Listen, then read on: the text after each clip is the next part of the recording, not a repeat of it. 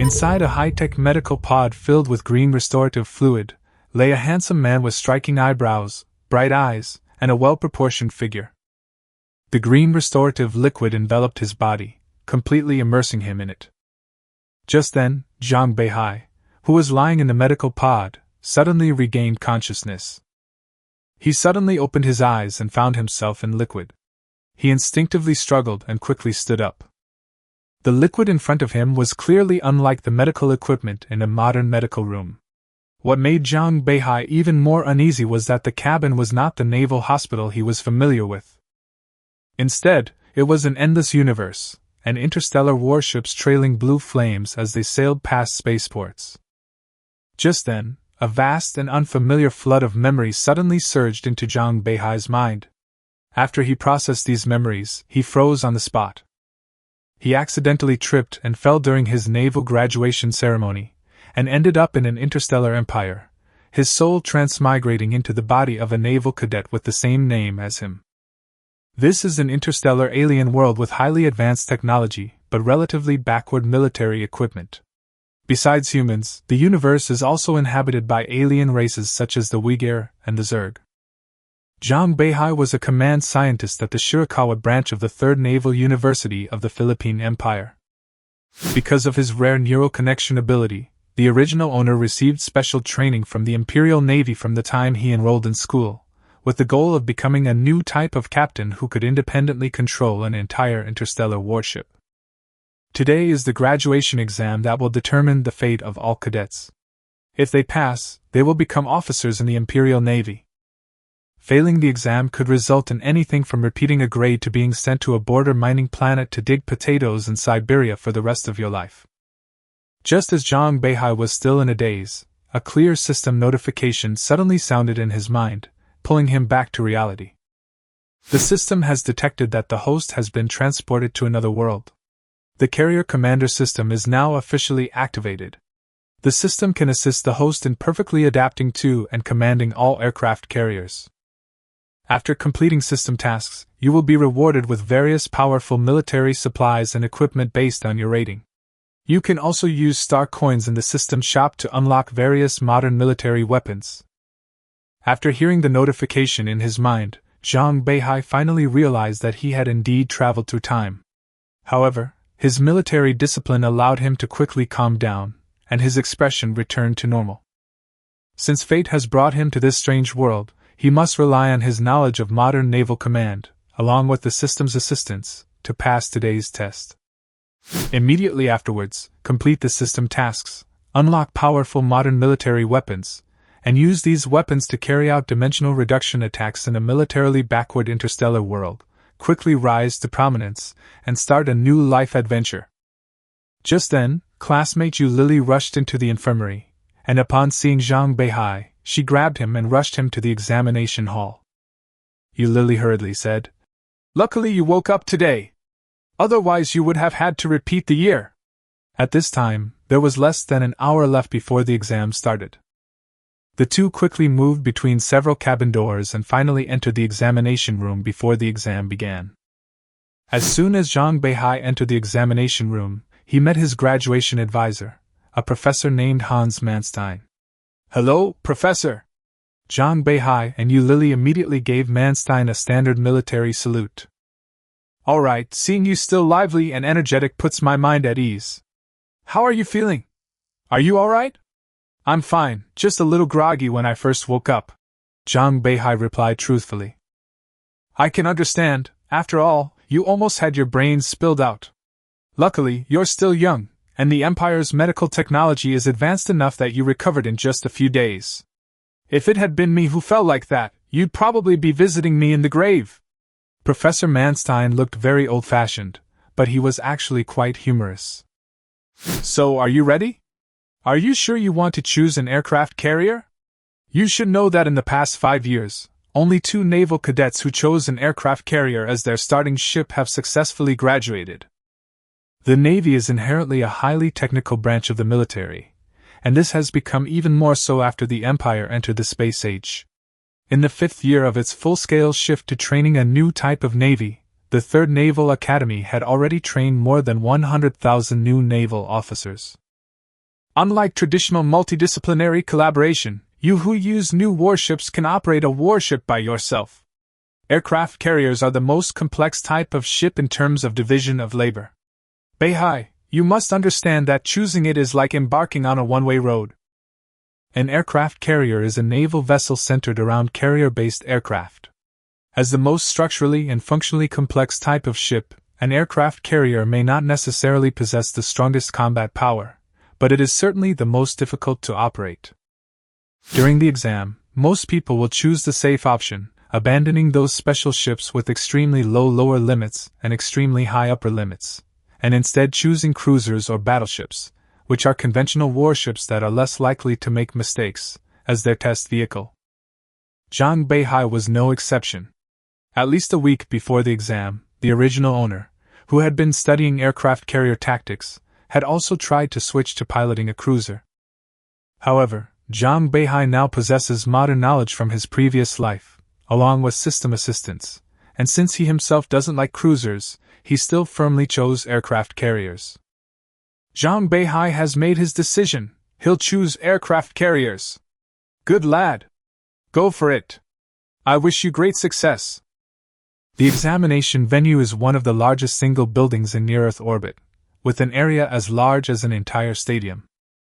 The interior is divided into more than a dozen layers, each densely packed with neural connection chambers, as if some indescribable space creature had developed obsessive-compulsive disorder and neatly laid tens of thousands of eggs here. Following the original owner's memories, Zhang Beihai skillfully entered the neural connection pod marked with his own number.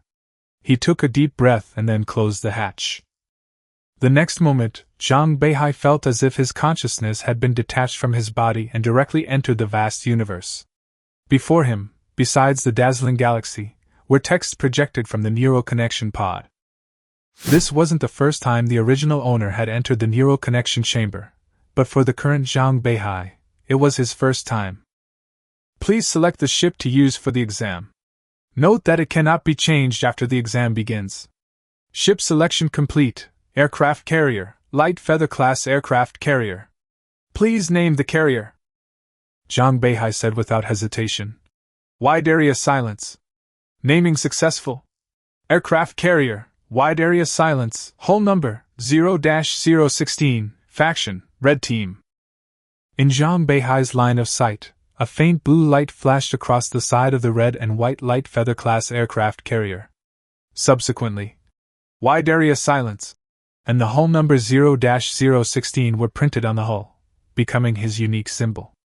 Zhang Beihai's gaze shifted rapidly. He felt as if he had become one with the light feather class aircraft carrier.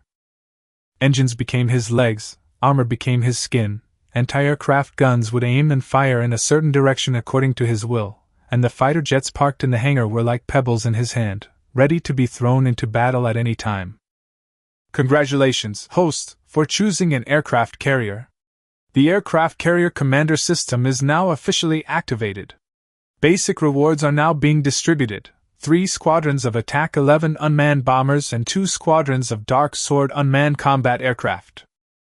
The aircraft carrier command system in front of Zhang Beihai immediately changed, with the 2 squadrons of young drones and 3 squadrons of attack drones that were originally on board being replaced. Good luck, North Sea. Professor Manstein smiled and nodded as he saw his student choose the aircraft carrier through the holographic screen. His smile was like that of parents watching their foolish son leave home to make his way in the world, knowing they couldn't stop him, but all they could do was smile and say, "Go for it." The Feather-class aircraft carrier is touted as the only aircraft carrier currently compatible with the Neural Link module. Even so, this technology remains in the theoretical stage. Very few people are actually capable of piloting an aircraft carrier independently and carrying out tactical missions, making large-scale deployment impossible.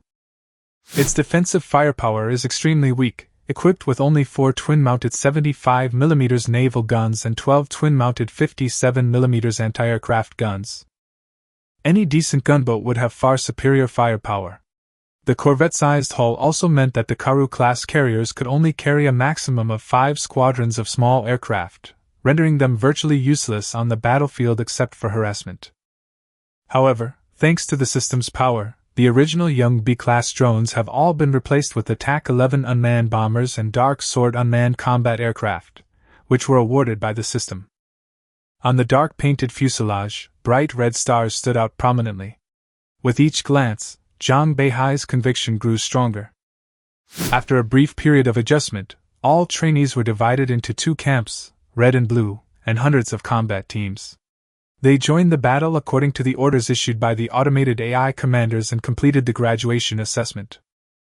Zhang Beihai was the only one among tens of thousands of candidates to choose aircraft carriers as his main warship, which left the AI commander in charge of him at a loss as to how to arrange things. All the other trainees had already been grouped and received their combat missions, but Zhang Beihai remained silent. Finally, the AI commander, unable to devise a suitable plan, could only issue him a self-defense guerrilla mission. Upon receiving the mission, the Naval Academy cadets began to maneuver according to the AI commander's orders, heading to their designated positions to join their respective combat teams. However, even after 4 years of professional training, they still made numerous mistakes when performing simple mobile tasks. Simple formation sailing can be barely accomplished, but the distance between the ships is uneven. According to the standard tactics of the Imperial Navy, battleships should maintain a distance of about 2 kilometers from each other, while cruisers should maintain a distance of about 3 kilometers from each other. It's already a blessing that no ship collision occurred thanks to the actions of these test takers. Fortunately, this was just a fully automated simulation exam, not a real battlefield. Otherwise, the fleet commander would probably have been furious, shouting, "This is infuriating!" At this moment, Zhang Beihai appeared remarkably calm. His years of military academy life in his previous life had taught him to suppress his inner emotional fluctuations. Now, while getting used to handling the ship, he is unleashing all the carrier-based aircraft. Carrier-based aircraft are the lifeblood of an aircraft carrier. An aircraft carrier without carrier-based aircraft is nothing. At best, it's just a larger flat-topped ship. Attack 11 Squadron slowly departed the hangar under automated control. The weightless environment of space allows carrier-based aircraft to take off and land without a long runway. A squadron of 3 Attack 11 fighter jets, resembling 3 dark boomerangs with pale blue engine exhaust plumes providing a continuous source of power, was circling around the wide area silence. The battle has only just begun. Either side has yet entered the other's combat zone or reconnaissance range. Lacking carrier-based aircraft, the only effective reconnaissance method is for destroyers and frigates to conduct exploration using high-speed maneuvers. Their radar's effective detection range is mostly no more than 500 kilometers, and their speed is only 140 to 160 cosmic knots. The two fleets were at least 1,200 kilometers apart, and even a destroyer would need to sail for about an hour to detect the enemy's location. Of course, with carrier-based aircraft, the situation is completely different. Zhang Beihai piloted 3 Attack 11 squadrons, flying in a fan-shaped formation towards the general direction of the enemy fleet.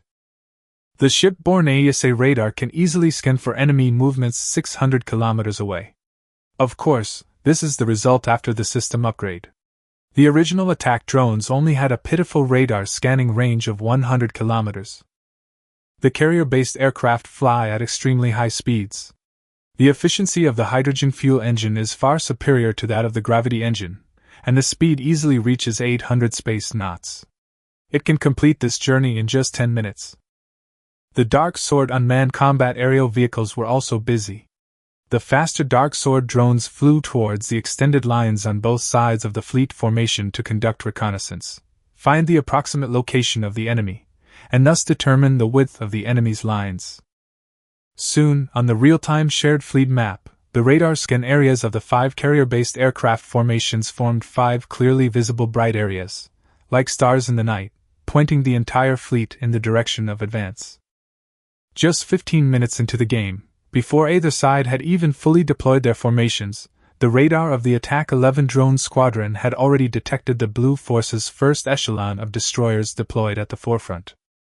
Almost simultaneously, the radar warning devices of the Blue Force destroyer squadron went off like crazy, and the ship-borne AI couldn't even calculate how many warships' fire control radars had locked onto them. What on earth is going on?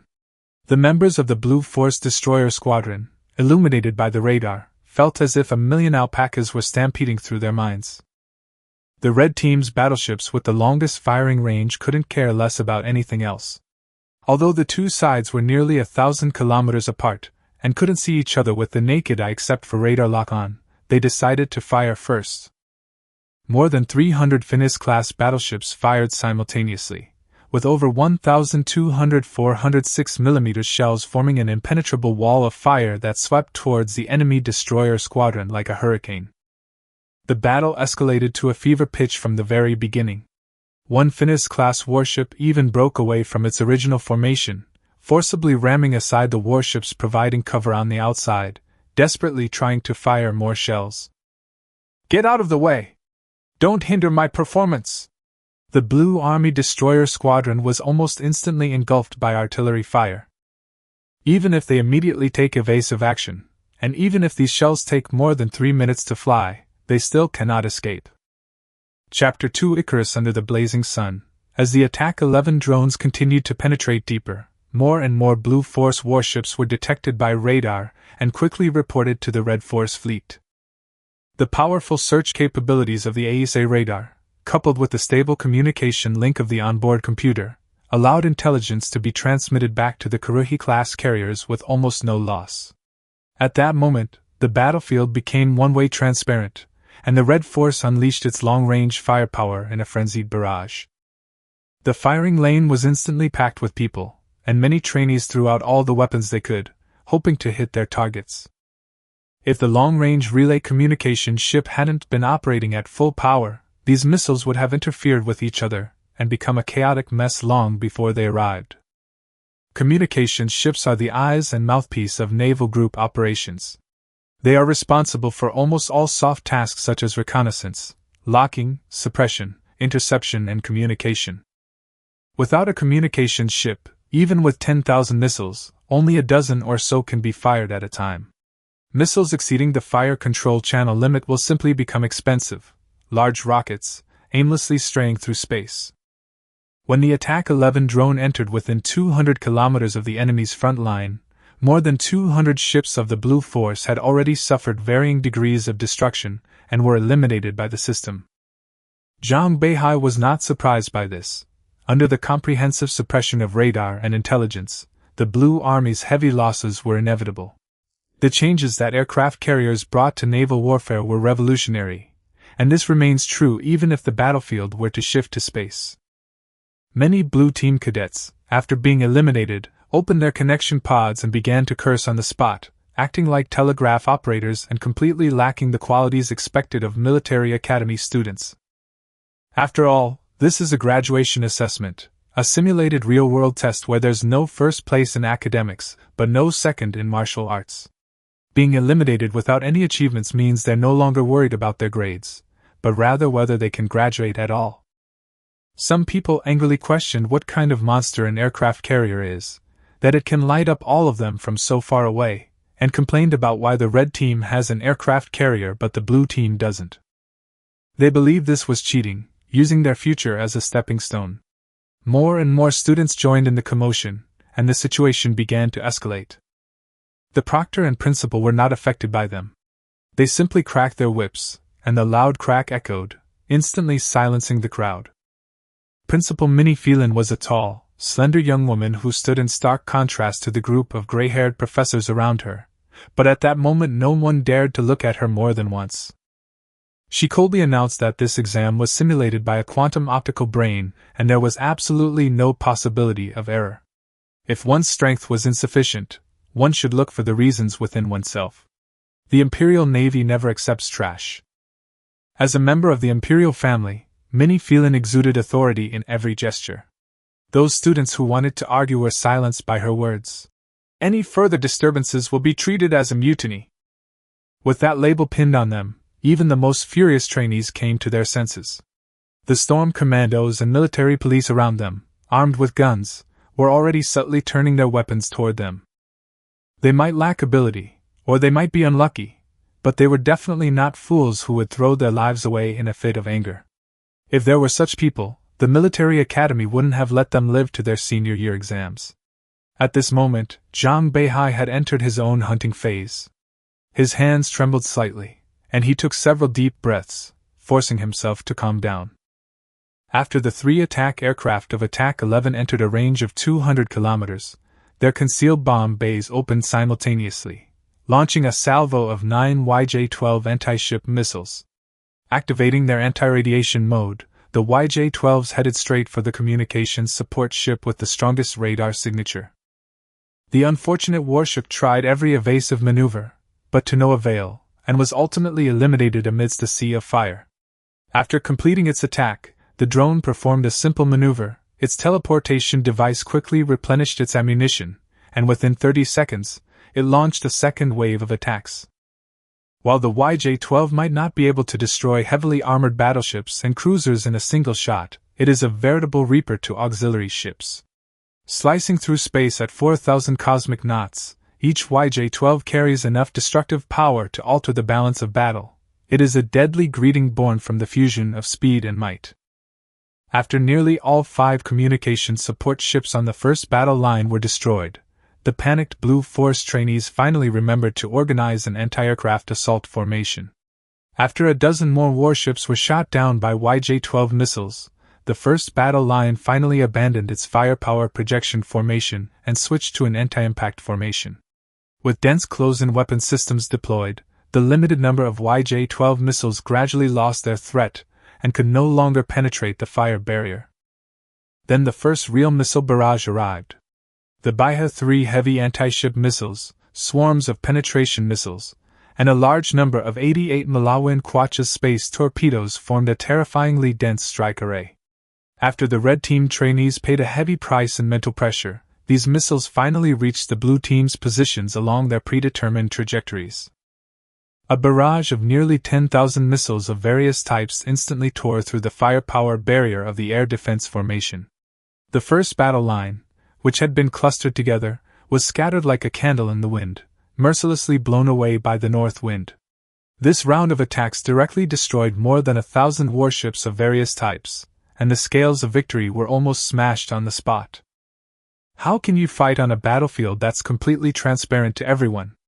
The eliminated trainees emerged from the connecting compartments to protest, only to slowly fall silent under the guns. The professors and observers were dumbfounded. They had never imagined war could be fought like this. Aircraft carriers certainly possess powerful airspace control and reconnaissance capabilities, but limited by their carrier-based aircraft and control systems, they had never before demonstrated such terrifying effectiveness. The Blue Team trainees, however, were completely outraged and in an uproar. Many of the air defense frigate trainees emerged from their cabins with nosebleeds and bloodshot eyes, angrily shouting that their designs could only intercept a maximum of 20 missiles, while the Red Team fired tens of thousands at once, which was utterly unreasonable. Zhang Beihai was unaware of the commotion outside. He had already piloted the Dark Sword drone to scout the entire battlefield. The Blue Force's entire formation had retreated into an anti-aircraft array, adopting a defensive posture of building a fortified position and engaging in a prolonged battle. The few destroyers and frigates that attempted to advance for reconnaissance, though valiant, were quickly overwhelmed by heavy artillery fire from their carrier-based aircraft.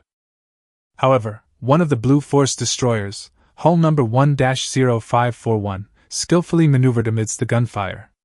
Flamethrowers and chaff were continuously deployed to cover its path. Finally, before being destroyed, it approached the first battle line on Zhang Beihai's side and delivered crucial intelligence. The student's mental strength was on the verge of collapse, yet he almost single-handedly withstood 3 rounds of devastating attacks, completing close-range reconnaissance through extreme maneuverability. Under the starry sky, the contrail left by his gravity engine resembled twisted geometric lines, a testament to his bravery.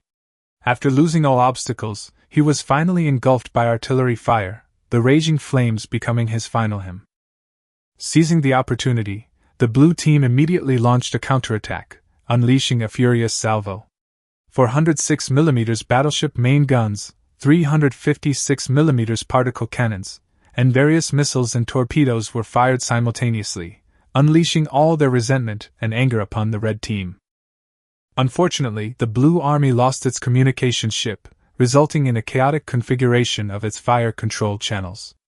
Despite the large number and high density of missiles in this counteroffensive, many interfered with each other or even collided during flight, and ultimately less than half reached the Red Army's first battle line. The trainees on the Red Army's communications ship were highly focused. After the radar detected the missile cluster, they quickly relayed the target location, communication frequency, and interception information to all warships and pre-allocated fire control channels. Upon receiving the information, the missile silos of the Red Army's air defense frigates fired in rapid succession. While smaller than the Shirakawa heavy anti-ship missile, the Fairy 3 surface-to-air missile boasts a large quantity, making it ideal for missile defense. Hundreds of these missiles exploded amidst the enemy's missile barrage, with nearly a third intercepted on the spot. The artillery fire arrived even before the missiles. The smaller, faster shells, like ferocious beasts, instantly engulfed nearly 100 Red Army warships in flames. Battleships might withstand 2 or 3 hits, but smaller ships simply couldn't withstand them. An unfortunate air defense frigate was targeted by 3 406mm naval guns. Its ammunition magazine was penetrated and detonated by a single shot, the eerie blue aftershock illuminating the starry sky.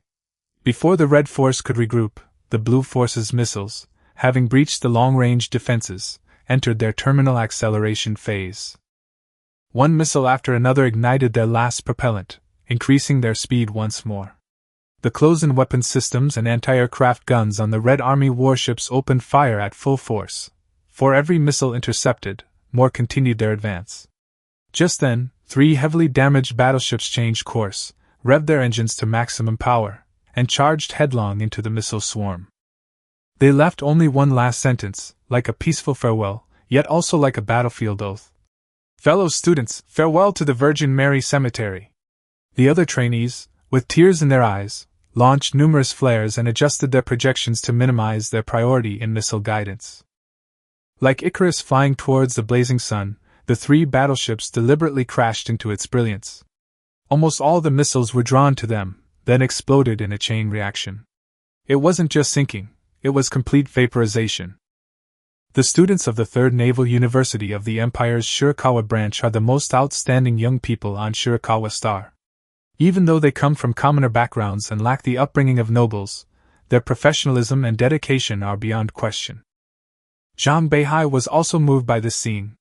He recalled the joint sword military exercise in his previous life, where, facing a heavily fortified Blue Army, the young Red Army soldiers were even willing to carry explosives towards tanks, sacrificing themselves to take the enemy down with them.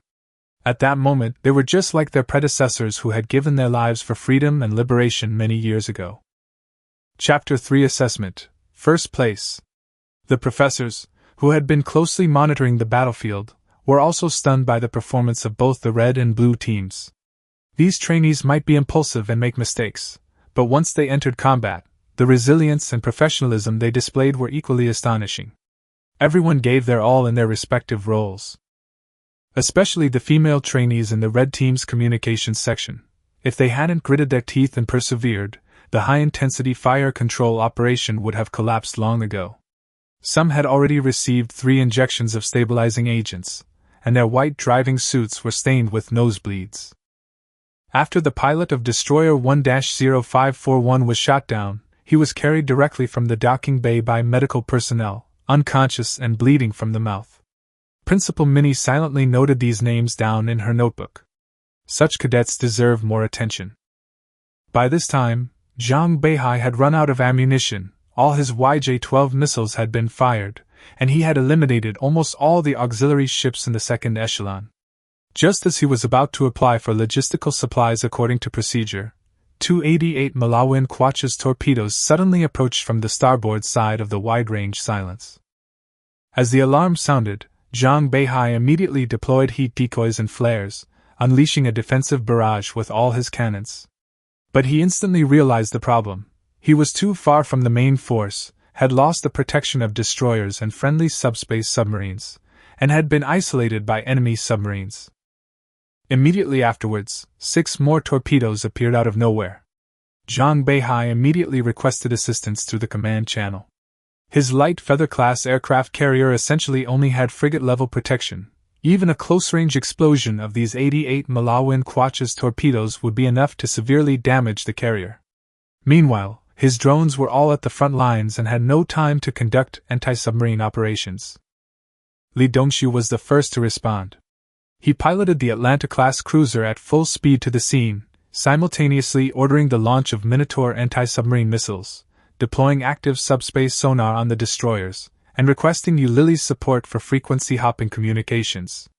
For them, Zhang Beihai had just brought the advantage of one-way battlefield transparency. Anyone who dared to touch him would be disqualified from all their missions. Eulili quickly took over the communications channel. As the squad leader of the communications department's first platoon, she was extremely capable, and was now struggling to complete the fire control channel calculations. After the subspace sonar detected the reflected waves, the positions of all 8 submarines were revealed. The next second, over 300 anti-submarine missiles were launched simultaneously. Everyone in the Red Army knew that Zhang Beihai was the biggest variable that could change the course of the battle. Protecting him meant protecting victory. The Blue Army submarine was just preparing to launch a surprise attack and retreat when it discovered that the entire subspace was filled with missile signals. The 8 submarines had nowhere to escape. If it were just 1 or 2 anti-submarine missiles, they could evade with decoys and silence, but faced with a swarm of missiles, they were completely mapped and locked onto. Blue-black flames exploded one after another, and all 8 submarines were instantly destroyed. The torpedoes they launched before their demise were intercepted by the arriving fleet.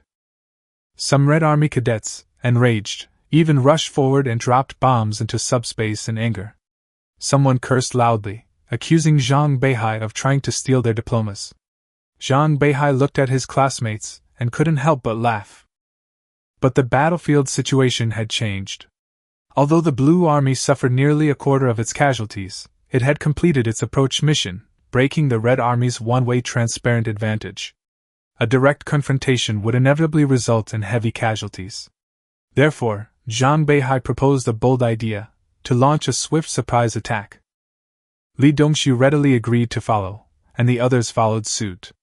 More than 30 trainees decided to act together, with the Katerina even excitedly stating she would keep up with the resupply and ammunition. Eulili remained silent for a moment before completing the coordinate calculations, stating that without a communications ship, they were simply out of options. Zhang Beihai smiled, only saying that they would drink together after the battle, and then ordered the warp drive to be activated. A pale blue halo enveloped the fleet, and the target space was locked. The strong warp drive signal was practically an open invitation to the enemy to reveal their attack route. The observing professors gasped in alarm, for warp jumps during combat are extremely dangerous. If the path is disrupted by large ships, the structural strength could be halved at best, and the ship could be destroyed on the spot. The Blue Army was furious. The Red Army's warp jump right in front of them was like a slap in the face. Many warships attempted to adjust their course to intercept, but quickly found themselves unable to break away. Zhang Beihai's chosen route avoided all interception points, targeting the Blue Army's logistics supply fleet directly. If the Blue Army returned to reinforce, the front line would collapse. If they didn't, the logistics would be his for the taking. This was an open strategy, with no solution. The instant the jump ended, Zhang Beihai's task force unleashed its full firepower. Missile silos opened, and missiles rained down, instantly filling the attack channels to capacity. All radars were networked at full power, and Eulili, as the fire relay center, was pushed to her limits, relying solely on willpower to allocate targets. Zhang Beihai's aircraft carrier immediately launched all its drones, with 3 groups of Attack 11 drones locking onto targets and dropping YJ-12 missiles. Li Dongxiu, on the other hand, went completely berserk. His Atlanta-class cruiser, equipped with 28 twin-mounted 152mm rapid-fire guns, unleashed a barrage of bullets every 3 seconds. While this might be difficult against battleships, it was a death sentence against supply and auxiliary ships. A barrage of yellow tracer bullets swept across the battlefield, shells tearing through the supply ship's side armor, penetrating the airtight compartments, and exploding in the ammunition magazines. A ghostly blue flame engulfed the hull, and a series of explosions reduced the supply ship to fragments. In just 5 minutes, nearly 200 supply ships were destroyed, reduced to fireworks in the virtual space. Tears streamed down the faces of the Blue Team's logistics trainees. They rarely influenced the course of battles, usually winning or losing without contributing, but this time, being directly called out by Zhang Beihai's team essentially ruined their graduation assessment. The assessment area was suddenly filled with sobs, causing unrest among the Blue Team trainees. Principal Minnie coldly stopped them, reminding them they were Imperial Navy personnel, not sore losers. Several boys who had rolled up their sleeves, eager to stand up, were called out by name, and her adjutant was instructed to write down their names for the security department to check upon arrival. Hearing the words, "Security Department," the boys immediately stood up straight, no longer daring to move. Once everyone quieted down, attention returned to the battlefield. The outcome was no longer in doubt. The Red Army's morale was high, their main fleet was intact, and their logistics fleet was still operational. The first wave of ships resupplied and rejoined the battle. The Blue Army, on the other hand, had their formation cut off and surrounded. Their frontline ships had run out of missiles and heavy artillery ammunition, leaving only secondary guns and close-in weapon systems to hold out. Zhang Beihai's flank fleet also changed course, piercing the Blue Army's rear like a sharp dagger. Soon, the dimensional computer determined that the Blue Army had lost most of its combat capabilities, and the graduation assessment results were announced. The Red Army had won. The Red Army annihilated the Blue Army fleet with only 30% casualties, achieving the best result in the history of the 3rd Military Academy. The biggest contributor was Zhang Beihai, who had just crawled out of the connecting cabin in a disheveled state. Before he could even react, Li Dongxiu and a group of Red Army cadets lifted him up and tossed him high into the air. The entire testing ground erupted in cheers for his name. Minnie didn't stop them. Instead, she quietly observed the young soldiers.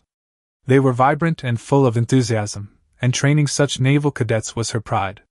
Then, the adjutant handed over the list, and Minnie cleared her throat, ordering everyone to stand at ease or at attention. The cadets immediately resumed their military posture, and Zhang Beihai was also set down, standing facing the beautiful and solemn principal. Minnie announced that the graduation assessment was over, and the Academy would recognize 100 outstanding graduates based on their usual performance and final record, awarding them an excellent graduation certificate and an Imperial Loyalty short sword. Those whose names were called stepped forward. Her voice was clear and strong. "First place, Command Section, Zhang Beihai."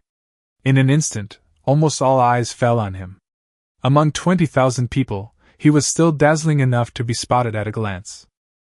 Those gazes held joy, envy, jealousy, and resentment, but above all, sincere congratulations from fellow disciples. Zhang Beihai took a deep breath and shouted with the loudest voice he had ever uttered. "Here!" This was glory. Chapter 4: The Empire expects you to fulfill your duties. Zhang Beihai strode confidently to the podium with the most perfect steps of his life, amidst thunderous applause from the students celebrating his arrival. Upon reaching the stage, the professors also rose to applaud. Zhang Beihai stood at attention and saluted, greeting the students, teachers, and Principal Minnie. Minnie smiled radiantly. This time, Zhang Beihai wasn't just bringing honor to the school. He was worthy of being paraded through the streets by her, who would loudly proclaim him as one of her students. Wherever he went in the future, whenever his military academy days were mentioned, Zhang Beihai would always be Minnie Feilin's student. She solemnly handed Zhang Beihai a gilded short sword. It was a first-class, top-tier loyalty short sword, forged using the Empire's highest-level forging techniques. It wouldn't be an exaggeration to say it could cut through iron like mud. More importantly, possessing it was practically equivalent to having one foot in the Empire's aristocratic circle. For a commoner student at the 3rd Military Academy, it was a ticket to upward social mobility. Minnie looked at him and said, "Young man, you've surprised me greatly. I hope you can give your all for the Empire, and the Empire will never let down any loyal warrior." After sheathing his short sword, Zhang Beihai accepted his red graduation certificate. The certificate bore the words, "Outstanding Student," in gold lettering, along with the principal's signature. Such a certificate was worthy of being framed and passed down as a family heirloom. Following this, other trainees who had performed exceptionally well in the assessment also went on stage to receive their awards.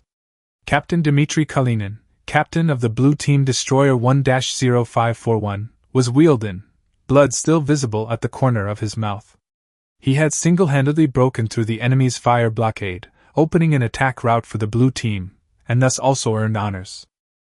And the captains of those 3 battleships who sacrificed themselves were triplets. Their surname was Jing, Jing Xianda, Jing Jida, and Jing Yongda.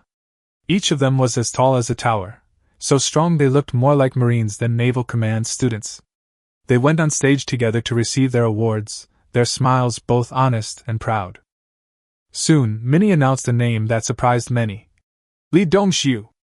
Level 2A Loyalty Short Sword, Outstanding Graduate. Li Dongxiu was shocked. He had never imagined that someone like him, whose grades were average and whose practical skills were not particularly outstanding, would stand on the honor podium. After a brief moment of disbelief, a surge of intense pride welled up inside him. He silently reminded himself that he was Beihai's son, and if it weren't for his grandfather's generation risking their lives to obtain citizenship, he wouldn't even have been able to enter this military academy. But today, he had proven himself. He walked steadily to the podium, and accepted the dagger of loyalty. In that moment, it was as if he had received a promise about the future. Minnie looked at him and smiled slightly. The Empire hopes that everyone will fulfill their duties. At the same time, the Empire is willing to trust those warriors who demonstrate courage and execution in times of crisis. Besides Li Dongxiu, all the Red Army cadets who participated in the Leapfrog operation, including Yu Lili and Ekaterina Chin, also received the loyalty dagger and a certificate of excellence. Minnie succinctly summarized their individual contributions in a single sentence. She told Ekaterina that an army marches on its stomach, and that supply ships need even more courage to venture deep behind enemy lines than warships. She told Lily that the integration of information and firepower requires a sharp mind, especially under immense pressure. In a corner of the auditorium, several trainees stood with grim faces. Among them were members of the Blue Army who had been badly defeated by the Red Army, as well as members of the Red Army camp. They all wore pyramid badges on their chests, the symbol of the Democratic Alliance. Unlike Zhang Beihai and other commoners, they were mostly descendants of the Imperial Democratic Fleet. Their families were either billionaires or officials at the Star Region level or above, and only they were qualified to wear this badge. These people desperately wanted to join the Imperial Fleet to earn a military noble status for their families, but they were slapped in the face by the peasants they had always looked down upon. Some people gritted their teeth and whispered, believing that the title of outstanding graduate and the loyalty dagger should have belonged to them. Others held all their grievances against Zhang Beihai. The most conspicuous among them was Frankie Rockefeller. His uniform differed from others. It was more extravagant and elaborate, reminiscent of old-fashioned naval uniforms. This kind of family tradition was permitted at the academy. As long as one's family had a naval heritage, they could wear uniforms passed down from their ancestors. Fran, with his blue hair and undisguised arrogance, resembled a typical capitalist from the Feilin Empire. Today's exam had him utterly frustrated. To gain entry into the Imperial Heartland, his family paid a heavy price, even helping him apply for patents for new naval cannons and fire control systems in his own name, hoping he would dominate the graduation assessment. But his imagined scenario of a battleship charging forward single-handedly, and its cannons sweeping across the battlefield never materialized. The two fleets clashed long-range, coordinated attacks, a far cry from the chivalrous spirit he held dear. Even worse, Zhang Beihai stole all the limelight. At that moment, Minnie announced, "Frankie Rockefeller! Awarded Class B, 3rd grade loyalty short sword, outstanding graduate." Frankie smirked dismissively as he slowly walked to the podium, took the silver-plated dagger with one hand, and saluted with an almost mocking air. He was convinced that Zhang Beihai was nothing more than a lucky commoner who would eventually understand the true rules of this world. Minnie's congratulatory message to him was brief and her expression serious. "The Empire has always relied on the power of the people, and Treaty 247 is the source of the Empire's power." Many students in the audience almost couldn't help but laugh. Zhang Beihai stood on the podium, momentarily oblivious to the joke. Li Dongxiu explained in a low voice that Article 247, written in the Constitution, stipulated that 24.7% of the imperial treasury would be allocated to the imperial navy annually as military expenditure. Since the navy expanded the empire's territory, merchants would naturally follow suit and share the profits. The Third Naval Academy is the only naval academy that admits students who are citizens. These students, from the Democratic Alliance, are either nobles nor royalty, and they have no choice but to come here if they want to join the Imperial Navy. Of the 100 outstanding graduates each year, at least 10 are reserved for them, ostensibly as an encouragement, but in reality, it's also about maintaining balance. Zhang Beihai quickly figured it out. In this constitutional monarchy with a dual military regime, social hierarchy was extremely rigid. No matter how wealthy a capitalist was, without military merit, they could not become a noble. At most, they could donate an honorary title. The royal family firmly controlled the military academy system, blocking the path for capital to directly control the army, while at the same time absorbing promising commoners into the imperial navy. In this way, the common people could see a path to upward mobility, while the bourgeoisie, though suppressed, were not utterly hopeless. The two sides checked and balanced each other, allowing the imperial navy to maintain its central position. The empress, though a single heir for all generations, displayed ruthless and precise political maneuvering. The 10 bottom-ranked but otherwise excellent graduates looked grim, yet dared not show the slightest dissatisfaction. They had no choice but to accept the face the empress had bestowed upon them. Otherwise, it would be disrespectful to the imperial order. After the public execution, all the outstanding graduates lined up on the stage for a group photo. Zhang Beihai stood next to Minnie, so reserved that he almost dared not move. Yu Lili quickly came to his rescue. After the first official photo was taken, she pushed Li Dongxiu aside and took a funny photo with Zhang Beihai. In the photo, Minnie smiled gently, Zhang Beihai looked surprised, and Yu Lili had one arm around his shoulder and the other around Ekaterina's waist. Li Dongxiu nearly fell, glaring resentfully at Yu Lili, his hand still resting on Dmitri's head in the wheelchair. Behind the three Zhang brothers, their comrades rallied around them, the scene more like a victory celebration than a graduation ceremony. And so, the 304th class of the Third Naval Academy of the Imperial Navy successfully graduated. On the night before their assignments, everyone finally enjoyed a long-awaited vacation. This time was different from usual. They could walk out of the campus in their military uniforms, basking in the envious glances of passers-by. Those already handsome cadets were even more eye-catching in their military uniforms, attracting stares from even the young girls as they passed by. Zhang Beihai was one of those who were surrounded by onlookers. He hurried from his dormitory to the civilian spaceport trade zone. Along the way, at least 20 girls flirted with him, and one even boldly rushed over and left a red lipstick mark on his face, slipping a note into his hand before leaving. Zhang Beihai could only silently recite the 3 major precepts in his mind, trying his best to calm himself down. Yu Lili, holding Ekaterina's hand, laughed and teased from afar. "Isn't this our top student? With those bright red lips, I wonder who got the better deal." Ekaterina took out a tissue from her handbag and gently wiped away Zhang Beihai's lipstick mark, her eyes filled with undisguised affection. Zhang Beihai chuckled, enjoying the tenderness. After he straightened up, Ekaterina straightened his clothes, looking every bit like a caring wife. Yu Lili couldn't stand it any more and grabbed Ekaterina, saying, "You two should just get married right now. Xiaoyi is mine, Beihai, give up." Students at the Third Naval Academy traditionally gather at the home port restaurant on the eve of their graduation. It's a century-old establishment, the same age as the space elevator, where almost every graduating class has left their mark. If you were to ask who knows the Third Naval Academy best, Principal Minnie might not be as familiar as the restaurant's owner. The three found empty seats and ordered non-alcoholic drinks. Zhang Beihai, however, briefly fell into deep thought. After the assessment, all functions of his aircraft carrier commander system were unlocked, the most important of which was the in-game store. Many familiar faces appeared in the online store: the J-15 Flying Shark carrier-based fighter jet, the J-31 Swan Eagle stealth carrier-based fighter jet, and even the H-20 stealth bomber, and the H-6 Ziqiu tactical bomber. The H-6Z, in particular, was almost the size of the light feather-class aircraft carrier, which made him wonder for a moment which one was the real aircraft carrier. However, all of this equipment requires a large amount of star coins, which are the universal currency of this world. Star coins are produced by the only dimensional computer in the Feilin Empire capable of generating keys, making them extremely secure and thus the Empire's universal currency.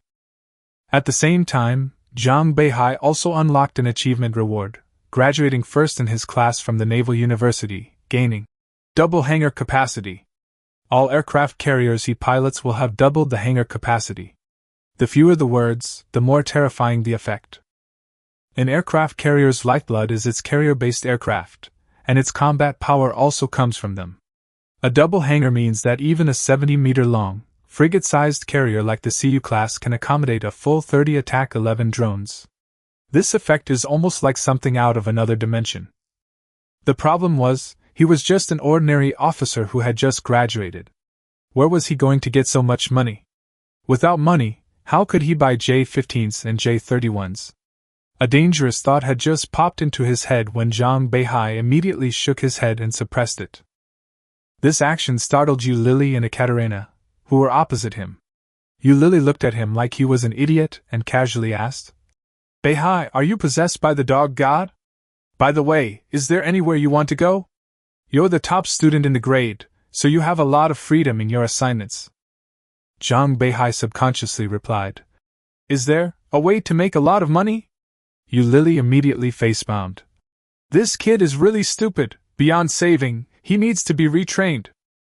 Chapter 5 Homeport Bar and the Girl. Yu Lily glared at Zhang Beihai, throwing aside all the nice words about loyalty to the Empire, and only talking about what he cared about most, how to make money. She then clearly explained the various career paths available to graduates of the Naval University, highlighting that the efficiency and information reserves of those from the intelligence department were indeed unmatched by someone like Zhang Beihai from the command department. Naval Academy students typically have 3 paths. The first, and most prestigious, is to be directly selected by the Imperial Navy. For these naval cadets, entering the Imperial Navy is perfectly legitimate, offering opportunities for military merit and rapid promotion, along with comprehensive medical care, room and board, and a substantial monthly stipend. A newly graduated lieutenant earns at least 20,000 star coins a month, while the average wage for a regular worker on White River Star is only 3,000.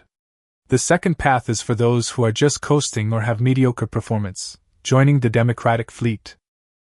That was an armed force directly controlled by the cabinet. Unlike the Imperial Navy, which only obeyed the orders of the Imperial Navy Ministry, the Democratic Fleet had a strong economic attribute. To put it nicely, they were under the cabinet's command. To put it bluntly, they were private armies, occasionally even acting as bandits. More importantly, once you joined the Democratic Fleet, you were basically cut off from the Imperial Navy for life. At this point, Yu Lily glanced coldly at a group of people not far away. They were opening several bottles of expensive liquor, surrounded by young women in revealing and humorous military uniforms, laughing carefree. Yu Lily made no attempt to hide her contempt, calling them not even good-for-nothings, but rather, at best, excrement-producing machines. The third path, however, is truly one of seeking fortune through peril. It involves leaving the military and becoming a civilian again, but this doesn't mean a complete break with the Imperial Navy. Trainees can register as freelancers and accept missions on platforms and through guilds. If they perform well enough, they might even get an exclusive Imperial authorization to become an Imperial Lancer, essentially receiving a job by Imperial decree. Yu Lily picked up her drink and gestured towards the bar. Several men in unmarked naval uniforms were quietly drinking, their eyes glued to their personal terminals and the scrolling business orders on their screens. Every mission was their livelihood. Just then, a lazy yet teasing female voice interrupted. "Actually, you have a fourth way." A stunningly beautiful young woman with exceptional grace approached their table, leaning half her body against it, looking down at Zhang Beihai. Her long, wavy golden hair cascaded down her shoulders, her makeup was exquisite, and her outfit was sexy and daring, instantly attracting the attention of many students around her, and causing Yu Lily and Ekaterina to instinctively frown. Zhang Beihai subconsciously looked up at her, and the next second he almost broke out in a cold sweat. He happened to see a mole on her chin, and he had seen the exact same spot on Principal Minnie Feilin's face when she received the award earlier that day. The young woman seemed to read his mind. She smiled slightly, leaned down so close that Zhang Beihai almost lost his breath. She whispered, "You guess right, but keeping quiet is better for you." After saying that, she sat down next to Zhang Beihai. Ekaterina was clearly unhappy, but Zhang Beihai didn't dare to say a word. He could only gulp down his drink to hide his panic, and almost choked to death. Several male students nearby, seeing a stunningly beautiful woman arrive, immediately straightened their clothes, picked up their drinks, and prepared to approach her. The young woman, however, simply smiled, casually pulled out an armband, and tossed it onto the table. The air froze instantly. Even the music seemed to fall silent for a second. The armband features the butterfly emblem of the Feilin Empire at its center, surrounded by a shield, radar-scan lines, and the prominent letters CI. This is the Empire's highest intelligence agency, the Imperial Navy's Central Investigation Bureau, which reports directly to the Empress and, aside from the royal family, can practically act first and report later. The trainees, who had been itching to move, immediately scattered, men and women alike, running faster than anyone else. Only Zhang Beihai, Yu Lily, and Ekaterina remained, sitting on the spot, covered in cold sweat, too afraid to move. But a few young men wearing the Democratic Alliance badges were still unwilling to give up, thinking that the Central Bureau of Investigation was mainly responsible for foreign intelligence, and might not be able to control them. So they gritted their teeth and tried to get closer to them. The young woman then pulled out another fragrant armband from her chest. The moment those people saw it, they turned 180 degrees on the spot and ran even faster than before. This armband still bore the butterfly emblem of the Feilin Empire, but now a sharp sword pierced through it from top to bottom, with the words FBL written on the ribbon below.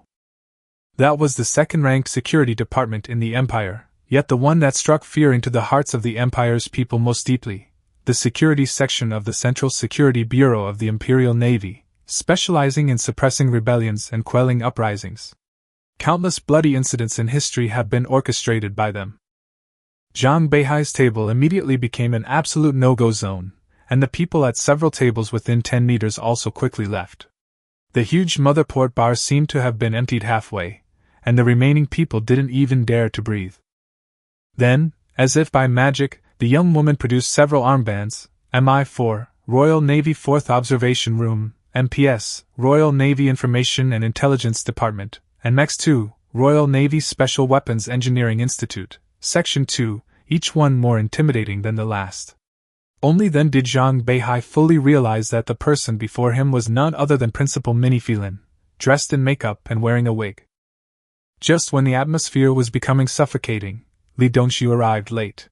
He walked over with a beaming smile, thinking everyone was playing some kind of armband poker game, and was about to strike up a conversation with the pretty lady next to Zhang Beihai. But when his eyes fell on the armbands on the table, he immediately knelt down with a thud.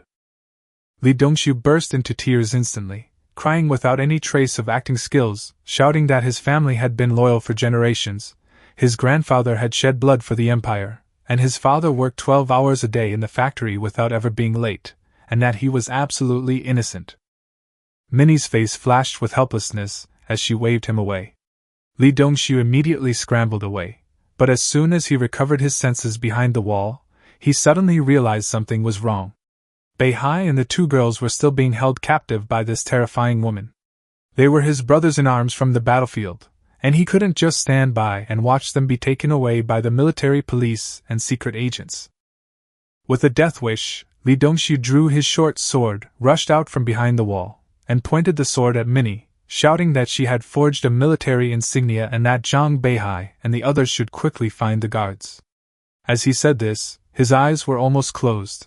He only thought that his friends could escape in the chaos, and that his own death would be for the sake of friendship. Minnie sighed, then with a sudden burst of power from her long legs, she kicked the short sword out of his hand. Immediately following, she delivered a spinning kick, sending Li Dongxiu flying backward, crashing into the wall and spitting out blood. Before the sword even hit the ground, she kicked it towards his head. With a sharp clang, The short sword embedded itself 5 centimeters into the steel wall, its tip just 2 inches from Li Dongshu's head. Only 4 words remained in Li Dongshu's mind. "Your son is unfilial." Minnie coldly ordered the unassuming woman in black beside her to drag the idiot to the solitary confinement room and, without her orders, let him reflect on his actions until he dies. The young woman in black dragged Li Dongshu with one hand, while drawing a short sword with the other, leaving a long trail of blood on the ground. Seeing this gruesome scene, no one dared to approach. Zhang Beihai couldn't bear it and forced himself to speak, wanting to plead for Li Dongshu, at least to save his life and his place in school. He cautiously changed his address to Miss, saying that Dongshu didn't mean it. Minnie waved her hand impatiently, indicating that she knew. Li Dongshu was simply afraid that they would be entangled by the military police and secret agents, so he wanted to sacrifice himself to save his friends. He was loyal enough, but his recklessness and stupidity were equally troublesome. Zhang Beihai understood that if this were truly military, police, or secret agents, Li Dongshu would likely be facing far more than just solitary confinement. After the interlude, Minnie finally returned to the main topic. Looking at Zhang Beihai, her tone still flippant but carrying undeniable weight, she asked him about his future plans. He could go wherever he wanted, as long as he said so. Her fingertips traced a row of armbands on the table, the meaning couldn't be clearer. While Zhang Beihai was still deep in thought, Minnie had already beckoned to the bar, asking Vivian to get a bottle of Rhodes Island craft beer, specifically from Feilin Dimension. The proprietress, Vivian, approached carrying a tray, presenting the table with exquisite beer, art-like glasses, and an ice puck shimmering with iridescent light within. She was dressed in a maid outfit, her large, fluffy tail swaying gently behind her. She is a descendant of the dimensional cyborgs of the Feilin Empire. After the cyborg program was halted, her race was granted citizenship and officially became a citizen of the Feilin Empire. Vivian had already seen Minnie trying to scare the newcomer, and had prepared the drinks in advance. Her eyes were almost entirely on Minnie, and she was busy teasing her tail swishing back and forth, even scratching Zhang Beihai's face until it hurt. Minnie took the beer, and very unladylike, bit open the bottle cap with her teeth, tilted her head back and drank it all in one gulp, letting out a long sigh of relief, her enjoyment undisguised. Zhang Beihai felt like a million alpacas were stampeding through his mind. This was no longer the respected principal in the auditorium. She was clearly a tough woman from the underworld. Compared to her, Lily seemed like a quiet, obedient girl. After a brief exchange of banter, Minnie looked at Zhang Beihai again and asked him to choose the place he most wanted to go. But to be honest, he didn't want to go to any of the military, police, or special agents. Those weren't his areas of expertise, and they wouldn't allow him to utilize his talents. More importantly, he needed a large amount of money to purchase and upgrade the aircraft carrier command system. While there might be considerable financial gain there, it was definitely not the most suitable path for him. Ultimately, Zhang Beihai confessed that he preferred to become a freelancer. For certain special reasons, he needed a lot of money, but he still wanted to participate in operations as a naval officer and contribute to the Empire. Thinking this way, the freelancer was the most suitable choice for him. He wanted to add a few words of gratitude for the training he received from the Imperial Navy, but Minnie interrupted him directly. At this moment, she no longer resembled the aloof and superior head of the royal family, but rather a powerful and temperamental young woman. Yet, faced with that table full of armbands, Zhang Beihai had long since lost his usual composure and calmness. Clearly, he still had a long way to go in terms of developing mental fortitude. Chapter 6 Phantom Fleet. You're quick-witted and have a good reputation among students. Going to the military, police, or special agents would definitely make you offend people. Minnie pointed to the badge on the table. Why not go to MI4, the Imperial Royal Navy's 4th observation room, which specializes in eliminating the Zerg threat? At least there are no humans among your enemies there. That badge was the only one on the table without the royal butterfly emblem. Instead, it featured a targeted insect. Zhang Beihai remained silent for a moment, then finally shook his head. The type of ship the Neuralink pod was initially bound to essentially determined its future direction, and aircraft carriers were not suitable for fighting insect swarms. Whether in the atmosphere or in space, Battleships and light cruisers are the main force in eliminating the Zerg.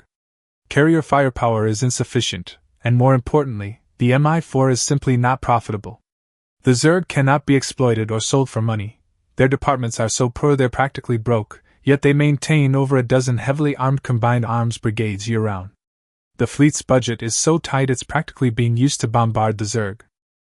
Minnie stared at him, her voice lowering. North Sea, tell me, what do you really want? I've poured so much effort into raising you, not to watch you turn and leave. If you insist on leaving the Imperial Navy, I will have no choice but to use my royal privileges to forcibly conscript you. At that time, you will have no other choice. Zhang Beihai took a deep breath and said calmly, Principal, I've thought it through. I want to become a freelancer. This is not only a personal pursuit, but also the way I believe I can create value for the Empire at present. Please believe me, this is not a spur-of-the-moment decision. Minnie immediately broke down. So you're just short of money? Come to the Imperial Navy, 300,000 a month in allowance, captain's salary, 20 million a year in development funds for the independent fleet, and I'll get you more if that's not enough. You just want to upgrade your aircraft carrier, right? I'll help you coordinate the resources at the Imperial Engineering University's Shirakawa branch. This treatment had a limited impact on Zhang Beihai, since the potential benefits for the freelancers were much higher. But Yu Lily and Ekaterina were stunned. Even with combat merits, it would take an ordinary naval cadet 10 years to rise to the rank of colonel, earning a monthly stipend of 300,000, practically a free pass on White River Main Star. Minnie's anger didn't subside. She smashed her wine glass on the ground, shards flying everywhere. Zhang Beihai, what exactly are you pursuing? Wealth, freedom, or something else? You must give me a satisfactory answer today. Zhang Beihai, on the contrary, remained calm. He had anticipated that Minnie would turn against him after his attempt to win her over failed, and he was even prepared for her to make things difficult for him later. But a mere outburst of anger was nothing to him. Minnie abruptly swept a row of armbands off the table, as if venting her frustration. Then she took a brand new badge from her chest and threw it directly into Zhang Beihai's arms. Phantom Fleet badge. You have to go whether you want to or not. Find my adjutant for details. Now get out of here. The two girls over there, stay and drink with me tonight. Zhang Beihai looked down at the badge. A butterfly and a semi-transparent warship overlapped. The badge numbered 404. He tried to search his memory for information about the Phantom Fleet, but to no avail. This badge was like a key, pushing him towards some unknown abyss. Minnie waved impatiently. Rosa, take him away!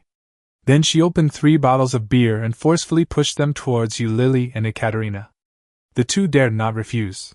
If the royal principal ordered them to drink, they would swallow it even if it were poison, let alone 2,000 a bottle of Rhodes Island craft beer. You two aren't allowed to leave today. You'll drink with me. If you want to settle the score, find Zhang Beihai. Minnie gave the order, and the two girls had no choice but to grit their teeth and drink.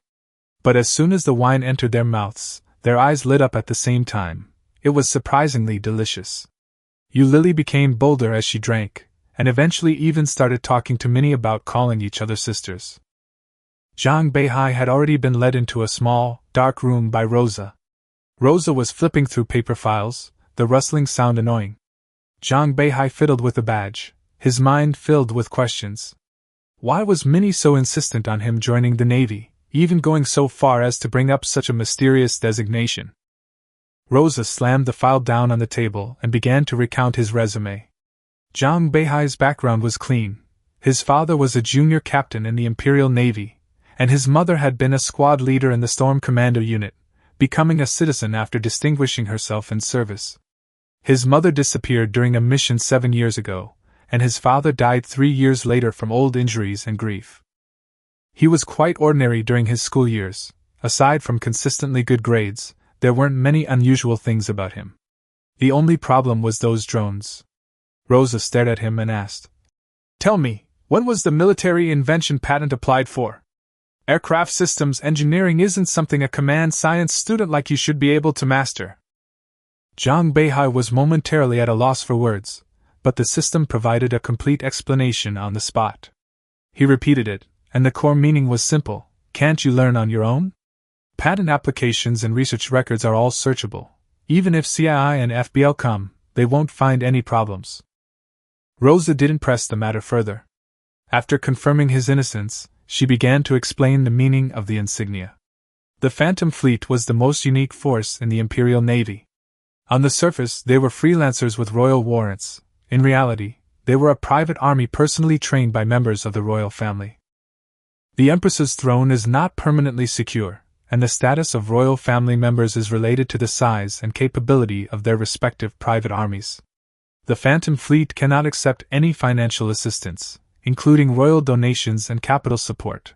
It can only develop on its own. Every 10 years, the fleet conducts a comprehensive evaluation to determine the ranking of royal family members.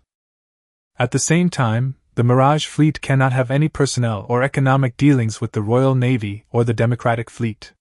They exist independently like ghosts, appearing and disappearing without a trace, hence the name Mirage. Zhang Beihai's face darkened. So, I'm tied to Minnie's warship, with no choice? Rosa didn't waste any words, drawing her gun and pressing it against his forehead. Seeing this badge means you've been chosen by the Feilin royal family. This badge can only be given to one person in a lifetime. If you refuse, or are unworthy, I'll have no choice but to shoot you, as if it had never been given to you. This is your only chance to refuse. Zhang Beihai stared directly at her, the gun barrel not making him back down. Then do I still have freedom? Rosa coldly replied. You only need to be responsible to Minnie. Otherwise, you can do whatever you want. This answer surprised Zhang Beihai. Not taking orders from Minnie, but being responsible to her. In other words, Minnie wasn't trying to grasp his sword, she was betting her fate on him. What was this woman thinking? He was just a student with exceptional performance. Why was she willing to gamble her life on him? Just then, the door was pushed open, and Minnie, reeking of alcohol, staggered in. Seeing Zhang Beihai still sitting, she immediately snapped. What, still haven't made up your mind? You're a grown man, and you're even more indecisive than me.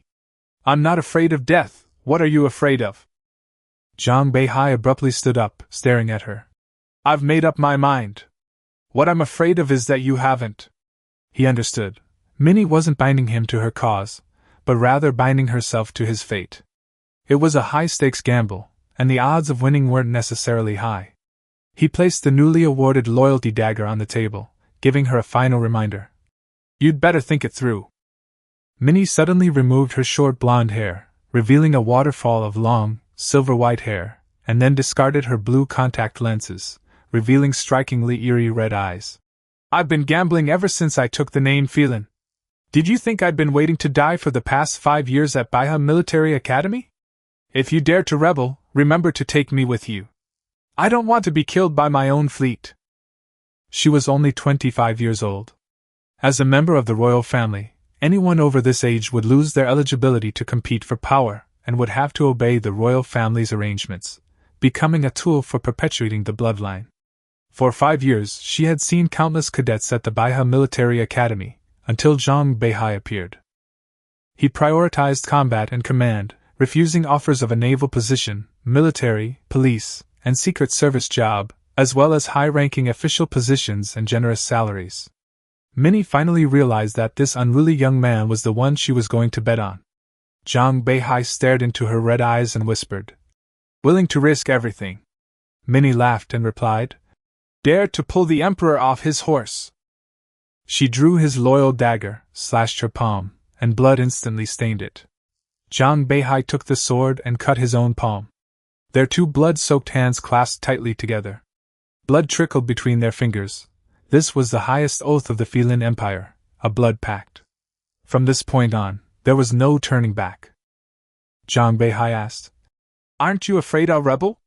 "You're a Feilin." Minnie smiled meaningfully. "The Empire isn't as simple as you think. Hundreds, if not thousands, of Feilin have been executed or hanged for royal rebellions. But do you know why I'm still willing to make a treaty with you?"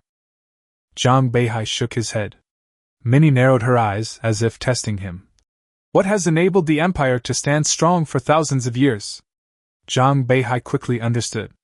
The Empire needed reform, and when there was no internal impetus, external forces were needed to drive it forward.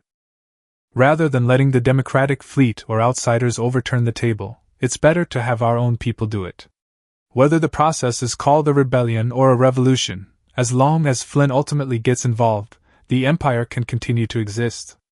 The Phantom Fleet is nominally a private army, a royal arena, but in essence, it is also a form of social practice. The fleet that survives to the end will inevitably represent higher productivity and a more effective direction for reform, ultimately becoming a new patch for the Empire. You guessed it. Minnie wiped his face with her blood-stained hand, laughing wildly. So rebelling is also contributing to the Empire. Rebelling under Imperial orders, how exciting! The reward has arrived in my account. The 50 million in startup capital is my entire fortune. And that light feather-class aircraft carrier that's been sitting in dock for 3 years is yours too. I'll handle the visible troubles for you. I have many friends in the royal family and nobility who can be of use. As for the road ahead, that's up to you. Before leaving, Minnie reverted to her carefree, spoiled young lady demeanor. Didn't you want to make money? Make more. The Imperial family is short of money too. Giving me a small goal a year isn't too much to ask, is it?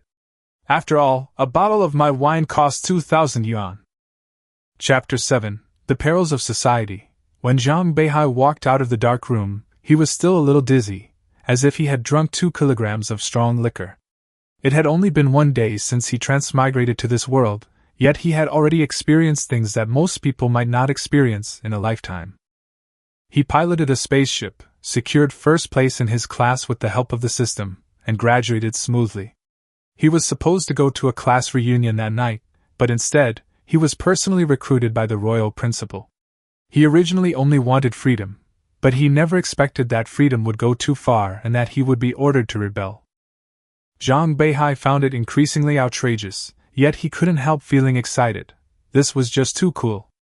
As soon as he stepped outside, he saw several familiar figures. Li Dongxiu leaned against the wall, the shoe prints on his stomach already wiped clean. Yu Lily and Ekaterina's faces were slightly flushed, but they were clearly not nearly drunk by Minnie Feilin. More importantly, all 3 wore the same Phantom Fleet 404 arm patch as him. The difference was that Zhang Beihai's patch had a gold trim, while theirs had only a plain knitted trim, clearly indicating lower authority. Before leaving, Rosa reminded him that he could wear the armband freely. To those without sufficient authority, it would only appear as the mark of an Imperial authorized freelancer. She calmly added, Imperial technology, kid! Without Zhang Beihai needing to speak, the 3 of them proactively explained what had happened. Li Dongxiu had been coerced into boarding the ship, while Yu Lily and Ekaterina had been lured on board.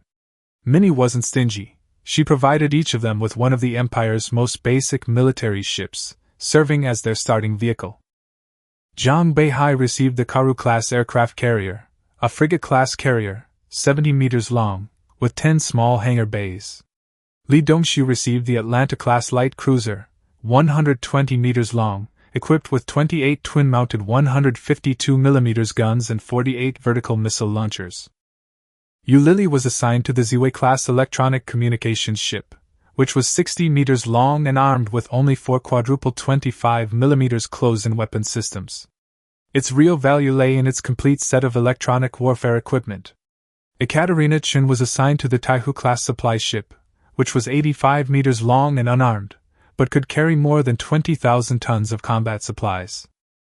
Given Zhang Beihai and Li Dongxiu's current firepower depletion, Ekaterina can easily support them in a full week of fighting.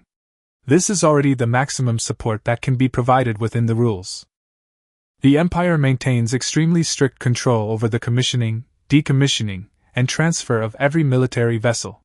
Even registered freelancers must rely on experience and contributions to gradually unlock the eligibility to purchase higher-level ships.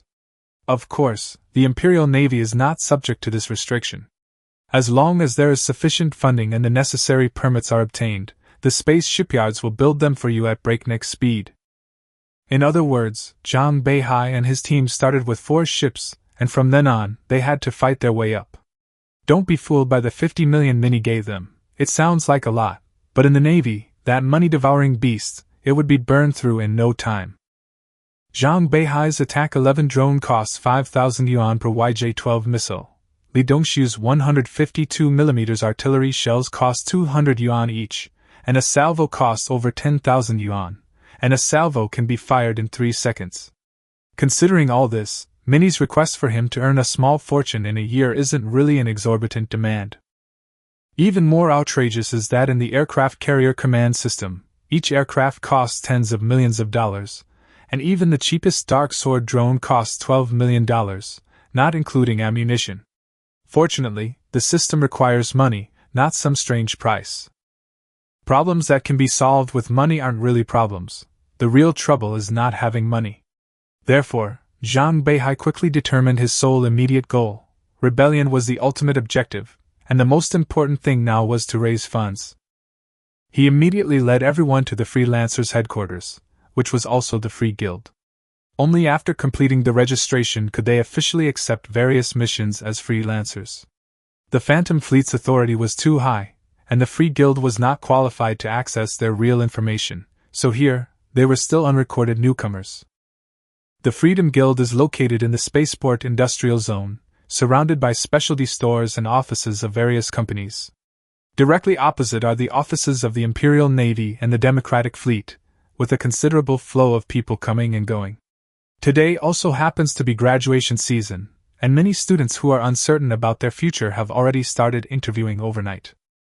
Only those with excellent grades or who had already found a way out were in the mood to celebrate at the home port tonight. As for Zhang Beihai and the others, none of them wanted to go for the time being. They all knew why, especially Li Dongxiu, who was still bruised and battered. After entering the Free Guild, they found it wasn't as chaotic and disorderly as they had imagined. This organization has existed within the Empire for over 500 years, serving as a supplement to the Imperial Navy and the Free Fleet, playing a role no less significant than the regular army. Its mission and authentication systems are highly automated. Once registered, most operations can be completed on a personal terminal. Zhang Beihai was about to submit his materials when he suddenly saw a group of familiar faces, and not exactly pleasant ones at that. A dozen or so students wearing Democratic Alliance badges were gathered together, surrounded by many others without badges, all wearing ingratiating smiles. In the center of the crowd stood Frankie Rockefeller, the very man who had been humiliated on the graduation stage. As soon as Zhang Beihai entered, Frankie noticed them, a flicker of surprise crossing his eyes before being replaced by a somber expression. He whispered a few words to an older mercenary in a black leather jacket beside him, then slowly walked towards Zhang Beihai. Frankie's opening remarks were condescending.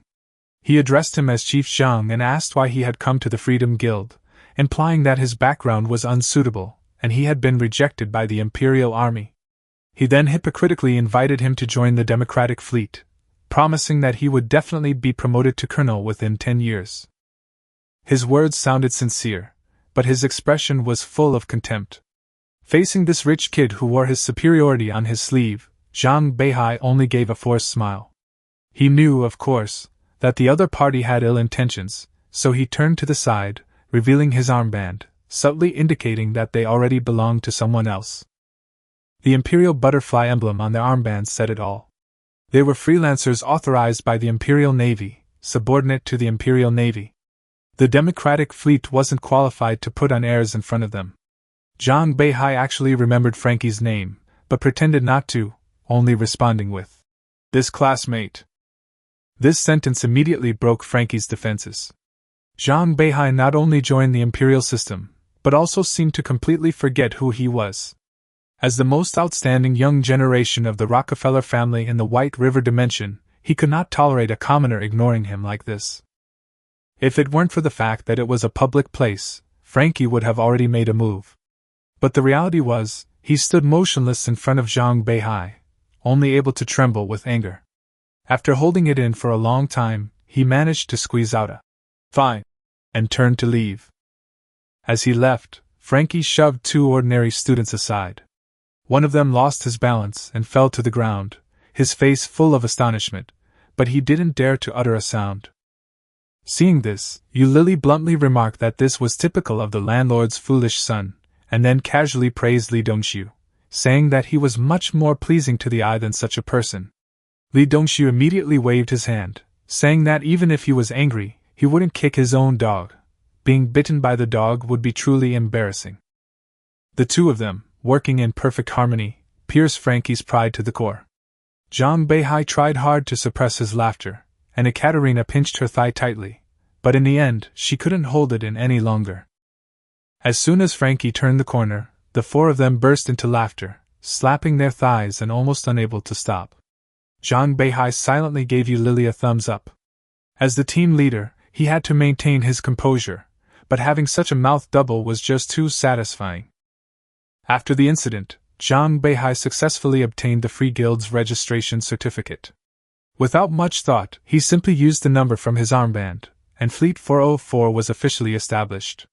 On the surface, they were just ordinary Imperial authorized freelancers, but in reality, they were a phantom fleet directly under Mini Feilin.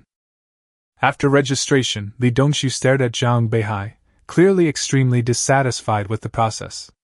He had expected the formation of a fleet to be accompanied by flowers and applause, but there was nothing at all. Lily asked disdainfully, "Do you expect me to set off firecrackers, hang banners, and hire a band to sing all night?" Li Dongxiu, with skin as thick as a city wall, completely ignored her sarcastic remarks and looked at Zhang Beihai with anticipation. Zhang Beihai immediately understood that this guy wanted to take the opportunity to get him to treat them to a meal. They had originally planned to have a nice meal at the home port tonight, but not only had they been beaten up, they hadn't even had a proper meal yet. Just as Zhang Beihai was about to speak, a voice suddenly came from the side. A female employee of the Free Guild, carrying highly valuable paper documents in the Empire, quickly found them and confirmed that they were indeed from the 404 fleet. Without any pleasantries, she directly announced an urgent mission from the Navy Department, requiring them to depart immediately. Details would be sent to her personal terminal later, while what she held in her hand was the official mobilization order. The document stated an urgent mobilization order from the Joint Navy Department, demanding that fleets possessing aircraft carriers immediately load or mules and proceed to the Imperial fleet's mooring grounds in the Lian system of the White River Dimension. Emergency mobilization orders are typically only used when the mission is dangerous or when the authorities are unable to spare the necessary resources. They are usually issued by the Imperial Navy or the Democratic Navy. Orders from the Joint Naval Ministry are extremely rare. When such an order occurs, it indicates a very serious situation. Even more problematic is that such orders cannot be refused lightly. The consequences of disobedience range from an astronomical sum of money to outright deprivation of political rights. Zhang Beihai and his companions' expressions instantly changed. Anyone with a sound mind could see that there was definitely a trap involved. Chapter 8 Leap, Begin. Half an hour later, in Zone C of the White River Star spaceport. When Zhang Beihai actually stepped into this area, jokingly referred to as the cold bench, he realized just how niche aircraft carriers were in the Imperial fleet, especially the small ones that could be piloted by a single person. After temporarily parting ways with Li Dongxiu, Lily, and Ekaterina in Zones A and B respectively, he took 4 buses and spent nearly 2 hours getting there. If it weren't for being able to look at the stars through the porthole and browse a few Imperial news articles on his personal terminal, he would have almost developed claustrophobia from being cooped up in the carriage. Sector C has always been known as a place that, if it didn't have fully automated maintenance equipment, it would just be a dilapidated warship graveyard. It's so deserted that even homeless people don't want to stay there, and even young men with a penchant for graffiti don't bother to come and do any stylistic work. Zhang Beihai walked down the empty corridor, even worrying that 2 little girls might suddenly appear at the end and smile at him. That would be the greatest mockery of a materialist warrior. Fortunately, he finally entered his designated berth and saw his first warship in this world, the light feather-class aircraft carrier. The red and white hull was well maintained by automated maintenance equipment, and the red and white butterfly insignia of the Imperial fleet still shone brightly, sharp yet carrying the gentleness symbolizing the Empress. The entire ship adopted a strong right-angled geometric design, like 2 huge metal right-angle plates welded together, with cold, hard lines, yet extremely practical, perfectly in line with the consistent style of the Imperial Navy. With a length of only 70 meters, the Karasuma-class aircraft carriers lack a traditional takeoff runway. Aircraft takeoffs and landings rely entirely on elevators in the center of the ship, a system more akin to a seaplane carrier. Once drones are deployed into space, takeoff, landing, and deceleration are all handled by the drone control module. Just as Zhang Beihai was examining the aircraft carrier, Li Dongshu's urgent voice came through his personal terminal. The other party had already completed preparations in the designated airspace and was urgently shouting that they only had 16 hours left. In the Free Guild, Zhang Beihai was forced to accept the emergency dispatch order. Fleet 404 had to reach the fleet anchorage in the Leon system of the White River Dimension within 20 hours to carry out repairs on the damaged warships. To this end, his aircraft carrier had to carry 5 Mule-class repair and mining drones, with ammunition carried only to the minimum standard, and the remaining space crammed entirely into maintenance kits. Catherine's Taihu-class replenishment ships were even more extravagant, requiring a full 20,000 tons of food and maintenance supplies, with not a single gram spare. The mission briefing also stated that the target area might be harassed by the Crimson Rebels of the C-42 dimension, also known as the Uyghur dimension, and that Li Dongshu's cruiser would need to provide fire support. Zhang Beihai didn't dare to fully believe a single word of this mission. The briefing practically told him that if they dared to go to the anchorage, someone was definitely prepared to give them a severe beating. But all the material data was clearly written out. Even a gram short could lead to the Joint Naval Command holding him accountable right to his doorstep. He had no choice but to fall into this trap. He had considered asking Minnie who was behind it all, but that woman had conveniently disappeared at the crucial moment, ignoring messages and calls. Zhang Beihai could only sigh, activate the aircraft carrier authentication system, and enter the ship's name. Wide area silence. The next second, the light feather-class aircraft carrier seemed to awaken from its slumber. Rows of marker lights illuminated, their distinct red and green beams outlining the ship's rugged silhouette.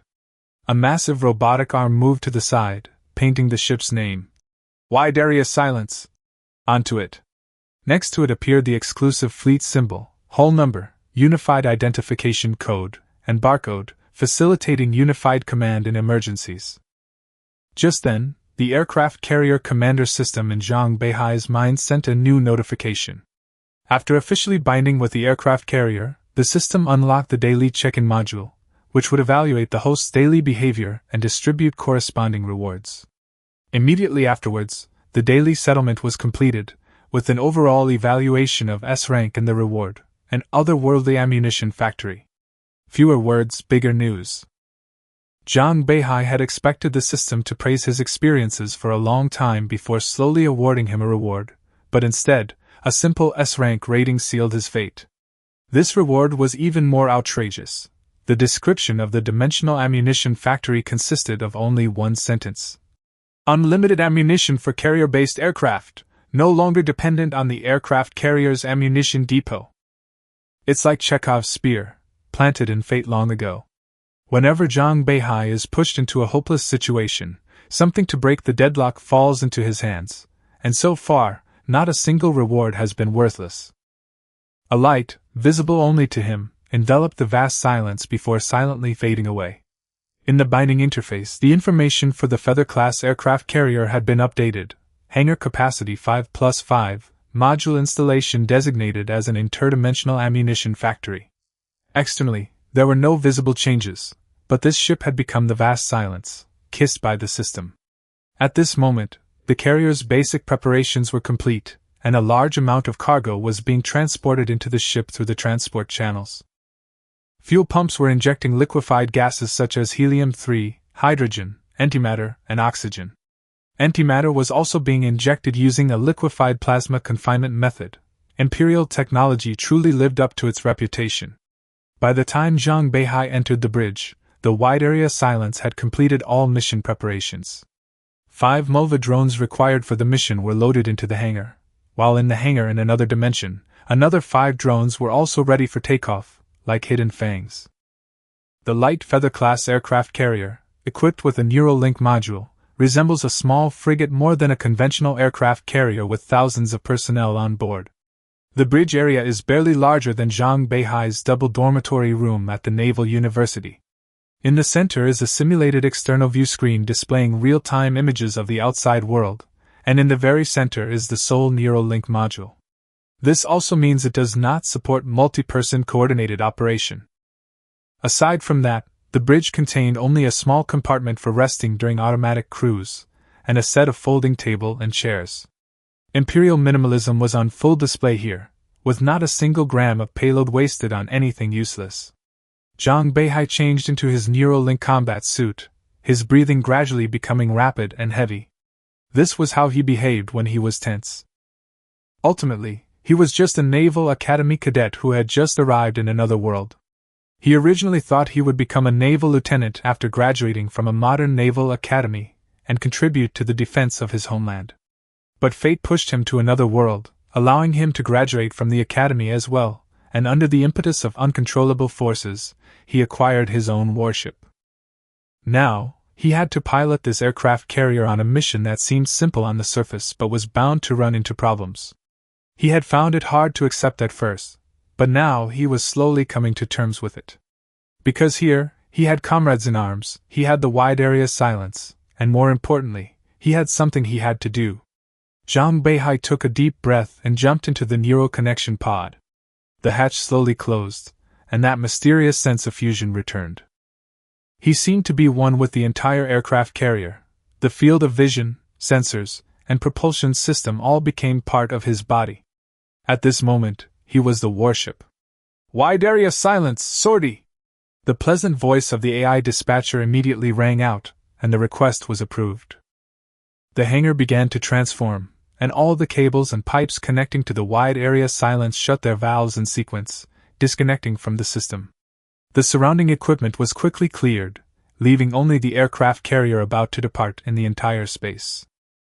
A green guide light illuminated above the ship's hull, and the route correction module composed of Fresnel lenses completed data communication with the neural connection cabin's auxiliary system, projecting a clear flight path in front of Zhang Beihai.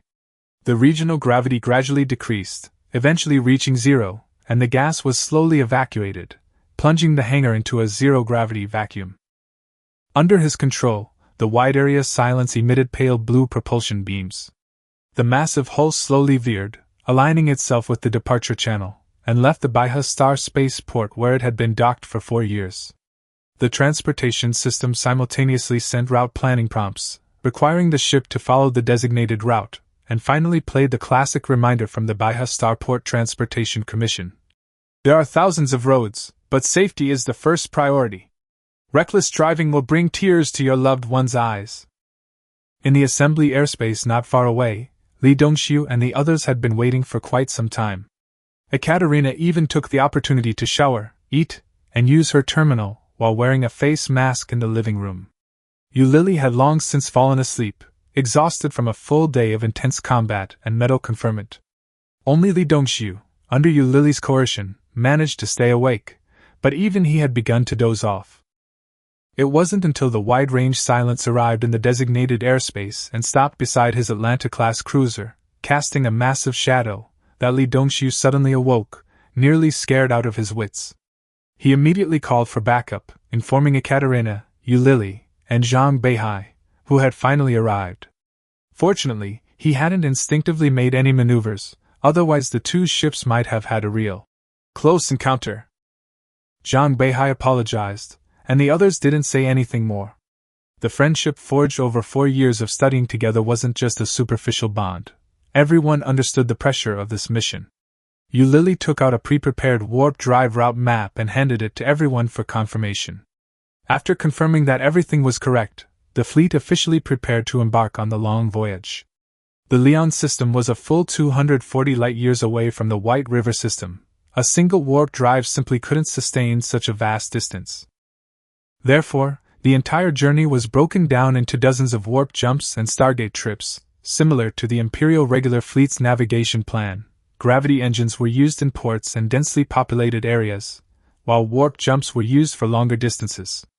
Stargates were used to reduce the risks of dangerous routes and make the journey more economical. Yulili, as the commander of the electronic communications ship, was responsible for coordinating the regular navigation phases of the entire fleet.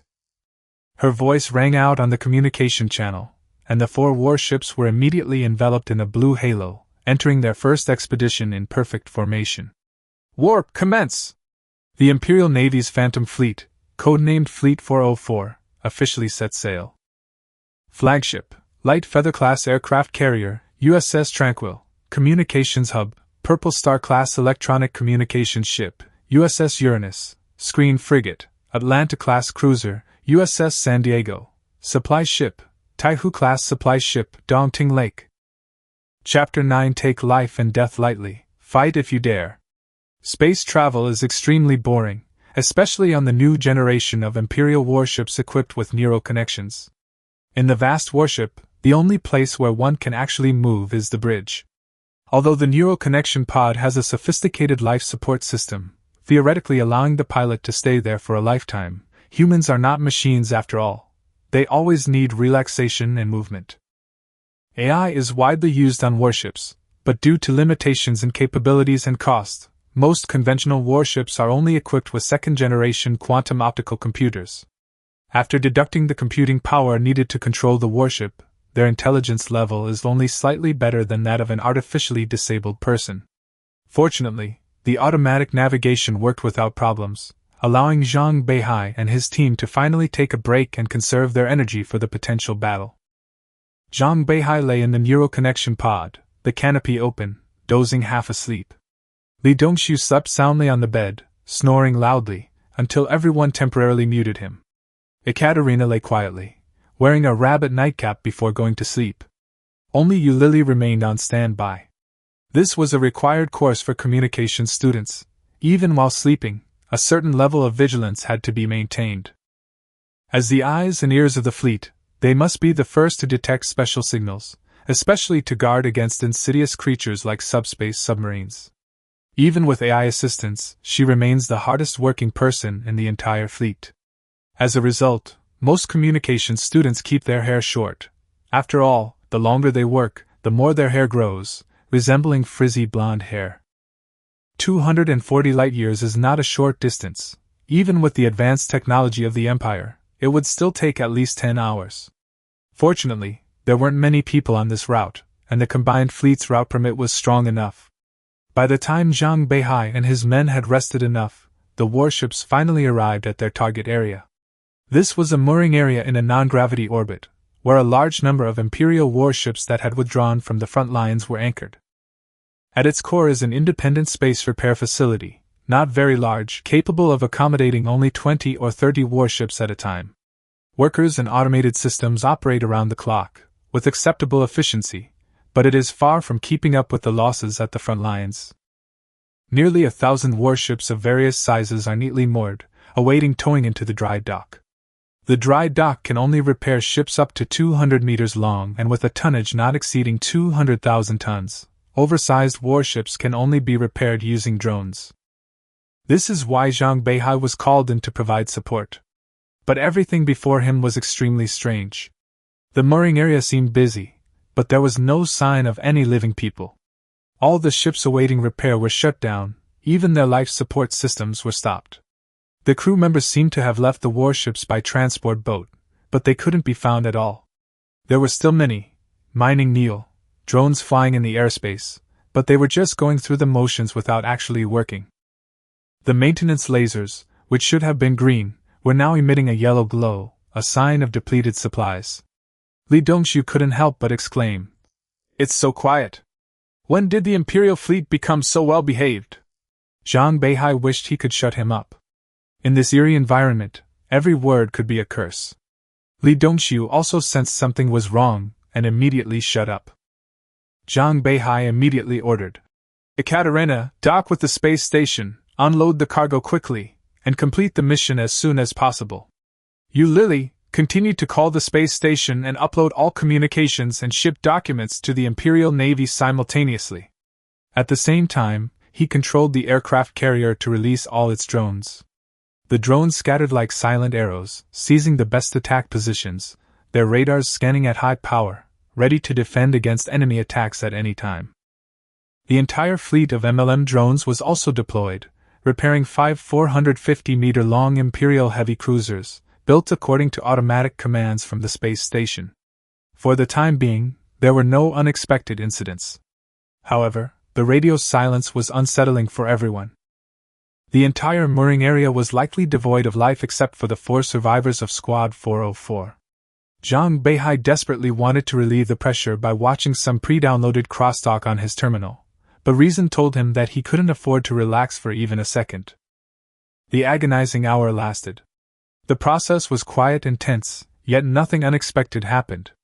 All 20,000 tons of cargo were unloaded into the maintenance space station, which resumed partial operation, with countless robotic arms and space cranes starting up again. The heavy cruiser under Zhang Beihai's command was also largely repaired, and the space station's management AI finally determined that the Joint Naval Command's mission was complete. Without the slightest hesitation, Zhang Beihai immediately ordered preparations for a jump, leaving the battlefield 3 minutes later. Sweat streamed down his face. It was too quiet, too smooth. This was definitely not normal. The next second, a pulse, almost solidified, spread outward from the space station, like a pebble thrown into a calm lake, stirring up the entire space. On the other side of the field of vision and radar blind spot, a subspace buoy lit up red. After flashing red several times, space was completely locked, and one after another, black and red warships emerged from their warp state and descended into the area. Ulili's Uranus electronic communications ship instantly acquired a large number of targets. The IFF system did not respond and identified them all as enemy forces. The good news is that the largest enemy warship is only 220 meters long. The bad news is that there are over 1,000 enemy ships. Fortunately, Lily had already networked with other warships and radar buoys in the mooring area. Otherwise, it would have been impossible to detect all the enemies so quickly. The enemy's nearest jump point is also over 2,000 kilometers away, temporarily beyond the range of their weapons. Never mind anything else. Activate emergency jump, this is no enemy we can fight. Ulili bypassed Zhang Beihai, activated the emergency jump system, set the coordinates, and prepared to jump away with the fleet.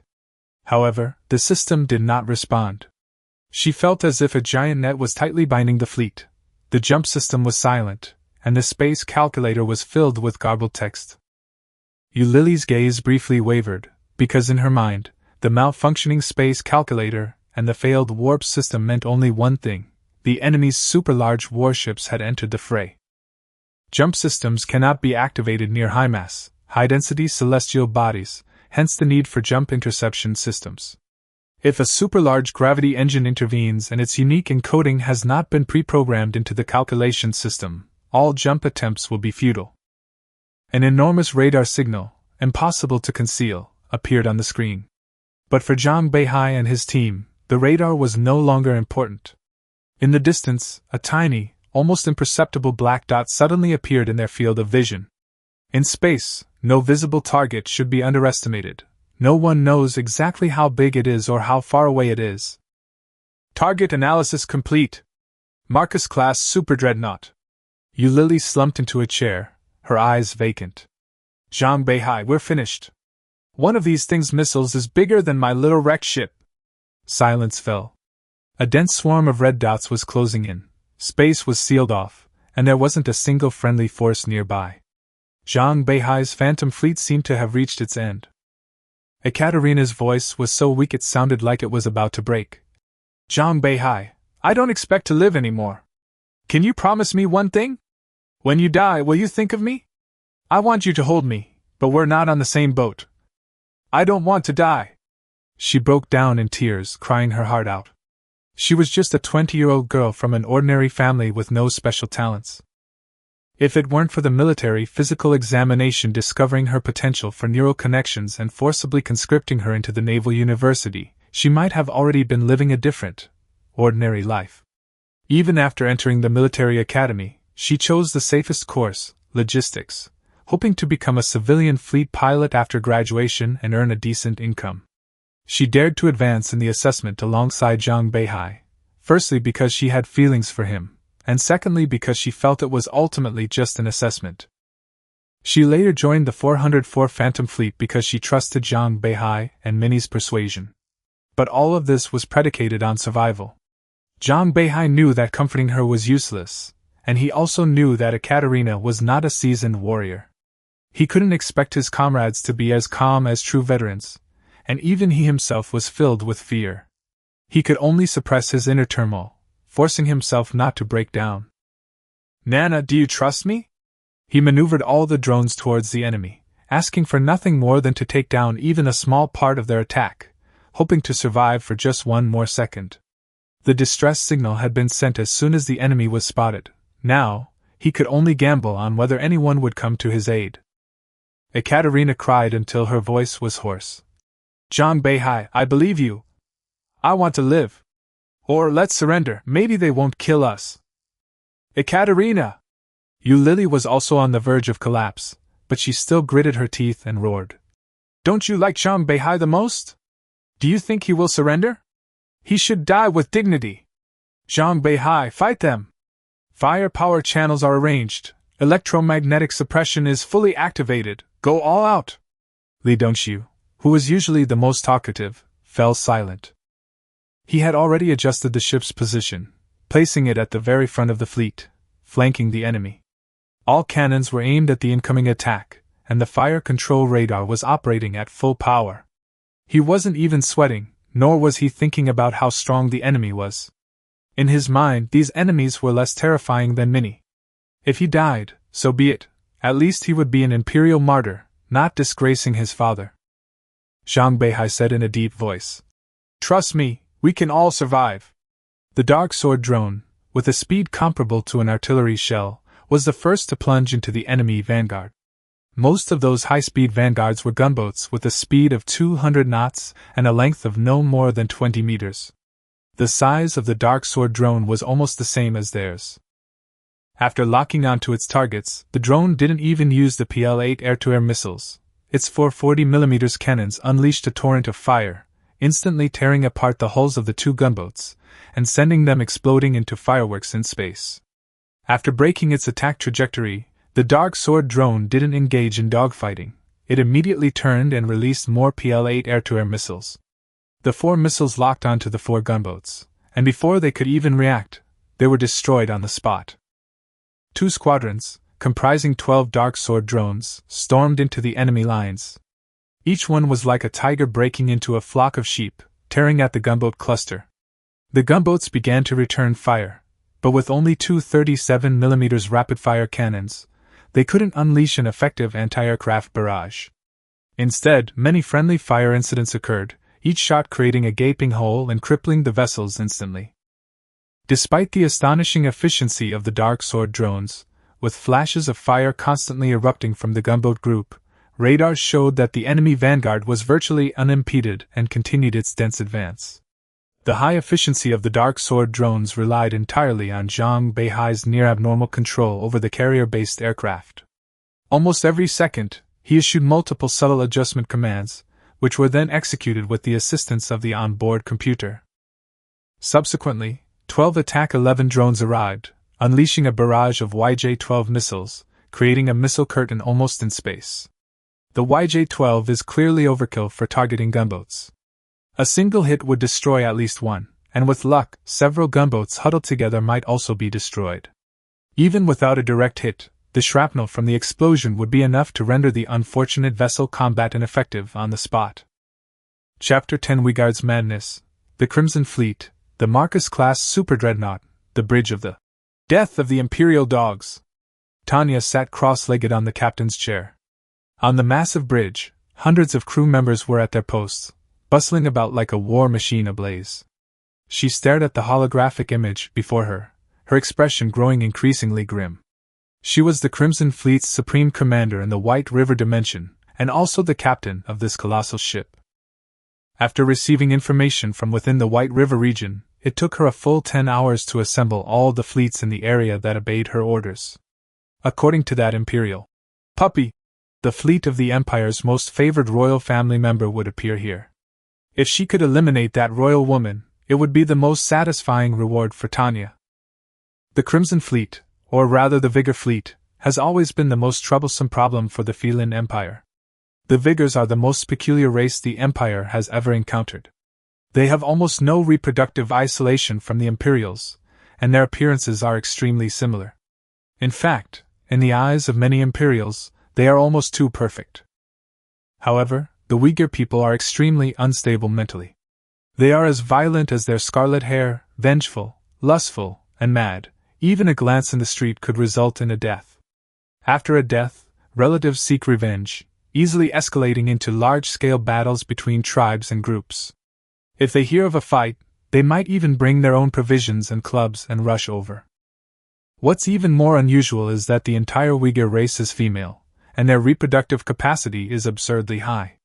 Even on their home planet, they could only borrow genes from another race without reproductive barriers. Later, after venturing into space, they ran headlong into the Imperial Dimensional Fleet. Thus, these mad women didn't hesitate to wage war against the Empire, even launching a reverse invasion through the dimensional portal. The Empire possessed a slight technological advantage and an indomitable fighting spirit, ultimately conquering the Vigor dimension. However, victory did not guarantee peace. The Vigors were omnipresent, constantly troubling the Empire, fighting relentlessly even when outmatched, and were particularly fond of suicide attacks. In 50 years, the Empire changed over 600 governors. A few survived and begged the Queen for mercy, resigning their posts, while the rest almost all perished in relentless assassinations. Later, the Empire spent nearly a century genetically modifying the Uyghurs in an attempt to suppress their uncontrollable rage. The effects were limited, but at least the average lifespan of governors was extended to 3 months. The modified Uyghurs became natural miners and warriors. Although they all appeared as beautiful young women, their strength was so exaggerated that they could crush even the most delicate imperial nobles. On the front lines against the Zerg, they could even tear apart Zerg exoskeletons with their bare hands while wearing powered exoskeletons. But the unmodified Vigors who invaded were pure disaster for the Imperium. They swarmed like locusts, taking everything they could carry, leaving behind chaos and widows, before disappearing. If it weren't for the fact that the Imperial fleet could still generally suppress them, the Empire would have long ago implemented a policy of extermination, even though this was explicitly prohibited by the Expansion Act. Centuries of blood feud, coupled with the Vigors' near madness, have twisted their hatred for the Empire to an extreme degree. The very name of this superdreadnought speaks volumes. Because of their mental instability, they are unable to use neural link technology, forcing all their warships to operate in the traditional mode, with each dreadnought carrying at least 3,000 people. At this moment, Tanya's true anger stemmed from only one reason: that Imperial lackey had deceived her. There was no royal fleet here at all, only a pile of scrap metal. The counterattack was fought by only a few small fry, yet these very small fry had caused her to lose a significant number of gunboats. Even though it was just a cheap product that could only be built in thousands a day, she was still incredibly annoyed. She slammed her fist on the steel plate next to her, making a loud thud, her face contorted with rage. Meanwhile, Zhang Beihai, watching from afar, had no idea that the commander of the Crimson Fleet would be such a madman. He didn't even have the mind to think about it. He had already been directing all the carrier-based aircraft in combat for nearly 20 minutes, leaving a trail of wrecked ships along the long flight path. If it weren't for the continuous support from the extra-dimensional ammunition factory, even with the ammunition for an entire fleet, he would have long since emptied it. The enemy's vanguard finally approached the Santiago's maximum firing range. Without hesitation, Li Dongxiu, on Yulili's advice, directly used time-fused explosive shells to create a death vacuum in the designated airspace. Every 3 seconds, a barrage of fire rained down, and the shockwaves and fragments from the exploding 152mm shells tore the thinly armored gunboats to shreds. After a full 20 minutes of bombardment, when the gunboats were already visible to the naked eye, the entire suicide assault squadron was annihilated. Nearly 1,000 gunboats of various types were reduced to space debris by Zhang Beihai and Li Dongxiu's attacks, their wreckage colliding and spreading like dust across the shipping lanes. "Sister Tanya, the entire gunboat squadron is wiped out!" the communications officer shouted. The bridge erupted in chaos. The Uyghur crew furiously grabbed nearby steel plates and lashed them repeatedly, yet strangely, they maintained a semblance of discipline. Tanya's face was ashen, her fists clenched so tightly the veins bulged, and she roared ferociously. No one in the fleet, hide in the back! Charge! Tear them apart! Capture them all! The adjutant immediately responded that the fleet was advancing at full speed, but it was estimated that it would take another 2 hours to reach firing range. Upon hearing this time, Tanya gritted her teeth and punched the steel plates several times. The Crimson Fleet maintained its charging posture. Normal fleet attacks emphasize formation, with firepower ships, escort ships, and reconnaissance/harassment units deployed in layers to ensure maximum firepower upon engagement. The Vigan fleet could be summed up in one word: reckless. The fastest ships charged ahead, while the slower ones chased desperately behind, dragging the entire fleet, from small to large, for thousands of kilometers. The gunboats at the forefront had been destroyed, followed by frigates, destroyers, and faster cruisers. Each of these secondary main forces possessed the power to collide head-on with an Atlanta-class cruiser. Before Zhang Beihai and his men could even catch their breath, the enemy's vanguard had already locked onto the Santiago, and hundreds of missiles, trailing red flames, hurtled towards them. Li Dongxiu's voice finally broke. "Beihai, I'm going to die. Mom, I want to go home." Zhang Beihai also felt a deep sense of helplessness. He knew that he might not make it through this ordeal. Just as the missiles were about to hit, they suddenly veered off course as if drunk, flying erratically. On the Uranus electronic communications ship, the iconic sphere deployed its protective shield, the high-speed rotating multiband jamming system operated at full power, and the cooling system glowed orange-red, clearly overloaded. Yu Lily gritted her teeth and reminded Zhang Beihai to immediately send the mining mules to cool down the system and prepare for the impact. She was on the verge of collapse inside the neural connection pod. Blood seeped from between her teeth, her face was flushed, and sweat poured down her cheeks. The bridge temperature, already approaching 50 degrees Celsius due to the interference system, continued to rise. 2 MUs flew towards the Uranus, their green repair beams providing extra cooling like rain in the desert, finally easing Lily's condition. The remaining 3 MUs headed towards the vicinity of the San Diego, ready for emergency repairs at any time. The MMU uses a basic repair beam to coat the armor and structure with plasma-state active metal, effectively performing welding repairs. Although the Imperial Navy already possesses energy shields, relying on the ship's armor to withstand attacks is still more efficient and economical. Therefore, as long as a ship isn't destroyed by a single shot, the MMU can pull it back from the brink of death. The USS Santiago was primarily a fleet frigate. Its firepower might not be the most outstanding, but its armor and structure were exceptionally robust for its tonnage. In terms of sheer durability, 10 Zhang Beihai-class destroyers couldn't match it. 4 missiles still managed to penetrate the interference, veering erratically towards the Santiago. Zhang Beihai's anti-aircraft guns and close-in weapon systems desperately tried to intercept them, but to little avail. 4 missiles struck the side of the ship with tremendous force, the explosions tearing the hull apart.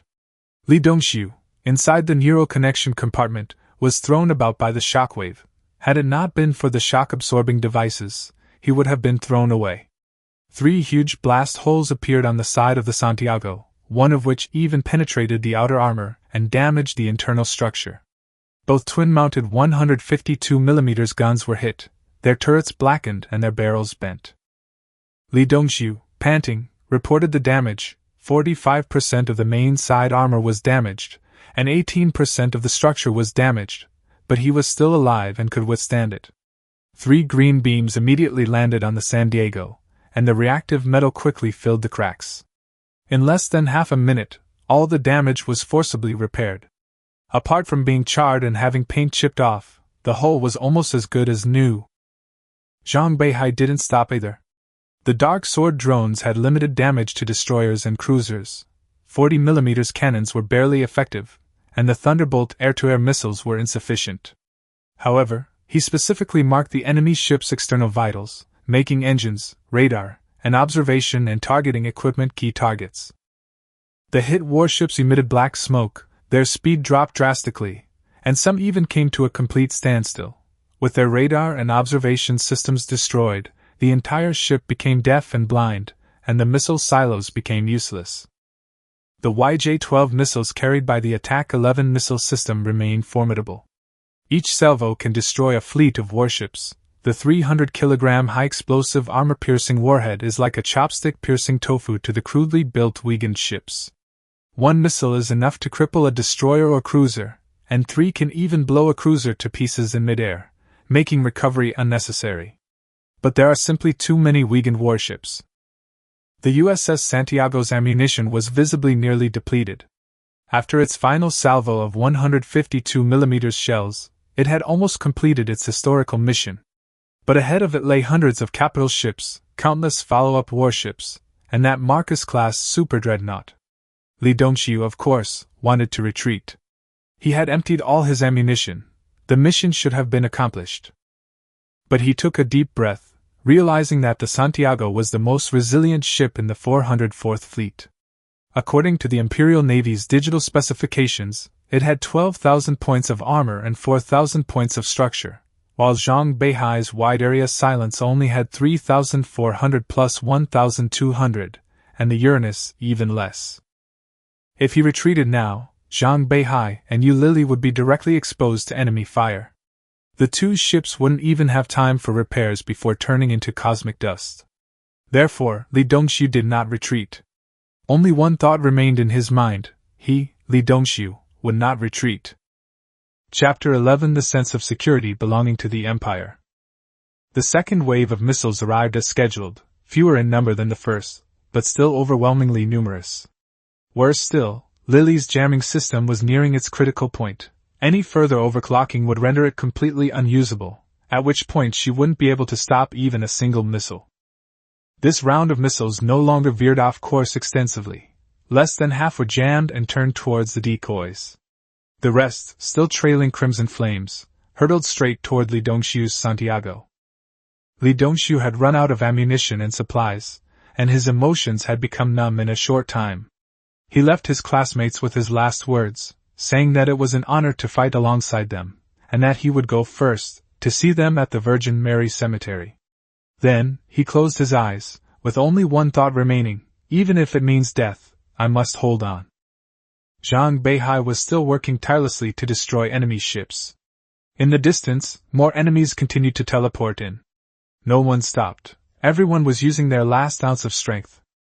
Yu Lili's brain was already overloaded, and her physical indicators were nearing their limits.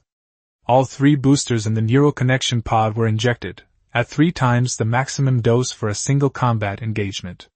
She still operated the electronic warfare system, marking high-threat targets for Zhang Beihai, releasing interference for Li Dongxiu, and even covering up simulated signals for Ekaterina to avoid friendly fire. Her eyes were bloodshot, and blood trickled from the corner of her mouth. Just as the missiles were about to engulf the San Diego, all the missiles in flight seemed to crash into an invisible wall, exploding one after another, their flames merging into a vast expanse of light and space. A pale blue halo appeared, and a colossal warship leaped into the battlefield. Without Lily's notification, everyone's radars displayed an enormous signal, even larger than the Marcus-class super-dreadnought. Immediately afterwards, jump signals from over 2,000 Imperial fleets appeared. Radar broadcasts quickly completed identification, and all IFF friend or foe markers showed Imperial Navy. The colossal warship sported the Empire's classic red and white color scheme, its Royal Navy butterfly emblem so dazzling it almost brought tears to one's eyes. Li Dongxiu's cruiser stood beside it, like a small sampan facing Noah's Ark. This colossal ship was designed entirely differently from the light Feather class and Atlanta class, exuding elegance, solidity, and the unique pride of the Imperial Navy. From afar, it resembled an orca sailing in the deep sea, or a mythical Kuan, its rounded shape concealing robust armor and terrifying firepower. Yu Lili shouted its name with almost all her might: Imperial Navy, 11th generation Empress Blade-class super battleship, Messiah Feilin. At that moment, everyone saw hope for survival. The 404th Fleet's communications system was forcibly accessed, a direct overlay from a high-privileged warship onto a lower-level one. A dignified female voice rang out. "Well done, little guys! Leave the rest to us. How dare they bully the Empire's brats? I'll see how tough their teeth are." This is the sense of security that belongs to the Imperial Navy. The bow of the Messiah Feilin condensed an energy beam with a diameter exceeding 200 meters, followed by a giant light cannon wreathed in golden lightning that swept across the battlefield. The foremost destroyer and cruiser group instantly evaporated, and even two Attack 11 aircraft and a Dark Sword drone were collateral damage, turning directly into cosmic dust. The rest of the Imperial fleet opened fire simultaneously. Over 20,000 medium and long-range missiles launched from their silos, surging towards the core area of the Uyghur like a steel tsunami. Supported by the Messiah's terrifying computing power, the missile trajectories remained frighteningly stable, and the fire channels were far from reaching their maximum capacity. Dozens of Remington-class ultra-long-range sniper cruisers erupted in a brilliant blue light. Armor-piercing shells weighing several tons accelerated to 5% of the speed of light along a 120-meter-long trajectory, instantly traversing 2,000 kilometers and piercing through several Uyghur battleships in a single shot, exploding them into red fireballs. Hundreds of carrier-based aircraft roared past Zhang Beihai. That was the fleet of aircraft from the Luli-class aircraft carriers. Each time an aircraft passed the Guanyu, its marker lights would flash a few times before turning towards the enemy group. That was the pilots saluting Zhang Beihai and the 404th Fleet. They knew what this small fleet had done, and they knew how these students had just held off the Crimson Fleet. Zhang Beihai could even see the pilots' helmets through the cockpit glass. The Imperial butterfly emblem on the black standard helmets was both beautiful and familiar. A special fighter jet flew inverted approach. The pilot, wearing a gold helmet, shook its wings after passing, engaged afterburner, and rejoined the formation. This is the reason why the Imperial Army has been so powerful for so long. They are professional and restrained, yet they never hesitate to protect their allies and never forget to pay tribute to their heroes. Zhang Beihai longed to climb out of the neural connection pod and salute his beloved comrades. But he held back. The battlefield still needed him, still needed his wing brain. His carrier-based aircraft readjusted its course, charging forward like a sharp dagger at the forefront of the air formation. Behind its pale blue contrails lay a massive, imposing array of aircraft. On board the Marcus-class superdreadnought, Tanya slapped her thigh and laughed wildly. She shouted that the Empire's little woman had finally arrived, and ordered the entire ship to charge towards the largest warship and sink it. Cheers and the sound of steel plates pounding erupted from the bridge. The Vigors were in a frenzied state, as if they had been set ablaze. The battle instantly intensified. The Imperial support fleet's war position was excellent, allowing almost all warships to engage in combat as soon as they appeared. Before the first volley of missiles could even hit their targets, the second volley, already halfway through its flight, saw carrier-based aircraft dropping heavy bombs, anti-ship missiles, and torpedoes from all directions. The Uyghur warships, now within firing range, launched a full-scale counterattack. Missiles and shells crisscrossed the airspace, flashes of fire constantly interspersed between the two sides' formations. The Imperial fleet held a decisive advantage, but the Uyghur fleet's bravery and tenacity were in no way inferior in terms of morale. On the public, unencrypted channel, Tanya initiated a communication with the Messiah. After the connection was established, she looked at the serious and dignified female captain and laughed maniacally. "Little woman of the Empire, let's fight. I bet 200,000 healthy little men of the Empire, and give me that little fleet too." Captain Messiah remained unmoved, a slight smile playing on her lips. She reminded Tanya that their encounters weren't isolated incidents. She had never agreed to such a bet, and Tanya had never won. She even advised Tanya to surrender, and incidentally, to modify that naturally warmongering gene. Tanya was furious upon hearing of the surrender. She roared that the Vigors would never accept dehumanizing modifications, much less become slaves. Messiah tried to explain that it was an extremely rare case, but Tanya wouldn't listen, cutting off communication and preparing to let strength decide the outcome. She stood in the center of the bridge, roaring at all the Vigors, asking them if they would surrender to the Empire. The only response from the entire bridge was, no. At this point, the 404th Fleet was no longer of much use. To be precise, their mission was already complete. Li Dongxi received ample ammunition after requesting supplies, while Yu Lili fell into a deep sleep in her neural link pod. With the Messiah on board, their safety was no longer a concern. Catherine also piloted the supply ship back to the fleet. The battle lines had been pushed far away by the Imperial Army, and she was finally no longer forced to hide in the so-called safe zone and watch her comrades fight. But she was still deeply distressed. The thought of collapsing in the face of battle and fleeing was agonizing. She knew that according to imperial military regulations, combat supply ships should stay far from the front lines and only go up when resupply was needed. But while everyone was fighting with all their might, she could only watch from the sidelines, without even the courage to cheer them on. Zhang Beihai understood her. Her profession and position were not suited for direct combat. When facing a devastating enemy, protecting herself was not wrong, especially since the evacuation was Zhang Beihai's order. In the silence, Ekaterina apologized to him. She felt she had done nothing wrong. She had given away all the supplies, leaving not a single drop for 404, otherwise Li Dongshu's cruiser wouldn't have fallen silent in the battle. As she spoke, she began to cry again. Zhang Beihai could only sigh and tell her that he had done a good job. This was a way of comforting her, and also a way of comforting himself. The battle ended faster than Zhang Beihai had anticipated. The reinforcements were from the Shirakawa Dimensional Rapid Reaction Force, whose combat readiness and capabilities were among the best. Facing a Crimson fleet that only knew how to charge recklessly, it would have been unexpected if they hadn't won.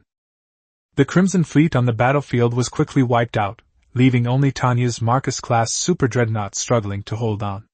The giant ship was riddled with holes, having lost more than 70% of its strength, and of the original 3,500 vigors, less than 1,000 were still alive. Ammunition was almost exhausted.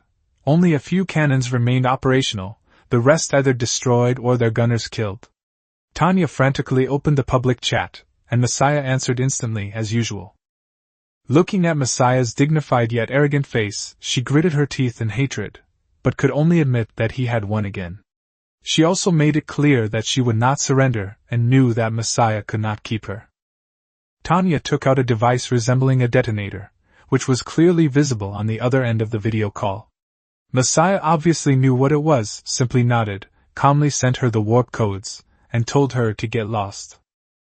On the bridge, a young officer couldn't understand why they weren't continuing the fight and were letting the enemy leave.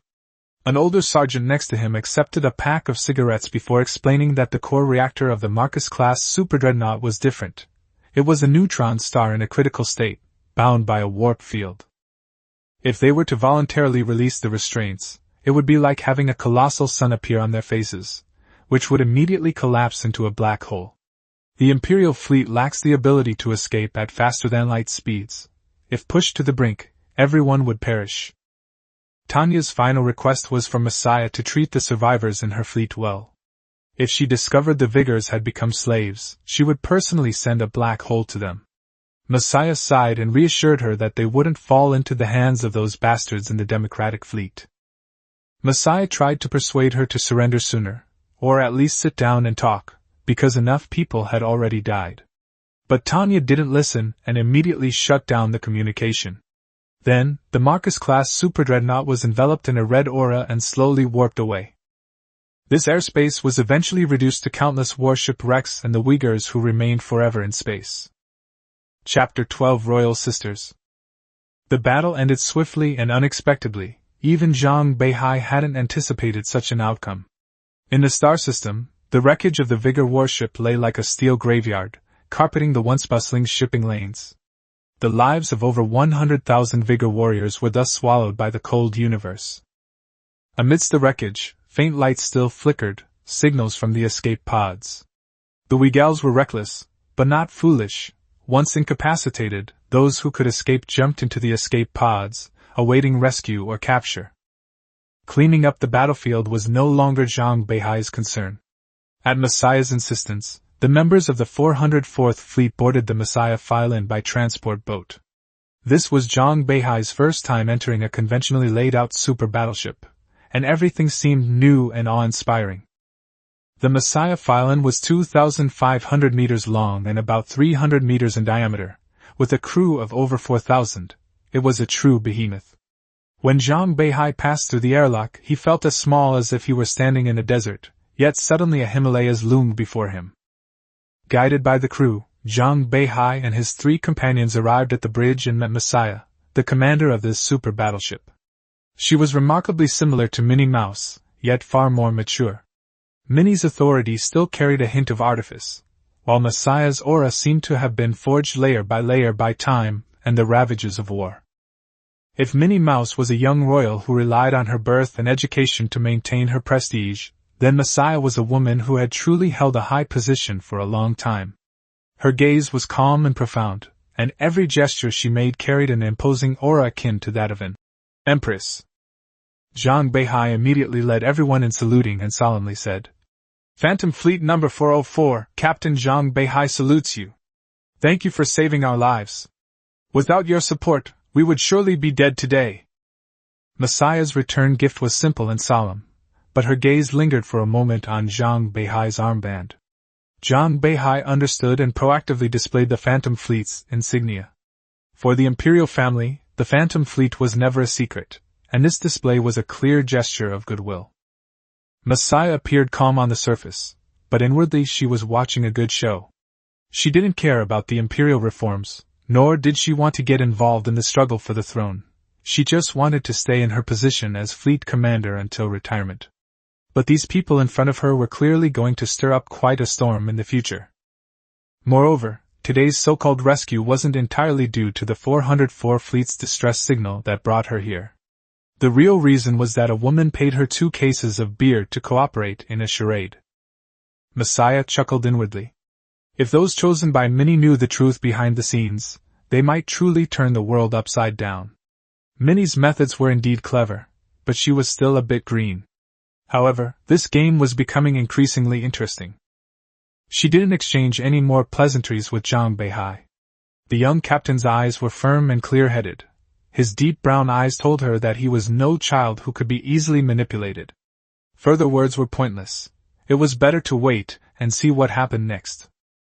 Afterwards, Messiah arranged for someone to show them around the warship and even set aside 2 officers' lounges for them to rest.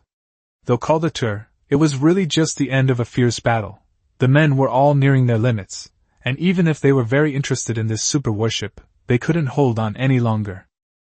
Zhang Beihai and his men looked sallow, and Yu Lily had many bloodstains on her body, looking like she had just been in close combat.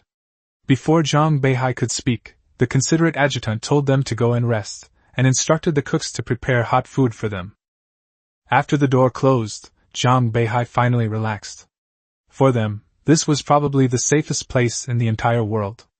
In the history of the Empire, there had never been a record of an Empress-class super battleship being destroyed. They couldn't be safer than they could be. He took off his clothes, quickly washed his face, and lay down on the soft bed, beginning to recall this day that had been meticulously planned. He'd just finished his graduation exams when Minnie dragged him onto this treacherous path, and without even eating, he'd come straight to this godforsaken place to fight a tough battle.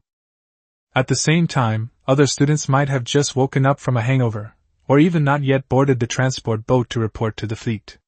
He, on the other hand, had already completed his first real-world combat experience, the kind that was so thrilling it almost killed him.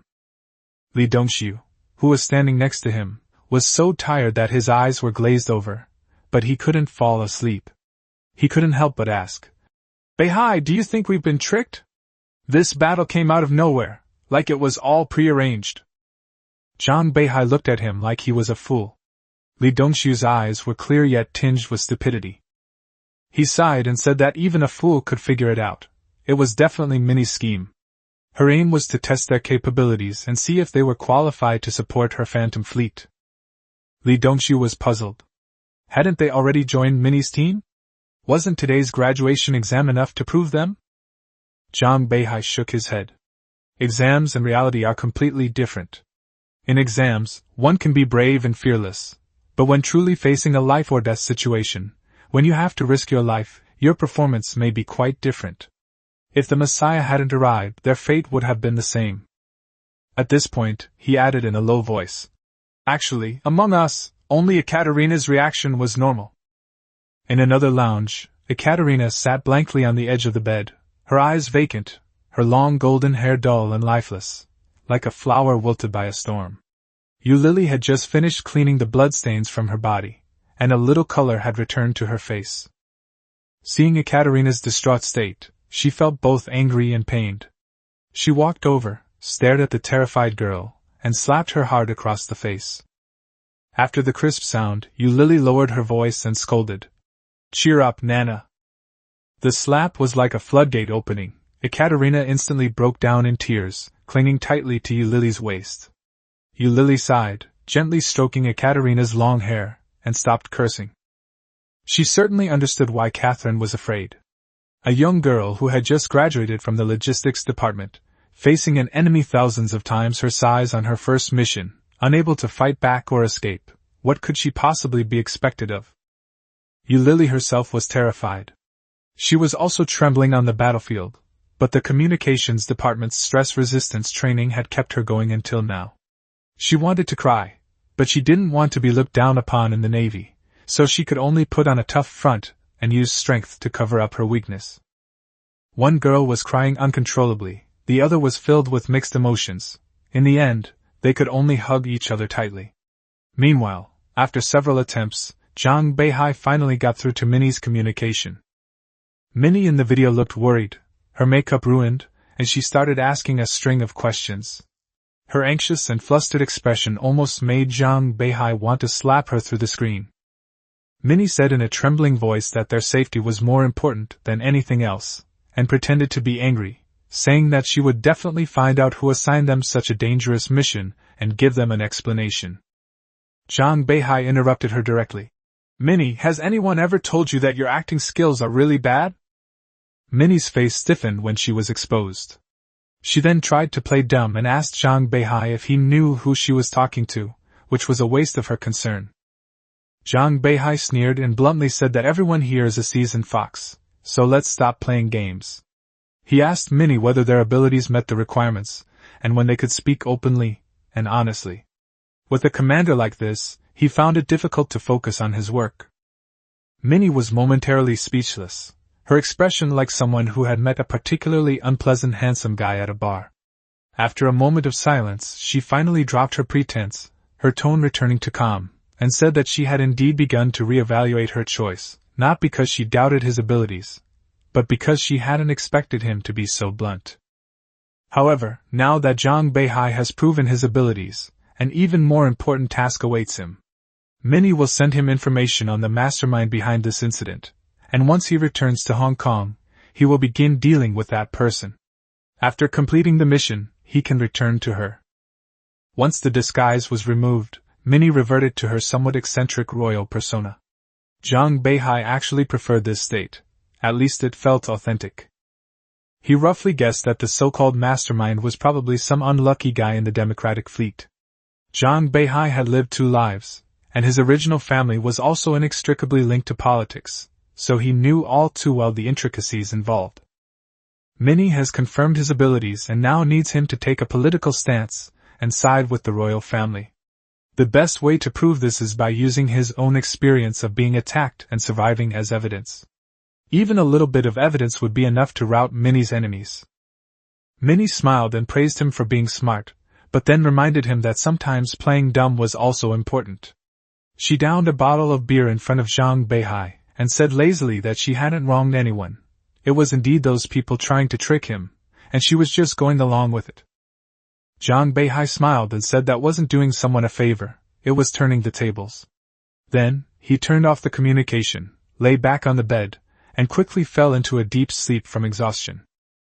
At that moment, on the bridge of the Messiah Feilin, Messiah was communicating with Minnie. She looked at Minnie on the screen with a face full of affection, her delicate eyebrows curving into crescent moons. Minnie's cheeks flushed with excitement as she drank her beer, exclaiming that she had struck gold this time. Zhang Beihai was smart and capable, far superior to the other undesirable candidates her sisters had chosen. She even smugly urged Messiah to curry favor with her, promising to appoint him admiral once she ascended the throne. Messiah Feilin and Minnie Feilin were as close as sisters since childhood. Messiah, a few years older, had a simple and unwavering goal in life: to become an outstanding naval officer.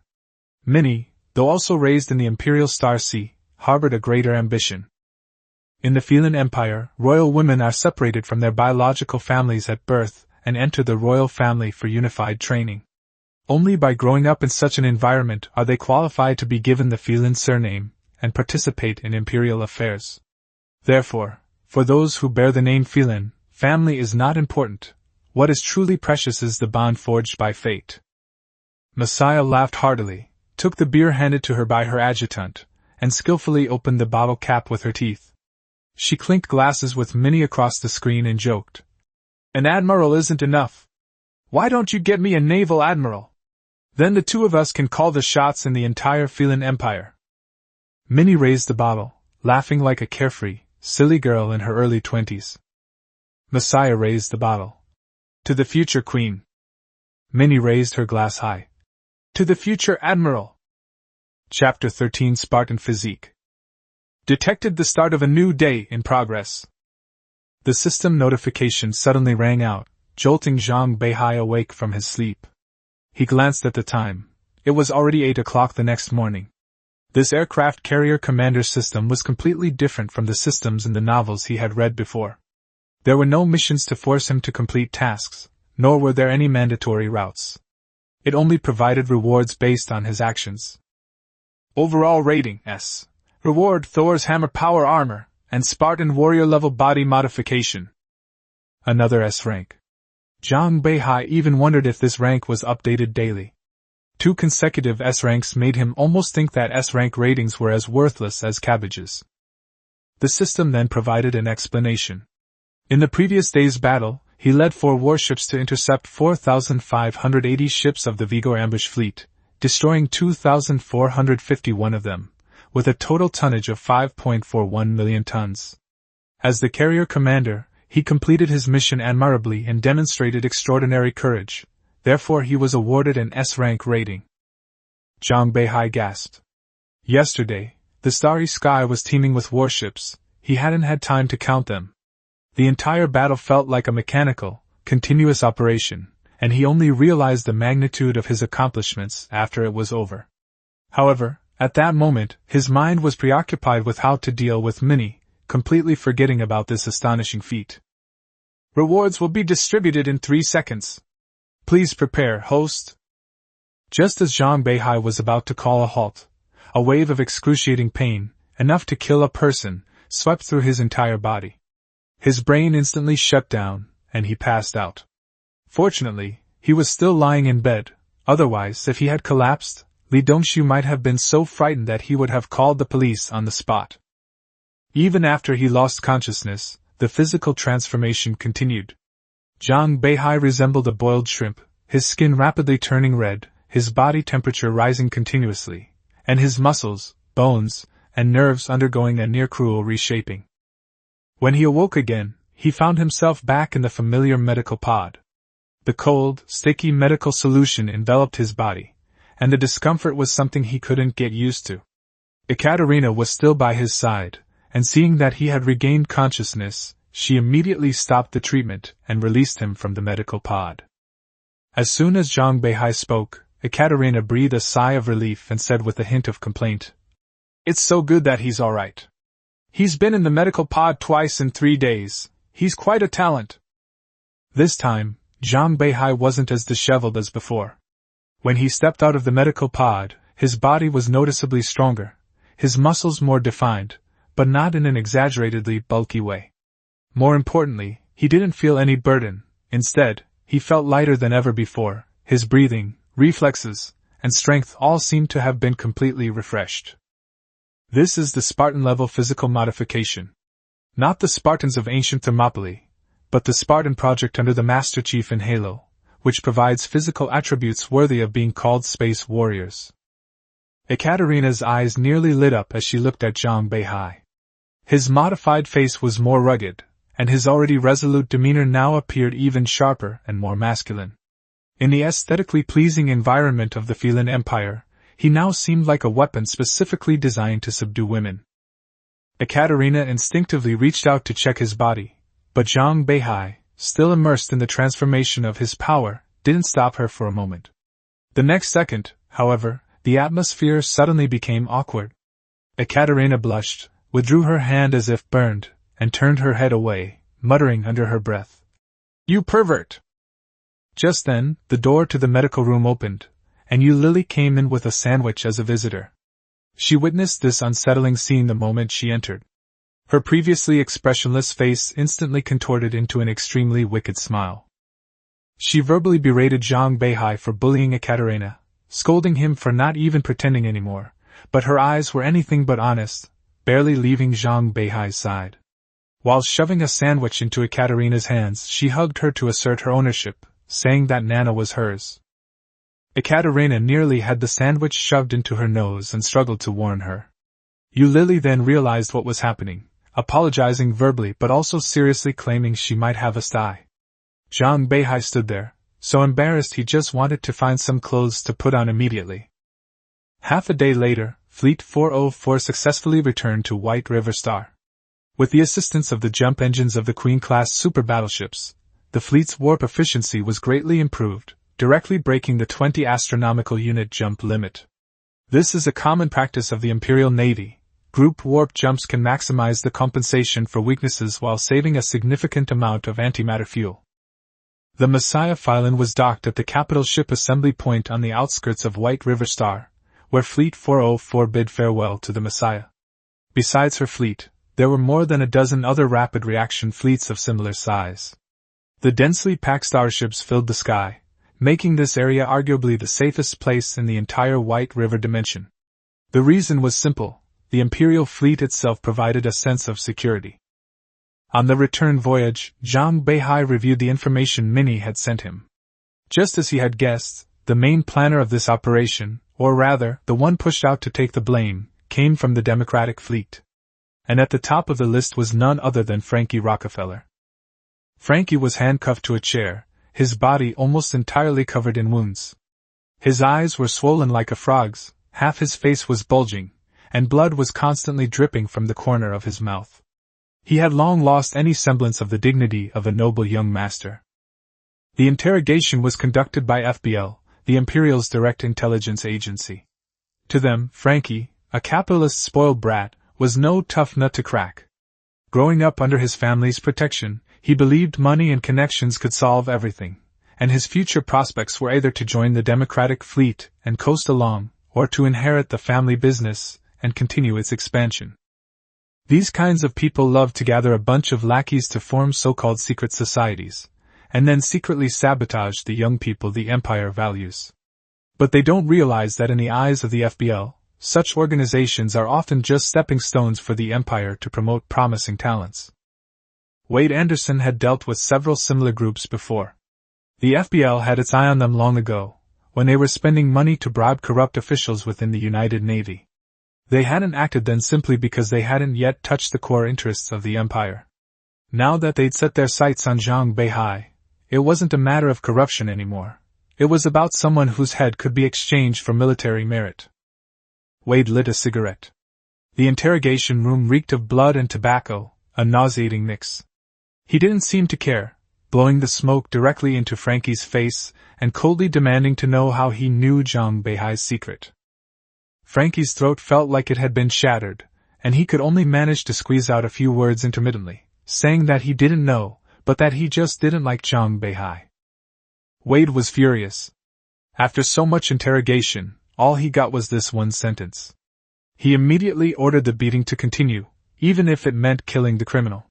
The two FBL agents behind him immediately resumed the beating. Screams and the sound of bones cracking echoed from the interrogation room.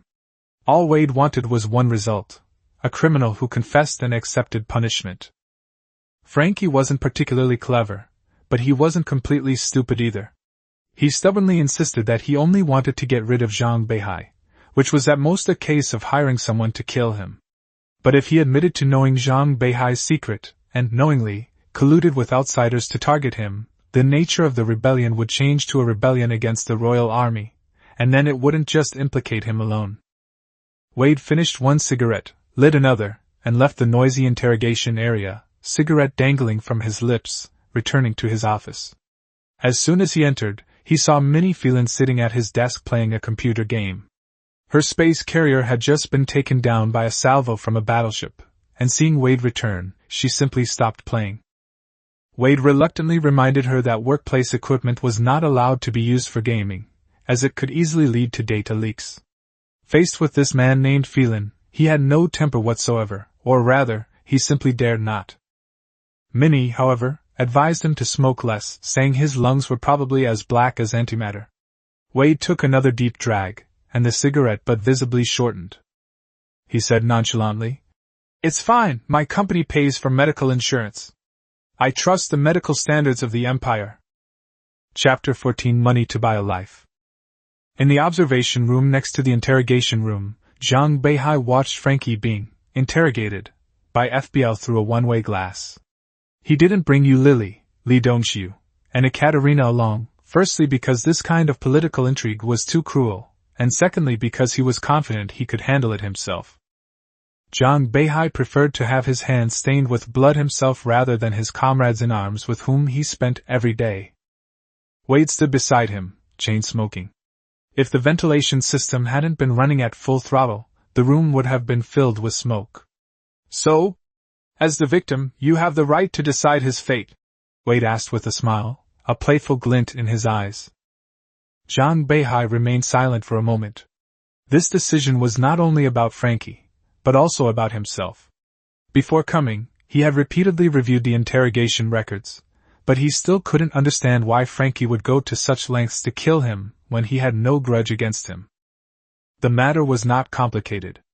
After learning that Zhang Beihai had become a freelancer authorized by the Imperial Navy, Frankie, perhaps out of jealousy or simply wanting to destroy him, bribed the Free Guild's mission deliverman to forge the official seal of the United Navy Department and issue that mission.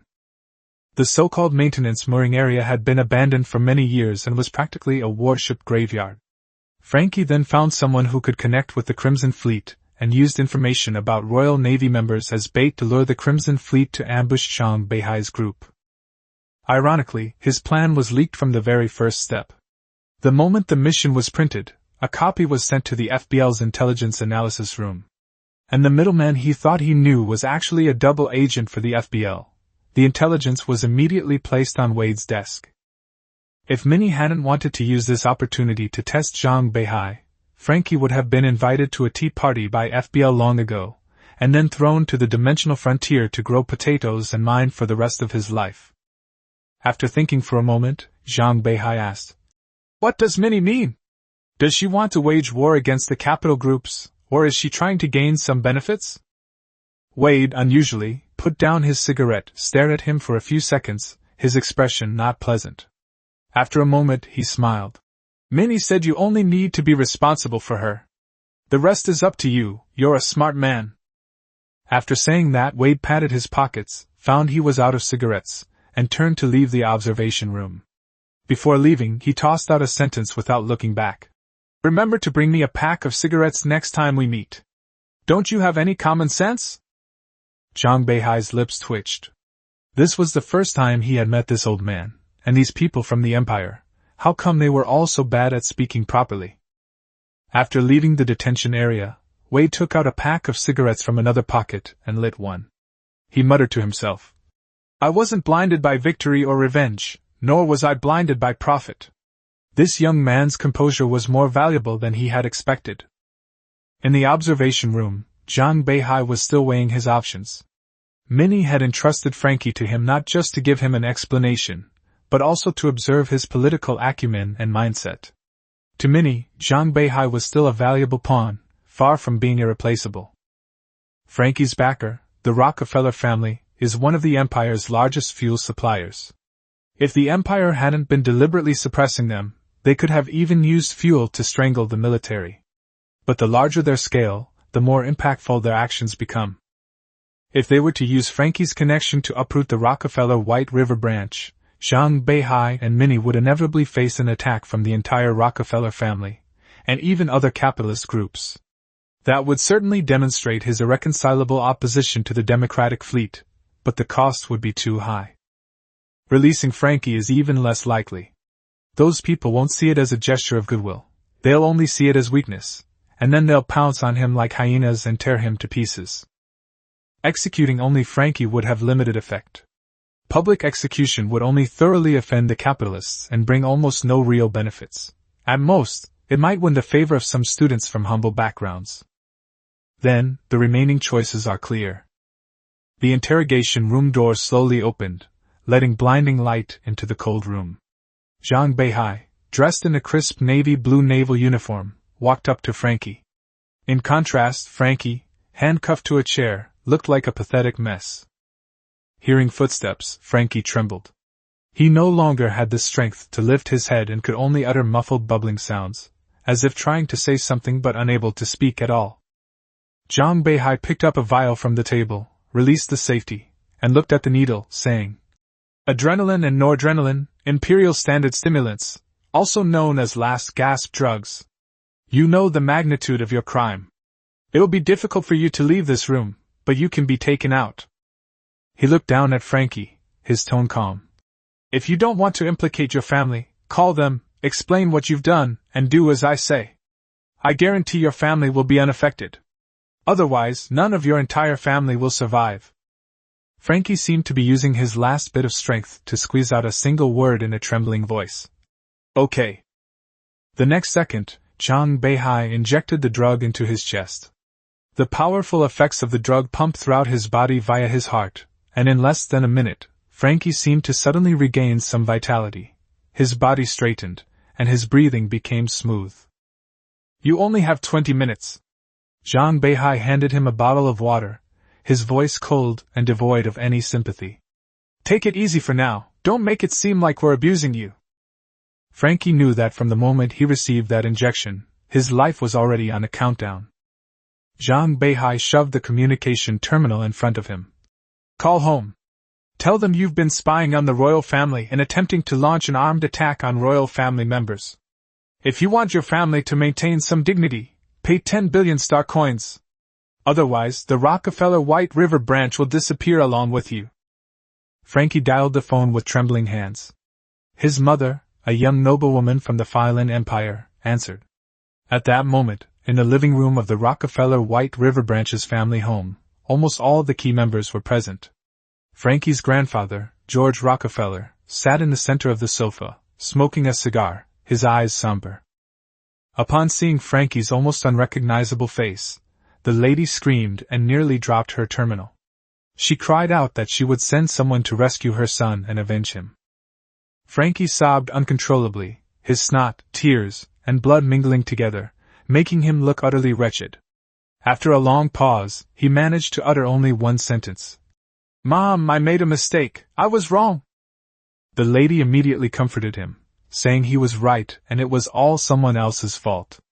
But when Frankie said, "I'm at FBL White River headquarters," she froze instantly, dropping the terminal she was holding to the ground. George immediately hissed, "Nonsense, Mary, give me the terminal." Everyone shut up. This old fellow had been navigating the business world for years, and his political acumen was sharper than anyone else's. The fact that Frankie could make this call from FBL meant that the person he was really talking to wasn't him. George had even given a hand signal, and the butler understood, beginning to prepare an escape route. Upon seeing his grandfather, Frankie's sobs subsided. He had always been afraid of George, the patriarch of the family, who was practically a devil in his eyes. He finished recounting his foolish deeds in fits and starts, finally breaking down and begging George to save him. George simply said coldly, "Frankie, give the communication terminal to the person next to you." Zhang Beihai took the terminal. George on the screen instantly put on a fawning smile, as if his previous seriousness and gloom had never existed. "Sir, this is George Rockefeller. This unworthy descendant has caused you trouble. Rest assured, you can deal with him however you wish. The Rockefeller family will fully support you." Zhang Beihai was somewhat surprised. Normally, shouldn't this old man have used threats and inducements, relied on his age, and then been humiliated? Why did he kneel down so quickly? However, he also understood that under the dualistic political system of the Feilin Empire, the empire truly controlled both the military and intelligence agencies. Capital could manipulate the market, but it dared not confront the empire's iron fist head-on. The old money had long known that FBL's willingness to negotiate was already the best possible outcome. Zhang Beihai said calmly, "Mr. George, you are a smart man. You should know the consequences of spying on royal intelligence and attempting to launch an armed attack on a member of the royal family. Even if your family's household registration is as high as the Himalayas, it will all be wiped out. George nodded repeatedly. I know. This was all Frankie's doing. We knew nothing about it. In fact, he was expelled from the family long ago. We have no objection to whatever means you use against this beast. We only have one request. Zhang Beihai's gaze darkened. What, you still want to bargain? George's tone became even more humble. You've misunderstood. I just hope this brat can rest in peace after he dies. After all, he's still a Rockefeller. We're willing to pay $2 billion for his urn. You don't need to bring anything fancy, a plastic bag will do. To put it nicely, it's about buying an urn. To put it bluntly, it's about buying lives, buying the lives of his entire family. Before Zhang Beihai could speak again, 2 billion star coins were already ready to be deposited into his account. The funds were transferred instantly upon entering the fleet's universal account code, an astonishingly efficient process. He looked at Frankie, who was on the verge of collapse, and said coldly, Frankie, you should learn from your parents in your next life. If you had even 1% of your grandfather's intelligence, you wouldn't be in this situation today. Frankie's last burst of energy was fading. His breathing became rapid, and his eyes gradually dimmed. Zhang Beihai continued, I never intended to treat you as an enemy. You chose this path of no return. The Rockefeller family should also understand, if there is a next time, you will not be facing me. The feathers of the Empire are not something anyone can touch. After he finished speaking, he tossed the communication terminal back to Frankie, and sat down to watch the scene of life and death. 3 minutes later, Frankie could no longer hold the terminal, as if his soul had been ripped out. In his dying moments, his face held no resentment or arrogance, only a deep regret for his own foolishness and a reluctance to leave life. As Zhang Beihai remained silent, Wade appeared at the interrogation room door. Through the swirling smoke, his eyes were deep and playful. Well done, Zhang Beihai. You know how to wield power better than you think. Zhang Beihai looked at Wade, his feelings complicated. Frankie's death before his eyes suddenly gave him a sense of shared sorrow. Now he was Minnie's man, and every test Minnie had put him through these past few days was a demonstration of the royal family's power. With a single word from her, the Navy's most powerful super battleships could travel hundreds of light years to rescue someone. With the same word, the Empire's most terrifying intelligence agency could place lives in her hands. This wasn't just a simple test, it was a warning. Obeying Minnie meant he could enjoy glory and privileges, but betraying her meant she had a way to crush him. This feeling of having one's fate in someone's grasp almost suffocated Zhang Beihai. To establish himself in this world, to truly be independent, and even to do something for this world, he needed more power. Powerful enough that Minnie could no longer easily control him, powerful enough that he could finally breathe freely. Chapter 15 Clash of Ideas. Looks like this guy's more mature than I thought. Minnie Feilin sat in Wade's office, watching Zhang Beihai's performance in the small dark room on the terminal, and couldn't help but mutter to herself. She even wanted to dissect this 20-something-year-old's head to see if an 80-year-old soul was hidden inside. In her original expectation, Zhang Beihai would have rushed over and brutally beaten the other party, delivering a satisfying humiliation and killing them, or simply seeking revenge and uprooting the entire Rockefeller family. But he didn't. He only killed the culprit, took the huge sum of compensation, and incidentally intimidated the Democratic Alliance members, displaying a shrewdness far beyond that of a young military officer. Minnie despised those wealthy families who coveted power in the Empire's politics, wishing she could skin them alive. But the Empire needed them. A direct confrontation would only be a waste of effort. Zhang Beihai had cleverly secured both connections and substantial profits this time. Especially the 2 billion star coins, enough to buy a small fleet. Thinking of this, Minnie was in high spirits, even starting to plan how to divide the spoils. When Wade brought Zhang Beihai in, Minnie was still basking in the joy of winning 2 billion, her long legs propped up on the table, her retro jeans outlining her slender curves. Wade was already used to it, and Zhang Beihai didn't bother to react to the shattering of the beautiful principal's image. Principal Minnie, Zhang Beihai is reporting for duty. Mission accomplished. His tone was crisp, but there was no smile on his face. He knew he had done a good job and hoped this woman wouldn't put any more tests on him. She was calculating against him almost every second, testing his loyalty and resilience. Rationally, Zhang Beihai understood that the royal family was inherently cautious, and they had to be wary of any dangers posed by disloyalty and folly. But his heart was not a machine. Even the most well-educated naval officer would gradually cool down under the chilling probing. So he remained expressionless, and that expressionlessness itself was an attitude.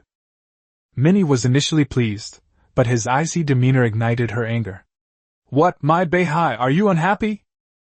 Reporting to the principal, Beihai dares not. Zhang Beihai remained serious. Minnie lowered her long legs, slowly straightening her posture. The flippant smile on her face vanished, replaced by the principal's imposing presence. Her red pupils fixed on Zhang Beihai, as if trying to pierce his heart. "I acknowledge your abilities. You're competent in both battlefield and political struggles. But your attitude displeases me. Don't forget, you're just an ordinary citizen with some ability, and don't forget your identity as a Beihai native." Zhang Beihai's heart sank, a wave of disgust washing over him. The term, Beihai people, held more than just a status symbol within the empire. Beihai was the first world conquered across dimensions by the Feilin Empire, a place steeped in the blood and tears of colonization, suppression, and enslavement. Even though some Beihai people later gained citizenship through education, conscription, and military merit, they remained second-class citizens in the eyes of the pure-blooded Feilin people. If it's not brought up normally, people can maintain a respectable appearance. But once bloodline is mentioned, it's seen as using a sense of superiority to intimidate others. Zhang Beihai raised his eyes. "I am from Beihai, and also a citizen of the Feilin Empire. Madam, if you think I am just an insignificant pawn, then let me leave. Even if I am a pawn, I hope my general is worthy of my loyalty and believes in my loyalty." After saying that, he took off his armband and threw it directly onto Minnie's desk. Wade's expression changed drastically. He drew his gun with one hand and pointed it at Zhang Beihai's head. Such an action at FBL headquarters was practically tantamount to a mutiny, tantamount to courting death. But he valued talent, so he didn't disengage the safety and only coldly advised. "Kid, take back the armband. We can talk things over, don't act rashly." Minnie's expression remained unchanged. She swiped open the terminal and pushed it in front of Zhang Beihai. "Take a look at this. The outcomes of the struggles between the Phantom Fleet and the royal family throughout history. You're a smart man, you should understand me after reading this." The terminal contained hundreds of pages of data, recording all the failures since the establishment of the Phantom Fleet system. Some were jointly crushed due to a lack of political allies, some were plotted against and their fleets were destroyed, and some were purged on charges of treason. Behind each Phantom Fleet was a member of the royal family, and their fates were mostly one of two: death, or being sent to the royal mausoleum to guard it until their death. Zhang Beihai understood. Minnie had staked her entire life on him. She feared his foolishness, willfulness, or arrogance would cost her her life. Since she had chosen to enter the game, she had to survive the darkness and fight for a glimmer of light. But that's not a reason for her to treat him this way. Loyalty isn't political blackmail. It's two hearts drawn together by a shared goal. Zhang Beihai knew all too well that the word comrade could transcend language, skin color, and time, while blackmail would only drive people further apart, ultimately leading to enmity. He finished reading the terminal, but his expression didn't soften. "I think I understand you, Minnie. But this doesn't convince me. You let me join the Phantom Fleet, which you see as a test of your trust, just hoping I'll follow your lead and stay under your control so you'll bear the consequences." He paused, his voice growing colder. "But all of this is only from your perspective. You haven't considered me, nor my comrades. To you, I'm just a tool now." "A tool?" Minnie's face darkened. "If you're just a tool, I'll give you autonomy, warships, savings, and use my connections and intelligence to find the real culprit for you.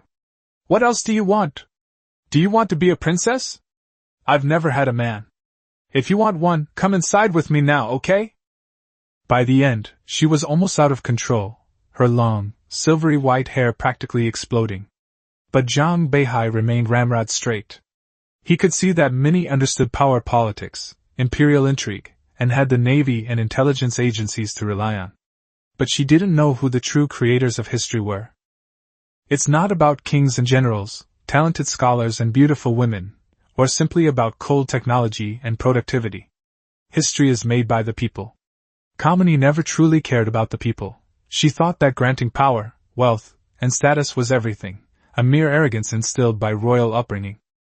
Wade sensed something was wrong and put away his gun, advising, "Minnie, maybe you two should have a serious talk. Zhang Beihai's ideas may not be fundamentally contradictory to yours. You're just being too impulsive." "Get out!" Minnie jumped to her feet. "Zhang Beihai, you're too greedy. Have I been too lenient with you? You lowly commoner!" As soon as he finished speaking, Zhang Beihai's hand traced an arc, and a crisp slap landed on her face. Wade's scalp tingled instantly. He rushed forward to try and subdue Zhang Beihai, but found the guy stood like a combat mech, completely unmovable. He could only draw his gun again, this time with the safety off. "Zhang Beihai, you're in big trouble!" Minnie was completely stunned. In her entire life, apart from training, no one had ever hit her in such a humiliating way. She was furious and tried to get up to fight back, but before she could even stand up straight, a second slap sent her slamming back into the chair. The office was deathly silent. Wade didn't know whether he should fire, nor did he understand why the situation had suddenly escalated to this point. Zhang Beihai took a deep breath, his voice calm yet powerful. "Since I dared to do it, I'm not afraid to die. Minnie, I can tolerate your probing, and I can tolerate your misunderstanding of me. But the words commoner have crossed my bottom line." He stared at her. "Do you think this vast empire is supported by the royal family and nobles? Without so-called lowly people like me, what gives you the right to be so high and mighty here?" His voice grew increasingly deep. "I see no path to victory in you. Your schemes are nothing but a mirage. True power comes from the people, not from illusory authority. Righteousness leads to kingship, integrity to hegemony, and scheming to ruin. You have been high above for too long, thinking yourself a rock spreading its wings for 90,000 miles, yet you cannot see the people on the ground." Minnie sat in the chair, her red eyes fixed on the towering man before her. For the first time, she felt fear, and for the first time, she doubted whether she had truly made a mistake. Wade stood to the side, gun in hand. The air was so tense it seemed to freeze, with only the exhaust fans spinning futilely. After a long while, the handprint on Minnie's face faded somewhat, and her anger was gradually replaced by confusion. She asked softly, "Do I really know I was wrong?" "No," Zhang Beihai replied calmly. "You don't understand where you went wrong. You're just afraid of losing everything you have. In the end, you're just afraid of dying." These words struck a chord deep within her. The productive forces and relations of production within the Feilin Empire were already riddled with contradictions, and Minnie's character stemmed precisely from her upbringing. That ideology of prioritizing power and intrigue might make her empress, but it was more likely to turn her into a stepping stone crushed in the power struggle. "Even if you don't die by my hand today, you will definitely die in the future struggle," Zhang Beihai said calmly. Minnie's eyes welled with tears, but she stubbornly refused to let them fall.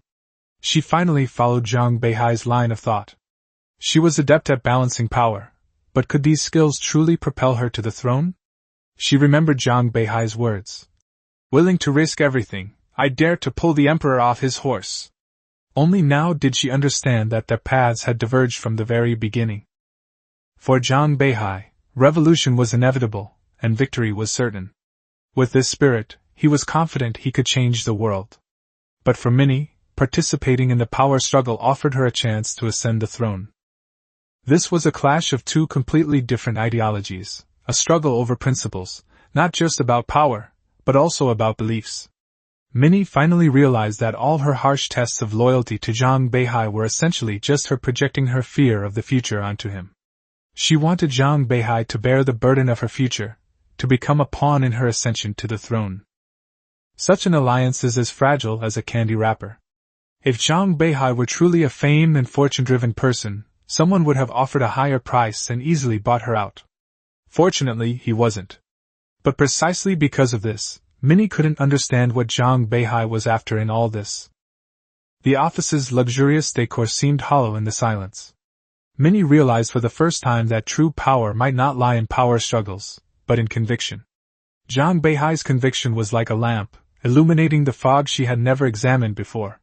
She had to see her path clearly again, and this conflict might only be the beginning of her growth. Chapter 16 Home Visit. Zhang Beihai sat quietly in the solitary confinement cell. 3 fully armed FBL agents stood guard opposite him through the iron bars, their guns never leaving his body. Wade stood at the doorway smoking, the smoke spreading out in layers, almost turning the entire room into a battlefield. No one spoke again. Everything that needed to be said had already been said in the office.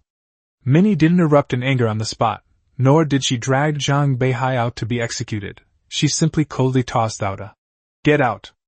Wade didn't understand what she was thinking, but he knew that Zhang Beihai had to be brought under control first. This was both a form of custody and protection. Any ordinary detective would have had their head blown off by now if they had done that. Wade had watched Minnie grow up and knew how much she valued Zhang Beihai, so he only chose a few reliable people to guard him.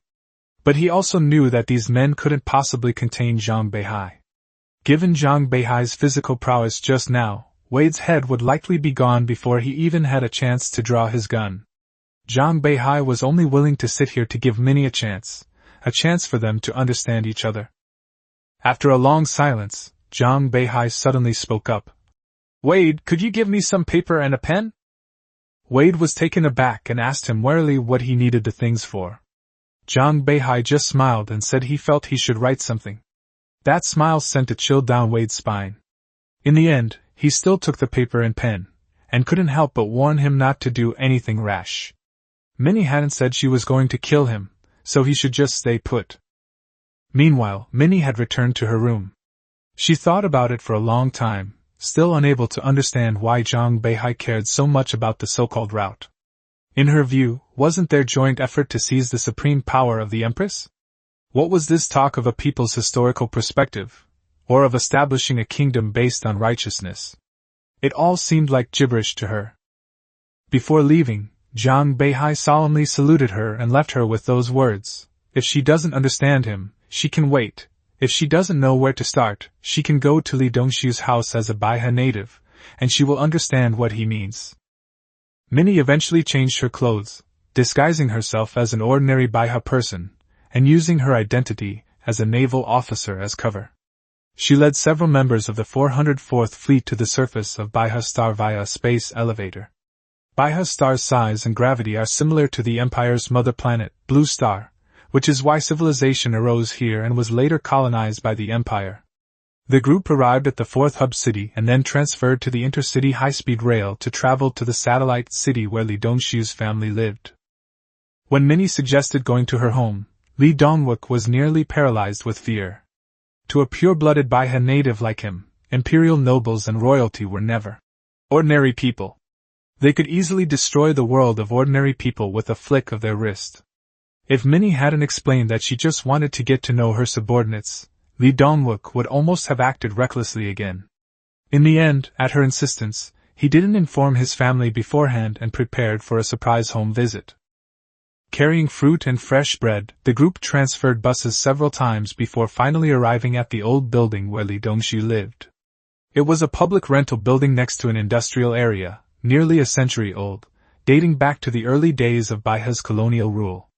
The entire building had 21 floors and housed nearly 10,000 people, resembling a huge dormitory or a crowded port public rental building. At first glance, the place seems chaotic, yet it's brimming with life. The hallways and common areas are packed with small shops and food stalls. As we passed a barbecue stall, the elderly owner immediately recognized Li Dongshu, calling out to him to come back and praising his handsome naval uniform. Neighbors also peeked out, and seeing him carrying his belongings and wearing his crisp uniform, they all wore genuine smiles. Someone handed him a steamed bun, while another jokingly asked which girl next to him was his girlfriend. For the first time, Li Dongshu truly felt the joy of returning home in triumph. He quickly distributed the fruit he had brought, exchanging it for a pile of snacks and treats.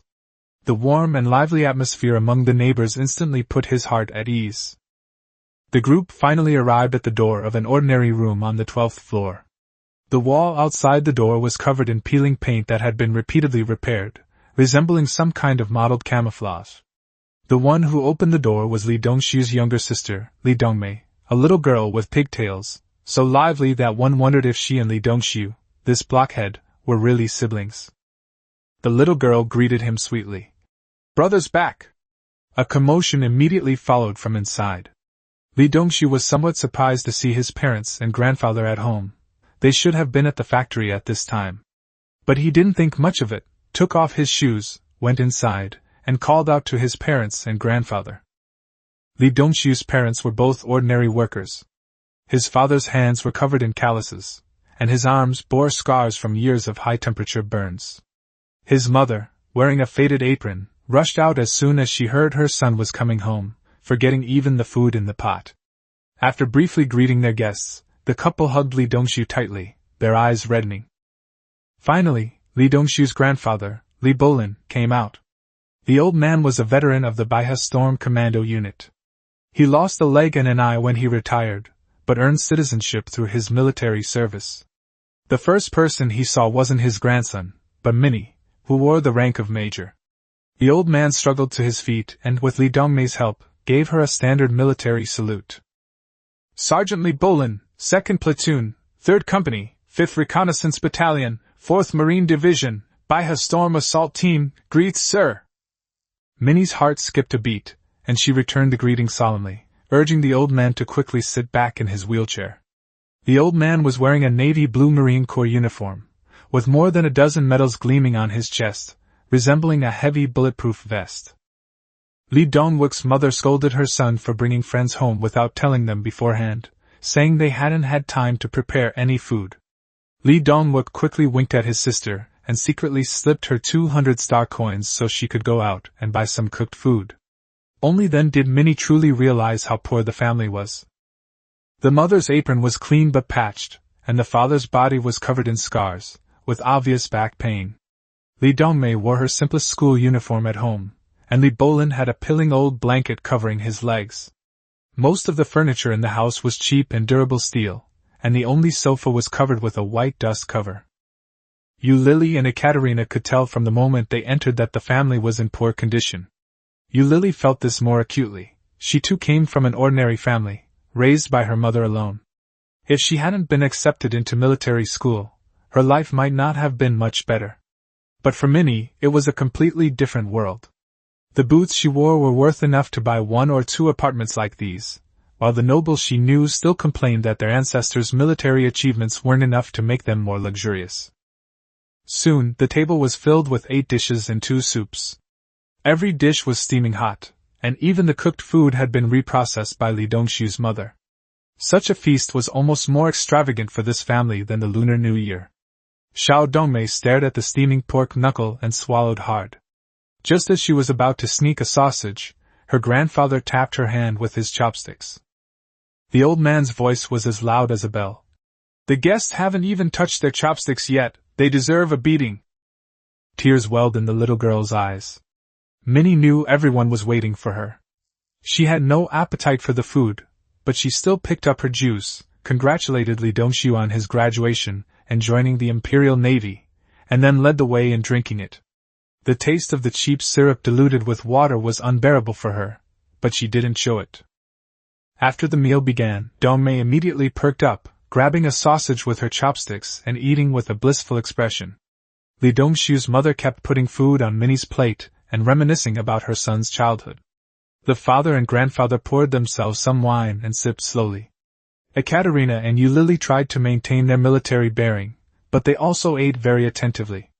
Li Dongshu and his sister practically had a competition, wolfing down their food, which made the whole family laugh. Minnie sat at the table, her movements elegant, yet utterly out of place in the lively atmosphere. The royal banquet was filled with delicacies, everyone wore smiles, but the hypocrisy and calculation only made things colder. This family before her was poor and weary, yet genuine and warm. She still couldn't connect this to the route Zhang Beihai had described.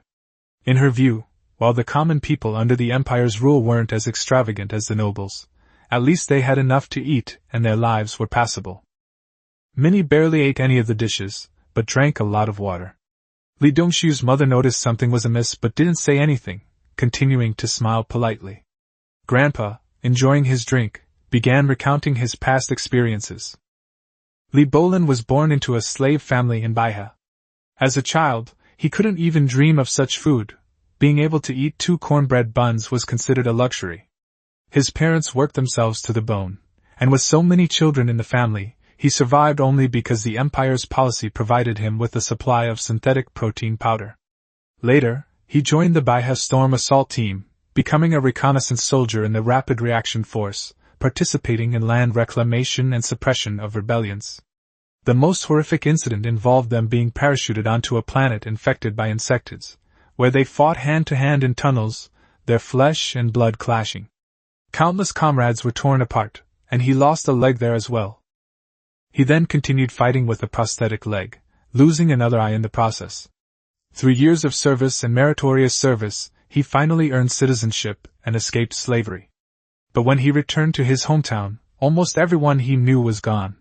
His parents had died in a factory the year after he joined the army, and his siblings had either been relocated to the frontier or died in battle. Citizenship was just the beginning. A disabled veteran had limited value to society, and the Imperial Army had no obligation to care for the people of Beihai. If he hadn't once saved a citizen soldier, who then helped him out in business after the war, he would probably have starved to death on the streets long ago. Every year, soldiers of the Beihai Storm Commando became citizens based on their combat merits, but they were either disabled or suffered severe injuries. Li Bolin and his comrades could only provide them with assistance year after year.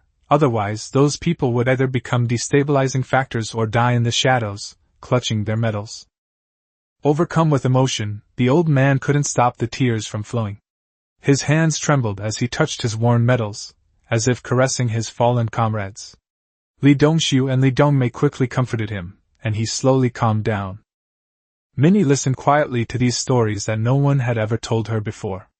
Her past interactions were with spirited commanders, captains, and decorated nobles on the battlefield. These lowly veterans, swallowed up by war, had never existed in her world. A cord within her was gently plucked.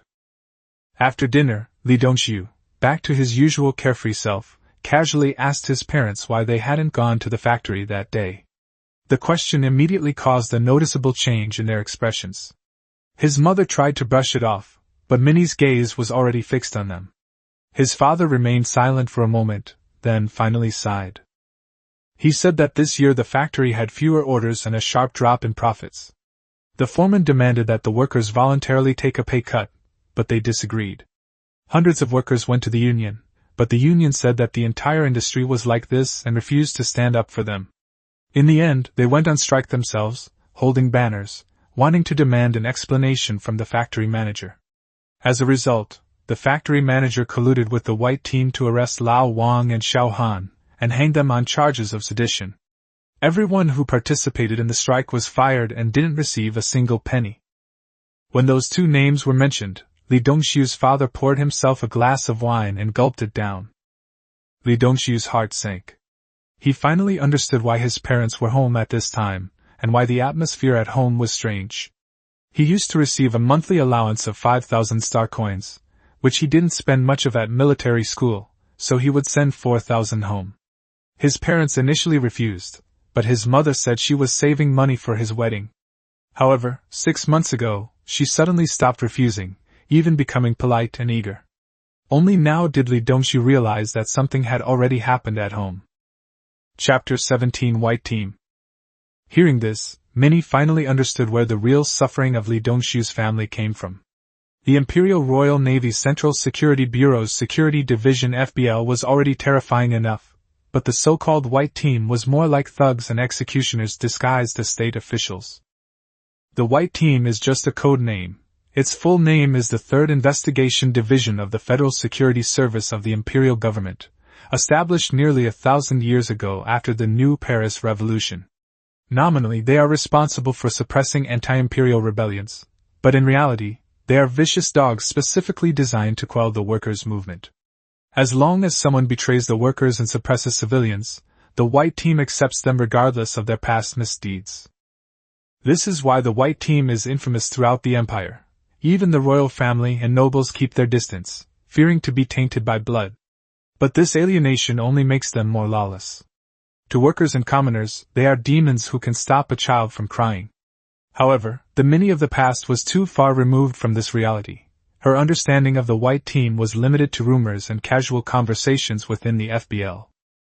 Li Dongshu's mother spoke in a low voice, saying that the family could barely make ends meet, but Dongmei needed money for school and her grandfather needed medicine, and she hoped that Dongshu could send more money back in the future.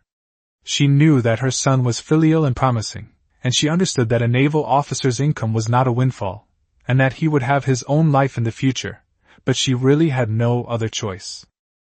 Li Dongshu put down his chopsticks and earnestly told his mother that he was now the captain of a cruiser.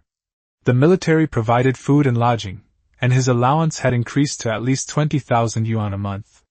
He wouldn't squander it, he would send it all home. His mother couldn't hold back her tears any longer. Li Dongshu hugged her, gently stroking her prematurely gray hair, and said that everything would be all right. Minnie watched the family huddled together, her heart feeling as if it had been struck by a hammer. For the Li family, Li Dongshu becoming a naval officer had finally brought a turning point in their lives. But across the entire planet Beihai, there were hundreds of millions of families in the same predicament. The third naval university graduated only about 20,000 students each year. How many of them could actually escape their predicament? Just then, there was a sudden, urgent knocking at the door. Neighbor Aunt Wang called out, her voice trembling with tears, saying that something had happened to Xiao Han's wife. Dongshu's mother quickly opened the door, and neighbors began to emerge from their houses, all eyes turning to the downstairs area. On the open ground downstairs, a large pool of blood was a shocking sight. Someone had covered the body with a white sheet, but the blood had already seeped through, its redness glaringly bright in the setting sun. The villagers quickly learned what had happened from their neighbors. Xiao Han was the co-worker who had been arrested and hanged by the police a few days earlier. He was only 25 years old and had only recently moved into this public rental building. He and his wife came to the fourth hub city from a distant city. He was hardworking and honest, kind to his neighbors, and diligent in his work. Xiao Han's wife was an excellent cook. Their brown sugar-steamed buns were the children's favorite. But after the white team killed Xiao Han, they set their sights on his wife, falsely accusing her of treason and taking her away for questioning. When she returned, she had been tortured beyond recognition, and she had even lost her 4-month-old unborn child. The neighbors took turns caring for her and trying to persuade her to live, but she was determined to go. In the short time it took the old woman to pick up her grandson from school, she jumped from the 21st floor. Beside her body, the old woman cried her heart out, calling out that her son, Hua, was waiting to eat the brown sugar-steamed buns she made. Everyone clenched their fists, grief and anger spreading through the stairwell. Suddenly, someone started it, and an old folk song began to play. Li Dongshu's expression changed. He wanted to take Minnie back inside, but Minnie stood there, her expression serious, determined to listen. Arise, ye prisoners of starvation and cold! Arise, ye wretched of the earth! The singing grew louder and louder, and more people joined in, some even taking out red clothes they had hidden at home and waving them. Li Dongshu understood what this meant. Singing the songs of the Beihai uprising in front of members of the royal family was almost tantamount to rebellion in the eyes of the empire. Yu Lily was also familiar with this song. She had heard her mother hum it when she was little, but when she tried to sing it, she was severely reprimanded. Her mother warned her never to sing it in front of outsiders, especially not in front of the Imperials. At that time, she didn't understand, but she realized later that this song really shouldn't be sung. Li Dongshu shouted for everyone to stop, but no one listened. The song swelled to its second verse. There has never been a savior, nor do we rely on gods or emperors. Minnie's face grew increasingly grim. She understood that Li Dongshu was protecting her safety and dignity, but the truth couldn't be hidden forever. She finally grasped the meaning of Zhang Beihai's words about the impoverished people living in dire straits. Soon, the piercing sound of police sirens ripped through the singing. Almost immediately after Xiao Han's wife jumped, Team White received the news, and 20 special operations vehicles and 5 aerial vehicles surrounded the public housing building. A chilling voice came from the loudspeaker, ordering all residents to immediately return to their rooms to await investigation. Those remaining in the stairwells would be considered traitors and executed on the spot. Minnie turned to lead Li Dongxiu's family away, but she saw Dongxiu's father and Grandpa Li Bolin rushing out with hunting rifles, and Dongxiu's mother holding a kitchen knife. Everyone's eyes were bloodshot. They couldn't bear it any longer. Li Dongxiu almost cried as he begged his neighbors to go back inside, saying that flesh and blood couldn't stop bullets, let alone warship shells. He desperately pushed his family back into the house, but the anger in their hearts was beyond his control. Minnie had never imagined that a riot would happen before her eyes, let alone that she couldn't blame these mobs. The hovercraft descended, and members of the white team, dressed in light blue uniforms and with white insignia on their arms, flooded into the building. They were completely undisciplined, acting like thugs, and the first thing they did upon entering was to point their guns at the residents. Some rushed into the buildings, looting and vandalizing, while others picked through fruit at stalls, taking a bite and spitting it out. The leader of the white-clad men was more neatly dressed, with a sinister look in his eyes. After getting out of the car, he went straight to the still-crying old woman, pulled out his pistol, and without warning, pulled the trigger. The gunshot rang out, and the old woman fell into a pool of blood, seemingly breaking the white-clad men's shackles completely. In an instant, the public housing building transformed into hell. Gunshots, cries, and wails mingled together. Some fought back with privately owned hunting rifles, but ordinary hunting rifles were no match for standard rifles, and the resistors fell one after another. Those without guns picked up bricks and threw them, while the white team no longer distinguished between targets, firing indiscriminately at anyone they saw. Li Dongxiu, Yu Lily, and others worked together to lock their family members back inside, but Minnie remained standing in the hallway, watching the massacre targeting civilians. She had been to the battlefield, but had never witnessed such brutality. A stray bullet grazed past her, and a bullet struck an elderly woman protesting with a red sweater, staining the faded sweater bright red again with blood. Li Dongwook noticed Minnie was still standing there, and immediately lunged forward to shield her. The next second, a bullet flew by. If it weren't for him, Minnie would have already fallen. But Li Dongwook was hit in the shoulder. The bullet stopped in his lung. He slipped against Minnie, blood gushing from his mouth, the only sound the gurgling of blood bubbles in his lungs. Along with it, Minnie's black wig fell. Her long, silvery white hair, exposed to the air, was stained mottled red by Li Dongxiu's blood. The sight of this loyal student falling before her sent a tsunami of shock through Minnie's heart. She finally understood Zhang Beihai's convictions, and why these people had rebelled. It wasn't that they were greedy or foolish. It was that someone simply didn't want them to live. Catherine hurriedly retrieved emergency spray and gel to stop Li Dongxiu's bleeding and save his life. Minnie slowly stood up, removed her black contact lenses, and fully revealed her silver hair and red eyes, a symbol of royalty. Holding up her royal identification, she stood in the hallway and loudly ordered all Federal Security Service members to immediately lay down their weapons and assemble outside, or face treason. The entire building fell silent instantly. No one had expected that a member of the imperial family would appear in this slum. But after a brief silence, gunshots rang out again. Minnie's orders were ineffective. She finally understood that without the support of violence, her so-called identity was nothing but self-deception. She gripped her ID and pressed the imperial butterfly emblem 3 times in quick succession. An electromagnetic wave pierced the floorboards and was captured by an orbiting satellite. The next moment, a dozen or so meteors appeared in the sky, plummeting towards the apartment building. They decelerated at an altitude of 10 kilometers, revealing a black landing module emblazoned with the royal butterfly and a downward fiery arrowhead. Those were the Imperial Marines' most elite Hellfire paratroopers. The landing pods crashed down around the building, the doors kicked open, and soldiers in power armor had already received orders: kill all armed men.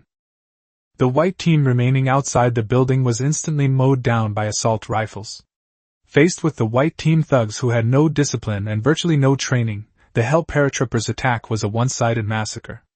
The black armor advanced like an iron wall, Morita 2 carbines spitting fire, and wherever they were pointed, men fell. In less than 30 seconds, the first Hellscreamer stormed into the building. The white team members who were looting and slaughtering were quickly eliminated.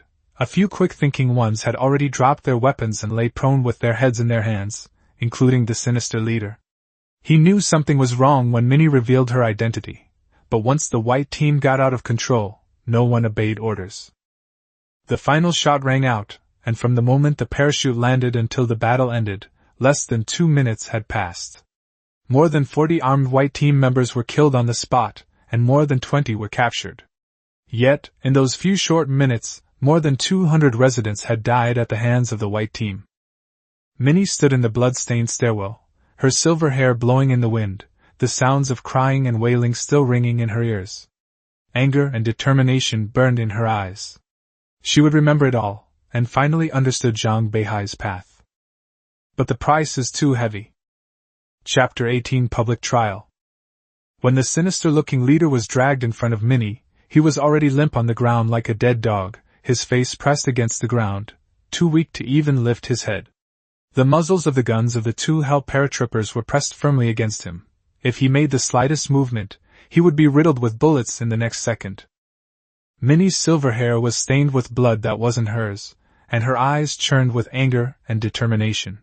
She took the carbine from the paratrooper, ran her fingers along the cold barrel, took a deep breath, and without uttering a word, pointed the gun directly at the white team leader. Gunshots rang out suddenly. The violent recoil made Minnie's shoulders tremble, but the rage in her chest kept her firmly on the trigger. Blood and flesh splattered everywhere, her silver hair was stained crimson, and the man on the ground was quickly reduced to a pile of mangled flesh, beyond dead. Minnie's chest heaved violently, as if suppressing her murderous intent, or perhaps trying to compose herself after killing someone with her own hands for the first time. By then, the battle was completely over. Ambulances, the nearest FBL squad, and even the Imperial Military Police had arrived at the scene.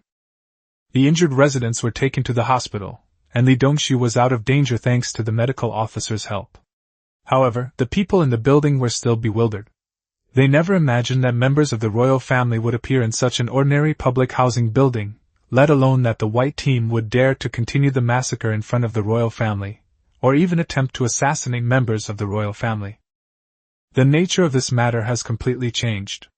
Not to mention these white team members, the entire bureaucracy of the 4th hub city could be uprooted because Minnie is in danger here. The FBL's response was astonishingly swift.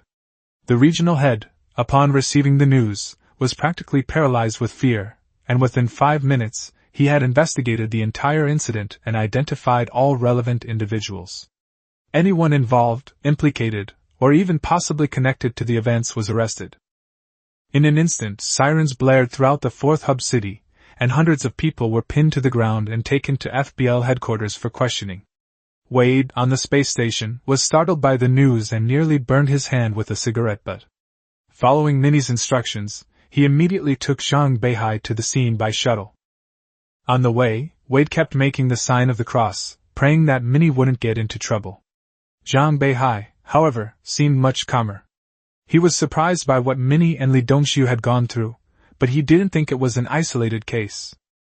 In his view, the Empire's systemic exploitation and oppression of ordinary people was deeply entrenched. Today it's Li Dongshu's neighbors who are unlucky, tomorrow it could be other lower-class residents. Where there is oppression, there will inevitably be resistance. An hour later, Zhang Beihai and Wade arrived at the public housing building. The residents had been resettled, and the bodies on the ground had been cleared away, but the bloodstains and bullet holes were still clearly visible. Zhang Beihai had killed countless enemies in the universe, but standing in this bloody scene, he still couldn't help but feel nauseous and finally vomited. Yu Lily and Ekaterina also couldn't hold on. Yu Lily and Zhang Beihai managed to suppress their discomfort after a while, but Ekaterina couldn't take it at all.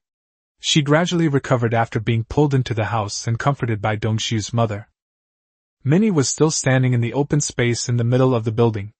The corpses were gone, replaced by dozens of people controlled by the FBL and the Hellscreamers. Among them were members of the White Team, local officials, gang leaders, and capitalists and union members involved in the affair. The residents in the building were enraged when they saw these executioners and exploiters. If it weren't for the military police and FBL officers holding them back, they would have already rushed up and torn them to pieces. But no one dared to let the situation get out of control, because Minnie was standing right there. The mayor of the fourth hub city also rushed over. When he saw Minnie standing under the light with blood all over her head and a carbine in her hand, his legs went weak and he knelt down on the spot, with only one thought in his mind: it's all over. When Zhang Beihai walked up to Minnie, he was also stunned by her current state. Her eyes were filled with an almost tangible killing intent, and her silver hair was stained red with blood and bits of flesh, like a Valkyrie returning from hell, her aura even sharper than the legends. Minnie's tense expression eased slightly only when Zhang Beihai came into view. She waved to him, and the hell scream made way for Zhang Beihai to approach. Minnie cut to the chase and asked him, "Zhang Beihai, I've felt what you said. Now tell me, what should I do?" Zhang Beihai suppressed his nausea and forced a smile, saying that now it was his turn to test her. He asked her how she would handle these people if he weren't there. Minnie gave a cold laugh and answered without hesitation, "No one involved in this matter will be spared. I will make them pay for their blood debt in front of the people of the Empire." Zhang Beihai nodded, then shook his head. He said that blood for blood is the most basic form of anger, and an eye for an eye is inevitable, but if violence is only responded to with simple bloody retaliation, then this cruel pleasure will ultimately only end in cruelty. Minnie frowned and asked what should be done. Zhang Beihai looked at her and said in a deep voice, "A public trial. Let the people judge them. Let the oppressed speak their own suffering, and let everyone see how their crimes will be punished." FBL was extremely efficient. The files on everyone brought to the scene had already been compiled. Those involved in murder cases, corruption, or collusion with the white team were all kneeling there. After Zhang Beihai briefly explained the rules of the public trial, Minnie nodded and straightened up again. Her voice resonated throughout the building. "Fellow citizens of the Empire, I am Minnie Feilin, a member of the Imperial Royal Family, and the principal of the White River branch of the Third Naval University of the Empire." The moment their identities were officially confirmed, many residents nearly knelt down, and some even collapsed in fright. Members of the royal family, rarely seen even in imperial news, were actually standing before them. Minnie continued, "A horrific attack and massacre just occurred here, targeting not only innocent citizens of the Empire but also members of the imperial family." This single sentence definitively defined the nature of the incident. A storm raged within the residents. They knew they had just sung a song about the White River Uprising, a grave act of disrespect, yet Minnie hadn't pursued it, instead prioritizing their blood feud. Minnie then announced that she would be initiating a public trial in her own name. Anyone with a blood feud with these people could come forward to report them. The Empire would investigate the crimes, punish the perpetrators, and compensate the victims. She would be there to uphold justice for them. The crowd erupted in uproar. They had never heard of royalty standing up for the common people. Normally, those nobles would only collude with scoundrels, sucking their blood, gnawing on their flesh, and not even sparing their bones. The first to step forward was a thin young man. His right hand was a crude steel prosthetic. He pointed to a fat man named Alexander Malpov, saying that he worked in his factory and was forced to work 4 hours of unpaid overtime after a 12-hour shift. Later, his arm got caught in the machine, and instead of compensating him or taking him to the hospital, the boss colluded with the court to sentence him to damage the machinery. He also identified union leader Herman Lin, saying that after he applied for arbitration, the union not only refused to help him, but also colluded with the white team to beat him up on the grounds of false accusation and unpaid dues. The soldiers pointed out the relevant personnel to him, and the crowd nearly spiraled out of control, with rotten vegetable leaves breaking through the barriers and hitting the criminal on the head. Minnie pointed at Alexander, allowing him to explain, but every word would be verified by the FBL. The Hellscreamers lifted the fat man out like a chick. Faced with guns, an angry mob, and FBL agents retrieving data, Alexander couldn't even utter a complete sentence. In the end, he soiled himself and passed out. At Minnie's prompting, more and more people stepped forward. They spoke of the exploitation, humiliation, extortion, and loss of loved ones they had suffered. FBL agents conducted on-site investigations, and the Imperial I and AI systems operated at high speed, confirming the crimes one by one. The pent-up anger of the masses finally erupted. Alexander's crimes were revealed one by one, with nearly 100 counts proven, including the murder of more than a dozen people and the destruction of countless families. In the end, FBL soldiers put a noose around his neck and hung him from a street lamp. The crowd erupted in deafening shouts. "Long live the Feilin Empire! Long live the Empress! Long live Mini Feilin!" The shouts grew louder and louder, and even some FBL agents and military police joined in the chanting. They are just ordinary citizens when they take off their uniforms. They too have been suffocated by injustice. Mini ignited not only the residents' anger, but also their deepest yearning for justice and change. From the mayor down, everyone with ill intentions felt as if a noose was strangling them. They knew that Mini might not immediately settle scores with them, but this public trial had already shown her stance. She is no longer merely a high and mighty royal, no longer a kunping blind to the suffering on the ground. She has transformed into a Kaoshinhu, speaking out for the people. Any dark clouds that attempt to obscure the royal family's vision will be torn apart by her own hands. Throughout the millennia-long history of the Feilin Empire, the changing of the throne has always been accompanied by intrigue, war, and upheaval. At this moment, no one truly understands what Mini Feilin will bring to this ancient empire. But a force powerful enough to sweep across the universe has begun to converge upon her. Or rather, she will become the leader of this force, personally destroying the old world and building a new one. Chapter 19: The Power of the Declaration. On White River Star, inside the governor's mansion of the Feilin Empire, Governor Lucy Feilin, wearing glasses, was reviewing the investigation reports sent by FBL. Imperial regulations stipulated that all important documents with legal force must be archived in paper form, so this complete report on the attack on Mini was also laid out in front of her in a thick stack. The report was extremely professional, recording only facts and evidence. Almost everyone involved in the incident died, and FBL also highlighted numerous instances of disrespectful behavior by civilians. But what bothered Lucy most was that Mini suppressed all of this, instead shifting the blame to the white team and the capitalists. Mini even added a note stating that the people of the Empire didn't hate the Empire, they were cursing those who oppressed them in the name of the Empire. A hint of disdain crept onto Lucy's lips. Royal family members inherently despise bourgeois governments. Having sat as governor for over 40 years, she knew all too well what kind of capitalists they were. If the Empire didn't still need their blood, she too would want to personally wipe out these vermin. She knew, of course, that Mini wanted to participate in the competition for the throne, and she understood the Phantom Fleet's system. It wasn't uncommon in the Empire's history for someone to seize supreme power by leveraging the power of the common people, but they were often swept out of the game once they lost their support. The common people were numerous, but lacked a sense of the bigger picture and shared beliefs. They were easily angered and easily divided by interests and conflicts. In Lucy's view, commoners were far less controllable than capitalists and nobles. Capitalists could be fed enough profits, and nobles could be suppressed by force. As long as the nobles maintained their superior status, and their numbers and loyalty were controlled through military merit and a system of granting fiefs, they could become reliable allies. As for Mini, she simply gave her approval, stamped the document, and tossed it aside. As long as she didn't cause any major trouble, she'd let the little girl cause some trouble. Meanwhile, Mini had returned to the space station. She washed off the bloodstains, changed into her pajamas, and lay in bed, but couldn't fall asleep.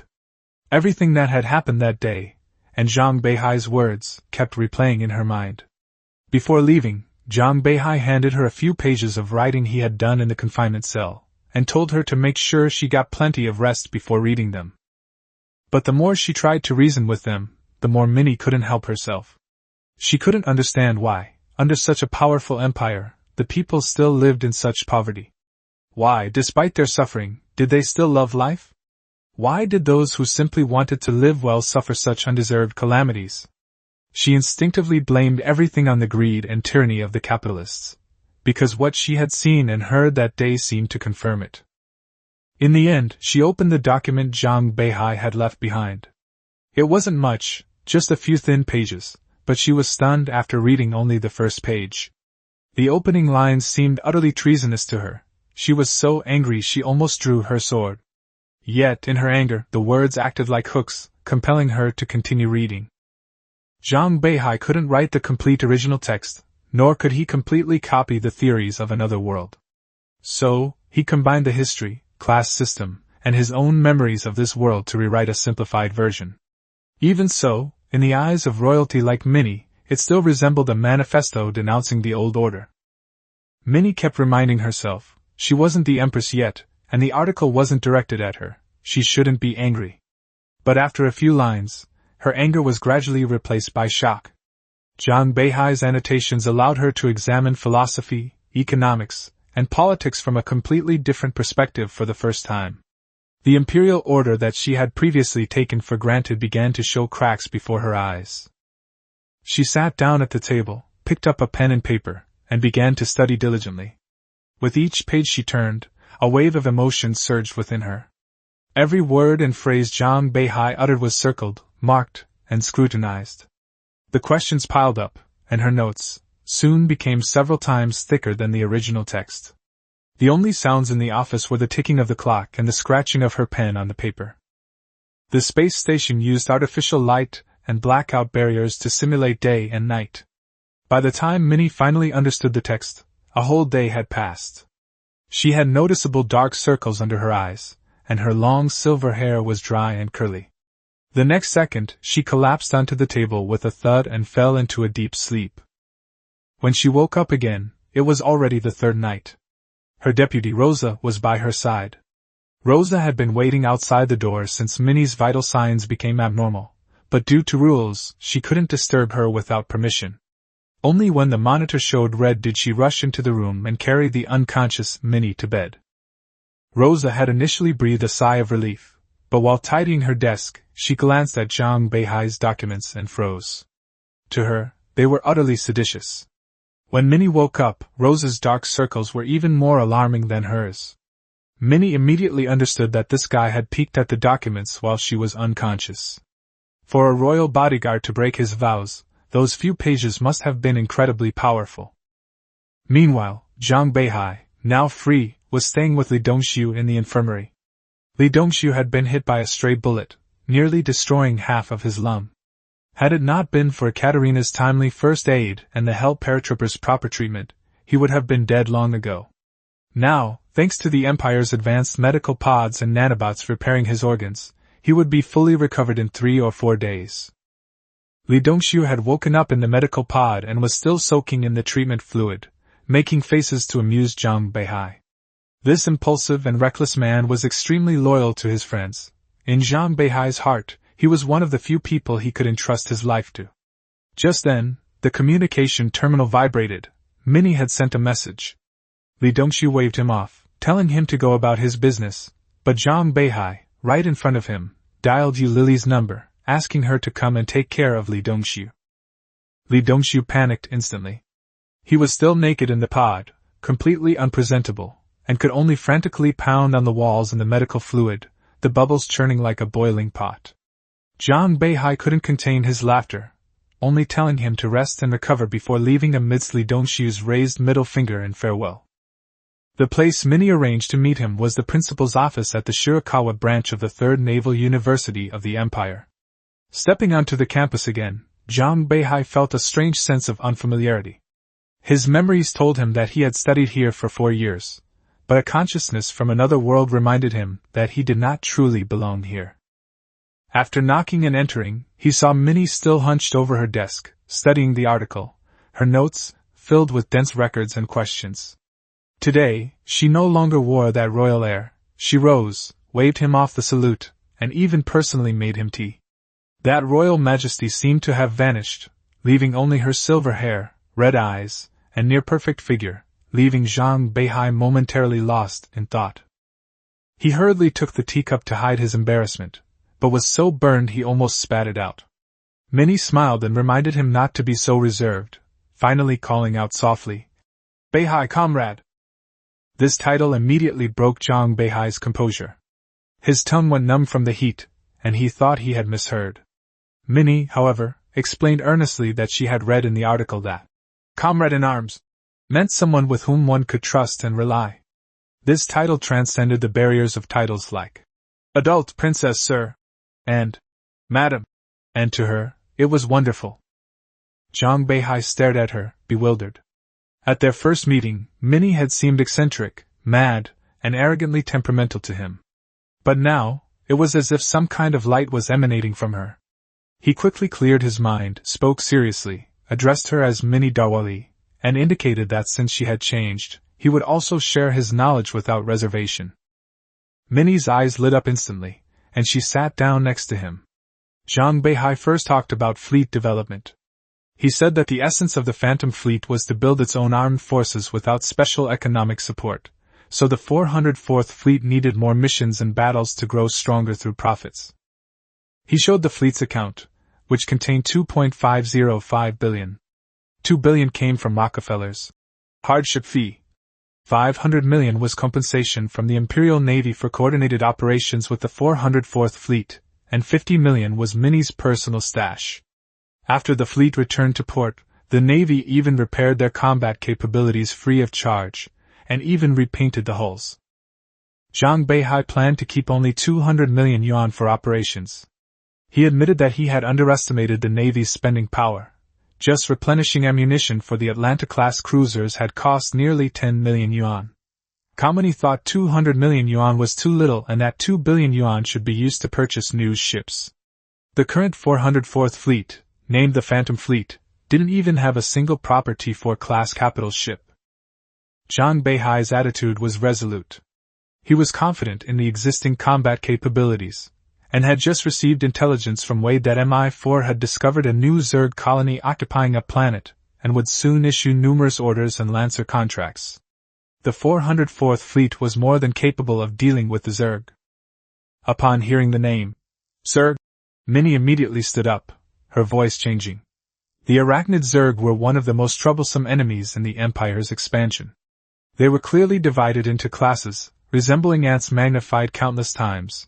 Even the smallest individuals were larger than humans, and their main force, the warriors, were comparable to infantry fighting vehicles. The Empire had been entangled with them for nearly 1,000 years, yet had not been able to completely eradicate them. These Zerg use asteroids as carriers and spread through spores. Any planet they come into contact with quickly becomes a giant hatchery. The Empire once bombarded their homeworld with planetary-sized bombs, but every fragment became a tool for spreading spores, allowing the Zerg to roam the stars. Minnie firmly disagreed with his decision to take the risk. Zhang Beihai calmly told her that he knew the danger, but they needed to expand their power and couldn't rely solely on money and the fleet. The Phantom Fleet wasn't qualified to receive direct support from the Imperial Fleet and Army. Messiah's previous assistance was barely justifiable. If they crossed the line, the consequences would be extremely severe. Minnie nodded silently. Zhang Beihai continued, saying that this was consistent with his overall plan. He left Minnie 2 billion not for her to enjoy herself, nor for her to use to cultivate relationships. Minnie frowned. She still didn't understand what Zhang Beihai truly wanted her to do. Chapter 20 Yuzhou-class dock landing ship. 20 billion. Take it and buy Li Dongshu's factory. Then proceed according to my instructions. Zhang Beihai took out a paper bag labeled factory from his briefcase and placed it in front of Minnie. This is the most important task at this stage. How well we do it will directly determine our fate. You must be prepared for this. Minnie was about to open the paper bag when Zhang Beihai stopped her. He then took out a second paper bag, which read, "By his Storm Commando Team." He told Minnie that this was the deeper purpose of the operation, to gain the friendship and support of this unit. When Minnie heard the name, her first thought was of the unit composed of criminals from Beihai. Her past education had taught her that these people were nothing more than cannon fodder, sinners, and trash. But when she thought of Li Bolin and those Beihai people who had obtained citizenship but were still living in the mire, her heart sank when she uttered the word, cannon fodder. Zhang Beihai pointed out the key issue. The core of the new ideology was to unite and liberate everyone, and what they lacked most right now was manpower. Although the Beihai Storm Assault Team belonged to the Imperial military, they were despised by the regular army to the core, and their members were practically slaves. But precisely because of this, they were the strongest and most capable fighters, and gaining their support would immediately elevate their strength to a higher level. Minnie nodded silently. She knew this unit was armed with the cheapest weapons, yet they were fighting tough battles that even regular armies wouldn't touch. They had poor food and clothing, poor equipment, and even worse medical care. Even when the Imperial Navy offered to support them, they often just gave perfunctory responses, not treating them as real people at all. Finally, Zhang Beihai took out a third paper bag, which was labeled Charter. Since they had decided to do something big, they needed clear guidelines and rules. The charter outlined the system he had drafted. Minnie could offer suggestions, but once it was approved, it had to be implemented. His principle was simple: democratic centralism and thorough implementation. Matters could be discussed, but once a decision was made, there could be no dragging things out. Minnie nodded solemnly. She had witnessed firsthand how chaotic the government was after the Empire adopted a constitutional monarchy. The two parliaments argued daily, and even a small matter could drag on for months. If it weren't for the Empress and the governor's ability to make timely decisions, the Empire would likely have collapsed long ago. After explaining everything, Zhang Beihai finally let out a long sigh of relief. He hadn't expected Minnie to change her mind so quickly, nor had he anticipated the situation would suddenly escalate to this point. Perhaps, this empire wasn't as peaceful as it appeared on the surface. He walked to the porthole and looked out at the deep starry sky and the azure Milky Way. The planet was quiet and undisturbed, yet billions of people lived on its surface. People like Li Dongxiu's family were the true majority on this planet. Zhang Beihai quickly left the office. Minnie, her usual composure gone, immediately opened the paper bag and began flipping through it rapidly. The first document was about the factory, short, but every word was powerful. She was quickly drawn to one word: cooperative. It wasn't just a simple operating manual. It was more like a framework of regulations. Zhang Beihai believed in her abilities. Given the foundation, she could do better than others. On the other side, Zhang Beihai did not return to his room to rest. The 200 million yuan he had left was not a lot, just enough to buy a warship, but it was certainly enough to buy a warship. He summoned Ekaterina, and together they went to the Imperial Navy Ministry. She was no longer the gentle and delicate Nana of the past. She now possessed a unique pride and bearing characteristic of the Navy. After returning from Li Dongxiu's house, Ekaterina and Yu Lili had actually visited Zhang Beihai. Yu Lili trusted him far more than anyone else and almost never questioned his decisions. But Ekaterina was different. She liked Zhang Beihai, but she might not be able to immediately accept his ambitions, much less be willing to accompany him on those potentially fatal missions. Zhang Beihai understood her hesitation. Ekaterina's life may have been difficult, but her mother was a civil servant, and her father died in the line of duty. Her upbringing made her more like an ordinary, kind girl. She could admire Zhang Beihai and look forward to a stable and bright future, but she might not be able to immediately adapt to the battlefield, bloodshed, and death. Li Dongxiu's family's plight plunged her into painful contemplation. She couldn't bear to leave her classmates, watching them rush to the battlefield and gain their own value, but she was also afraid of being isolated and helpless one day, afraid of watching Zhang Beihai and the others die in battle, and ultimately, afraid of dying herself in the enemy's artillery fire. Zhang Beihai didn't pressure her then, while Yu Lili tried to wake her up with a naval dagger. In the end, it was Li Dongxiu, lying in the medical pod, who gave her strength. He patted the pod wall to attract everyone's attention, casually showing off his wounds, and even made what he thought was a cool heart gesture to Ekaterina, which actually looked like a bear's. Zhang Beihai smiled and pointed to Li Dongxiu, telling her that she had never held them back. On the contrary, the fleet needed her. As long as they were together, they were invincible. He then told Ekaterina that the new warship the fleet was preparing to purchase was for her. It wasn't favoritism, but rather that no one else could truly command that ship. Ekaterina nervously asked herself if she could handle it, but Yu Lili immediately gave her a hug, grinning mischievously and saying that Zhang Beihai's decision wouldn't be wrong, and everyone could see that he favored her. Li Dongxiu's Santiago was almost destroyed and still being repaired, while she, on the other hand, went straight for a new ship. This ship was practically a dowry, and she wasn't allowed to ask for it back. Catherine blushed deeply. Zhang Beihai then revealed the answer: a dock landing ship. These were crucial vessels for transport, resupply, and amphibious operations, responsible for a host of tasks including resupply, landing, and fire support. Who else could they give such a ship to but Catherine? Li Dongxiu, inside the medical bay, immediately shook his head vigorously. Yu Lily also stuck out her tongue, saying that she couldn't exactly bring a box of ping-pong balls when they needed shells. Ekaterina's heart finally calmed down. She might not be completely fearless yet, but at least she was certain that she wasn't a burden. The fleet needed her, and she couldn't let her classmates down. The third floor of the Imperial Admiralty is dedicated to selling decommissioned warships and authorized active-duty warships, serving as a revenue generator for the Admiralty.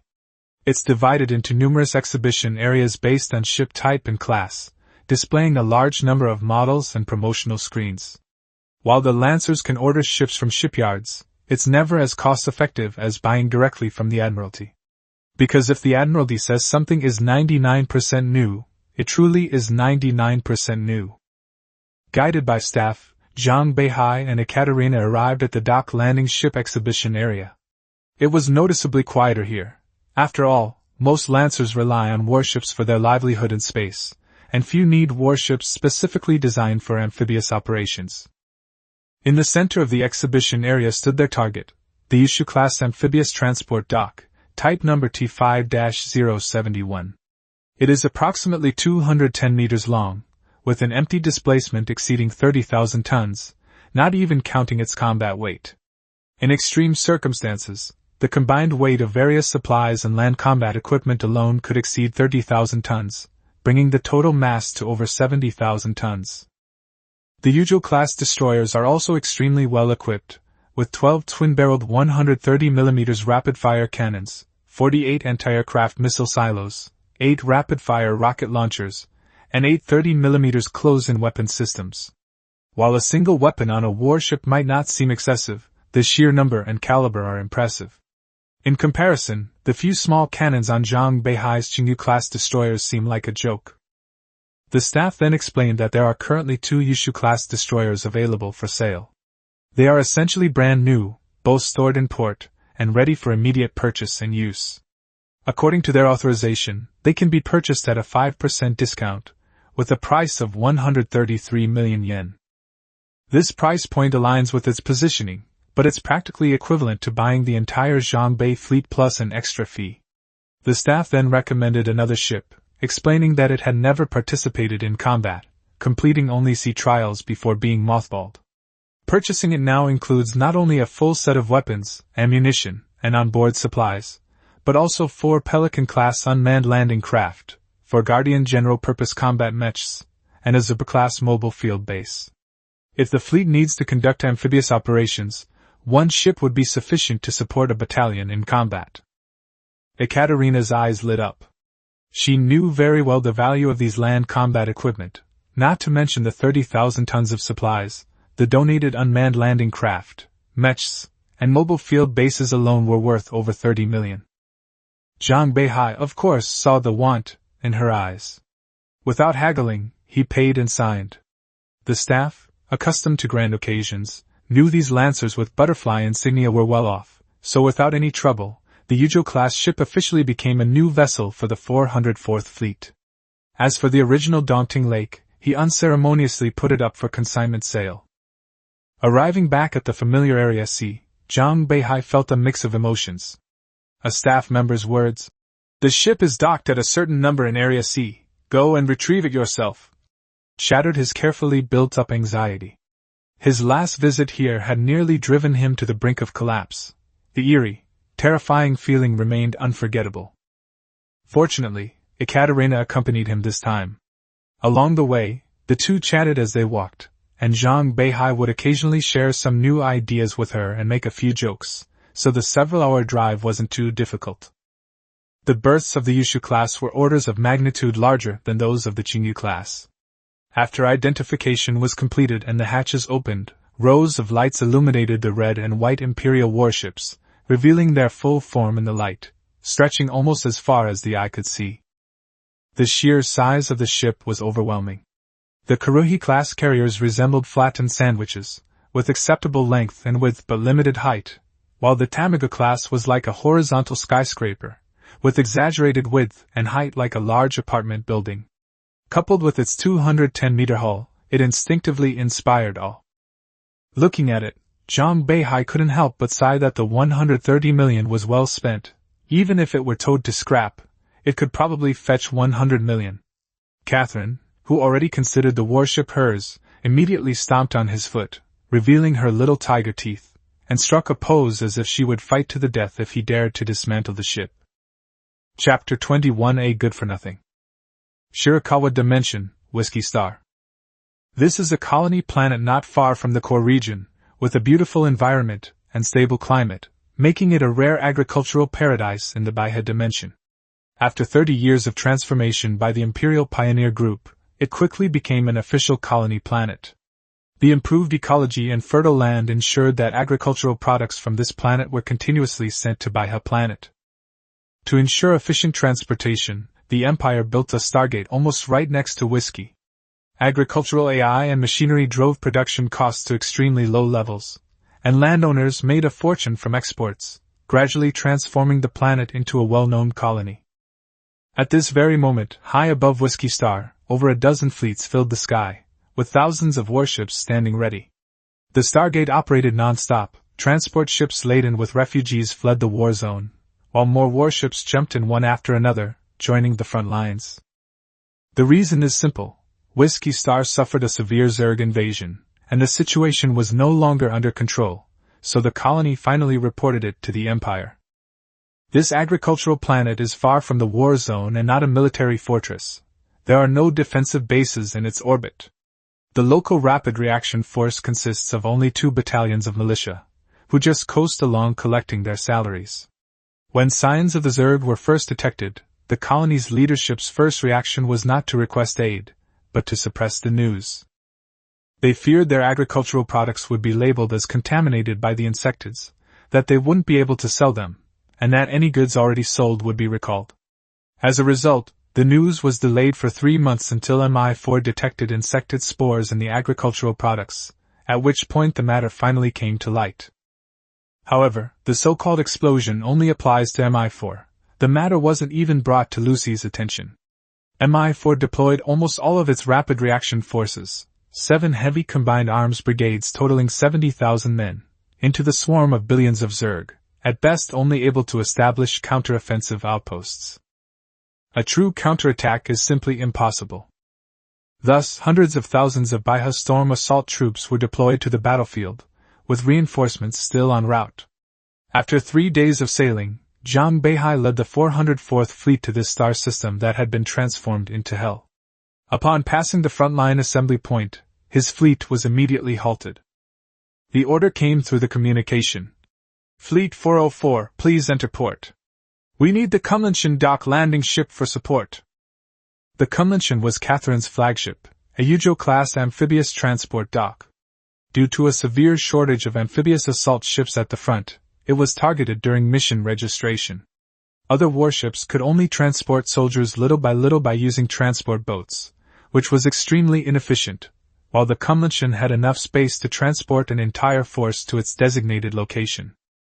The military's existing dock landing ships are all already deployed to combat, leaving no spare capacity. It would be strange if a landing ship deployed as a lancer didn't attract attention. Soon, a reinforced battalion of the White River Storm assault team boarded the Kunlun mountain.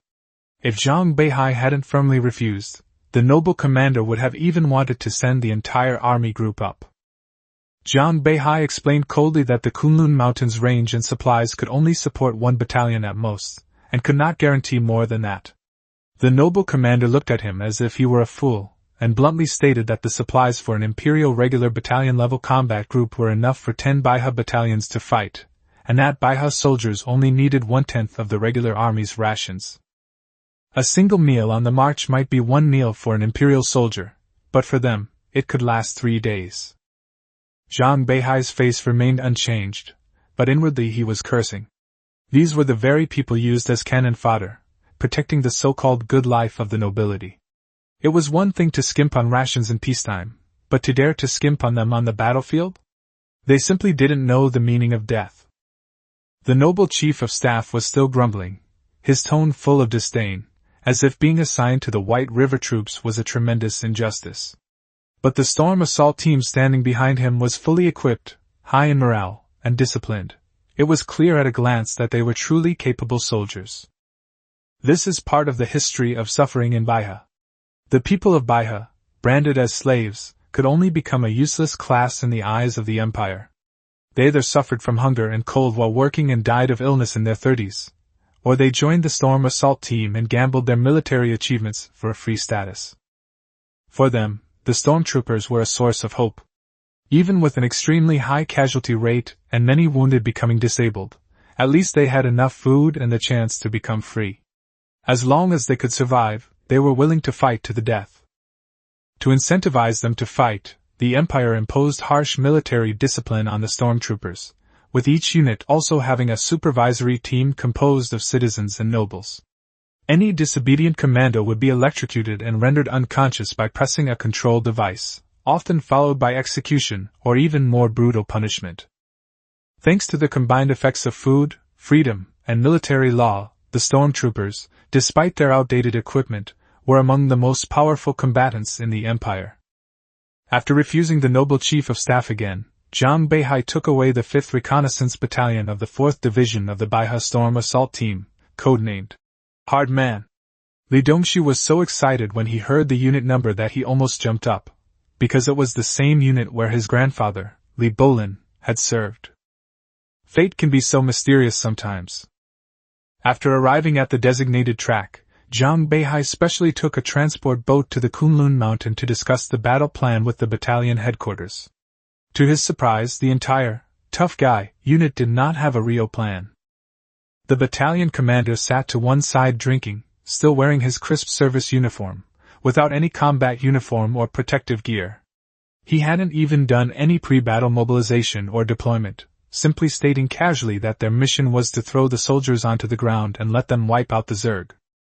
Compared to the heavily armed and silent storm commandos in the distance, this battalion commander was simply the worst of the worst.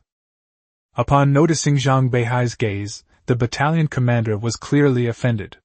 Whether he was drunk or simply not thinking clearly, he pointed his finger at Zhang Beihai's head and shouted that a mere lieutenant had no right to boss his troops around, and even asked Zhang Beihai to sign for his personal goods later.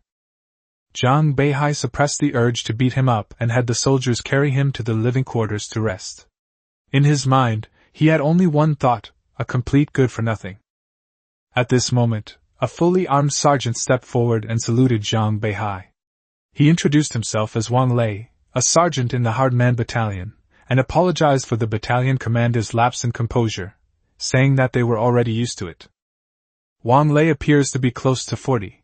But considering the harsh conditions that take their toll on the storm commando, his actual age is probably only around 30. In a commando unit where most soldiers are only in their early 20s, such veterans are extremely rare. To have reached this age without retiring or dying in battle is unusual in itself. Wang Lei produced a paper document stamped with the Imperial Military Headquarters seal, indicating that it was the official combat order they had received. After reading it, Zhang Beihai could no longer contain his anger. The entire document was extremely perfunctory. Apart from copied and pasted clichés, only a few sentences were truly useful. Land, kill all the bugs, move on, kill even more bugs. Zhang Beihai frowned and asked them if they had their own plans. As soon as he finished speaking, all the assault team members stood at attention and shouted their slogan. Where the sword points, there is the target. Wash away the sins with blood. The slogans shook the cabin, yet no one showed a trace of doubt or contemplation on their face. Zhang Beihai's heart sank. The fighting power of this unit, educated in brainwashing and original sin, was beyond question, but what he was about to do would be very difficult. He wanted to keep these soldiers alive as much as possible, and he also wanted to ignite a different kind of flame in their hearts, so that they would no longer be just driven to death soldiers, but an army with soul, ideals, and beliefs. Zhang Beihai instructed Wang Lei to gather all commanders of platoon rank and above who were actually capable of landing and fighting alongside the troops. He whispered to Wang Lei that he hoped they would survive, because he too was a child of Beihai. Wang Lei's expression changed slightly, but he quickly regained his resolve and turned to notify the various units. In the tactical research room of the Kunlun Mountain, a dozen or so combatants of platoon level or above quickly assembled. With their helmets on and rifles at their sides, they stood silently in a row, exuding a toughness honed through countless battles. Zhang Beihai displayed Mi-4's provisional authorization documents, explaining that he had submitted and received approval for his operational plan and would participate in the battle as a coordinator. During the operation, he would provide tactical support, and anyone needing firepower, equipment, or communications assistance could contact him immediately. Dealing with the Zerg doesn't really require complicated strategies, which is why the battalion commander was distracted. Simply send soldiers to the Zerg colony and kill everything with more than 2 legs, and the mission is superficially complete. But Zhang Beihai had more to consider. He wanted to use the frontline base to expand the safe zone as much as possible, while also supporting more storm assault teams. Zerg wars are often measured in years, and although the first phase only lasts a few months, it is the phase that most needs stable, long-term planning. He ordered that after the fire coverage was complete, the hardcore battalion should clear a safe zone as quickly as possible, not only on the ground, but also clearing any potential Zerg tunnels nearby and assessing the environment. Once safety was confirmed, the Kunlun Mountain would airdrop a mobile combat base. In addition, he produced 4 mechs and asked if anyone had received mech piloting training. These mechs would be deployed as the main fire support in the battle. Upon detecting any signs of a Zerg swarm, no one was allowed to rush in and fight. They must immediately call for fire support. Zhang Beihai concluded by emphasizing, "Bullets and shells are never as precious as human lives." As these words were spoken, the expression on the face of every member of the storm assault team present changed. Discipline kept them silent, but their hearts, which had long been hardened, began to beat violently again, as if struck by a heavy hammer. Zhang Beihai elaborated on the operational plan, emphasizing air-ground coordination and fire support. Finally, he announced that he would act as the air-ground coordinator and land with the first echelon. Wang Lei, who had been silent all along, finally couldn't help but object, arguing that it was too dangerous, that the support provided by Zhang Beihai was already sufficient, and that their duty was to charge forward. Zhang Beihai interrupted him directly, his tone leaving no room for negotiation. "Your lives are more important than anything else. Only by living can you have everything. Only by living can you serve the Empire. Only by living can you obtain citizenship. Now, immediately prepare your equipment. The ammunition and equipment depots are open. Put on your best gear, take plenty of ammunition, and have a good meal. The first echelon will land and begin combat in 1 hour." Everyone responded in unison. "Yes, sir." Due to the special nature of the Beihai Storm Assault Team, soldiers without citizenship could only rise to the rank of Sergeant Major. In terms of seniority, they were all veterans, but under the imperial military system, Zhang Beihai was ultimately an officer, so they saluted him. Zhang Beihai's heart was pounding. This was his first real ground combat experience, and it would be a lie to say he wasn't nervous. Especially after witnessing the state of those aristocratic officers, he was filled with concern about the command structure of this unit. The Storm Assault Team was undoubtedly elite, but without proper command, even the strongest soldiers could be swallowed up by chaos. An hour passed in the blink of an eye. The soldiers of the hardcore battalion were all well fed and watered, and equipped with their best weapons, with ammunition, grenades, and tactical supplies crammed in. The 4 mechs also found operators, each equipped with 2 20mm cannons, enough to become a key firepower point on the battlefield. Most importantly, when Zhang Beihai, wearing Thor's hammer power armor, appeared before them, the morale of every soldier underwent a qualitative change. Their eyes no longer held only the will to die in battle, but also an indescribable light. It wasn't the look of a soldier forced into battle, but the light that ignited in those who yearned to live and face victory. Chapter 22: The Elite of the Storm Assault Team. In low orbit around Whiskey Star, Fleet 404 has reached its closest point to the surface within the permitted range of its warships. This area is typically also the operational zone for warships conducting ground support and amphibious operations. Since the Zerg invasion has not yet escalated to its most dangerous stage, low Earth orbit is temporarily safe. At least for now, there are no plasma bugs on the ground capable of attacking warships in orbit, Otherwise, the entire campaign would escalate immediately. The tough-as-nails unit needed no mobilization. Everyone was already fully prepared for battle. 4 Pelican-class landing craft, towing mechs and carrying 2 platoons of soldiers, quietly departed from the Kunlun mountain and advanced towards their designated location. The Pelican-class destroyers operate on autopilot, following the route set by a Catarina, but can switch to manual control when necessary. Ulysses Uranus was responsible for coordinating surrounding warships and the large group of landing craft to prevent airspace chaos. Zhang Beihai's Dark Sword and Attack 11 drones descended together as escort fighters. The Thor's hammer armor was not only a powerful individual exoskeleton, but also the terminal for him to remotely control the wide area silence. Even without entering the neural connection pod, Zhang Beihai could still control the warship, though his precision and perception would be reduced. But for the current battlefield, that was sufficient. More importantly, the Thor's hammer armor can emit multi-band infrared signals to guide drones in their attacks. For landing forces, this is practically equivalent to on-demand air support. 3 minutes until landing. Li Dongwook, clear the area! Inside the Pelican's transport module, Zhang Beihai stared intently at the display screen. They had already entered Whiskey Star's atmosphere and were approaching the landing site. To ensure a safe landing, the San Diego had to conduct a 3-minute barrage. Li Dongshu, who had been waiting patiently, immediately opened fire. Dozens of 152mm guns roared simultaneously, and steel and flames rained down on the ground. For Zhang Beihai's safety during this landing, he had pushed the firepower of the Santiago to its absolute limit. Every 3 seconds, a terrifying barrage of bullets rained down. These specially designed ground attack shells could withstand the high temperatures of breaking through the atmosphere, and slammed into the ground with a terminal velocity exceeding Mach 30. The landing site instantly transformed into a fiery inferno. The already small number of Zerg were utterly defenseless, swept away like iron brooms by the artillery fire. By the time the first wave of bombardment ended, only dust, craters, and billowing flames remained. With 1 minute left on the countdown, Li Dongshu extended the artillery fire outwards.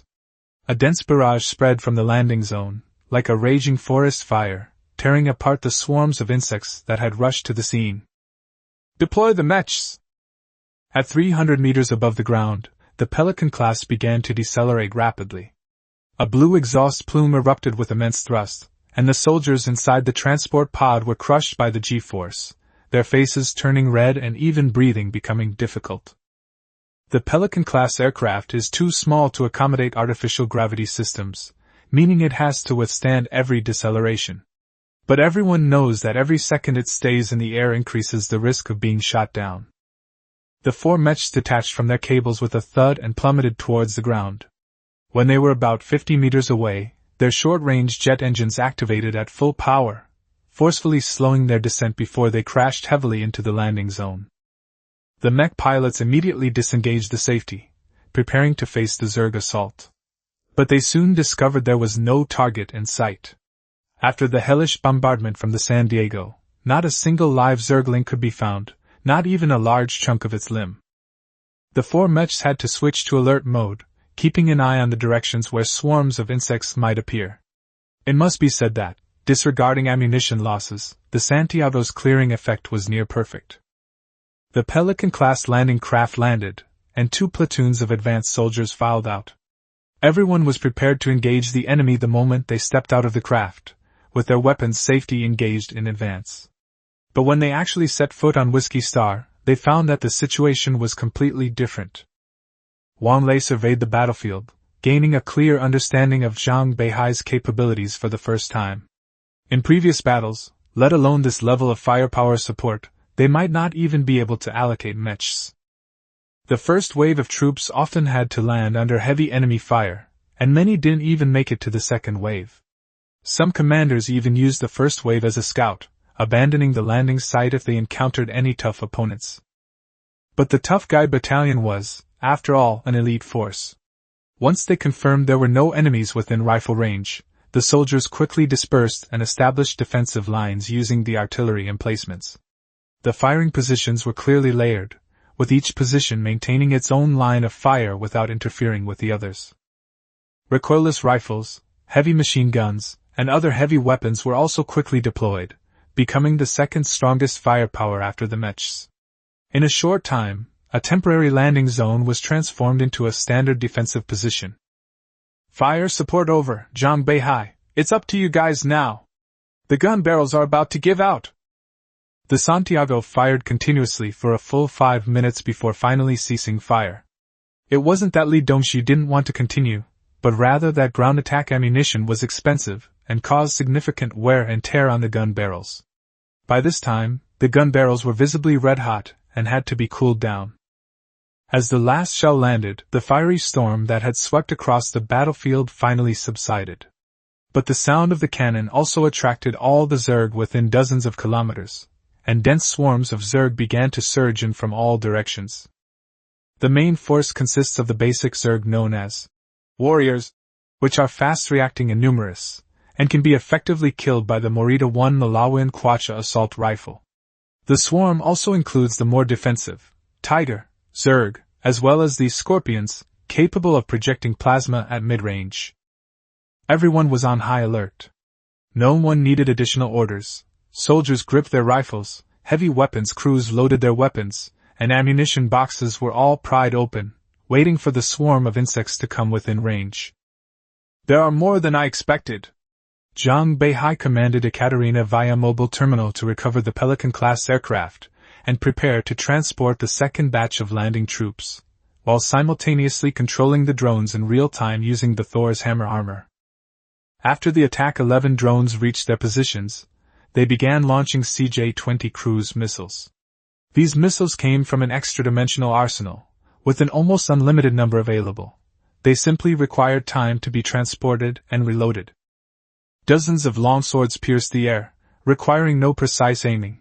They simply slammed into wherever the insects were numerous and the targets were large. Explosions and shockwaves spread out in waves, destroying large numbers of insectids. But the insects didn't stop. As long as they weren't completely dead, they would continue forward. Soon, the swarm approached within 3 kilometers, like a black torrent, tearing apart anything in its path. Zhang Beihai chose a landing point backed by mountains, facing only 3 sides. For the outpost, this terrain was advantageous, allowing for both offense and defense. But the prerequisite is that they must first establish a firm foothold. The Sentinel mechs opened fire first, their 20mm cannons roaring incessantly. To the Zerg, these large-caliber cannons were like cutting machines. The vanguard Zerg warriors were torn to shreds by the energy projectiles and then trampled into mincemeat by the following swarm. Zhang Beihai was mentally prepared, but when he actually faced the overwhelming swarm of insects, his hands still trembled slightly. He even began to doubt whether it was a mistake to land with the Storm Assault team. He subconsciously observed the soldiers, trying to find the same fear in them. He discovered that, in the entire first echelon, he seemed to be the only one truly trembling with fear. The Storm Commando soldiers were like iron stakes driven into the ground, showing no panic or tension. If it weren't for the slight rise and fall of their arms caused by their breathing, it would be almost impossible to discern any emotional fluctuation in them. Zhang Beihai could only sigh inwardly. These were truly elite troops. And precisely because of this, he felt even more sorry for these soldiers. Those who should have been commanding them were mostly still enjoying peace and quiet on their warships. The 20mm cannons are powerful and have a decent rate of fire, but there are too few of them to completely stop the Zerg advance. 1,000 meters, heavy machine gun fire! Wang Lei personally commanded the heavy machine gun team, and the two 12.7mm heavy machine guns immediately roared. Compared to autocannons, they had a faster rate of fire, but were much weaker, often requiring 3 to 5 shots to completely dismember a warrior insect. Another wave of CJ-20 cruise missiles struck the front line of the insect swarm, abruptly halting the advance. Insects within the blast radius were torn to shreds, while shrapnel and shockwaves reaped targets even further away. From high above, the missile looked like a giant hand slamming onto a swarm of insects, clearing a large area and creating a crater 10 meters deep. Numerous pieces of limb flew towards the position. Had the soldiers not already protected by craters and bunkers, they would likely have been caught in the crossfire. Assault team, fire! As Wang Lei gave the order, the rifle flashed. The 7.62mm steel armor-piercing round flew out at Mach 3, enough to penetrate the warrior insect's outer shell and damage its interior from 800 meters away. However, the Morita Mk1's formidable power comes at the cost of its massive size and tremendous recoil. Even in the hands of veterans like the Storm Commando, it could only be used in short bursts. Zhang Beihai noticed that the soldiers were not unleashing their ammunition simultaneously, but rather firing in staggered bursts. This prevented gaps in firepower, which was crucial for repelling the Zerg's charge. If it were a novice marine like him, he probably would have nervously gripped the trigger and held it until the magazine was empty, then watched helplessly as the swarm of insects attacked. He couldn't even bear to think about that kind of despair.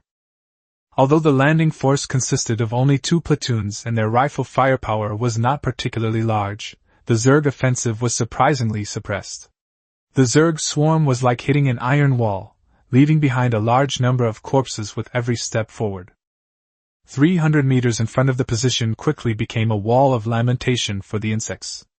A 10-meter-high pile of corpses rose there, and subsequent insects could only climb onto the remains of their own kind to continue their charge, only to be shot down and become part of the wall. Zhang Beihai didn't just focus on operating the drone. While waiting for the extra-dimensional ammunition to be reloaded, he picked up his Morita II Malawin Quach's carbine and fired wildly. The Thor's hammer armor granted him strength, protection, and shooting assistance. The incredibly recoil-laden carbine was like a toy in his hands. The helmet display directly indicated the aiming direction, and he simply fired. Although the insects cannot break through the firing line for the time being, 300 meters is enough for the Scorpion to project plasma. A dozen or so blue beams rose from behind the insect wall, arcing towards the assault team's position. It was high-temperature and extremely unstable bioplasma, each shot as powerful as an 82mm mortar shell, capable of easily overturning everything within a 10-meter radius. Once hit by plasma, the armor is likely to be melted through directly, resulting in an instant loss of soldiers. Fortunately, the bioplasma was not fast, and its trajectory could be clearly observed with the naked eye. The veterans in the first echelon judged the impact point based on their experience, and several soldiers in the danger zone immediately rushed out of their cover and jumped backward to take cover. Their comrades behind them also tacitly ceased fire to avoid friendly fire. A series of booming sounds erupted. After the first wave of plasma cannons landed, Zhang Beihai finally experienced the terror of this attack firsthand. The shockwaves from the explosions weren't the most dramatic part. What was truly deadly was the high-temperature plasma that was flying everywhere. That thing wasn't like ordinary artillery shell fragments. It was more like an unextinguishable burning substance. Anyone who got on it, even if they didn't die, would have a layer of skin ripped off. Chapter 23 Chamomile. Through the drone's high-definition lens, Zhang Beihai witnessed the true apocalyptic scene. The plasma spewed by the Scorpion Zerg tore through the sky like a blue meteor shower, scorching the earth into a charred black. If thermal imaging were used, that high-energy plasma would be blindingly bright, like molten steel. Attack 11 completed a new round of reloading, and the missile streaked across the sky, heading straight for the Scorpions hidden deep within the swarm. The Chajian 20, originally designed to fly nearly 2,000 kilometers, entered its final acceleration almost immediately after deployment. Dozens of mushroom clouds rose again. The 500-kilogram warhead, along with its full load of fuel, exploded with astonishing force. The Zerg armor, capable of withstanding 20mm auto-cannon fire, was torn apart and vaporized like paper by the shockwave. Even though this wasn't the first time Zhang Beihai had faced Attack 11's firepower head-on, his chest still felt as if he had been struck by dozens of heavy hammers simultaneously. The air in his lungs was instantly squeezed out, and a suffocating feeling overwhelmed him. If he was already under such pressure despite being protected by Thor's hammer armor, the stormtroopers must be under even more pressure. Their helmets were caked with smoke, dirt, and insect blood, yet their eyes remained calm. Their movements might pause briefly, but they would never panic. Shattered insect limbs rained down from the sky like a green hailstorm. Several unlucky soldiers were struck by brick-sized fragments. Fortunately, their armor was strong enough, otherwise they would have been injured. The swarm of insects finally began to subside.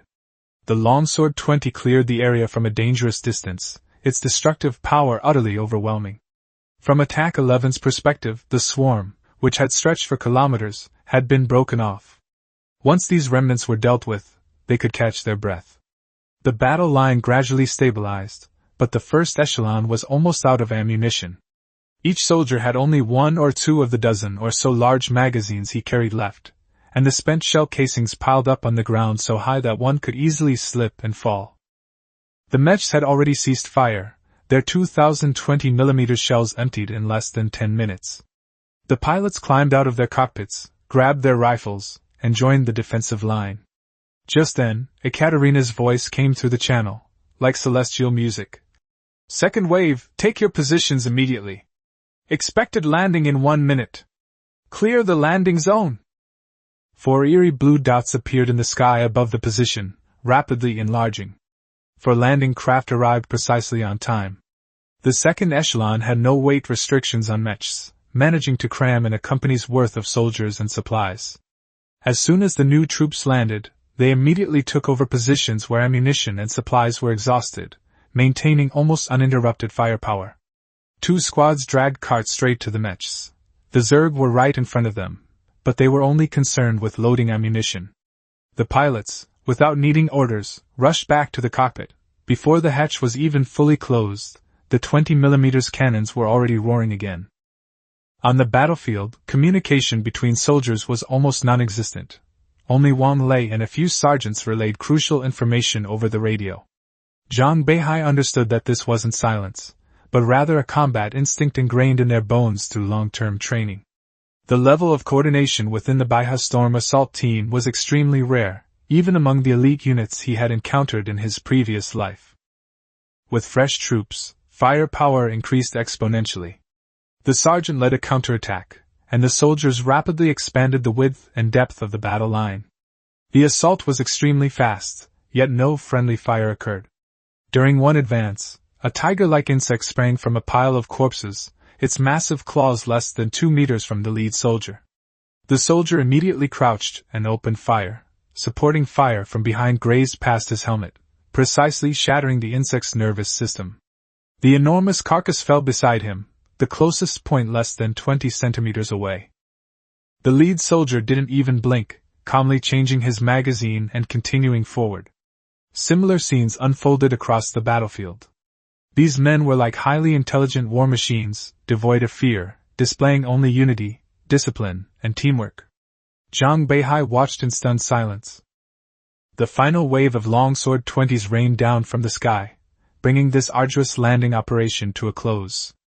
Towering flames engulfed the battlefield, leaving only mountains of insect corpses.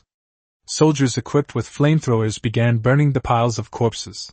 No one dared approach rashly, for there were bound to be insects still alive inside, and climbing over them would only cause unnecessary casualties. Wang Lei's orders were always cautious, a key reason why the elite troops suffered extremely low casualties. The nominal commander never wanted to get close to the battlefield, simply handing command over to Wang Lei and never issuing arbitrary micromanagement orders. Because of this, the unit suffered few casualties and received few new recruits. They were so familiar with each other that it was almost instinctive. If it were those incompetent and overly commanding officers who would blow whistles and charge at the first sign of a counterattack, punishing those who were slow, such an elite force would probably have been wiped out long ago. The landing operation was flawless, but it wasn't without its costs. During a counterattack, soldiers charged too far ahead, becoming separated from the follow-up troops and ambushed by hidden Zerg. Giant claws swept across, sending them flying and crashing to the ground. One of them was torn in two on the spot, already lifeless by the time the medic arrived. Wang Lei's voice was calm, but he couldn't hide the pain in his eyes. Xiao Wang was too young, too eager to make a name for himself. His master got citizenship and retired from the army, but he still wanted to make a name for himself to find his master. Now, he'll never see him again. As a sergeant major, he couldn't break down, but every soldier who fell felt like a blow to his heart. 2 soldiers were seriously wounded. One had a large claw pierce his abdomen, and the other had his leg torn off, with no remains found. They wanted their teammates to shoot them, but Zhang Beihai firmly refused. Medical gel temporarily saved their lives. They would be sent back to the Kunlunchen for medical storage once the next batch of landing craft returned. Wang Lei, fighting back tears, reminded him. They're just the Storm Commando. They don't deserve this. Zhang Beihai interrupted him, his tone leaving no room for argument. He told Wang Lei that these men fought not only for the Empire but also for all their slaughtered compatriots. Even wounded, they remained the most precious soldiers, deserving of the respect and treatment they deserved, officer-level care, no less. The officer-grade medical pod was the kind Zhang Beihai had used himself. Each activation consumed a large amount of nanomedicine fluid. According to the Imperial military's procurement price, the treatment cost for 2 soldiers could reach $1 million. In the slave market, a Beihai convict laborer was only worth 10 to 50,000. But Zhang Beihai didn't hesitate. Regardless of whether it would be reimbursed, even if he had to pay out of pocket, he would save them. Because these soldiers shared his blood, and because they deserved the respect a soldier should show to a warrior. Wang Lei saluted him solemnly, all his gratitude contained in that gesture.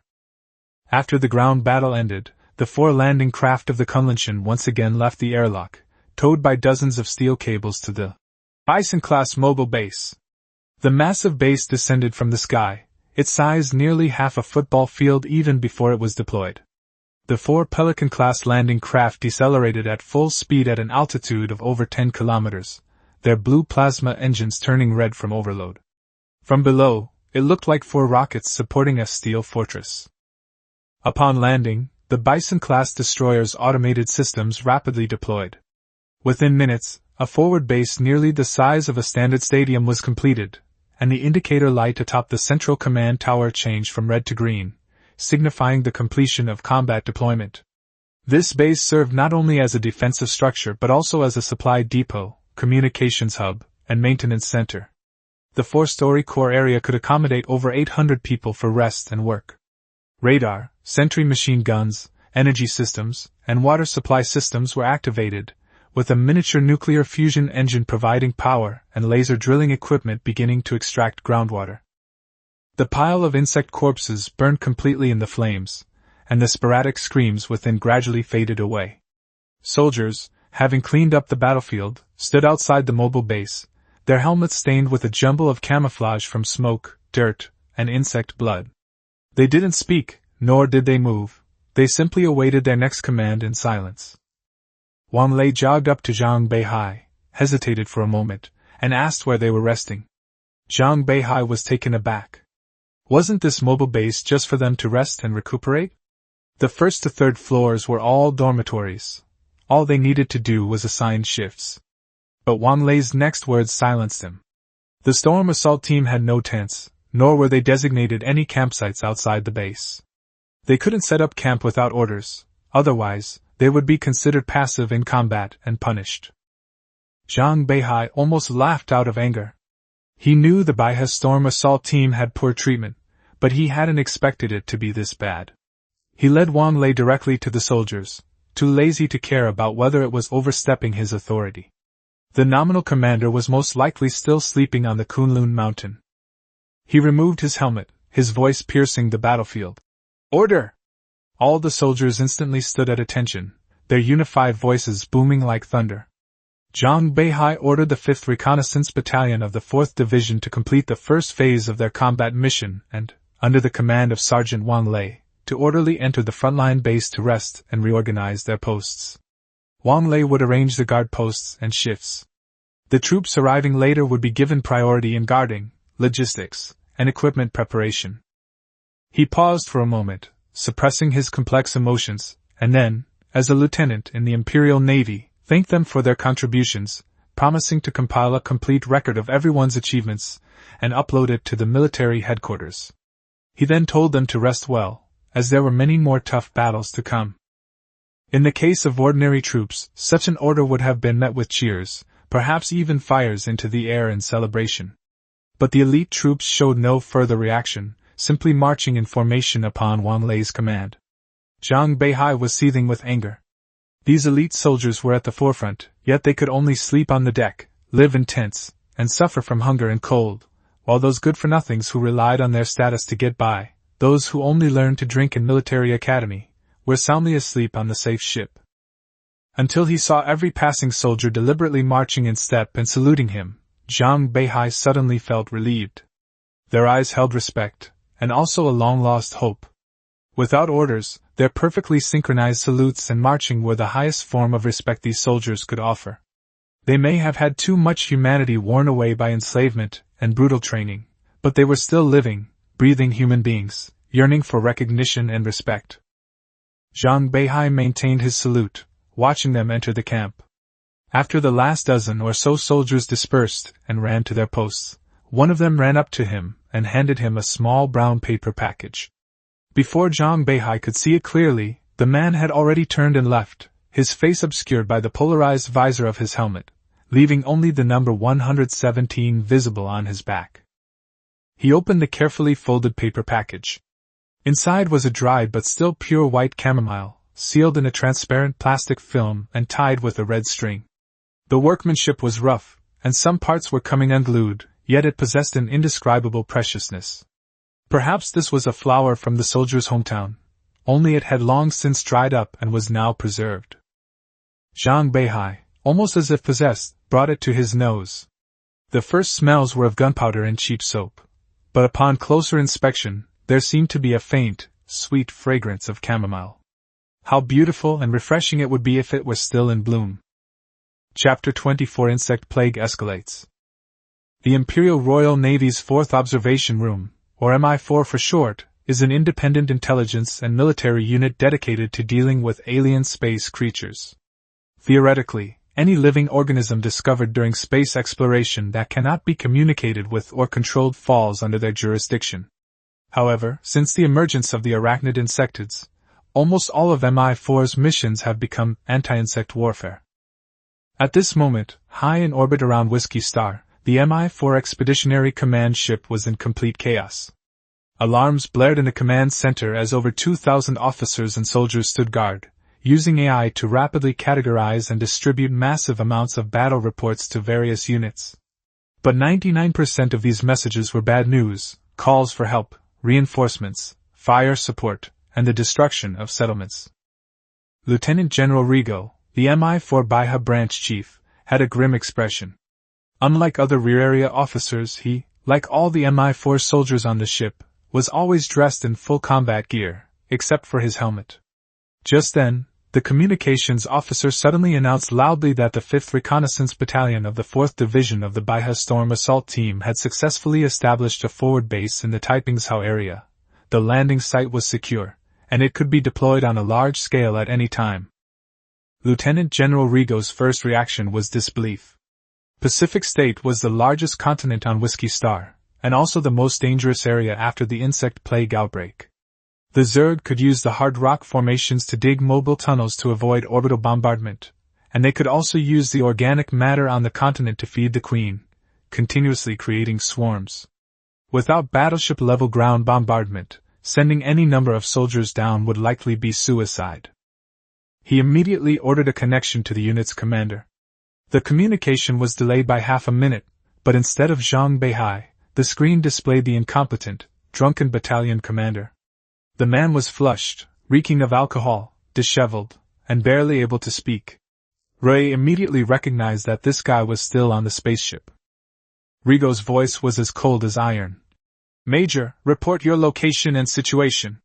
The battalion commander stammered for a long time before finally saying that he was on a dock landing ship in low Earth orbit.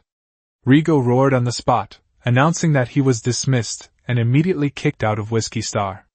Not knowing where his own soldiers were or what they were doing was a disgrace to the Empire. The order was quickly sent to the battalion commander's terminal, and he realized the enormity of his mistake. But it was too late to contact the troops. All his privileges had been revoked, and he couldn't even open the door. MI4 military police were on their way, and he would face a military court-martial. Being spared would be a miracle. Suppressing his anger, Rigo demanded to connect with the actual commander of the forward base. The communication was established almost instantly, and Zhang Beihai appeared on the screen.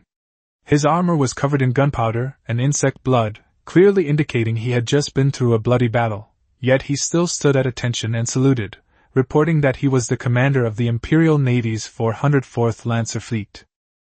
Rui's attitude softened somewhat, and he was asked to report on the situation. Zhang Beihai explained that they had established a forward base near Mount Madero in Taiping Prefecture. Thanks to the valiant efforts of the 5th Reconnaissance Battalion, the landing zone had been cleared, and the Bison-class forward base had been deployed and constructed. The safe zone had now expanded to 20 kilometers. Radar and geological scans had not detected any remaining Zerg or tunnels nearby, and heavy weapons and supplies were being transported. This was long-awaited good news for Rui. Apart from his heavy combined arms brigade, no other unit had successfully established a forward base. Without these strongholds, let alone advancing to eliminate the Zerg, simply avoiding being swallowed by the Zerg swarm would be considered lucky. He immediately stated that he would recommend Zhang Beihai for commendation after the battle and requested a meeting with the battlefield commander of the Beihai Storm Assault Team. Soon, Wang Lei appeared on the communicator. His face was thin and resolute, and he introduced himself as a sergeant major in the 5th Reconnaissance Battalion. When Roy saw his pale face and the faint blue spots on his neck, his expression darkened again. It wasn't because of Wang Lei's status as a criminal, but because if a unit's only remaining leader was a sergeant major, it meant the officers had either deserted or were dead. Yet this unsupervised unit had actually established a mobile base and gained a foothold in the most dangerous Taiping Prefecture. Rui took a few deep breaths, and after a brief inquiry, formally ordered Zhang Beihai to replace the dismissed officer and assume command of the Hardman Battalion. He admitted this was against protocol and not Zhang Beihai's original assignment, but the front lines lacked capable commanders, and every piece of combat strength was extremely valuable. Rather than sending another unknown person, it was better to let this young man, who had already achieved results, continue to command. The order had barely been given when the entire command ship suddenly shook violently, throwing many officers to the ground. The next second, a piercing alarm blared, massive plasma missile firing detected on the ground, plasma worms. The Zerg invasion level had been raised. Looking through the porthole, the once silent universe seemed to be ignited.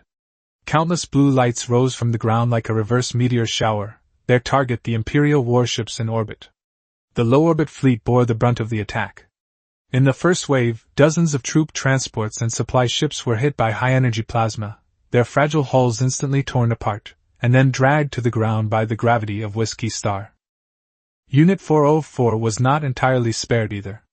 Eulili detected the plasma signal immediately, and warned the entire team. Uranus made an emergency exit from its low orbit. Kunlunchen narrowly avoided it due to its higher orbit, and wide field silence, being small and far away, was undamaged. The only one that was involved in the incident was Li Dongshu's Santiago. To support ground operations, the USS San Diego was positioned in near-Earth orbit, only 200 kilometers above the ground, almost the lowest altitude a warship could participate in bombing. When the plasma barrage came, it had no time to evade, and several plasma projectiles accurately hit the ship.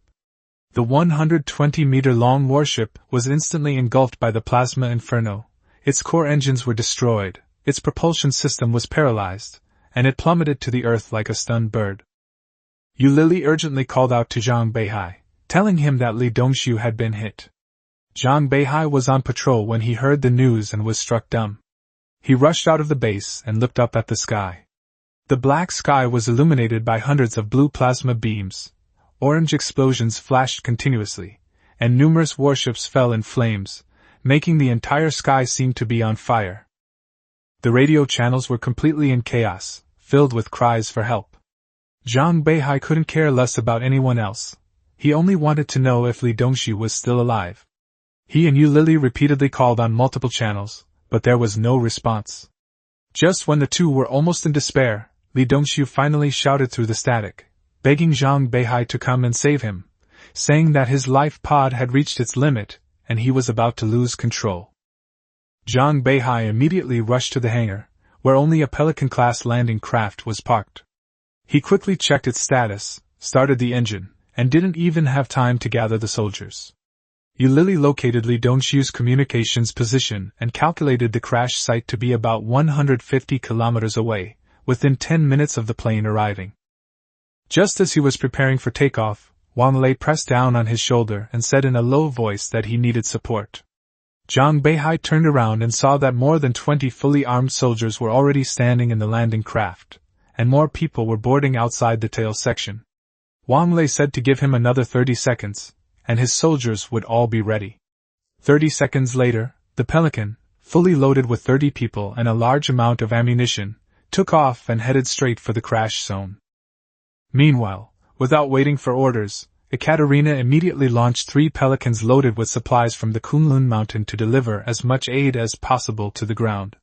Zhang Beihai was severely lacking in transportation and manpower. If even one of these landing craft could penetrate the Zerg's air defenses and reach the base, it would be considered a victory. On Li Dongxiu's side, the escape pod was burning through its last bit of energy to slow down, its anti-gravity engine running at overload, and its red and white outer shell was charred black. He barely managed to control its direction, setting the landing point near a colonial town. After landing, the escape pod bounced several times, carving hundreds of meters of furrows in the farmland before finally coming to a stop. Li Dongxiu was in excruciating pain all over his body. He practically fell out of the cabin. He forced himself to open a storage compartment, retrieved a carbine, 5 magazines, and a survival backpack, then took out painkillers and injected them directly into his arm through his clothes. The medication quickly suppressed the pain, and he gritted his teeth and ran towards the town. On the open plains, humans lacking heavy firepower are almost certain to die if they encounter the Zerg. Even with only 2 warrior Zerg, his rifle is no match for them.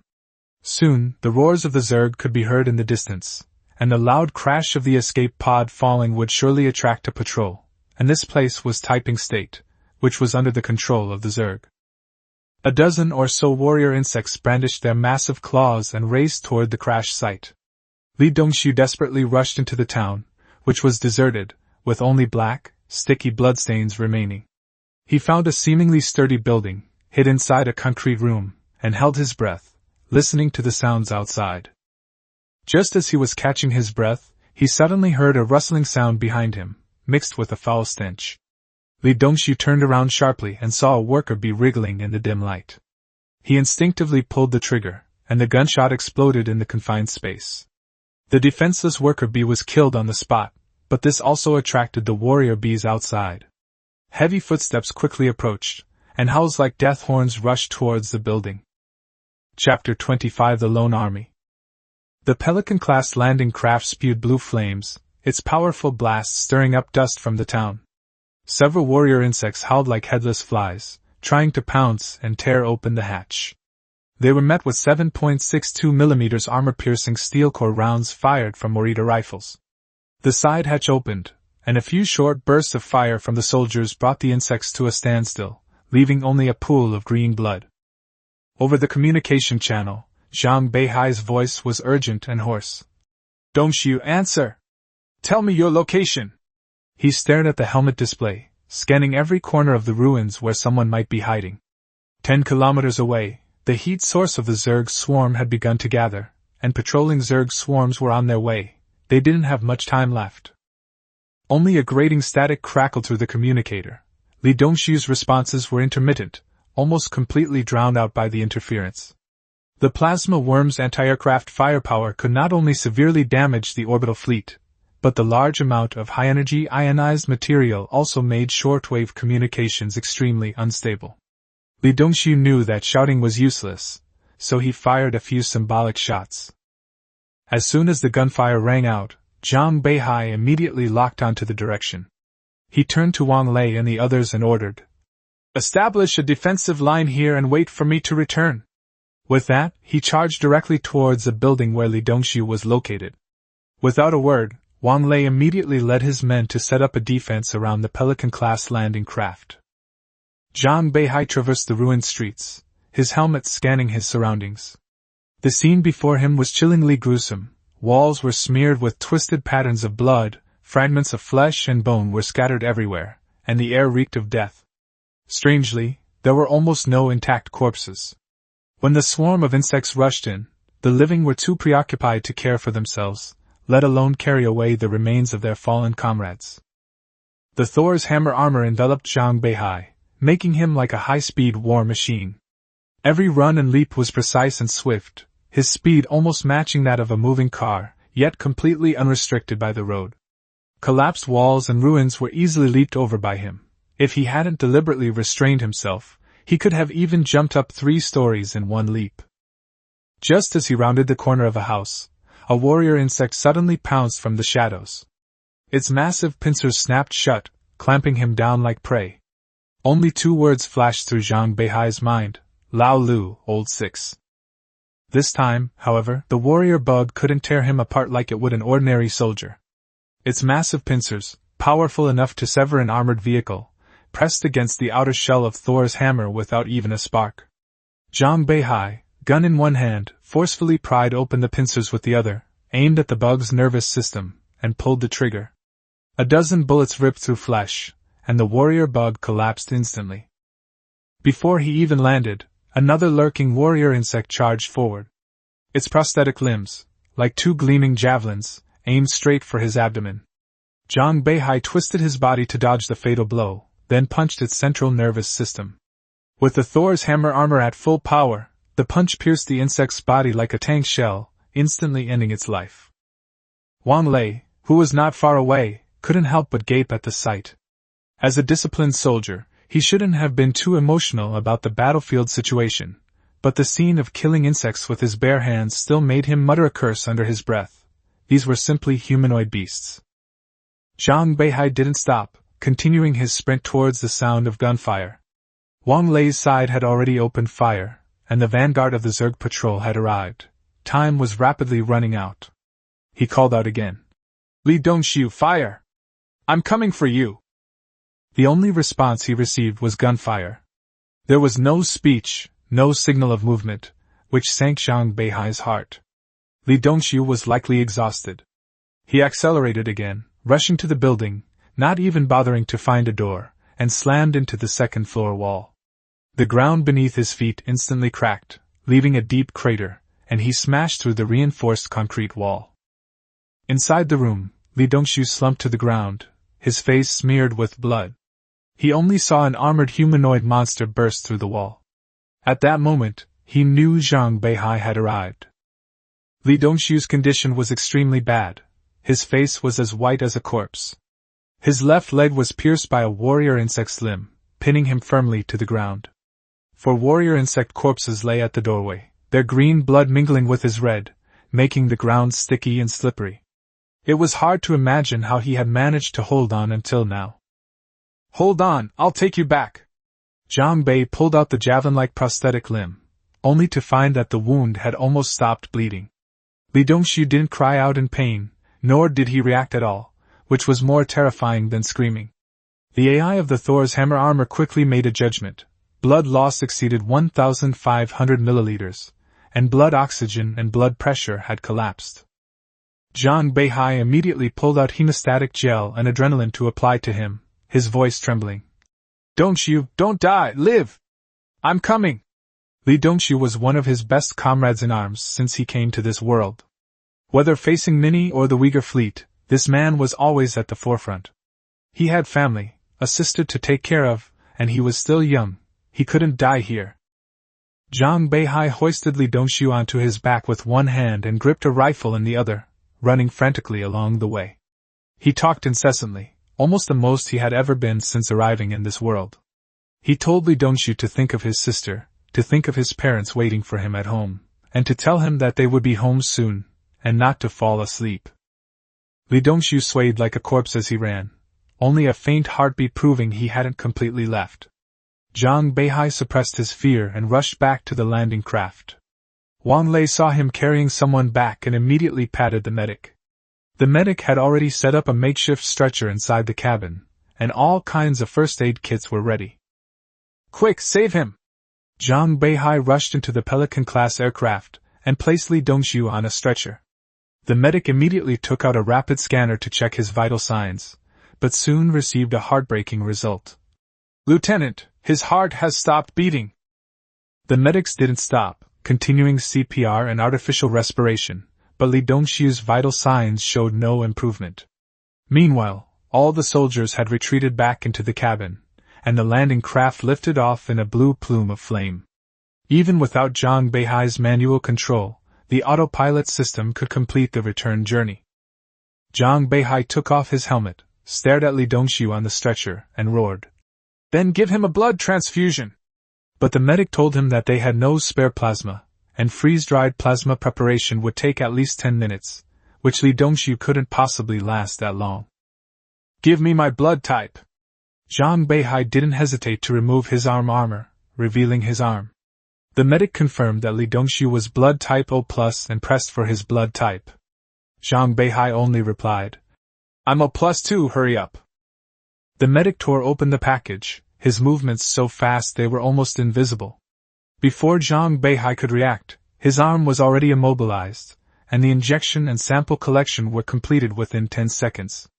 Wang Lei walked to his side and whispered that Beihai was the most skilled medic in the Hardman battalion, and would do everything she could to save him. Beihai quickly completed the antigen test and opened the transfusion valve. Dark red blood flowed into Li Dongxiu's body through the tubes, and the two brothers were truly connected by blood at this moment. However, Beihai quickly determined that Li Dongxiu's blood loss was still significant, and Zhang Beihai and freeze-dried plasma alone would not be enough. Zhang Beihai understood what he meant, but couldn't bring himself to say it. He looked at the soldiers of the Hardman battalion and lowered his voice. "Please, everyone, Li Dongxiu is my brother." Wang Lei interrupted him, saying that it wasn't that they were unwilling, but that they were criminals from Beihai, and their blood was not clean. Those words froze the air in the cabin. Zhang Beihai roared, "To hell with bloodline theory! You are the bravest soldiers, and Li Dongxiu and I are from Beihai too. What right do we have to look down on you? I can only thank you, please." Wang Lei grabbed the hand that was about to salute, removed his arm armor, revealing a strong, scarred arm. Other soldiers also extended their arms. Some said to count him in, others regretted that their blood type didn't match. Beihai wasted no time, calling out the names of Wang Lei and a few others, then dismissed the rest. With blood transfusions from several soldiers and Beihai's all-out efforts to save him, Li Dongxiu's pale complexion gradually returned to normal. His heart resumed beating, and his breathing gradually stabilized. As long as he returned to base for formal treatment, his life would most likely be saved. The landing craft landed smoothly on the mobile base's helipad, and Li Dongxiu was quickly transferred to a medical bed. The soldiers of the Tough Guy battalion carefully pushed him towards the medical room. The base's medical equipment was not complete, but there were still 2 officer-level medical pods. Once he was inside, he would have a chance to walk out alive and kicking again in a few days. Zhang Beihai sat down in the command room chair, panting heavily. For someone with Spartan physiques, the blood he had just lost was nothing. He could recover with a good night's sleep. What he was truly terrified of was almost losing his best comrade. If he had died in a space battle, it might have been a matter of moments, but falling into the hands of the Zerg, the mere thought sent chills down his spine. Fortunately, Li Dongxiu had a strong will to survive. Zhang Beihai's rescue was timely, and the commando team members were all around, preventing an irreversible outcome. Ekaterina and Yu Lily have already left the orbit of Whiskey Star and will not encounter any further problems for the time being. Many ships like Li Dongxiu's have been ambushed and crashed, but most crashed outside of Taiping Prefecture, meaning even if Zhang Beihai wanted to rescue them, he wouldn't be able to reach them in time. The command center was eerily quiet. All warships had been evacuated and needed to be readjusted for the next phase of operations. At this moment, they were the only isolated force in Taiping Prefecture. Chapter 26 Fire Support. As dawn broke, the thin atmosphere cast sunlight onto the scorched earth of Whiskey Star, making it appear from afar like a gentle veil. But the occasional plasma flashes across the horizon and the still burning wreckage of warships in the distance immediately shattered this tranquility. Zhang Beihai didn't get any real rest all night. To others, he appeared to be sitting at the command post, waiting for the situation to change, but in reality, he was constantly operating the Attack 11 and Dark Sword drones. Ammunition was not a problem, and the drones could fly continuously within the atmosphere for more than 20 hours. Supported by the extra-dimensional ammunition depot, they had become tireless war machines. That night, Attack 11 launched over 1,000 Longsword cruise missiles, each almost exclusively targeting a single, highly threatening plasma bug. Within a 500-kilometer radius of the base, the plasma bugs were completely wiped out, making this airspace over Taiping State the safest place on the entire planet Whiskey. After clearing a 20-kilometer safe zone, Zhang Beihai ordered all ground troops to retreat back to their forward bases and cease further outward expansion. Reinforcements couldn't arrive quickly, and spreading the battle line too wide would only waste ammunition and potentially cause unnecessary casualties. Every soldier was a precious resource. No matter how capable Zhang Beihai was, he couldn't replace an entire platoon in filling the gaps. Just then, Wan Lei pressed his ear to the communicator, enduring the piercing noise of ionizing interference, trying to catch a few words amidst the static. Suddenly the word nest broke through the chaotic current. He immediately looked up and reported. Lieutenant, radio communication detected, possibly related to the nest. Zhang Beihai quickly opened the operating interface, and multiple radio analysis devices simultaneously tracked the signal source. Imperial technology was advanced enough, but long-distance shortwave positioning still had considerable errors, only able to pinpoint a general area. The signal originated from an island in eastern Taiping Prefecture, with an area of approximately 10,000 square kilometers, a full 2,000 kilometers away. Without orbital firepower and follow-up troop support, deploying ground troops across 2,000 kilometers is simply impractical. Even if landing craft could fly there, their return journey is uncertain. Since human troops cannot travel that distance, the only option is to leverage the advantages of integrated reconnaissance and strike capabilities. 3 squadrons of Attack 11 aircraft, forming a 9-plane formation, were launched from the aircraft carrier. 2 squadrons of Dark Sword UAVs provided escort, and a total of 15 fighters swept out of high orbit, like a scimitar hurtling towards the island. Blue flames left long contrails in space, while near-Earth orbit around the Pacific State was unusually quiet, as all the plasma worms in the vicinity had been eliminated. Without atmospheric drag, 2,000 kilometers can be covered in just over 10 minutes. The drone swarm had barely arrived over the island when it was welcomed by the Zerg. More than 50 plasma bugs, divided into 3 groups, formed a dense air defense array. Seeing this density of firepower, Zhang Beihai couldn't help but feel a chill. Previously, the Pacific Ocean only needed 7 or 8 plasma bugs working together for air defense, which was enough to tear a cruiser apart instantly. However, while plasma bugs pose a great threat to gravity-powered warships, they are not so effective against agile carrier-based aircraft. It's like using naval guns to shoot down fighter jets. They look intimidating, but their hit rate is pitifully low. Zhang Beihai didn't tolerate them. Any plasma bug that dared to fire was a huge heat source target in his vision. 9 Attack 11 missiles fired in a salvo, 27 CJ-20 cruise missiles streaking towards the target with dazzling contrails.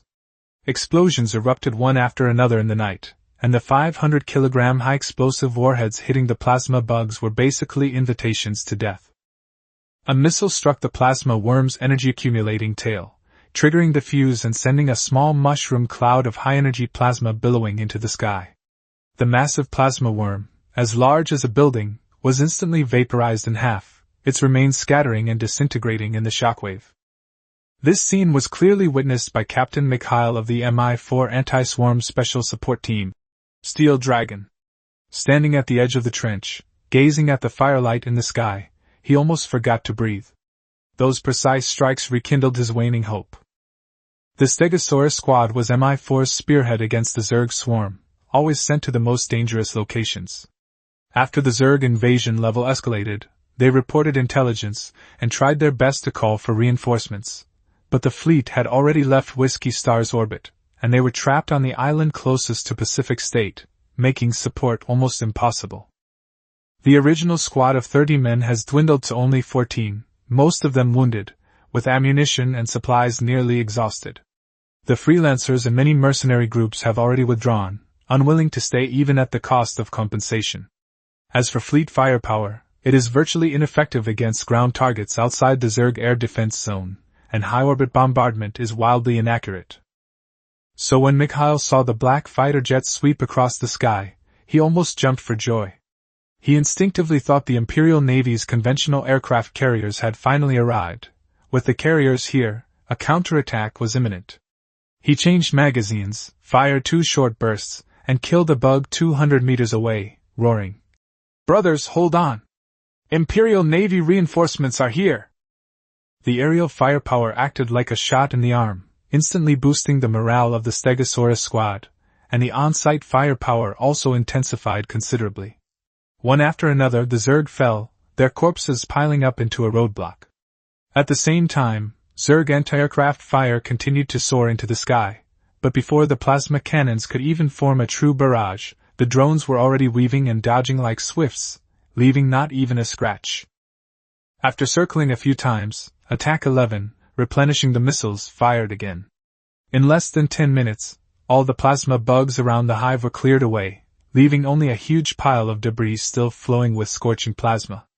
Mikhail kept trying to contact the pilot, but he had no idea that those in the sky were all drones, and the real operators were 2,000 kilometers away. Unable to contact air units, he could only look back at his comrades. Although fire support had saved them, the mission still had to be completed by themselves. Their objective was to confirm the Zerg hive on the island, locate the Queen Zerg, and then destroy it with a large bunker buster or a nuclear bomb. Mikhail asked Ivan, who was carrying a Gatling gun, "Do we have any more signal flares?" Ivan held up 4 fingers and pointed to his backpack. 4 signal flares meant they could only request for effective bombing missions at most. Mikhail cursed, pulled out a signal flare, and prepared to guide the firepower through tacit understanding. There was an opening at the edge of the insect nest. The number of insects was small, but the one guarding it was terrifyingly large. It was entirely crimson, with 2 more pairs of limbs than the tiger insect, resembling a god of death. That was the royal guard, usually appearing only near the mother insect's passage. It possessed a certain level of intelligence, and could command the surrounding swarm. Mikhail deployed the retractable recoilless cannon on his back, loaded red flares, and fired them at the cave entrance. A distinct infrared signal immediately appeared in the drone's field of vision. Without a word, Zhang Beihai launched over a dozen missiles from their launchers, trailing white contrails towards the target, spreading out in stages from the cave entrance, and covering areas that might threaten the squad. After the explosion, the entire entrance to the cave was ripped open, exposing the tunnel as well. Hundreds of meters around it were completely cleared, and the once mighty royal guards were vaporized. Even the most terrifying carbon-based lifeforms are reduced to fragments before a sufficiently powerful explosive charge. "Brothers, advance and search!" Mikhail, brandishing his carbine, was the first to rush out of cover. The Stegosaurus squad members immediately spread out and advanced, taking advantage of the surrounding swarm of insects being blown away, and rushed into the nest with almost no hindrance. The interior of the Zerg hive resembles a giant honeycomb, with a radius measured in tens of kilometers. Its loose and porous structure facilitates the entry and exit of the Zerg. It is composed of limestone mixed with Zerg biogel, so even if it collapses in parts, soldiers and Zerg wearing power armor can escape, so there is little concern about being completely buried by missiles. Mikhail quickly descended into the tunnel, which was over 10 meters in diameter. Some insects struggling to crawl out from the ground were killed by the team members. Based on experience, insect nests are usually tight on the outside but loose on the inside. As long as they went deep into the nest before the swarm could react, the chances of finding the mother insect would be much greater. They encountered only a small number of warrior bugs and a large number of worker bees along the way. The worker bees were not offensive, and the squad was unwilling to waste ammunition, basically ignoring them unless they were blocking their path. It wasn't until they had penetrated several hundred meters deeper that they reached a branch node that emitted light. The node, resembling a checkpoint inside an insect hive, was 400 meters wide and contained 3 royal guards. Remnants of human settlements could even be seen within. Without hesitation, Mikhail pressed the launcher, sending a bright signal flare streaking through the dimly lit tunnel towards the node. He immediately grabbed his comrade and turned to run, the others quickly retreating as well. "Missile attack! Prepare for impact!" Mikhail's roar blared over the channel. Zhang Beihai's drone hovered overhead, monitoring the ground. Although he doubted the reliability of calling for precision strikes in such complex terrain, upon seeing the infrared flare, he decisively opened fire and switched half of the missiles to the armor-piercing YJ-12 anti-ship missiles. Dozens of missiles roared in, like flames raining down from the sky. The entire node was blown away, numerous tunnels were blasted open, and the 3 royal guards were nowhere to be seen. However, the hive structure was exceptionally resilient. Only parts were shattered, and the main framework did not completely collapse. Mikhail nearly vomited from the shockwave. He had done everything in his power to escape and overestimated the air firepower, but he still underestimated Zhang Beihai and his system-created products. Flames and shockwaves propelled them dozens of meters along the tunnel. Had it not been for their power armor, the squad would likely have been killed by friendly forces. As the dust settled, the node was completely deformed. The royal guard had vanished without a trace, replaced by scattered Zerg limbs and shattered carapaces. The air was thick with the stench of burning and ozone. Many Zerg, though their exteriors remained relatively intact, had their internal organs shattered, and they lay stiffly on the ground as if a power button had been pressed. Mikhail vowed to himself that if he made it back alive, he would definitely meet those pilots and the commander of that aircraft carrier. He would drag them into the ring and give them a good training session, letting them experience what it felt like to have their internal organs nearly dislocated. Of course, this is just wishful thinking. Without Zhang Beihai's fire support, they wouldn't have been able to complete their mission. They would probably have been torn to pieces and devoured by the insect swarm long ago. Chapter 27 Female Insect. Inside the bombed Zerg hive, Zhang Beihai couldn't see the specifics, only able to judge whether his comrades had escaped far enough based on the intensity of the explosions. The billowing smoke and the constantly collapsing hive structure were unsettling. Only when the figures of the Stegosaurus squad flashed across the screen did he finally breathe a sigh of relief. The Stegosaurus squad quickly regrouped and advanced at high speed through the dimly lit tunnels. The deeper they went, the denser the Zerg activity became, and the air was thick with the stench and danger. Most of the team members had served in MI4 for over 5 years and were seasoned veterans at dealing with the Zerg. They knew that the Zerg hive typically had only one branching path, and one key node from the entrance to the core. Once a node is targeted and eliminated, it means the queen is facing the highest threat and is definitely relocating, with more guards rushing to her side. The first explosion might only alert the Zerg, but the second explosion destroying the node is equivalent to sounding the highest alarm for the entire hive. The Stegosaurus squad encountered more and more insects, and they became increasingly difficult to deal with. From the shadows, warrior insects surged out one after another like dark hunters, and occasionally, enormous tiger insects squeezed through the narrow passage, each step shaking the ground.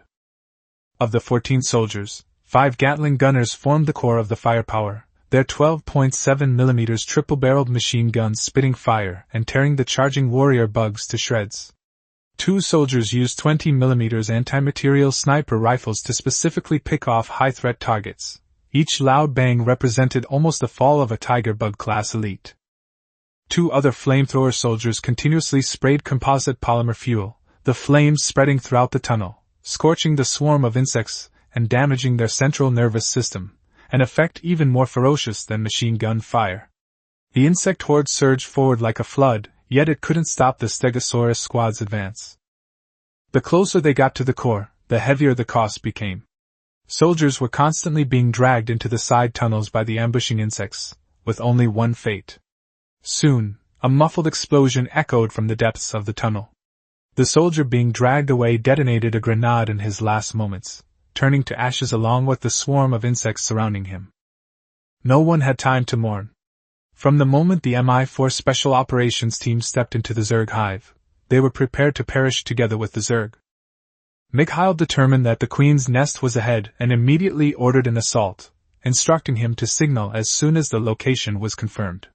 While mowing down nearby warrior bugs with his carbine, he took the last green shell from Ivan's backpack and loaded it into the folding recoilless rifle. He lay half-prone on the ground, aiming the cannon at the swarm of a dozen or so insects in front of him, and roared as he fired. The intense flames instantly illuminated the tunnel, a gust of wind behind him whipped up dust, and the swarm of insects in front of him collapsed as if struck by a heavy hammer, green blood gushing from their wounds. Mikhail shouted that this was the last shrapnel grenade, then activated his jetpack, propelling him upwards, over the swarm of insects, and into the vast space ahead. The other team members followed closely behind, finally reaching the target area. The original 14-person squad was now reduced to 8. They glanced at each other. Their red armor was now stained green with insect blood, making them almost indistinguishable. Each knew that today might very well be their last. Ammunition was running low, but the mission was finally nearing completion. They were located 7 or 8 meters underground, and the huge space in front of them was the queen insect's nest. In the center of the nest, a giant queen insect, 200 meters long, lay horizontally, its massive body resembling a stranded warship, gleaming with an oily sheen in the dim light. With each breath, it filled the air with a nauseating stench. The queen insect itself had no strong defensive capabilities, yet it was so large that it resembled an insurmountable mountain of flesh, which was why the Stegosaurus squad had to call in ranged attacks. Around the queen bee, besides the dense, horrifying swarms of worker bees, were piles of carcasses resembling small mountains. These piles weren't green insect corpses, but rather the bodies of colony inhabitants, oozing a blackish-red liquid. They had been dismembered beyond recognition and piled up in the queen bee's nest, becoming nourishment for the insectoid race's reproduction. The true terror of the queen lies in her ability to command all the Zerg and her terrifying reproductive capacity. In just one night, she can produce an entire army, enough to plunder all the organic matter on an entire planet within a month. She can also breed spore-bearing worms, spreading the insect plague into the depths of space, making her virtually inexhaustible. Mikhail stared into the countless compound eyes of the queen insect, took a deep breath, and gave a bitter smile. He pulled out blue ammunition, loaded it, and fired a shot at the nearby ceiling. Rock fragments crashed down, crushing several insects. He then directed the remaining team members to bombard the area with Gatling guns and various other weapons, carving a hole through which they could reach the outside world. He gazed at the sunlight streaming in and whispered, hoping the pilots in the sky would see them and that their deaths hadn't been in vain. Then, steadying his trembling hands, he gritted his teeth and roared, "Give me back the lives of my family of 15, you vermin!" 2 signal flares shot out in quick succession, their red rays piercing the sky. From Zhang Beihai's perspective, the 2 beams of light were blindingly clear. He had actually been seeing it very clearly all along. Wherever the Sword Dragon squad went, it was like an insect nest had exploded. The ground outside shook continuously, and dust swirled everywhere. Zhang Beihai didn't know what the 2 consecutive signal flares meant, but he instinctively realized that they were in serious trouble. Attack 11 drones immediately switched to their attack path, their missiles gleaming coldly in the morning light, preparing to launch a devastating bombardment of the cave entrance. Just before dropping the bomb, Zhang Beihai seemed to see a soldier's helmet through the hole, no bigger than a human head. The soldiers seemed to be looking at him, not at an insect. It felt as if they were entrusting the rest of the battle to him. Zhang Beihai did not cancel the attack, but changed his approach. He whispered that they could not die. In the first salvo, only 3 missiles detached from the launch pad and landed in a triangular formation near the hole. The violent explosions created a large crater and also blasted a ramp leading to their survival. Sunlight streamed into the nest, enveloping the surviving squad. Mikhail, already clutching a grenade, prepared to die at the hands of the bugs, saw this path to survival. Without hesitation, he dragged his comrade, whose leg had been torn off, to his feet, and with his jetpack burning its last fuel, propelled them towards the sunlight. The other 3 soldiers also activated their power armor to retreat, but one of them was caught by the giant claws of the tiger-like insects just as he reached midair. Mikhail watched as Nikolai was dragged back into the insect swarm, tears welling up in his eyes, but there was nothing he could do but continue the retreat. Immediately afterwards, 3 more missiles pierced the nest through the blasted hole. This time, they used pre-fragmented high-explosive shells. The explosions were not as deafening as before, but they released hundreds of thousands of tungsten steel beads that swept through the confined space at terrifying speed. Those steel balls could pierce through several, or even a dozen warrior bugs in succession.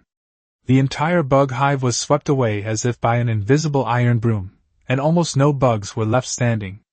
The 3 Attack 11 drones that had completed the first wave of attacks approached the Stegosaurus squad, circled over their heads, and revealed the last missiles in their bomb bays.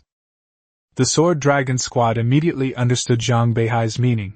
he intended to continue the attack, and they had to retreat immediately. The 4 survivors supported each other, ignoring their wounds and pain, and squeezed out the last bit of energy from their power armor, finally rushing hundreds of meters away. 3 drones re-entered their flight path, their warheads now a bright and dangerous bright red. The missile gently detached from the launch pad, leaving a long contrail as it entered the opening. First came a soft bang, like several hand grenades exploding simultaneously. Less than half a second later, a deafening roar soared into the sky, audible for over 10 kilometers. The earth ripped open like a volcanic eruption, and a visible shockwave spread wildly outward from the nest. Debris was pulverized, and flames erupted from every crack, shooting dozens of meters high. Then, a powerful gust of wind swept back, sending the Stegosaurus squad tumbling across the ground several times, utterly disheveled. Mikhail had witnessed countless heavy bombardments of insect hives, but he had never seen anything like it. He murmured that even nuclear bombs might not have such an effect. Zhang Beihai was using a thermobaric weapon known as a non-nuclear nuclear bomb. Hundreds of kilograms of thermobaric agent were fully diffused in a confined space before being ignited, unleashing a destructive force far exceeding that of an equivalent weight of explosives. The insect nest structure was severely weakened by the shockwave. Cracks rapidly expanded from the mother insect's nest, eventually causing the entire underground space to collapse with a deafening roar. Debris and sand billowed up, making it look like a mountain had collapsed before our eyes. But the queen insect's will to survive was astonishing. It was pierced by countless steel balls, bombarded at close range by thermobaric bombs, and partially crushed by the collapsing nest, yet it still did not die immediately. It roared to the sky, and the remaining insects around it went into a frenzy, frantically searching for enemies. There was no need to search for the enemy, the drones were already in the air. Zhang Beihai hadn't expected the thermobaric bombs to be so powerful, completely destroying the entire nest. Now, he could finally see the queen's hideous appearance and the dense swarms of insects crawling up from the ruins from his aerial viewpoint. The area where the Stegosaurus squad was located was a solid platform, the rock layers of which the Zerg could not gnaw through, thus preventing them from being incorporated into the underground Zerg hive. They were like stranded on an island in the sea, where any Zergling could easily tear the 4 survivors apart. Zhang Beihai wouldn't give the insect that chance. The enormous mother insect was the perfect target. To ensure its complete demise, he unleashed almost all of his remaining firepower upon it. 18 missiles streaked across the sky, trailing fiery tails, aimed directly at the mother insect like flaming blades. The whistling of the missile and the roar of the explosion mingled together, shaking the entire ruins. Fear flashed in the hundreds of compound eyes of the queen insect. She wanted to escape, but her enormous weight of tens of thousands of tons made her unable to move, and she could only watch helplessly as the missile fell. Boom, boom, boom. 18 missiles in succession completely shattered the mother insect's enormous body. The mountain of flesh, piled up from organic matter, instantly disintegrated, turning into flickering, burning remains amidst the explosion and flames, and finally becoming ashes. Watching this scene, the Stegosaurus squad finally closed their eyes, a sense of indescribable relief welling up in their chests. Mikhail leaned against a rock, gazing at the dissipating smoke in the sky, and let out a long sigh. Perhaps it's time to retire and go home. Chapter 28 Rewarding Meritorious Service. What? The Sword Dragon Squad has completed its mission. How did they do it? Lieutenant General Rui almost shouted. As the head of MI4's Shirakawa Dimension, he had seen too many insect plagues, but he had never seen any special operations squad find the queen insect in such a desperate situation and kill it alive. The adjutant immediately pulled up the communications terminal, which contained video footage of Zhang Beihai remotely piloting the fighter jet, intelligence on the Zerg hive and the queen, as well as photos of corpses taken after the battle. Lieutenant General Rui sat back heavily in his command chair, lit a cigar, took a deep drag, and then ordered his adjutant to contact Zhang Beihai. At this moment, Zhang Beihai was not in the command center, but on the helipad waiting for the landing craft to return. After discovering the Sword Dragon Squad's whereabouts, he immediately dispatched a rescue craft and used drone firepower to suppress the swarm of insects. Otherwise, that isolated island was far from any village or shop, and after the mission was completed, the Sword Dragon squad would most likely have been doomed.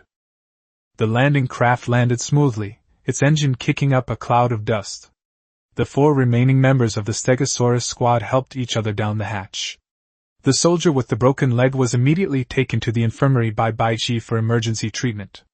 The others, though in a sorry state, at least managed to save their limbs.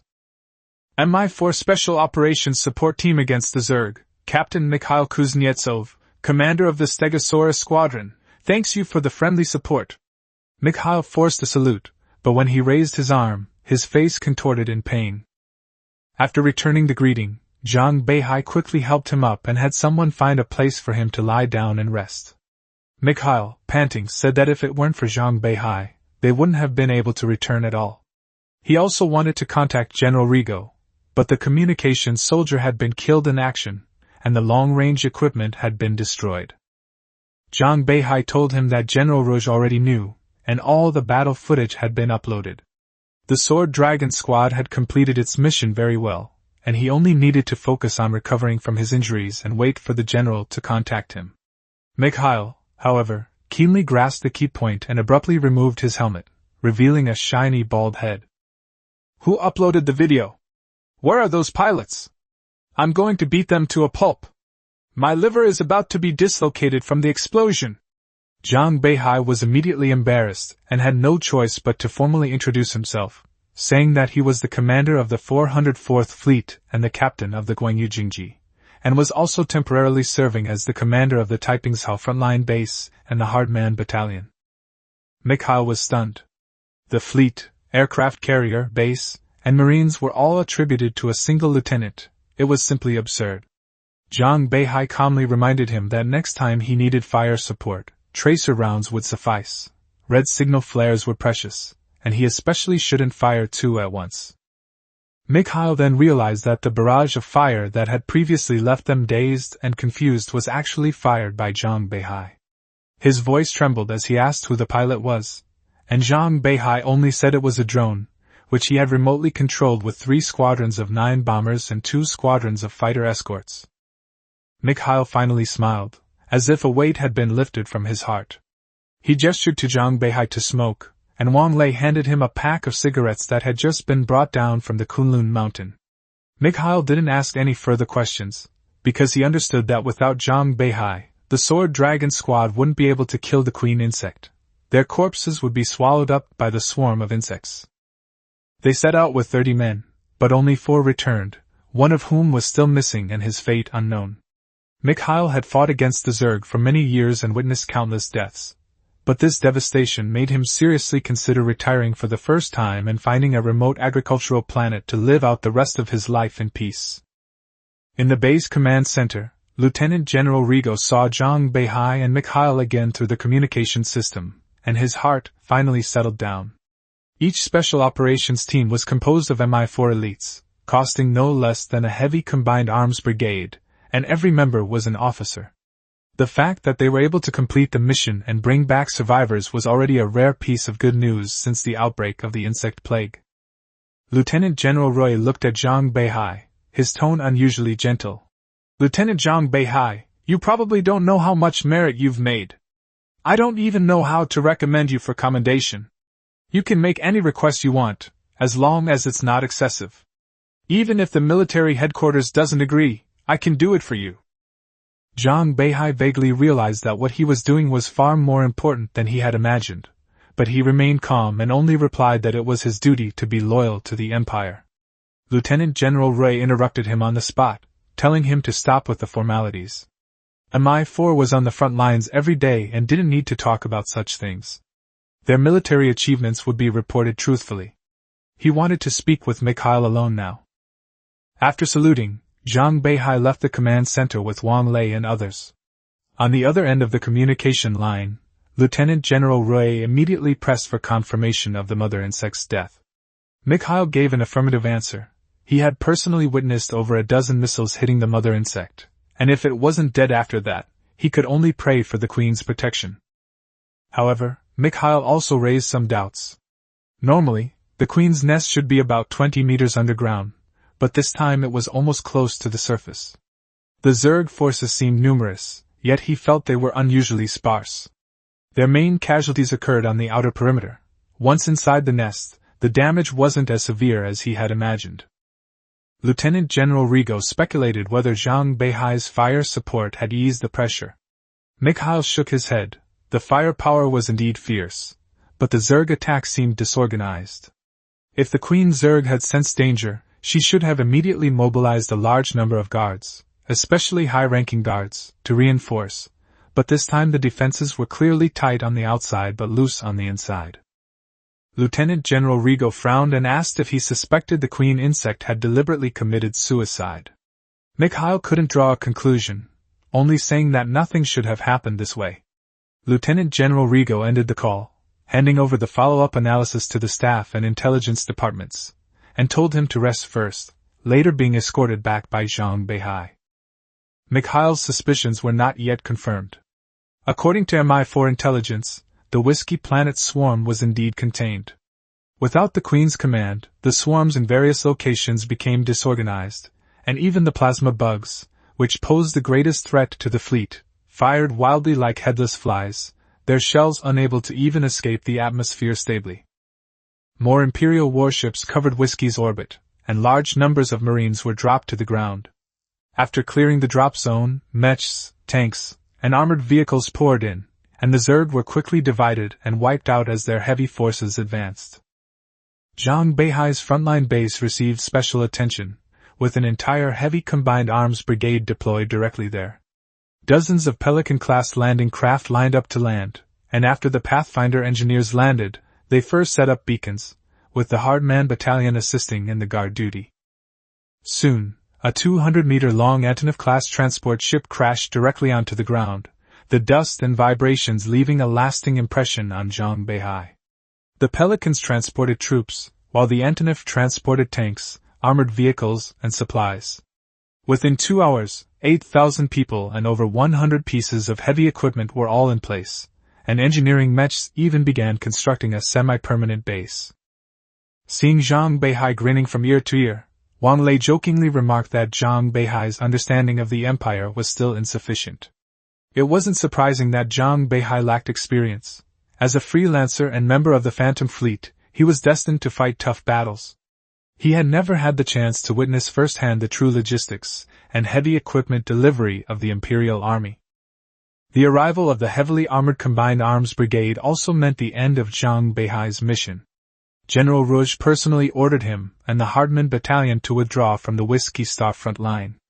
Zhang Beihai received his reward according to the rules of the freelance cavalry, while the Hardman Battalion, after he produced complete combat videos and painstakingly proved his innocence, received military merits far exceeding those of ordinary troops. A week later, the Whiskey Starworm plague was largely suppressed. The cleanup might take several more years, but that was already a problem for General Rigo. At the frontline outpost, Zhang Beihai looked at Wang Lei, who had been promoted to lieutenant, his smile never fading. The one who took over the Hardman Battalion was no longer the previous bumbling aristocratic commander, but a female clerk with the rank of captain. Her professional competence immediately put Zhang Beihai to rest. She clearly announced that all of Zhang Beihai's military achievements had been registered, the bills had been confirmed, and Wang Lei's commendation order and citizen ID card had been issued. With Zhang Beihai's verification, the Hardman Battalion set a new record for the Beihai Storm Assault Team, with a total of 80 people gaining citizenship. The clerk spoke extremely fast, yet every word was clear, each sentence accompanied by official documents, and the military merit statistics were well-founded. Zhang Beihai couldn't find any problems for a long time, and could only salute in the end. After seeing the clerk off, Zhang Beihai sat on a bench in the space station, staring blankly at the tree in the center of the square. Wang Lei sat down next to him, holding a stack of new military medals and citizen ID cards that symbolized hope, and asked him what his plans were for the future. Zhang Beihai laughed and said he was just a freelancer, a mercenary trying to make a living, and would go wherever the money was. Wang Lei laughed too, telling him to remember to call the Hardman Battalion if he had any missions, adding that Zhang Beihai was now the Hardman Battalion's pride, and then gave him a thumbs up. Zhang Beihai had been thinking about the Hardman Battalion all week. If they parted ways now, their next meeting would be a matter of fate. After reporting to Minnie, he was severely reprimanded before receiving advice. Go to the Imperial Army Ministry, bribe them, and apply for a hard-manned battalion escort mission. The Beihai Storm Assault Team is large. Once authorized and an agreement signed, it can legally hire no more than a regiment of soldiers, at a cost nearly equal to that of an equivalent number of mercenaries. But for Zhang Beihai now, money is the easiest problem to solve. The cleaned-up mobile base in Taiping Prefecture alone is worth 500 million star coins, and the complete video recording of killing the plasma bugs is worth hundreds of thousands of star coins per bug. Add to that the elimination of the queen bug and the rescue of the Stegosaurus squad, and this string of military achievements is enough to promote a regular officer 3 ranks. Finally, General Rigo gritted his teeth and made the final decision: 2 billion star credits, plus a new Atlanta-class cruiser. His face was extremely grim when he quoted the price. It was practically squeezed out from between his teeth. After all, MI4 was chronically short of funds, and Zhang Beihai had truly done an outstanding job this time. Delete Chapter 29. Quickly! On the outskirts of the fourth hub city of Beihai Star, in the administrative building of the Alexander Steel plant, the blonde Minnie Feilin sat in her office, overwhelmed by a mountain of documents. Rosa assisted her, the rows of new folders on the terminal making her dizzy. Outside the window, the factory was bustling with activity, but inside, only the ticking of the clock filled the air. Zhang Beihai's project proposal was only a few pages long, but when it came to actually implementing it, Minnie realized this mess could nearly kill her. She pointed to the communication terminal and asked Rosa if the bank account had been connected, if the accounting team and programmer support group were in place, and if the internal network was set up and just waiting for the formalities. Rosa flipped through the terminal, her face darkening. She immediately dialed a number and launched into a tirade against Yakovlev on the other end, questioning whether he looked down on Luxembourg industry and threatening to have FBL investigate him. In less than 5 minutes, the company account and all the necessary paperwork were completed. For an ordinary person setting up a factory on Beihai Star, it would take 3 to 5 years to get it up and running without being ripped off by the bankers. But under the pressure of Minnie's identity, it was all over with a single phone call. Those people initially thought the royal family member was just having a whim, and would forget about it after a couple of days, but they didn't expect Minnie to be so serious. In the end, they didn't get any benefits and almost got sent for memory recovery. For the first time, Minnie also doubted whether she had chosen the wrong path. She could have been a hands-off manager, leaving everything to the Phantom Fleet, but with Zhang Beihai gone, the burden fell entirely on her shoulders. Despite her complaints, her worldview had indeed changed during this time. Besides Zhang Beihai's declaration, her interactions with the workers also allowed her to truly experience the power of the people. After the Alexander Steel plant was reorganized into the Luxembourg Industrial Cooperative, the workers were initially pessimistic. Minnie helped them vent their frustrations, but this didn't immediately change their poverty and fear of unemployment. It wasn't until Rosa took the Li Dongwook family around, explaining the work, benefits, and cooperative model, that the workers finally saw hope. The core system of the cooperative is the public production and public sales principle outlined in Zhang Beihai's guidelines.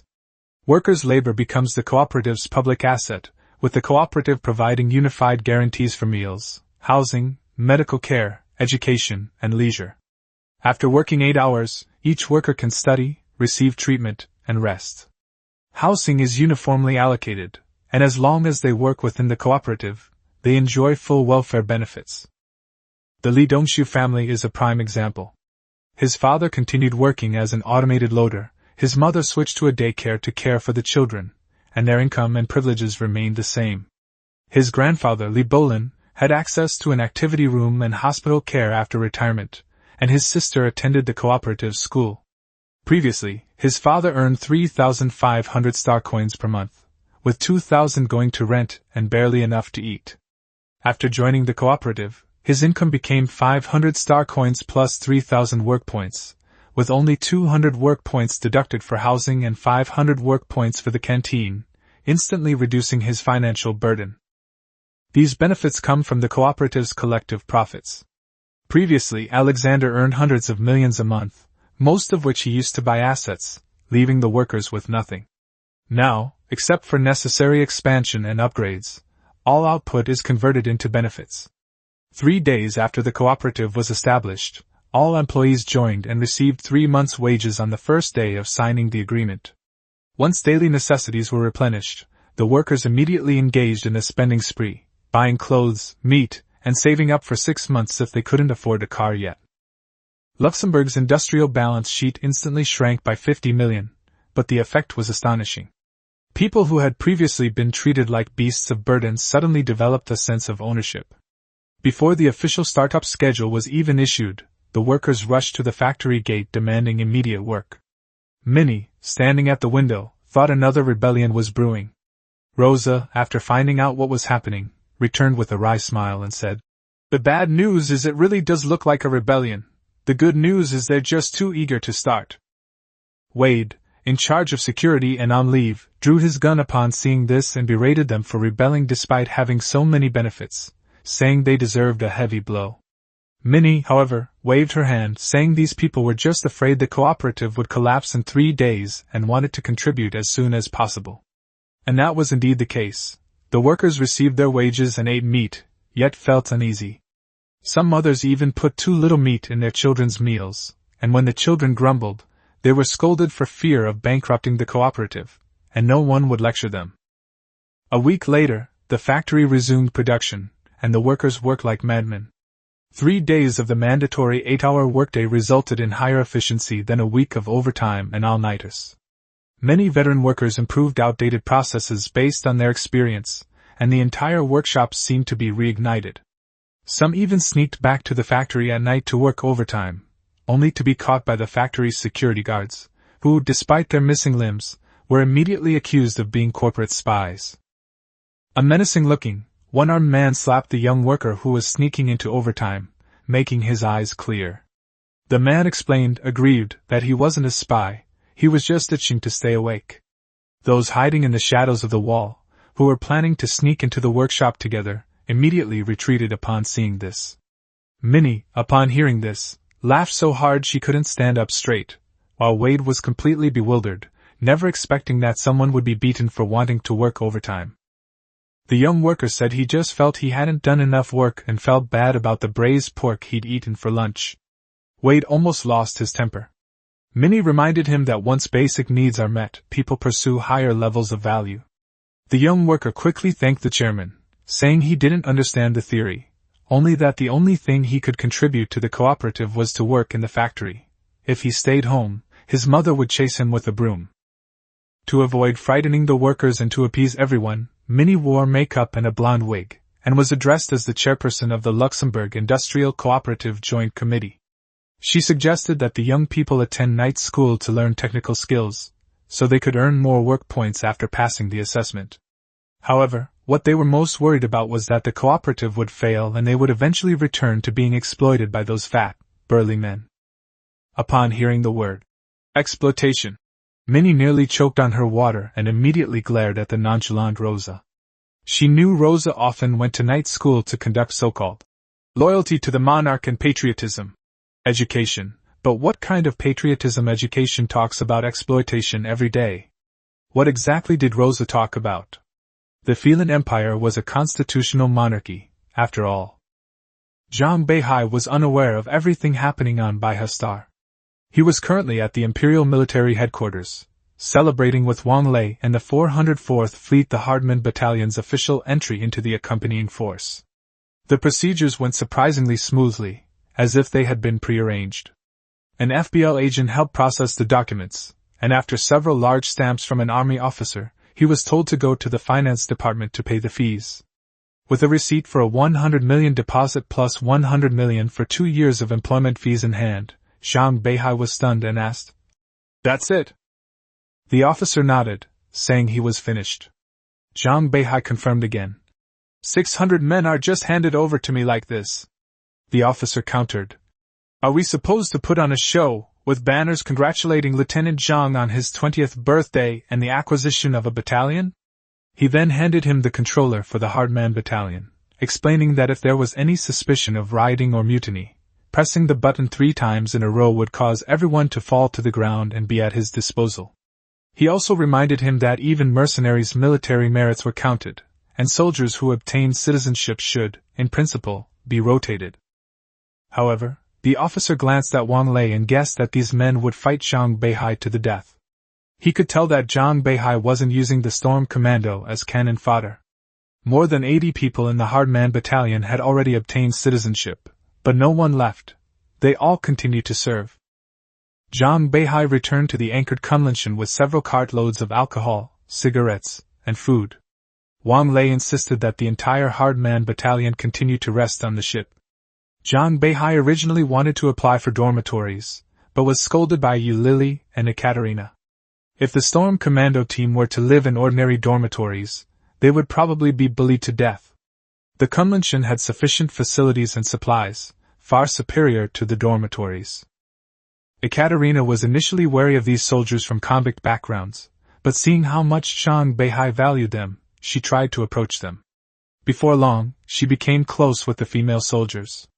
The female soldiers felt a long-lost sense of respect in the 404th Fleet, and their long-suppressed nature was released. Some even secretly picked flowers from Whiskey Star and gave them to her and Yu Lili, allowing the two girls who couldn't land on the planet to experience its danger and beauty. The victory celebration was held in the hangar, the most spacious area on the Kunlun Mountain and the only place that could accommodate the entire Hardman Battalion. The idea came from Li Dongxiu, who was lying in the medical pod. He had been resting for a week and was almost going crazy with boredom.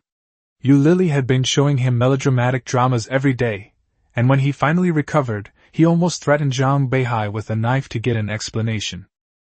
The hangar was bustling with noise. For the first time, the Tough Guy Battalion was having a real party. Zhang Beihai led the way, opening beer bottles. Some soldiers were apprehensive, some grateful, and some completely let loose. Fresh dishes were served, and roast chicken and beef disappeared in the blink of an eye. These men, who had never been truly well-fed, could finally eat their fill. After several rounds of drinks, Zhang Beihai stood in the center of the table and took out the controller. The soldiers fell silent instantly, their faces grim as they put down their food, as if recalling the agony of being subjected to electric shocks. Some even thought this would be their last meal. The next second, Zhang Beihai clenched his fist, and the controller shattered into powder in his palm. He loudly declared that from this day forward, the Hardman Battalion would be the accompanying force of the 404th Fleet, and he would not treat anyone as a criminal. He too had the blood of Beihai flowing in his veins. He was also a Beihai man. He would not use such a thing against his comrades in arms. The soldiers froze, their fear dissipating along with the shattered controller. Zhang Beihai continued, "No one is born guilty, no one is born to be cannon fodder. And no one should be abandoned after shedding blood and tears. As long as he's in the 404th Fleet, whatever he eats, the Hardman Battalion eats. Whatever care he receives, the soldiers will receive the same. He won't take a single penny of military merit, and guarantees that within 6 months, everyone will be granted citizenship and freedom. Those who want to quit will be arranged to live a stable life in the best-paying factories. Those who want to continue exploring space will be able to boast to their grandchildren in their old age that they once accomplished something great with Zhang Beihai." This promise ignited a frenzy among everyone. One sergeant couldn't help but yell, his shirt ripped off, and the entire hangar erupted in deafening shouts of, "Long live!" Some people ate beef while weeping. Those who had already obtained citizenship but remained behind finally breathed a sigh of relief. They understood that Zhang Beihai not only charged ahead in battle and could travel hundreds of kilometers to rescue his comrades, but more importantly, he had given them hope to live as free and happy people. Amid cheers, a female soldier, taking advantage of the moment when no one was looking, quietly crept up to Zhang Beihai, suddenly hugged him, and planted a big kiss on his cheek. Before Zhang Beihai could react, a bright red lipstick mark appeared on his face, causing the Tough Guy Battalion to burst into laughter and cheers, shouting, "Well done, Bai Yi!" Even worse, Li Dongxiu and Yu Lili simultaneously raised their communication terminals and took 30 consecutive photos of Zhang Beihai. Under the flash, his already pale face, adorned with red lipstick marks, was particularly striking. Zhang Beihai instantly froze, losing his composure and shouting, "Lili! Dongxiu! Delete it! Quickly!" Seeing this, Ekaterina's anger flared. She threw down her burrito and chased after Beihai, yelling that she had considered her a good friend and demanding that Beihai return Beihai. Zhang Beihai then saw clearly that Beihai was a petite girl, barely over 1.5 meters tall, with strikingly fair skin among the Beihai people, yet her movements were surprisingly agile. Using the cover of the Hardman battalion members, she dodged left and right. The number on the back of her uniform was 117. Chapter 30 Sleeping Peacefully. That night, the soldiers of the Tough Guy battalion went completely wild. The Kunlun Mountains sailed along a safe course, piloted entirely by AI assistants. Even warp drives and Stargate crossings couldn't interrupt the reverie. If Zhang Beihai hadn't given himself a shot to sober up and forcibly metabolize the alcohol, he would have almost become the first captain in history to be unable to return to his combat post due to excessive drinking. The gathering was surprisingly effective. The long-suppressed Storm Commando members, fueled by food, drink, and anticipation for the future, finally unleashed their long-dormant humanity. Their chronic lack of food and clothing had made them appear thin. Even veterans like Wang Lei weren't necessarily as physically imposing as Li Dongxiu. But Zhang Beihai believed that with proper nutrition, their physical condition and combat effectiveness could be further enhanced. The Kunlun Mountain was almost never quiet all night. Nearly half of the ready-made food purchased from the frontline base was consumed. If it weren't for a few skillful girls and soldiers temporarily forming a cooking team to continuously replenish the food with supplies from the ship, everyone would probably have been licking their plates clean while drinking. What surprised Zhang Beihai the most was that Beihai and Baiji's cooking skills were no less than those of a hotel chef. Especially when everyone was quite tipsy, the two sisters brought out a large pot of tomato and egg drop soup, steaming hot and fragrant, both warming and sobering. Zhang Beihai looked at the bowl of sticky soup, his throat moving slightly. That appetite from the depths of his memory instantly pulled him back to another world. He was from northeast China, yet on a warship in this strange universe, he tasted the flavors of home. He asked who taught them how to make it, and Beihai and Baiji laughed, saying that everyone in their families knew how, but they used to use rotten tomatoes they found and stolen eggs. Their eyes were full of anticipation as they asked him if it was delicious, and if it was, they should eat more. A sip of hot soup warmed Zhang Beihai's entire being. Whether it was the pungent pepper or the scalding heat, his eyes suddenly reddened, and tears streamed down his face uncontrollably. No one knew his identity as a time traveler, nor did anyone understand the weight he carried on his shoulders. In battle, he was always at the forefront. To many, he was a loyal warrior and mentor. To his comrades, he was the most reliable leader. But after the battle, he had almost no one he could truly confide in. This bowl of dumpling soup was one of the few things that resonated with his hometown since he came into this world. When Beihai and Baiji saw him holding the bowl and crying, they panicked, thinking they had done something wrong. Just as Beihai took out her handkerchief to wipe his tears, Ekaterina, who was eating cake nearby, saw her. Ekaterina's temper flared up instantly, and she rushed over to see what the two girls were up to, only to find Zhang Beihai crying uncontrollably. She had been classmates with Zhang Beihai for 4 years and had never seen him like this before. Her first reaction was even that the two girls had bullied him. But she quickly realized that in the entire 404th Fleet, who would dare bully Zhang Beihai? Catherine's attitude softened, and she gently stroked his back to help him catch his breath. Beihai, seeing this, immediately became alert, reminding Nana that they had agreed to fair competition. She was no longer a criminal but a citizen. She had accumulated enough merit during the landing operation on Whiskey Star to not only obtain citizenship but also be freed from slavery. Beihai ignored everything else and joined in patting Zhang Beihai's back to help him catch his breath. As a result, everyone around assumed something was wrong with the captain and swarmed around him, even several drunken lads who were staggering over. Leading the charge was Li Dongxiu, who was just recovering from a serious illness. He slapped Zhang Beihai on the back with such force that it almost knocked him out of his wits.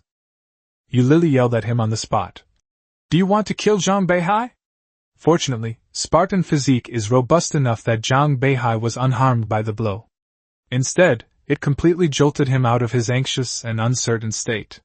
Yes, even though he came to this world, he was not alone. He had his own warship, his comrades in arms, and more importantly, his beliefs had never changed. That was the first lesson every Chinese naval officer learned, and it still shone brightly even in a completely new universe. Zhang Beihai gritted his teeth and teased Li Dongxiu, saying that his palm strike was really powerful and suggested that they make a movie about it called Drunken Fist. Everyone burst into laughter, and at Wang Lei's urging, the soldiers lifted Zhang Beihai up and tossed him high into the air, the cheers almost shaking the hangar. In midair, Zhang Beihai looked out the porthole and saw the wide-range silence not far away. The small red and white aircraft carrier didn't seem big, but it seemed to contain boundless power. At this moment, its hull seemed to be longer than before, and there was a structure in the middle that looked like a large torpedo launcher. After defeating the Queen Insect, Zhang Beihai received another S-level daily evaluation from the system that same day. Each S-level reward signifies a powerful upgrade, and this time the reward consisted of only one sentence: heavy missile launcher modification. All the aircraft carriers he piloted, the wide area silence, could be fitted with these heavy missile launchers. Unlike the chocolate bar, vertical launch systems commonly found on Imperial warships, this one resembles a long spear stuck in the middle of the hull. The frustrating part is that the launcher itself doesn't come with missiles. Zhang Beihai has to purchase all the missiles himself from the system shop and have them automatically loaded. The shop also has unlocked missile permissions, listing intercontinental nuclear missiles of the JL-3, Topol-M, and DF-51 class, but unfortunately, they are currently grayed out and unavailable for purchase due to size limitations. The missiles available for purchase include the Dongfeng 17, Dongfeng 21, and Dongfeng 26, as well as the Iskander, Radong, Meteor 3, and Mirat missiles. After reviewing the list, Zhang Beihai could only exclaim that it was practically a complete missile package from the Anti-Hegemony Alliance. The party finally ended after everyone had eaten and drunk their fill. Those soldiers who hadn't drunk much and were already sober stayed behind to clean up the messy hangar, while Zhang Beihai and the others returned to their respective ships by transport boat. However, as he prepared to leave, there were noticeably more young women around him. Besides the Bai sisters, other girls also gathered around, even pushing Wang Lei and the others to the side. Ekaterina clung to Zhang Beihai's arm, glaring at any girls who tried to approach, her posture suggesting she'd throw anyone who dared come near. Li Dongxiu watched, seething with jealousy. They'd promised to be brothers forever, but Zhang Beihai had become a winner in life, calling him a scumbag and complaining about why no one cared about him.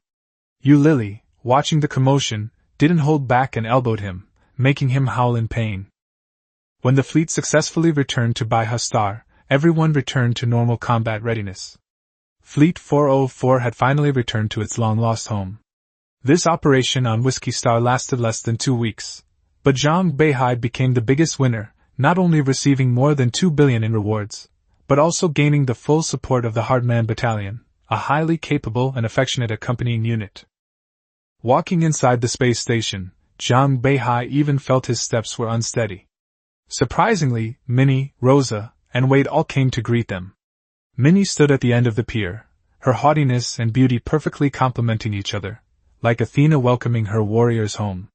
She still had blonde hair, her makeup neither heavy nor light, and her red eyes, when covered by blue contact lenses, resembled amethyst. When Minnie Feilin wasn't needed, she had grown accustomed to this understated attire. However, this style also brought a lot of trouble. If Wade hadn't been wearing the FBL armband all the time, he would have been driven mad by the aristocratic young men who tried to flirt with him. Those useless family henchmen were like flies, impossible to shoo away. Minnie wanted to just fly them away every time she saw them.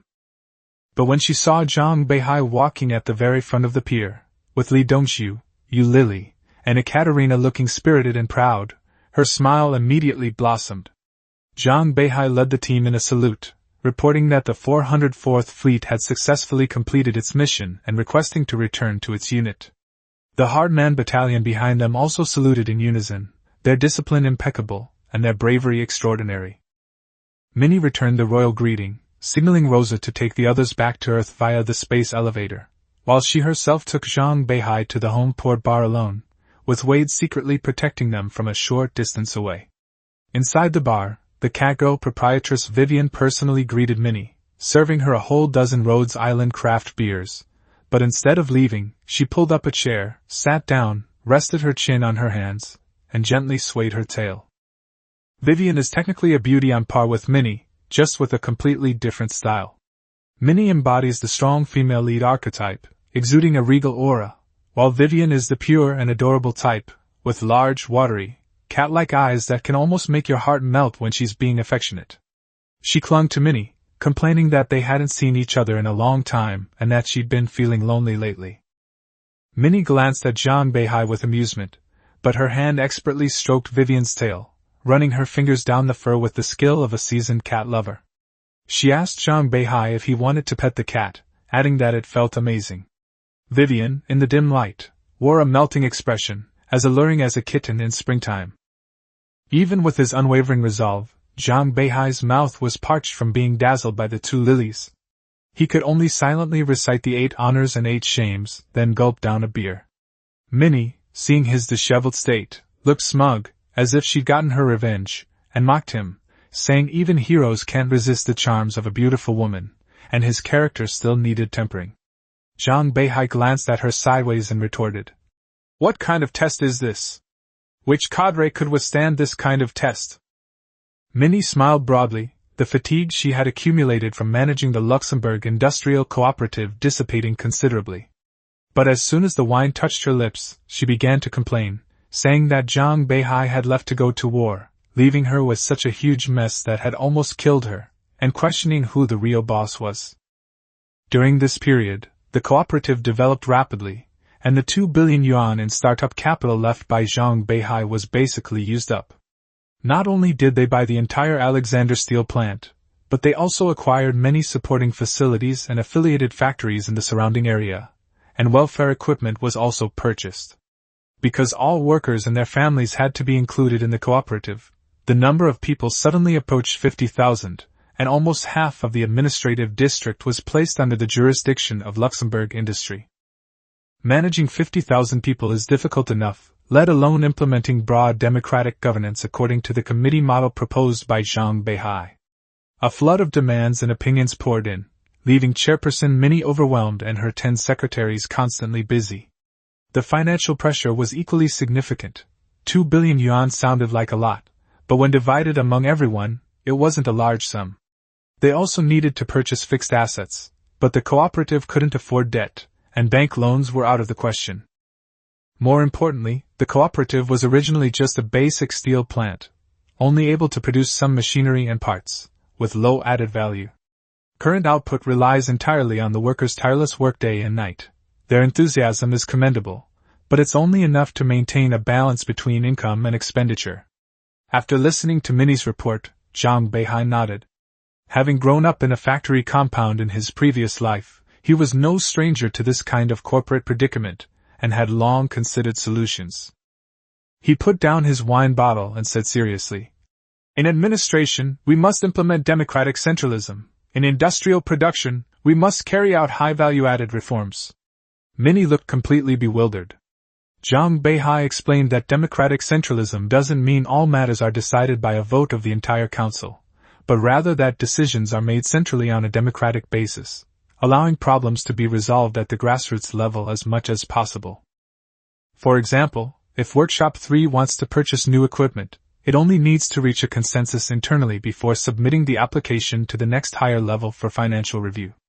The higher level committee has standing committee members, composed of the chairpersons of the next lower level committees, who are responsible to their respective committees. Financial and emergency decision-making authority is delegated level by level.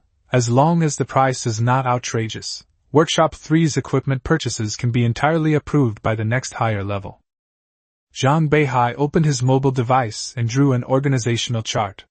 It resembled a structure built from grains of sand, clearly showing who was responsible to whom, how power was distributed at each level, and how consistency was maintained. Minnie quickly grasped the key: centralized power, but democratic planning at the lower levels. This was precisely the characteristic of democratic centralism.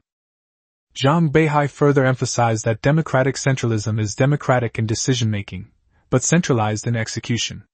Once the procurement application from Workshop 3 is approved, Workshop 2 cannot obstruct it secretly simply because they disagree. Any internal strife must be severely punished. At the same time, standing committee members must rotate. One-man rule is unacceptable. A workers' oversight meeting should also be established as a supervisory organization for committees at all levels. While it may not have decision-making power, it can raise procedural objections. Minnie listened intently, almost wanting to take notes. But Vivian next to her wasn't so lucky. Zhang Beihai was speaking quite loudly, forcing Vivian to listen the entire time. Her once bright eyes gradually lost their sparkle, making her look like a college student in class. Not long after, the cat girl slumped onto the table and fell asleep, emitting soft purrs. Zhang Beihai's voice was as steady as a lullaby, and Vivian slept very peacefully. Chapter 31 Robbery. Zhang Beihai roughly established the cooperative's organizational structure, and told Minnie to explore it gradually in this direction, without having to shoulder everything herself. Often, it's important to trust the wisdom of the masses. Holding meetings to gather ideas and pooling collective wisdom is always better than trying to handle everything alone. Minnie's head throbbed when she heard the wisdom of the masses. She said that what she'd heard most lately wasn't complaints about pay or workload, but rather everyone clamoring to work overtime. Nobody wanted to go to night school, the lounge was deserted, and even the square dancing had lost its crowd. Even more outrageous was Li Bolin's grandfather, Li Dongshu's grandfather, who would push his wheelchair around the factory every day, claiming he was protecting the factory and preventing enemy sabotage. Zhang Beihai slapped himself in the face upon hearing this, thinking to himself, "What kind of development direction is this?" Minnie grew increasingly angry as she spoke, and then brought up Rosa again. After reading Zhang Beihai's declaration, that young girl quit her job as a bodyguard and secretary, and spent all her free time running to night school. If she were taught combat or physical training, that would be one thing, but she was taught loyalty to the emperor and patriotism. Now every worker has a little red booklet, which they flip through all the time. They no longer call each other brother, or little brother, but comrade. Minnie gritted her teeth and said, "What kind of loyalty to the emperor and patriotism is this?" Zhang Beihai almost burst out laughing, but desperately pinched his thigh to hold it in. Minnie also said that the workers put up slogans everywhere, such as, "Working hard is a blessing, have you enjoyed your blessings today? The future is uncertain, what were once cattle and horses are now Rome." And, "For every piece of meat a worker eats, there is one more wisp of smoke in the sky above the factory." Zhang Beihai suppressed a laugh, but he knew in his heart that these people were simply too eager to express their opinions. As long as this enthusiasm was channeled into production and construction, the cooperative's development would only accelerate. Minnie finally revealed her true intentions, looking at him expectantly and saying that he should manage the cooperative, and she would go to war or even deal with nobles.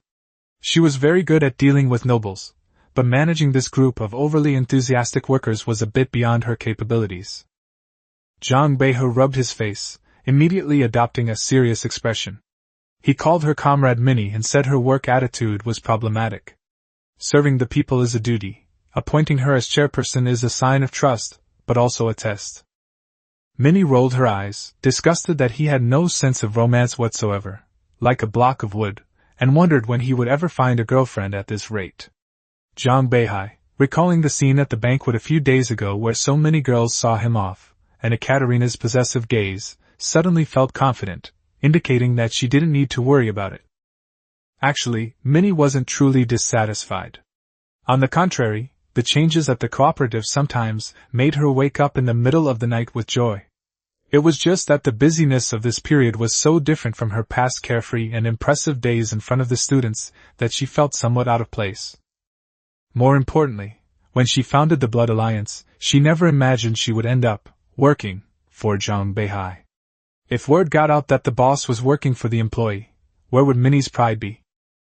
Zhang Beihai saw through her little scheme and told her that he remembered all her efforts. He had her do these things so she could personally build a theory and truly implement it. Wouldn't that bring her a sense of accomplishment? Minnie didn't deny it. She said the sense of accomplishment was indeed strong, even stronger than when she was a principal. Before, she thought that having students all over the world and piloting warships to expand the Empire's territory was the ultimate glory. But after interacting with ordinary people, she found that the satisfaction from establishing cooperatives was more real. She said earnestly that although the imperial warships were constantly expanding their territory, the lives of ordinary people remained difficult. To her, the extravagance of the nobility was practically a crime against them. And yet, some nobles and wealthy young men found life meaningless over trivial matters and contemplated suicide. In contrast, she admires more ordinary people who strive to live and still know how to enjoy life. She can't quite describe the feeling, but it's warm and reassuring. Zhang Beihai summarized it for her, saying it was like sunshine. Like wild grass striving to grow towards the sun, growing more and more luxuriant, and finally blooming into flowers. Minnie smiled, a genuine smile, and said, "Yes, that's sunshine." She even joked that if Zhang Beihai ever couldn't continue the revolution, he could become a poet and not starve. Zhang Beihai laughed and said that he would rather be dead than not participate in the revolution. He then drew an aircraft blueprint on the communication terminal, which was the Dark Sword UAV, and it was the blueprint that came with the aircraft when the system gave it to him. After investigation, he discovered that the blueprints for the Dark Sword and Attack 11 drones were originally provided to him as military invention patents. The same applied to the aircraft in the store. The initial purchase was expensive because it included the blueprints, but subsequent manufacturing would be much cheaper. Minnie immediately recognized the plane and asked if it was the fighter jet he used during his exam, then asked what he was doing with it. Zhang Beihai replied that this was what he meant by upgrading high-value-added industries. The Empire's manufacturing industry appears advanced. Given complete blueprints, the spaceport's automated workshops can print almost anything. However, the prices are outrageously high. The production cost for a squadron of 3 Dark Swords is over 20 million, enough to fill a hangar with basic scimitar-class fighters. Therefore, unless it's an emergency or an experimental product, most people will buy finished products directly from the military or other channels. On the other hand, due to the widespread adoption of automated production, ordinary factories mostly only produce general-purpose components and basic materials. The Alexandria Steelworks is a case in point. It primarily produces the lowest-grade T5 components and standard materials. A small quantity of these materials is sent to the automated production line, while the majority is supplied to other factories for further processing. The Dark Sword drone that Zhang Beihai presented could be manufactured using T5 level parts and materials. Although its materials and processes were basic, its actual combat capability was comparable to that of a T4 level fighter jet. If equipped with a T4 level piloting module and AI module, it could easily reach the T4 level. More importantly, the Dark Sword's appearance perfectly matches the aesthetics of the Feilin Empire. The fuselage has sharp angles yet smooth transitions, and its design language bears the shadow of the Empire's new T2 Phoenix fighter, but is more rugged and sharper, like a sword hidden in the shadows, ready to be drawn at any time. For Luxembourg's industries, production can be started quickly by purchasing a small amount of supporting equipment. Worker training is also not difficult.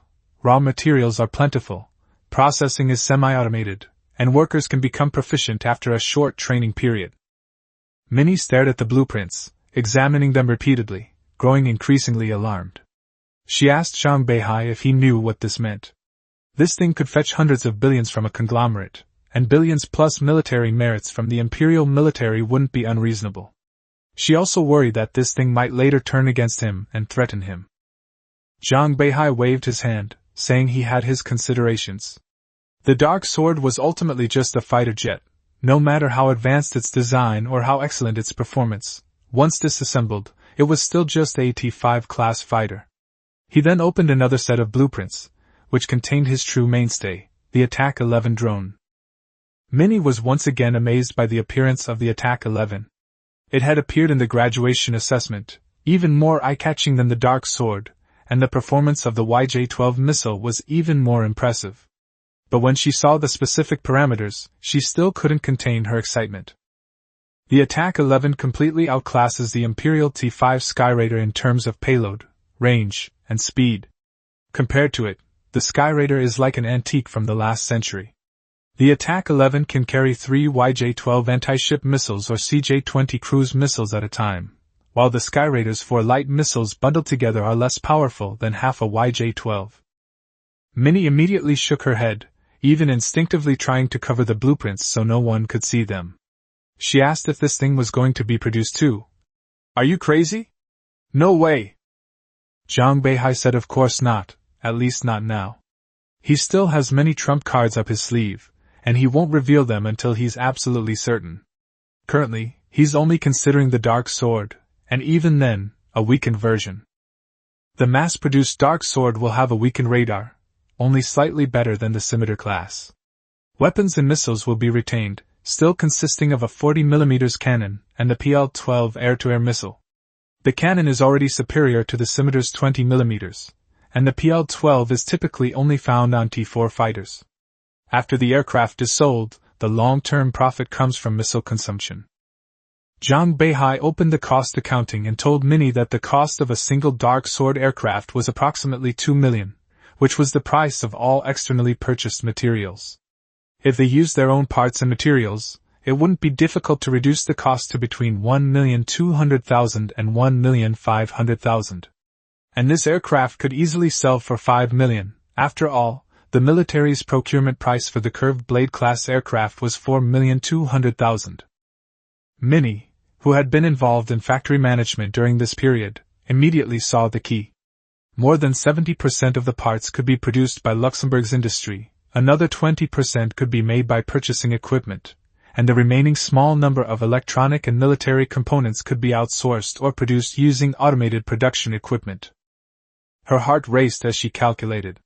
At current costs, even if 30% of the components were outsourced and reassembled, the profit per unit would still be at least 3 million. If she acquired nearby electronics factories, chemical plants, and assembly plants, she was confident she could reduce costs to below 1 million. Minnie used to have no concept of money. She could buy a bottle of beer for thousands of dollars without batting an eye. But now, she has tens of thousands of mouths to feed, and every penny is precious. If an airplane can earn $4 million, even if only 100 are sold each month, everyone in Luxembourg's industry can live a middle-class life in the hub city. 100 aircraft is hardly a lot. The Empire's expansion is endless. Even the least valued aircraft carriers number in the hundreds of thousands in the White River dimension. Orbital defense facilities and space stations require rapid maneuverability of fighter jets, creating a huge demand.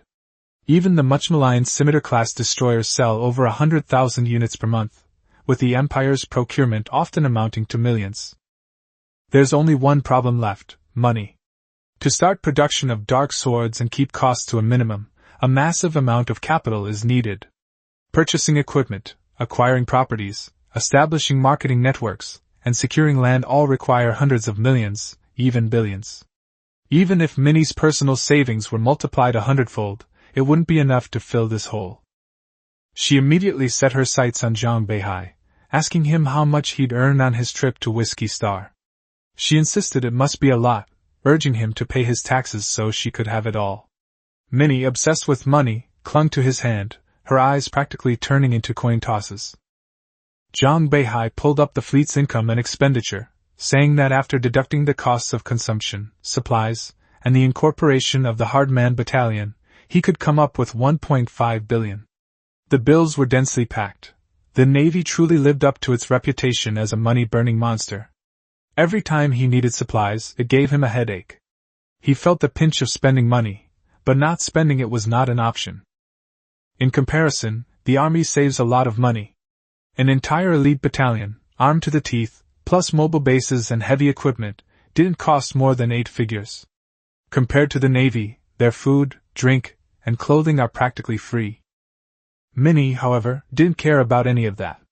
Seeing that there were still over 1.7 billion in the account, she generously said she'd leave him 30 million, and transfer the rest to her own account. Zhang Beihai instantly became alert and blurted out, "Robbery! Minnie!" Minnie persisted, blinking her big, watery eyes and feigning a pitiful look, pleading with him to give it to her. Vivian, who had just woken up and was unaware of the situation, saw Minnie's distress and copied her, clinging to Zhang Beihai's hand and begging him to listen to Minnie. A catgirl and a stunning royal both acting cute at the same time, even the toughest person couldn't resist. Zhang Beihai gritted his teeth, finally giving in and agreeing to give a maximum of 1.6 billion, keeping 100 million for himself as the fleet needed to eat. Minnie immediately flashed a triumphant look, demanding the transfer right away. Zhang Beihai cried out in grief and indignation. "This is robbery! Is there no justice in this world?" Chapter 32 The Hidden Sword Unsheathed. During the subsequent short rest period, Zhang Beihai's 404th Fleet had no suitable missions, and all members were given leave as a matter of course. Li Dongxu went straight home, and his family was overjoyed to see him return unharmed and in high spirits. They even used 100 work points to prepare a family feast. Li Dongxu looked at the table laden with more than a dozen dishes, but hardly a single green vegetable in sight, and almost burst into tears. He was unaware of the changes after the cooperative's restructuring, and only thought that his family's livelihood was about to end. He clung to his mother's leg and wailed, saying that if she had any difficulties, she should tell him, and he would go to Zhang Beihai to collect his wages immediately, and that he absolutely mustn't have any farewell dinner. Dongmei stared at the table full of meat dishes with a disappointed look, complaining that she was tired of eating meat every day and wanted some vegetables with dipping sauce to change things up. Li Dongxu was thunderstruck, completely unable to believe that his family could ever get tired of eating meat. At the dinner table, Li Dongxu, his hair a mess, sat on a soft cushion, eating heartily while listening to his family talk about life after Luxembourg's industrial reforms. 8-hour workdays, night school training, cooperative canteens, and the vegetable basket project. These were things he had never heard of before. But looking at the table full of food and his family's radiant smiles, he finally understood that this wasn't the last hurrah, but the beginning of truly good days. Li Bolin remarked that Chairwoman Minnie was a rare good person. As a member of the royal family, she was willing to stay in this small place and care for people like them. She was truly the conscience of the empire. He urged Li Dongxu to do his job well and not let Minnie and Zhang Beihai down. Li Dongxu wanted to boast about his achievements on Whiskey Star, but he swallowed the words back. He knew his family wouldn't care how bravely he fought, but only whether he was injured or suffered. As the person in the 404th Fleet who had entered the medical bay the most times, he didn't want his family to worry about him anymore. Li Bolin saw through his grandson's thoughts, raised his glass, and said that he had also served in the military and knew what the battlefield meant. He only hoped that Li Dongxu would fulfill his duties and protect the hard-won life they had now. Dongmei added from the side, "That's called liberation." The old man smiled, his wrinkles smoothing out, raised his glass and drank it all in one gulp. Li Dongxu also solemnly finished his juice. Meanwhile, Zhang Beihai was settling the Hardman Battalion into their new homes. Their accommodations were in a large, supersized apartment building, less than a kilometer from the Li family's residence, a welfare building provided to employees after the Luxembourg Industrial Group's acquisition. The Hardman Battalion, as an accompanying force of the 404th Fleet, was also incorporated into the cooperative system. Soldiers who gained citizenship received long-term labor contracts from the Security Department, enjoying allowances, medical care, and other benefits. They were also allocated a single-family apartment of about 40 square meters. Although small, it was the first home they would ever truly own. Non-citizen soldiers, due to their citizenship restrictions, could only share a room with 2 other people and did not have formal insurance from the imperial system. However, they also received work point cards, enough to live a fulfilling and stable life within the cooperative. Many former members of the Storm Commando unit lived in the suburbs of the 4th hub city. Upon learning that the Hardman Battalion lived nearby, they all came to visit their old unit. Li Bolin, a veteran of the unit, was immediately surrounded by soldiers upon his arrival, treated like a legendary idol, showered with souvenirs and food. The old man couldn't finish 2 fried cakes and simply sat in his wheelchair to tell everyone his stories from back then, which ignited the passion of the soldiers. Zhang Beihai clearly understood the importance of military tradition. Knowing where they came from and where they were going was crucial to building morale. Therefore, he not only welcomed the veterans to visit often but also arranged for special transportation and had Rosa and members of the Workers' Study Group give speeches to the Hardman Battalion. Rosa frequently sought Zhang Beihai's advice on theoretical issues. Zhang Beihai outwardly explained things seriously, but inwardly he was overjoyed. The more he observed her, the more he felt that Rosa was a natural-born political commissar, the kind who could fight and kill, truly a woman of both literary and martial talents. In less than a week, the Tough Guy Battalion was completely transformed thanks to ample nutrition, scientific training, and ideological education. The soldiers exuded an elite aura from the inside out, and their physical changes were even more dramatic. Wang Lei, a lean and capable soldier in his 30s who was just over 1.7 meters tall, had grown like a balloon to 1.8 meters, with ridiculously well-developed muscles. Zhang Beihai thought to himself, "I definitely didn't give them any hormones." These soldiers had suffered from long-term malnutrition and their development was stunted by the Storm Commando system.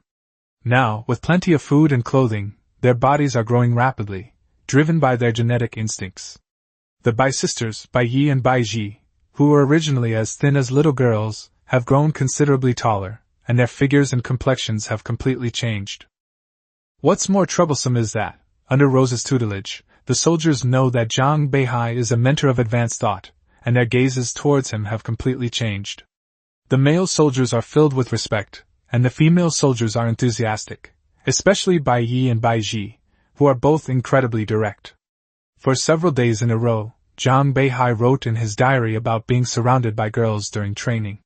He managed to defend himself against Bai Yi's sneak attacks, but he couldn't defend himself against being fed, and in the end, he was even stolen a kiss by Bai Yi. Bai Ji also joined in the fun.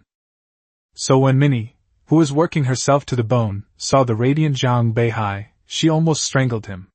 She raged about how she'd been working herself to the bone for the cooperative, while simultaneously questioning whether this fleet commander had been harassing young girls all day. Knowing he'd indeed been slacking off lately, Zhang Beihai quickly tried to appease her with kind words, massaging her shoulders and legs, finally managing to calm Minnie down. However, business wasn't delayed.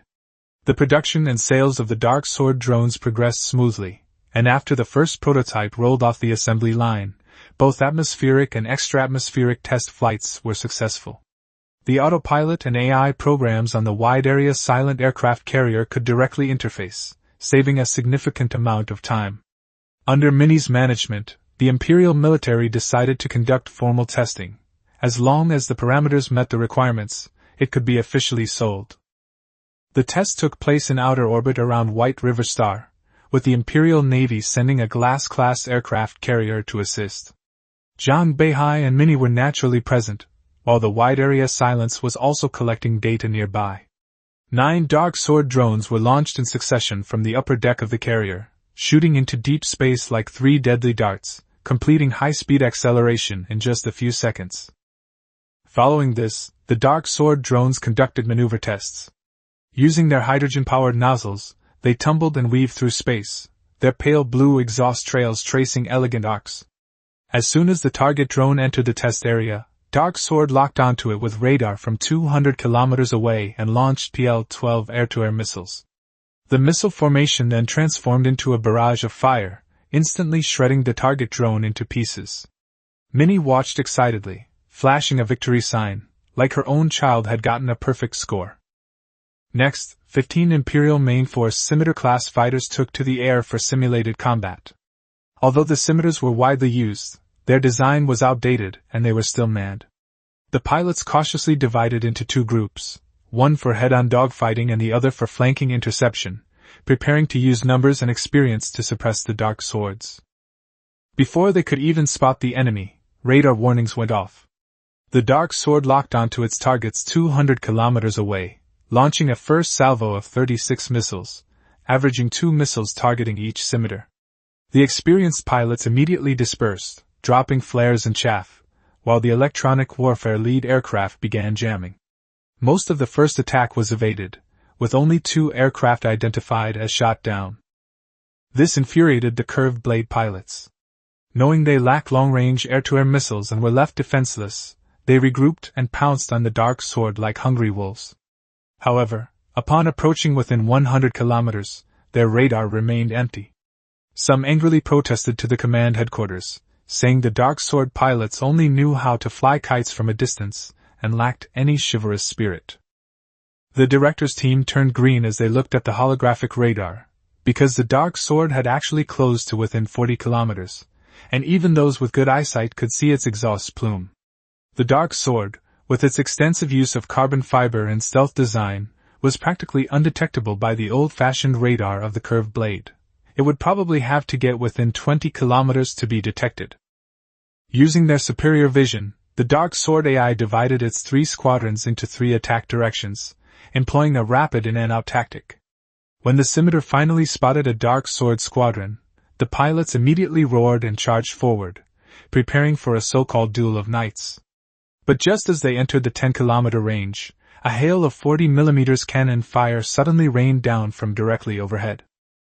This surprise attack immediately eliminated 3 scimitars and severely damaged 2 others. The pilots realized the enemy was at 6 o'clock above them, but their radar couldn't detect them. The remaining fighters attempted to give chase, but quickly discovered they were simply not fast enough.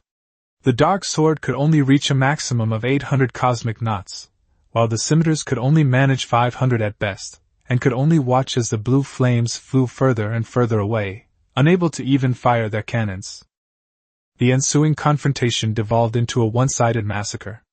Dark Sword repeatedly slashed in from unexpected directions, like a dagger hidden in the shadows, slicing through the flesh of the scimitar formation piece by piece. The scimitars couldn't dodge, couldn't catch up, couldn't hit. The so-called honorable adversaries were non-existent. Dark Sword gracefully turned 5 kilometers away, always maintaining maximum firing range on the scimitars. The exercise ended with the complete annihilation of the scimitar fighters and the complete absence of Dark Sword drones. Upon returning to base, the scimitar pilots were filled with scathing complaints, with several so frustrated that they smashed their helmets, and were even given 3 days of confinement.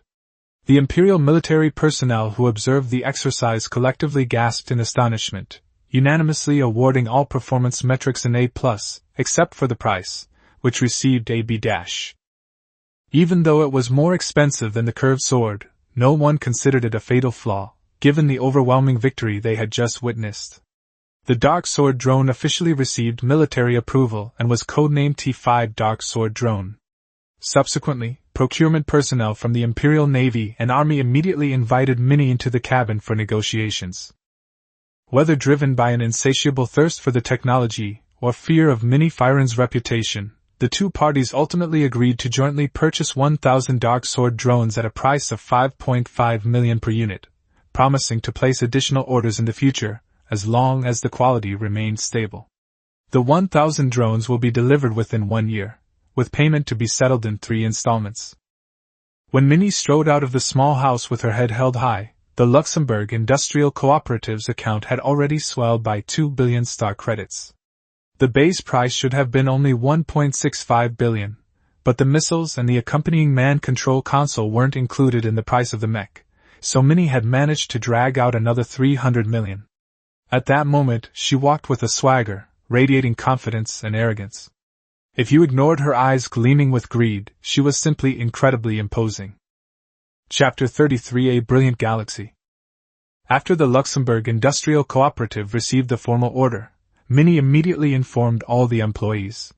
The workers were almost out of control with excitement, especially when they learned that they had ordered 1,000 fighter jets a year, each costing 5.5 million star coins, and that delivery would be made within a year. The entire aircraft manufacturing plant was abuzz with excitement. These people were mostly key personnel from various factories, as well as members from newly acquired units. After joining the cooperative, they enjoyed the same treatment as those at the Alexandria steel plant. For workers who had once struggled at the bottom, these benefits were nothing short of a miracle, so everyone was determined to make the cooperative bigger and longer lasting. To give everyone an outlet for their frustrations, Minnie ordered that no workers should work overtime that day, and that each workshop would organize a dinner party after get-off work. She then instructed Rosa and the organization department to rearrange the production schedule. However, as soon as the AI-assisted schedule appeared, Minnie's face darkened after just one glance. She immediately rejected them, angrily declaring that all overtime applications needed to be redone, and anything exceeding 2 hours would be rejected. The aircraft manufacturing plant averaged 5 hours of overtime. It was practically risking their lives. Minnie, of course, knew that in the past, these workers were considered normal to work 12 hours a day, and 15 or 16 hours was commonplace. The capitalists never cared about their well-being. But the cooperative was different. Overtime pay was double the normal wage, and they avoided it whenever possible. Moreover, since its establishment, the cooperative had never officially approved overtime in its work schedule. All the so-called overtime was done voluntarily by the workers. Initially, the factory security would try to drive them away, but later, more and more workers secretly stayed, making it impossible to manage them all. The most remarkable worker was one who worked continuously for 16 hours on the front line without any decrease in efficiency. The yield rate of mechanical parts reached 99.99%, and there were no defective products for 3 consecutive days. After finishing his work, he would roll up his bedding, find a corner to sleep, and then continue working when he woke up. His meals were brought to him by his co-workers. Minnie went to the workshop to see him personally and forced him to take 3 days off. But the dark-skinned, burly worker almost knelt down and begged her. He said that if it weren't for Minnie, he would have been shot dead by the white team long ago. His father and 7-year-old child had both died at the hands of the white team. Minnie had avenged him, and he had no way to repay her, so he could only work desperately and couldn't stop. He finished speaking with tears streaming down his face, and the workers around him, recalling those bloody days, also fell silent, their eyes reddening. That worker was a resident on the first floor of the public rental building where Li Dongshu's family lived. When the White Army was burning, killing, and looting, he was working overtime at the factory and escaped the ravages. But when he returned, he only saw bloodstains on the walls and his relatives lying on the ground. Minnie handed him the towel and solemnly told everyone that she deeply regretted the loss of their family. But it wasn't she who saved them. Rather, they had freed themselves. If they truly wanted to do something, they should carry on with the legacy of their departed loved ones and live well. These words quickly spread throughout the cooperative, and were adapted by a secretary who wished to remain anonymous, becoming the slogan. Never forget the suffering of the class system, always remember the blood and tears of hatred, which was plastered all over the streets and alleys. At the same time, the Hardman Battalion opened its barracks to the public, and after work, the workers would go to the barracks to train and study with the soldiers. The Feilin Empire doesn't ban guns, only strictly controlling certain covert weapons. As a result, the previously quiet gun section of the cooperative store was quickly sold out. The Morita Type 1 rifle and Type 2 carbine were the most popular, and even the ammunition was sold out in droves. When Wade reported the situation to Minnie, she nearly slammed her head on the table.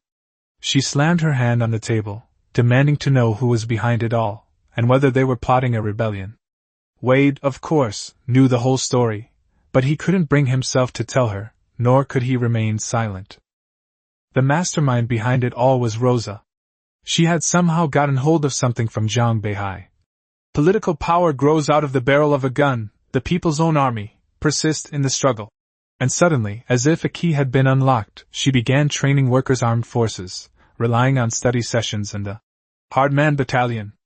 Every day after work, the sound of gunfire from the training area was like firecrackers, lasting until 10 p.m. After hesitating for a long time, Wade finally reminded Minnie that she had to talk to Rosa. The cooperative could still manage internally, but this new idea was already spreading, influencing even some within the FBL. Governor Lucy had probably already received the news. No sooner had Minnie finished speaking than she received a text message from Lucy on her personal terminal, inviting her to a banquet at the governor's mansion with Rosa. Minnie didn't hide anything and told Wade directly. Wade's face turned pale upon hearing this, indicating that he really couldn't handle such a major matter. 2 days later, Minnie, with her silver hair and red eyes, arrived at the governor's mansion. Her heart sank completely, because the governor's mansion was heavily guarded inside and out.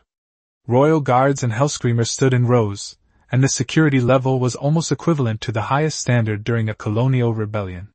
The only thing missing was the presence of mechs and tanks outside the gate. The governor's mansion, located slightly north of the core of the first hub city, is the most magnificent architectural complex on White River Star and the administrative center of the entire White River dimension. Minnie had certainly been here before, but this time, looking at the familiar buildings, she felt as if she were walking towards an execution ground. The fate of the defeated Phantom Fleet was still vivid in her mind.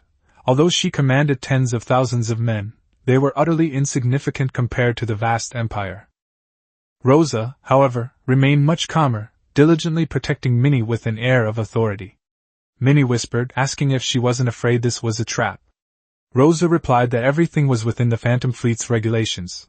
They hadn't explicitly opposed the Empire, nor had they rebelled. Why be so afraid? This wasn't like the Minnie Feilin she knew. These words made Minnie feel somewhat embarrassed. Rosa reminded her again that as a member of the royal family, she should display royal etiquette and dignity. Minnie took a deep breath, temporarily suppressing her record of defeat, and straightened her back again. She hadn't broken the law, and even if there were any obstacles, she was still Minnie Feilin, the future queen, and she couldn't let a little storm break her spirit. The governor's mansion was unusually quiet today. The usual traffic was nowhere to be seen, as if everything was waiting for her arrival. The reception staff led them into the banquet hall, but it was nearly empty. Besides Governor Lucy Feilin, only her husband and secretary, Yevgeny Pavlov, were present. Lucy, dressed in simple royal casual wear, wearing gold-rimmed glasses, her silver hair piled up, was handling business on her communication terminal. Yevgeny stood beside her, also looking at his terminal. The two didn't resemble high-ranking royalty, but rather elders sitting at a dining table waiting for someone to come home for dinner. Lucy smiled and gestured for Minnie and Rosa to sit down. Noticing Minnie was preoccupied, she gently told her that it was just a meal and a casual chat, and that her worries were nothing to worry about. Lucy's older sister-like tone gradually put Minnie at ease. A guard pushed in a food cart, and dishes of local Feilin Empire gleamed enticingly under the lights. Lucy said there was no need for formalities. She knew Minnie wouldn't like them either. The Feilin royal family had a long-standing tradition of older Feilin members caring for younger ones. All red-eyed, silver-haired members were one family. Therefore, no matter how Lucy acted in front of outsiders, she always treated Minnie like an older sister. The food was delicious. Even though Minnie had been away from the Feilin dimension for a long time, she still couldn't resist the familiar taste. Lucy then asked if she liked to drink, and seeing Minnie nod, she had a guard bring a bottle of wine. The bottle shimmered with light, like it contained a galaxy, and the silver-gray cork further indicated that it was a wine used by the Feilin royal family. Lucy explained that this was Brilliant Galaxy, delivered just last month. It was produced from film, and the last large-scale production was before the reconstruction of Blue Star. The pale yellow liquid was poured into a stemmed glass, where countless starlight-like ribbons floated, yet did not deform with the liquid, as if each glass contained an independent galaxy. Everyone received a glass. Lucy raised her glass and gently swirled it, making the galaxy inside spin, then called out, "To Philly!" Everyone responded in unison. Minnie took her first sip and found it didn't have a pungent smell, only a mellow and sweet aroma. The fine bubbles dispersed the sweetness, making her mouth feel as if it were lit up by starlight. According to imperial etiquette, unless a toast is explicitly declared, only a third of the first cup should be drunk. Minnie tried to restrain herself, but ultimately desire overcame reason. A full minute later, she finished the entire cup of Brilliant Galaxy. Lucy waited until Minnie put down her cup before casually asking how it tasted. Minnie honestly replied that it was divine. She then noticed that Rosa had only drunk half, and Lucy and Yevgeny had only taken a small sip. Just as she was about to apologize, Lucy interrupted her, ordering a guard to pour her another cup. Lucy knew that Minnie was a very ambitious person, otherwise she wouldn't have participated in the Phantom Fleet project. That glass of wine she drank in one gulp was the simplest test. Minnie was indeed very greedy, but it was precisely because of her greed that she was able to go further. Lucy's light-hearted tone vanished, her red eyes darkening. She said neither of them liked formalities, so she cut to the chase. "Minnie, are you really ready? This is a road of no return." Minnie knew the real question was coming and simply replied that she wanted to give it a try. Lucy pressed further, asking if it was that kid named Zhang Beihai who gave her confidence. According to the information, he was just an ordinary student, and even his native Philippine heritage was only half. Minnie swirled her wine glass, gazing at the shimmering starlight within, and said that rather than Zhang Beihai giving her confidence, he brought her a new perspective, a key that could unlock the door. Lucy, intrigued, urged her to continue. Minnie was no longer worried that Lucy would harm her. If Lucy really wanted to do something, she wouldn't have needed to hold a banquet. So she frankly pointed out that the Empire's class system and bourgeois government were seriously hindering its development. The Empire was still expanding, so it appeared positive on the surface. But a large number of lower-class citizens and the so-called useless class were not releasing their full potential as part of the state. She said that while the Feilin Empire possessed highly advanced technology, its political system failed to mobilize its full potential. The wisdom and abilities of the common people were no less than those of the nobility. They were simply constrained. A slave who could have become a scientist was trapped cultivating land on an agricultural planet, while the nobles who controlled the resources were wasting their lives. Lucy argues that this was precisely the original intention of bourgeois governments, to liberate everyone and let them do what they are good at. Minnie, however, says that today's bourgeois governments are even worse than imperial rule. They are greedy, only knowing how to take from and restrict others. Workers receive minimal education in factories and are then forced to work until they die. Slave owners at least know that the starvation of slaves is a financial loss, but capitalists don't care because if one worker dies, many more will take their place. Rosa clenched her fists upon hearing this. Lucy admitted she also disliked the bourgeois government, but she was more interested in knowing what this so-called new idea actually was. Minnie's answer was just 2 words: liberation. Liberation of thought, liberation of productive forces, liberation of relations of production. She said that liberating the mind means freeing people from the constraints of instilled identities, from thinking only of themselves as inferiors or royalty.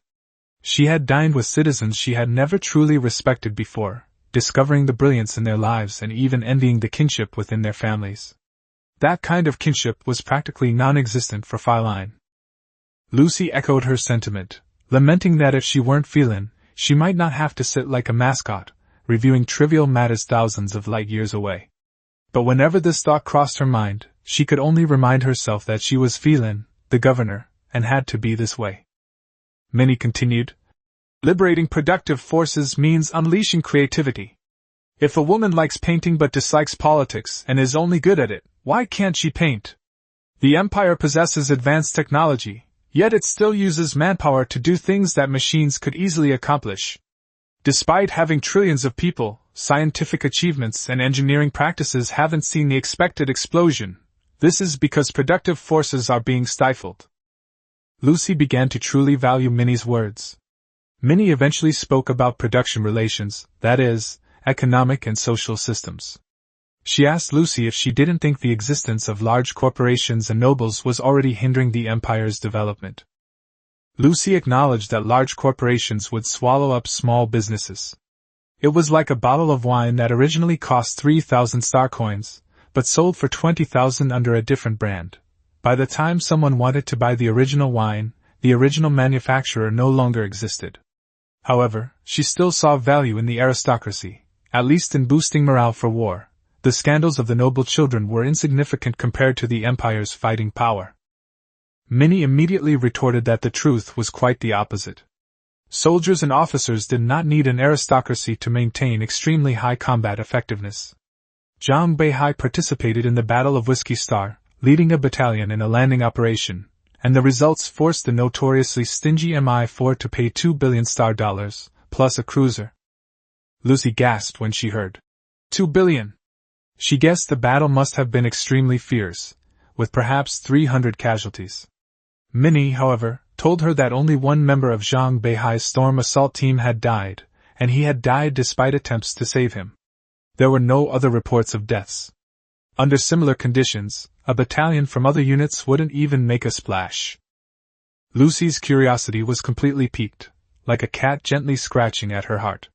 Minnie didn't explain further, only saying that this feeling was hard to describe in words. If Lucy was interested, she was welcome to visit the Luxembourg Industrial Cooperative, in the 4th hub city. After seeing it for herself, she would understand everything. Minnie's teasing at a crucial moment caught Lucy off guard. As the governor, she handled hundreds of matters daily, and her duty told her she couldn't leave easily. But if she didn't go, the answer would never be found. Her long-dormant heartstrings resonated once more at that moment. Chapter 34: A Complete Upheaval. The next day, the cooperative. Li Dongxiu stayed at home last night. Although he slept on the hard sofa, his snoring was still deafening. Dongmei was woken up several times in the middle of the night, and patting and pinching her nose didn't help. This guy is ridiculously careless. His training armor and firearms were casually leaned against the corner of the wall, but he treasured his naval short sword and kept it under his head like a precious gem. He had no training in the morning, so he slept until the sun was high in the sky before being woken by the aroma of food. As soon as he opened his eyes, he saw his family gathered around him eating breakfast, and Dongmei was already dressed in her school uniform, ready to go to school. As soon as Dongmei saw him wake up, she immediately complained. "Brother, can't you be a little more considerate when you sleep? Your snoring is so loud the neighbors must think we're raising pigs." Li Dongxiu scratched his head awkwardly, unable to utter a word for a long time. Wang Xiaoxia placed a bowl of soy milk on the table, wiped her hands on her apron, and told him to hurry up and wash up and eat, then take Grandpa out for a walk later. Li Dongxiu responded and sprang up from the sofa with a somersault, making the sofa creak. The public rental housing building was bustling with activity. People were going to work, going to school, or taking walks.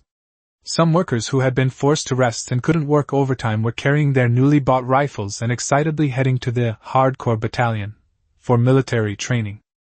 The entire cooperative presented this scene. After its establishment, with adequate benefits and workers actively participating in community defense and order maintenance, this area quickly became the safest place in the fourth hub city. At first, it wasn't that no one tried to exploit the loopholes. Some cunning and dishonest individuals intended to take advantage of the welfare system while simultaneously disrupting public order. However, most were screened out by the FBL's political vetting and were simply relocated. There were also those who were oblivious and made unreasonable demands for compensation, but the military, police, special agents, and factory guards were not just for show. A slap from them immediately brought them to their senses. One of the men, a burly fellow with no arm, was nicknamed One-Handed Superman. His words were simple. "This place isn't for scoundrels to wreak havoc. Either work diligently and contribute, or get out of here. Anyone who dares to cause trouble will either be woken up or knocked unconscious." Because of the need for security and Minnie's protection, the police station in the entire area has practically become an FBL office. However, the FBL here is completely different from others. Elsewhere, they're constantly dealing with murders, and might even lose detectives in the cooperative. Here, they mostly just patrol, watch TV, or scroll through videos. Good Samaritans from out of town go unpunished. If they're really thugs, the factory security will break their legs first. Even more remarkably, the FBL's reputation has improved. The blue-clad agents who were once avoided by everyone are now greeted warmly by the neighborhood. Fruit vendors no longer pack up and run away when they see them. Instead, they enthusiastically invite them to try some. This feeling of being trusted by the people made many agents realize for the first time that they weren't necessarily everyone's enemy. Some started reading the Little Red Book, and some even secretly joined study sessions. Later, a soldier wrote, "Serve the people," in the book, and this phrase quickly became the common sentiment among the agents after their study sessions. However, FBL wasn't having a leisurely day. An emergency order was issued, canceling all leave and requiring everyone except the emergency response team to patrol fully armed. The leadership repeatedly explained that it was only because a high-ranking official was visiting and they needed to guard against assassination attempts that they reluctantly accepted. Otherwise, these people really wouldn't want to be carrying guns around on the streets. This important figure was none other than Lucy Feilin. She wasn't making a public inspection today in her capacity as governor. Otherwise the mayor of the fourth hub city would probably have a heart attack. Lucy wore a blonde wig and purple contact lenses, looking almost like Minnie's sister. The two walked hand in hand into the cooperative park. As soon as Lucy entered the park, she was stunned by the environment. The former Alexander steel plant was dusty, and the roads were full of potholes. Breathing in it felt like you were going to get lung cancer. But now, the streets were clean and tidy, and the formerly sandy open spaces were planted with shrubs and grass. Although the plant species were somewhat mixed, with lilacs, wisteria, and wild strawberries mixed together, it was full of vitality. Minnie explained that these plants were transplanted spontaneously by the workers. Previously, no one cared about the environment because it was meaningless to the capitalists. After the reforms, overtime was no longer allowed, so the workers had some free time and gradually moved the plants over. Lucy was a little surprised. They were willing to maintain the street environment even without pay. Minnie smiled and said that in the past, the factory was just a place where they sold their labor in exchange for necessities. Now it was their home. Since it was their home, they naturally wanted it to be as beautiful as possible.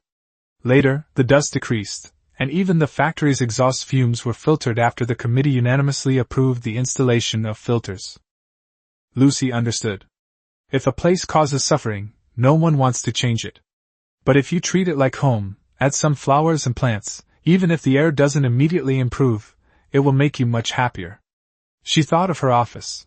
If years of work hadn't forced her to learn how to improve her environment, just looking at the mountains of documents would be enough to drive her crazy. The group entered the workshop, and before they could even see what was inside, a furious roar exploded in their ears. "Put your hats on!" The one who shouted was a slightly overweight worker wearing a red hard hat and an armband that read, "Safety Officer." Yevgeny almost went up to reprimand him, but Lucy stopped him. Lucy asked him, "Since you know this is the chairman, how dare you speak like that? Aren't you afraid of being punished?" The safety officer remained unyielding. He knew who Minnie was, but rules were rules. Hard hats were mandatory in the workshop. Rosa immediately rummaged through a box by the door and retrieved 4 white hard hats, which she then placed on everyone. Only then did the safety officer soften his tone, bowing and apologizing to Lucy, saying that he had indeed been too loud, but safety was paramount, and they didn't want anyone to get injured. Lucy then noticed a red banner hanging directly opposite the workshop door. "Safety in production is of paramount importance."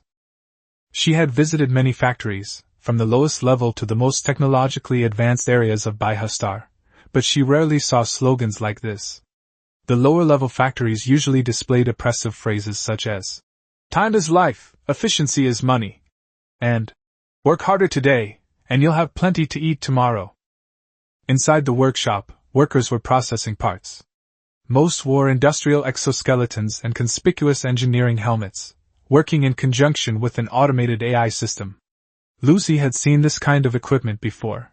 It was only found in advanced factories, where it reduced accidents and improved efficiency and precision. Minnie told her that the cooperative committee had decided to purchase it. Actually, a set would only cost a few $100,000, and even their own factory could produce it. It's just that capitalists felt that buying equipment to improve efficiency was far less cost-effective than exploiting workers, so no one had been willing to equip it before. In a corner of the workshop, there was a partitioned space where workers were constantly going in and out. Those who went in looked exhausted, but those who came out were full of energy. Lucy immediately thought of the appalling rumors about some factories using stimulants to exploit workers, and her expression changed. Minnie noticed her worry and led her inside. Inside was just a rest area. There were 2 or 3 beds, a dozen or so soft sofas, and drinks, tea, a kettle, and a snack basket on the table. A screen displayed the status of each worker, clearly marked with colors. Minnie said that each worker had to rest for 20 minutes after working 2 hours, and no single break could exceed 3 hours. Anyone who didn't rest had to write a self-criticism, which would be posted publicly, along with admonitions from their coworkers. This system was initially opposed by almost all the energetic workers, but Zhang Beihai, Rosa, and the veteran workers persisted in implementing it. Once everyone calmed down, they realized that a balance between work and rest could indeed improve efficiency and also protect themselves. After reviewing the regulations, Lucy couldn't help but marvel that working here was actually easier than being the governor. Minnie, secretly pleased, immediately led them to the cafeteria. It wasn't lunchtime yet, and the canteen wasn't crowded. Lucy saw a worker eating alone, and went up to ask what he was eating and how much it cost.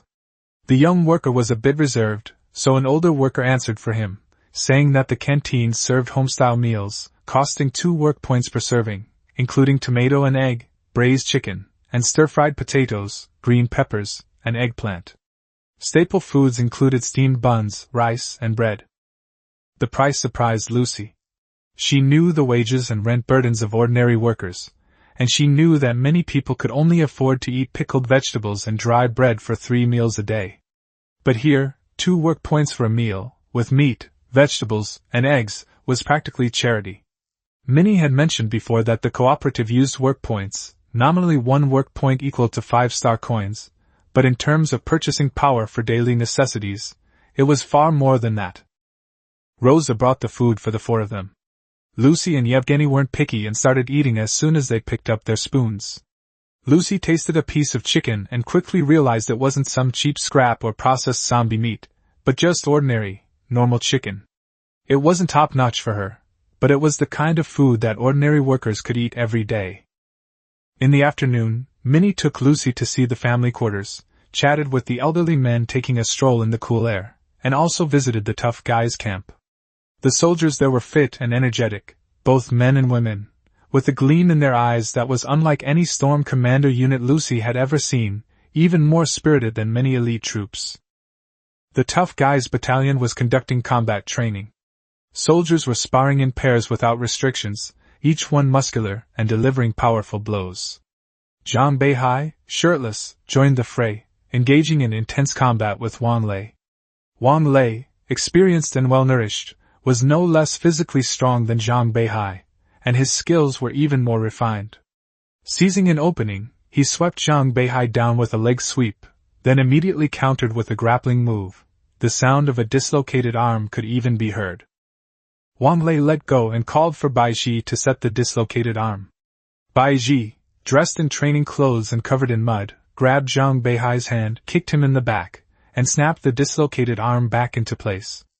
Zhang Beihai wiped the mud off his face and was about to continue when he heard Minnie call him over. He jogged over, still covered in mud.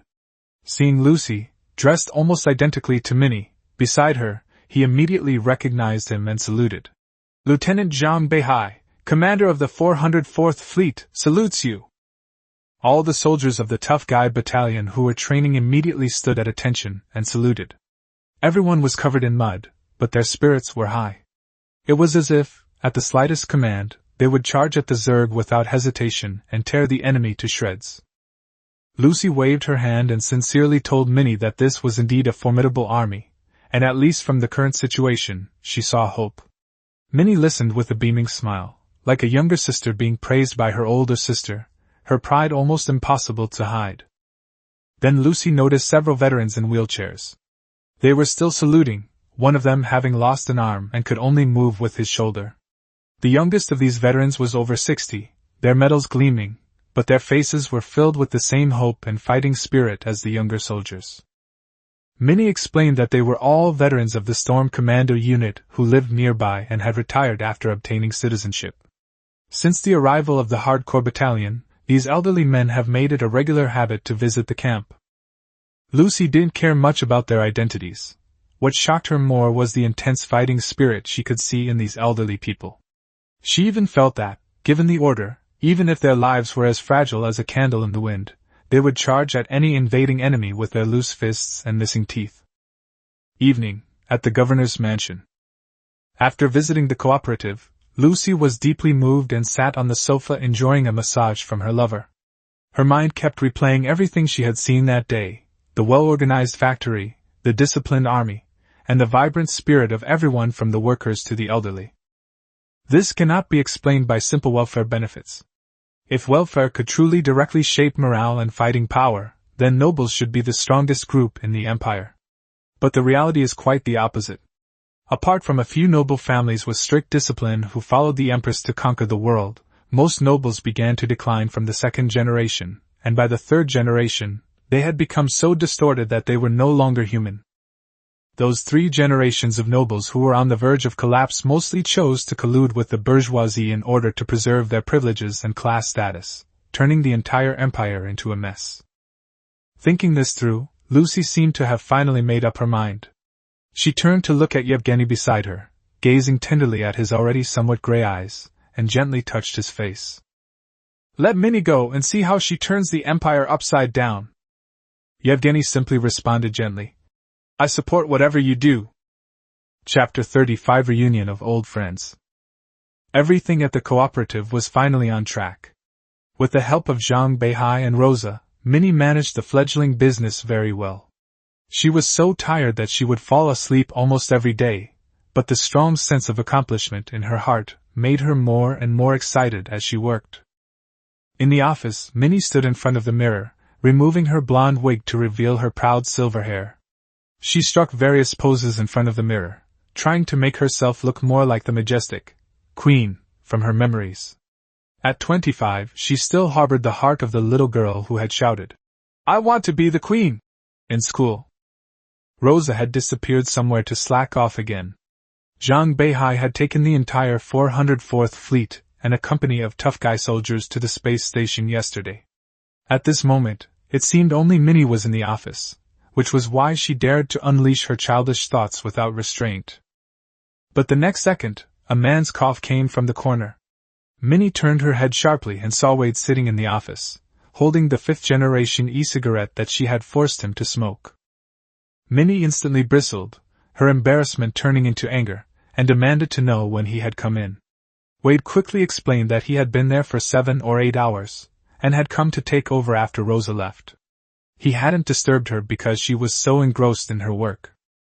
Minnie then realized she had overdone it again.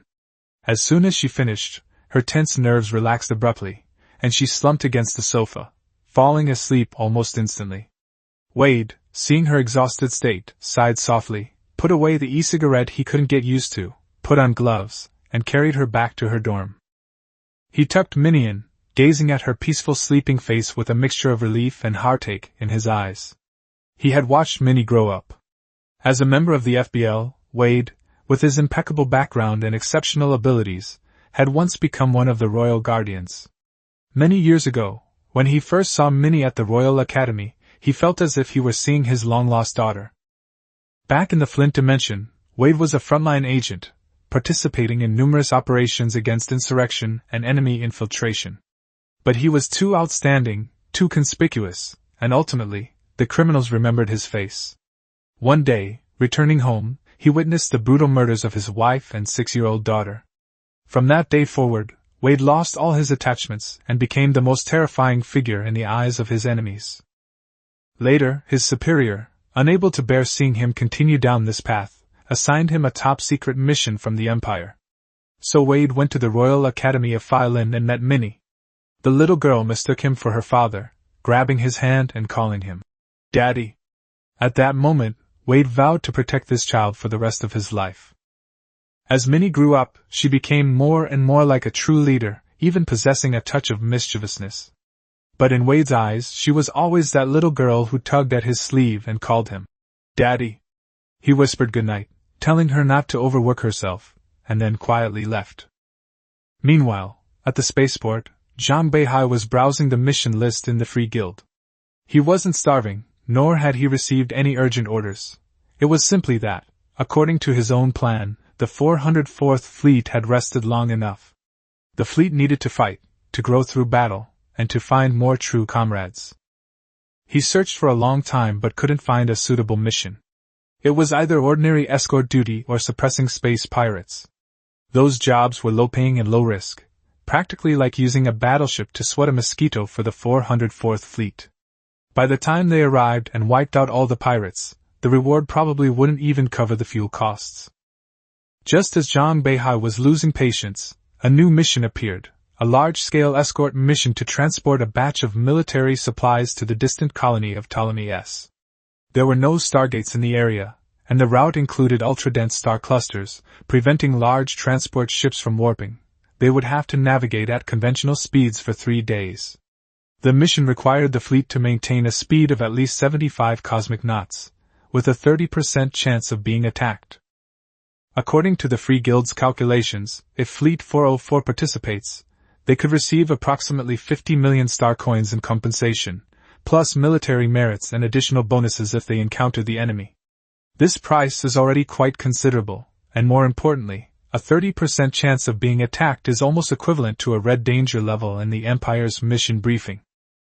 Wade had once told Zhang Beihai that the probabilities in the Imperial briefings shouldn't be taken literally. 0% meant caution was needed against unforeseen events.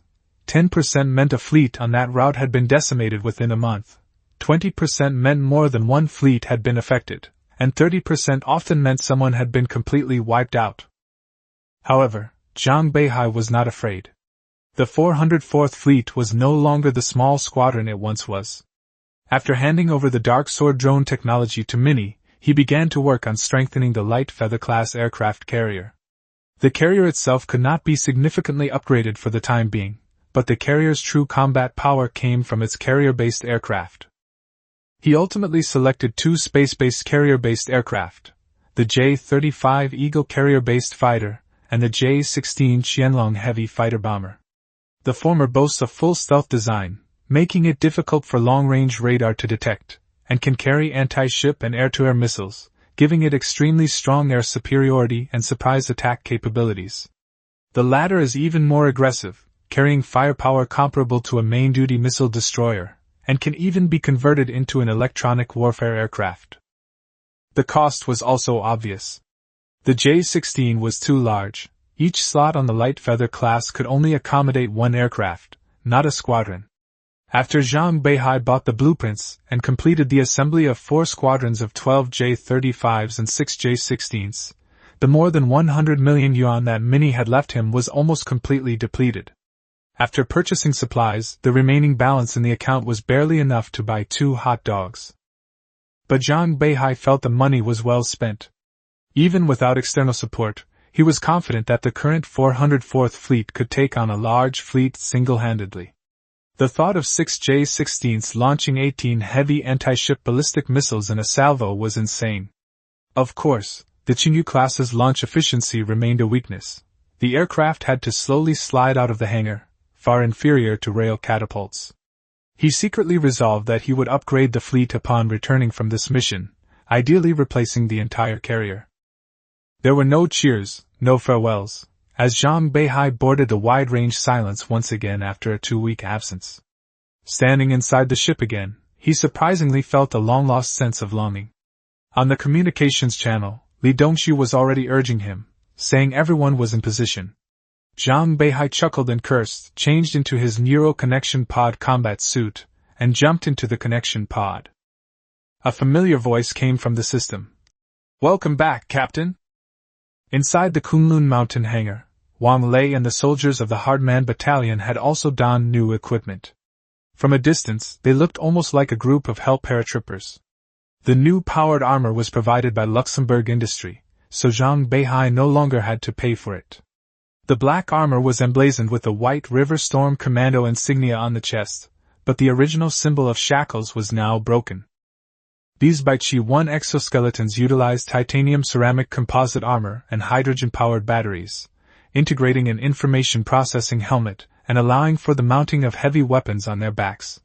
The Hardman Battalion's rifles have also been improved, reducing weight and adding rails to allow for the attachment of shotguns and other accessories for close combat, breaching doors, and clearing obstacles. At this point, the Hardman Battalion possesses the capability to engage the Empire's regular heavy armored forces in a direct confrontation. The soldiers were so enamored with their armor that they practically lived in it. During the voyage, the company had to maintain at least 1 platoon in full armor, seated in the landing craft, rifles in hand, awaiting the alarm.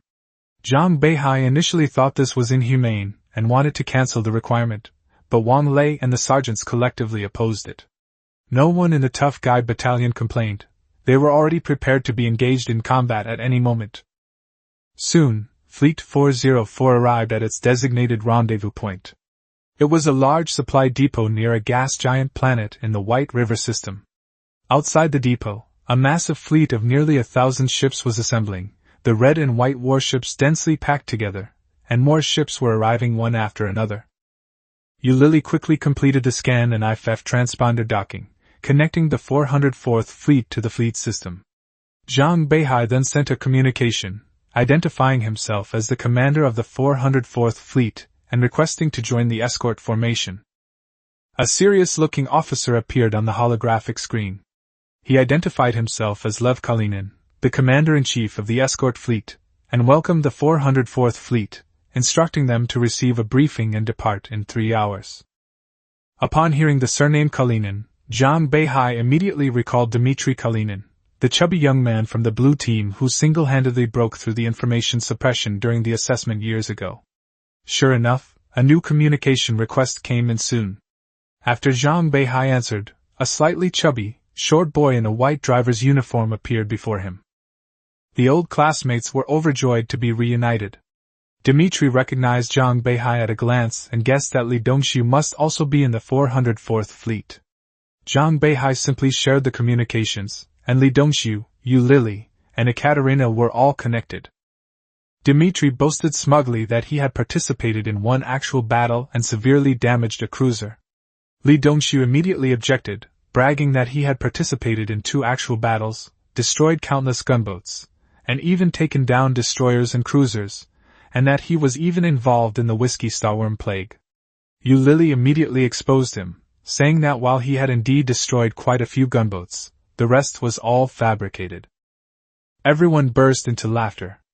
Ekaterina added insult to injury, saying that Li Dongluk now had a nickname, God of the Medical Pod, because his most glorious achievement was entering the medical pod twice in 1 week. The first time, he had his lung ruptured while saving Minnie. The second time, he almost died on Whiskey Star, spending more time lying in bed than outside. Dmitry smiled along, but a sense of unease stirred within him.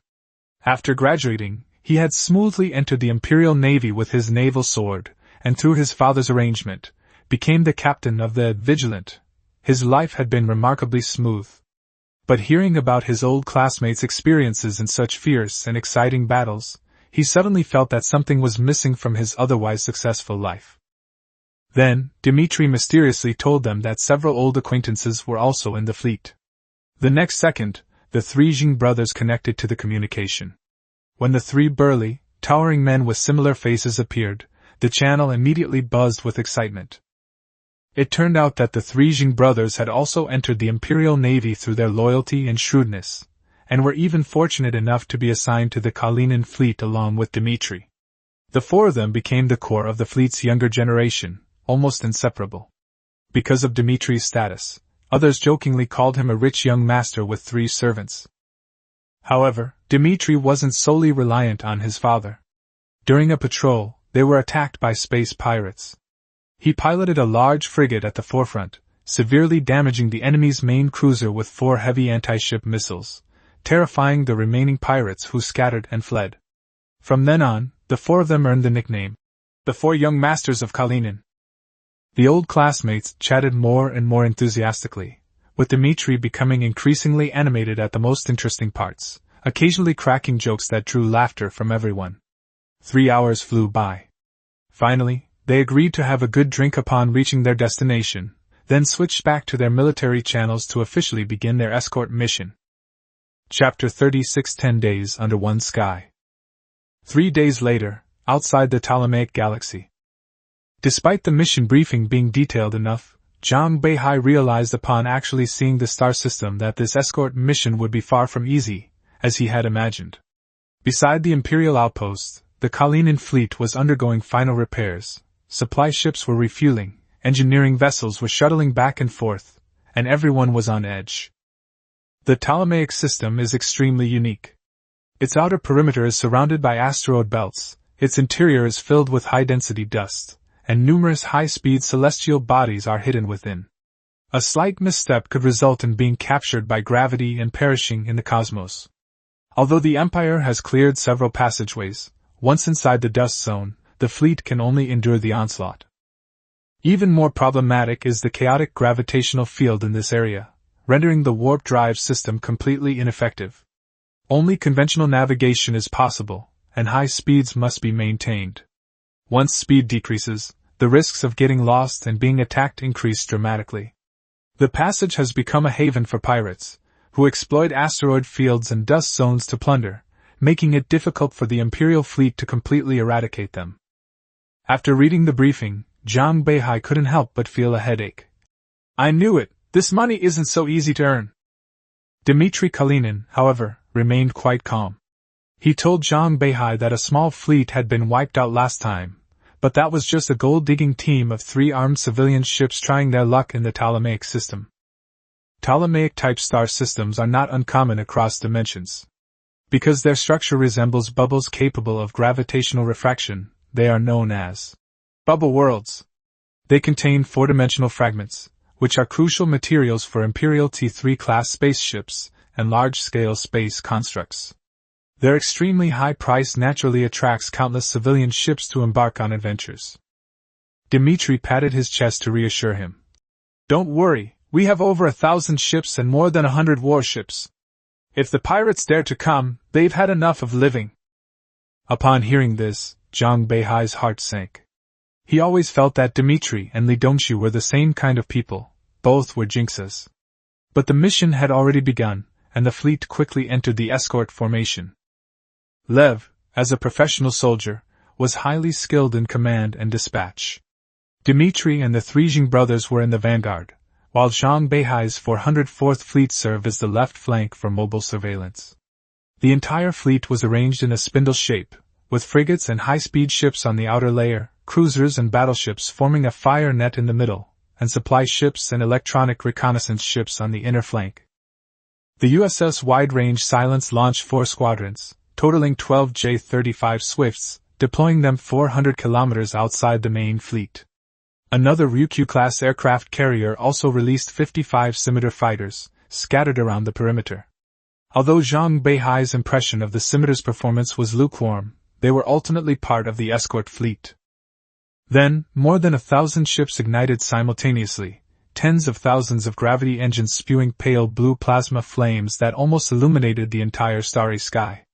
From a distance, this massive fleet resembled a swarm of fireflies flying in orderly formation as it entered the asteroid passage. Meanwhile, at the governor's mansion on White River Star, Minnie was invited again. This time, the atmosphere was much more relaxed than before. Lucy was engrossed in reviewing documents.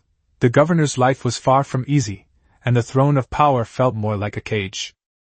Lucy told Minnie to sit down first, and that she would finish reviewing the documents first. Minnie didn't stand on ceremony and took a bottle of red wine from the wine rack.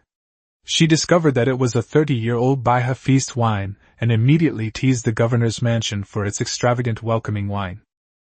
Lucy then realized that the welcome drink should have been cognac. She immediately called Yevgeny over and questioned him, asking if he hadn't said the White River feast was over. Before Yevgeny could explain, Lucy snatched the bottle from him and made him sit opposite her, watching her and Minnie drink the entire time. The aroma of the wine filled the air, and Yevgeny's heart bled. He had gone to great lengths to hide this bottle, only to have it discovered. Lucy and Minnie clinked glasses and sipped their wine. Minnie wore a sly smile, clearly enjoying this small victory. After having a few drinks, Lucy finally got down to business. She only gave Minnie one sentence. Go for it. As long as you don't mess things up, I'll cover for you. Minnie sat bolt upright. She understood what this meant. Gaining the governor's approval meant that she and Zhang Beihai's 404th Fleet were officially qualified to participate in the Phantom Fleet. The documents would be sent to the highest authority of the Empire, and ultimately presented to the Empress herself. Only then would they truly be in control. In the past, this process would take anywhere from 2 or 3 years to several decades. By the time the ships were delivered to the Empress, those phantom fleets often already possessed tens of thousands of warships. Kamini and Zhang Beihai currently only have 4 ships, their total tonnage even less than a single T4 warship from the other fleets. Minnie was somewhat incredulous and asked Lucy why she thought so highly of her. Lucy didn't answer immediately, but instead told Yevgeny to prepare food before saying that when she first saw the 404th Fleet, she almost burst out laughing.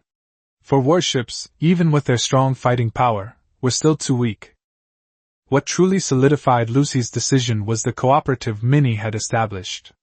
While the fleet's small size could be compensated for with time, the cooperative's demonstrated potential showed her another possibility. She was particularly struck by the unwavering resolve displayed by the veterans who had served for many years as they saluted. Lucy told Minnie that she saw both absolute loyalty and a terrifying force of resistance in the eyes of those veterans. If Minnie's new ideas could transform every soldier into that, then nothing could subdue them, not even the Queen. These words were presumptuous, yet chillingly true. Minnie bowed deeply to Lucy, but Lucy smiled and told her not to stand on ceremony. After all, they were now in the same boat. Before leaving, Lucy reminded her to leave the wine behind. She wasn't blind, she could see it. Meanwhile, within the Ptolemaic system, the Kalinin fleet had been sailing for over a day. Initially, Zhang Beihai was highly tense, fearing pirates might emerge from the shadows. However, it turned out that the pirates didn't dare to make a move as soon as they entered the outer perimeter of the passage. This place was too close to the Imperial support area. If they dared to show themselves, a single Empress-class warship could evaporate them along with their base. A few hours later, Zhang Beihai finally relaxed and fell asleep directly in the Neuralink pod. The others were in similar situations, except for Yu Lily, who still had to maintain communications and be on alert. During the mission, to avoid interfering with military channels, the fleet mostly allowed only essential communication. Casual conversation was almost entirely prohibited. Zhang Beihai could only talk to people via text and voice.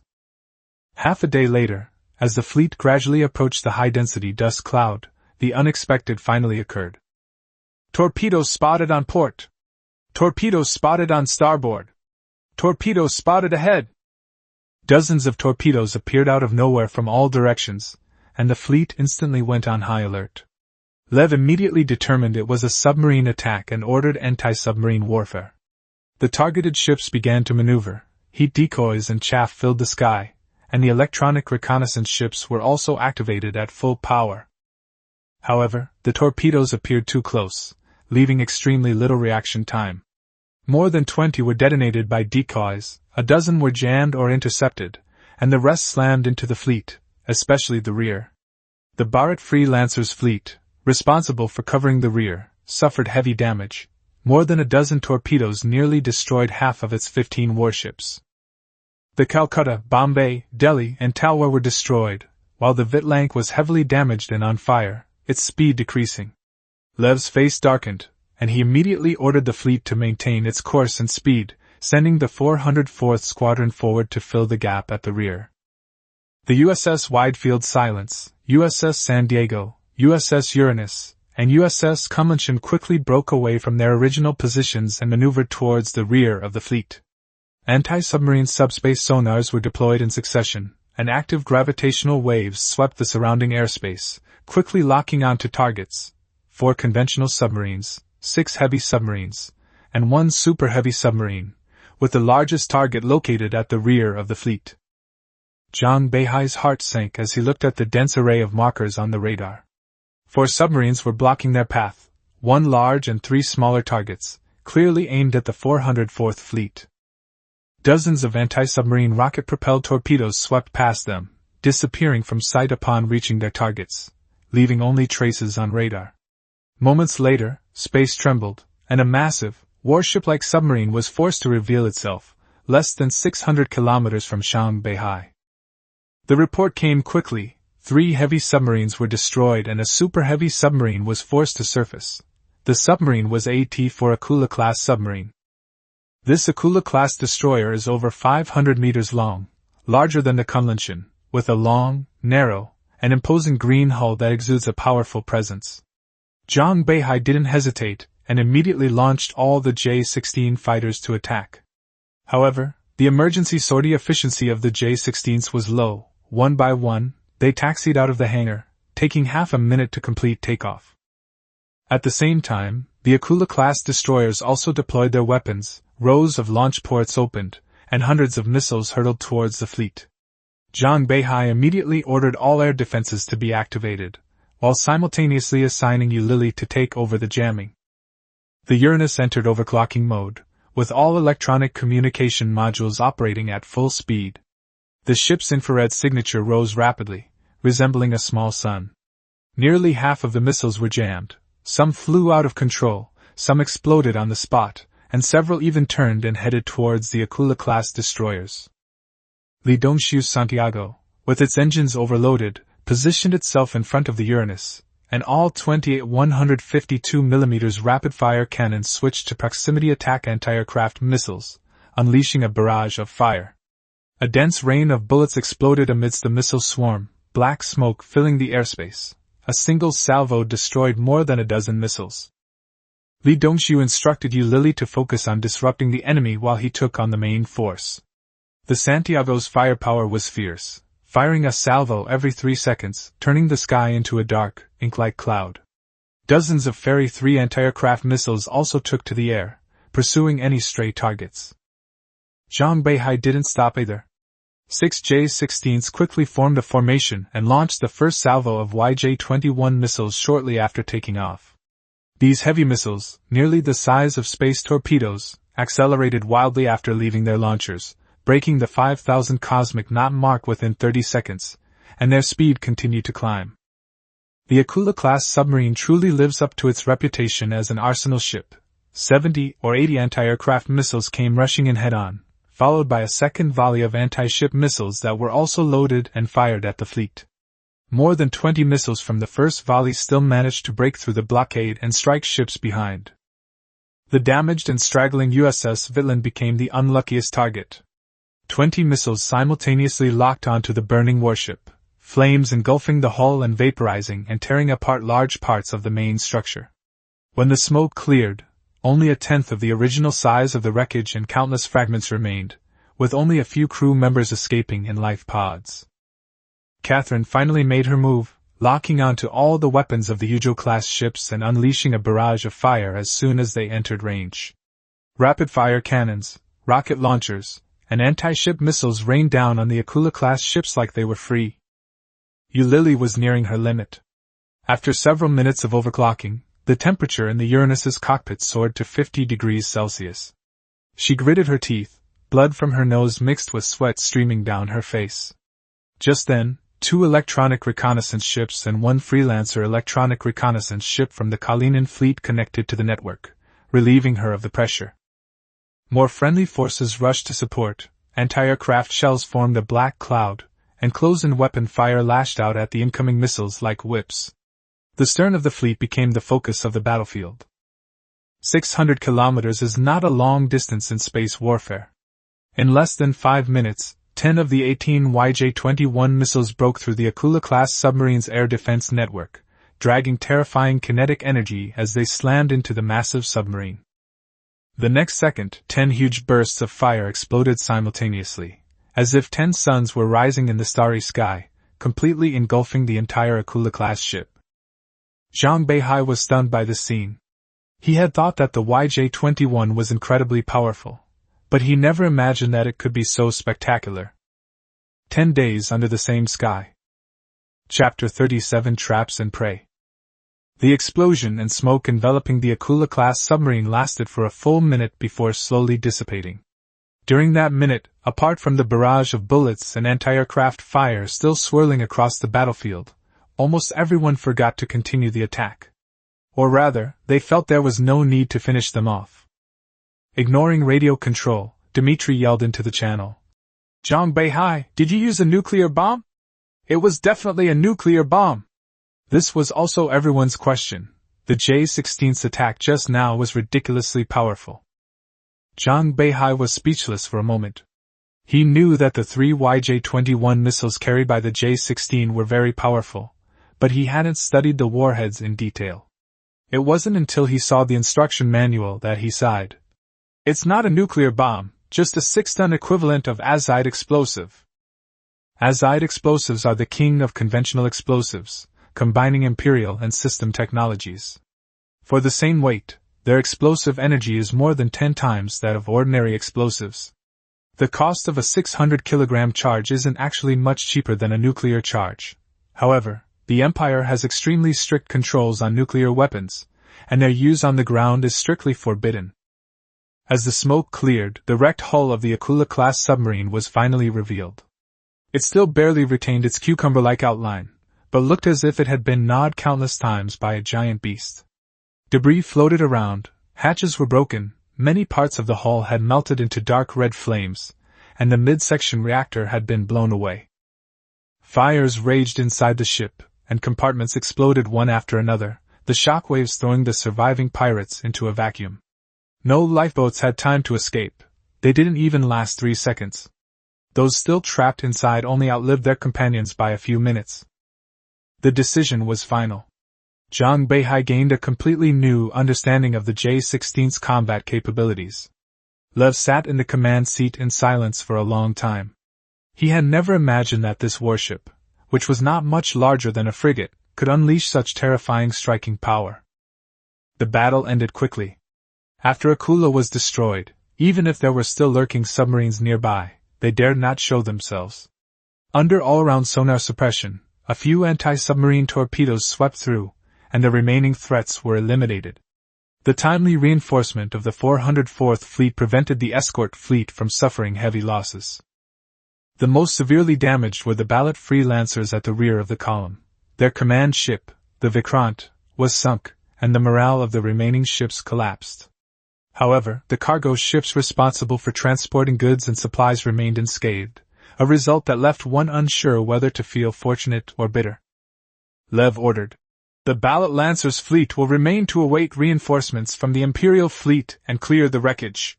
The rest of the fleet will maintain formation and continue advancing. Fleet 404 will be deployed to the rear and continue to be on guard." If Zhang Beihai hadn't dealt with Akula, he would have been prepared to sacrifice half of his fleet. The fleet continued its voyage and finally entered the dust cloud. Just one more day of travel would bring them to Ptolemy S. Meanwhile, on a large asteroid in the Ptolemy S system, the Green Light base, belonging to the Free White River, was in complete chaos. Battle reports flew onto Ji Shuling's desk. She, with her hair in a bun and wearing a cheongsam, irritably tossed the reports aside. When the Kalinin fleet set sail, Green Light Base had already obtained information about the type of cargo and the escort formation through its intelligence network.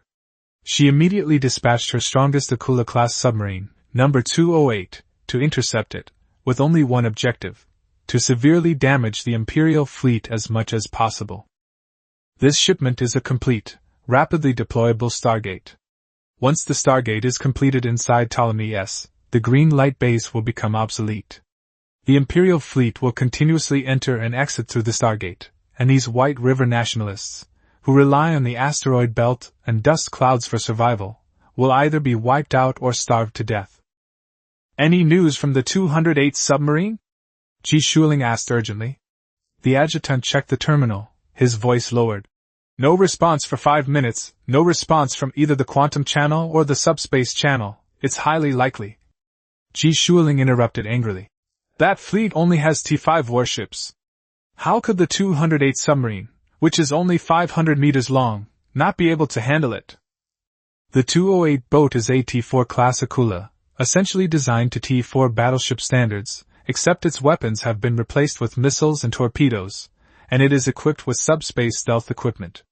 It could even stand and fire at a T4 battleship without fear, yet it hasn't sent back a single message. After her initial rage, Ji Shuling had no choice but to make a decision. "Order Green Light Base to enter Level 1 alert. All ships are recalled, and all field missions are cancelled. Logistics personnel will evacuate on civilian ships, and combat ships will accompany me on this expedition." She knew that if this fleet could not be annihilated, Ptolemy South would have no place to stand. She will personally command the Tianzhou aircraft carrier in the battle and declare to the entire base, "The great cause of the restoration of Beihai lies in our hands.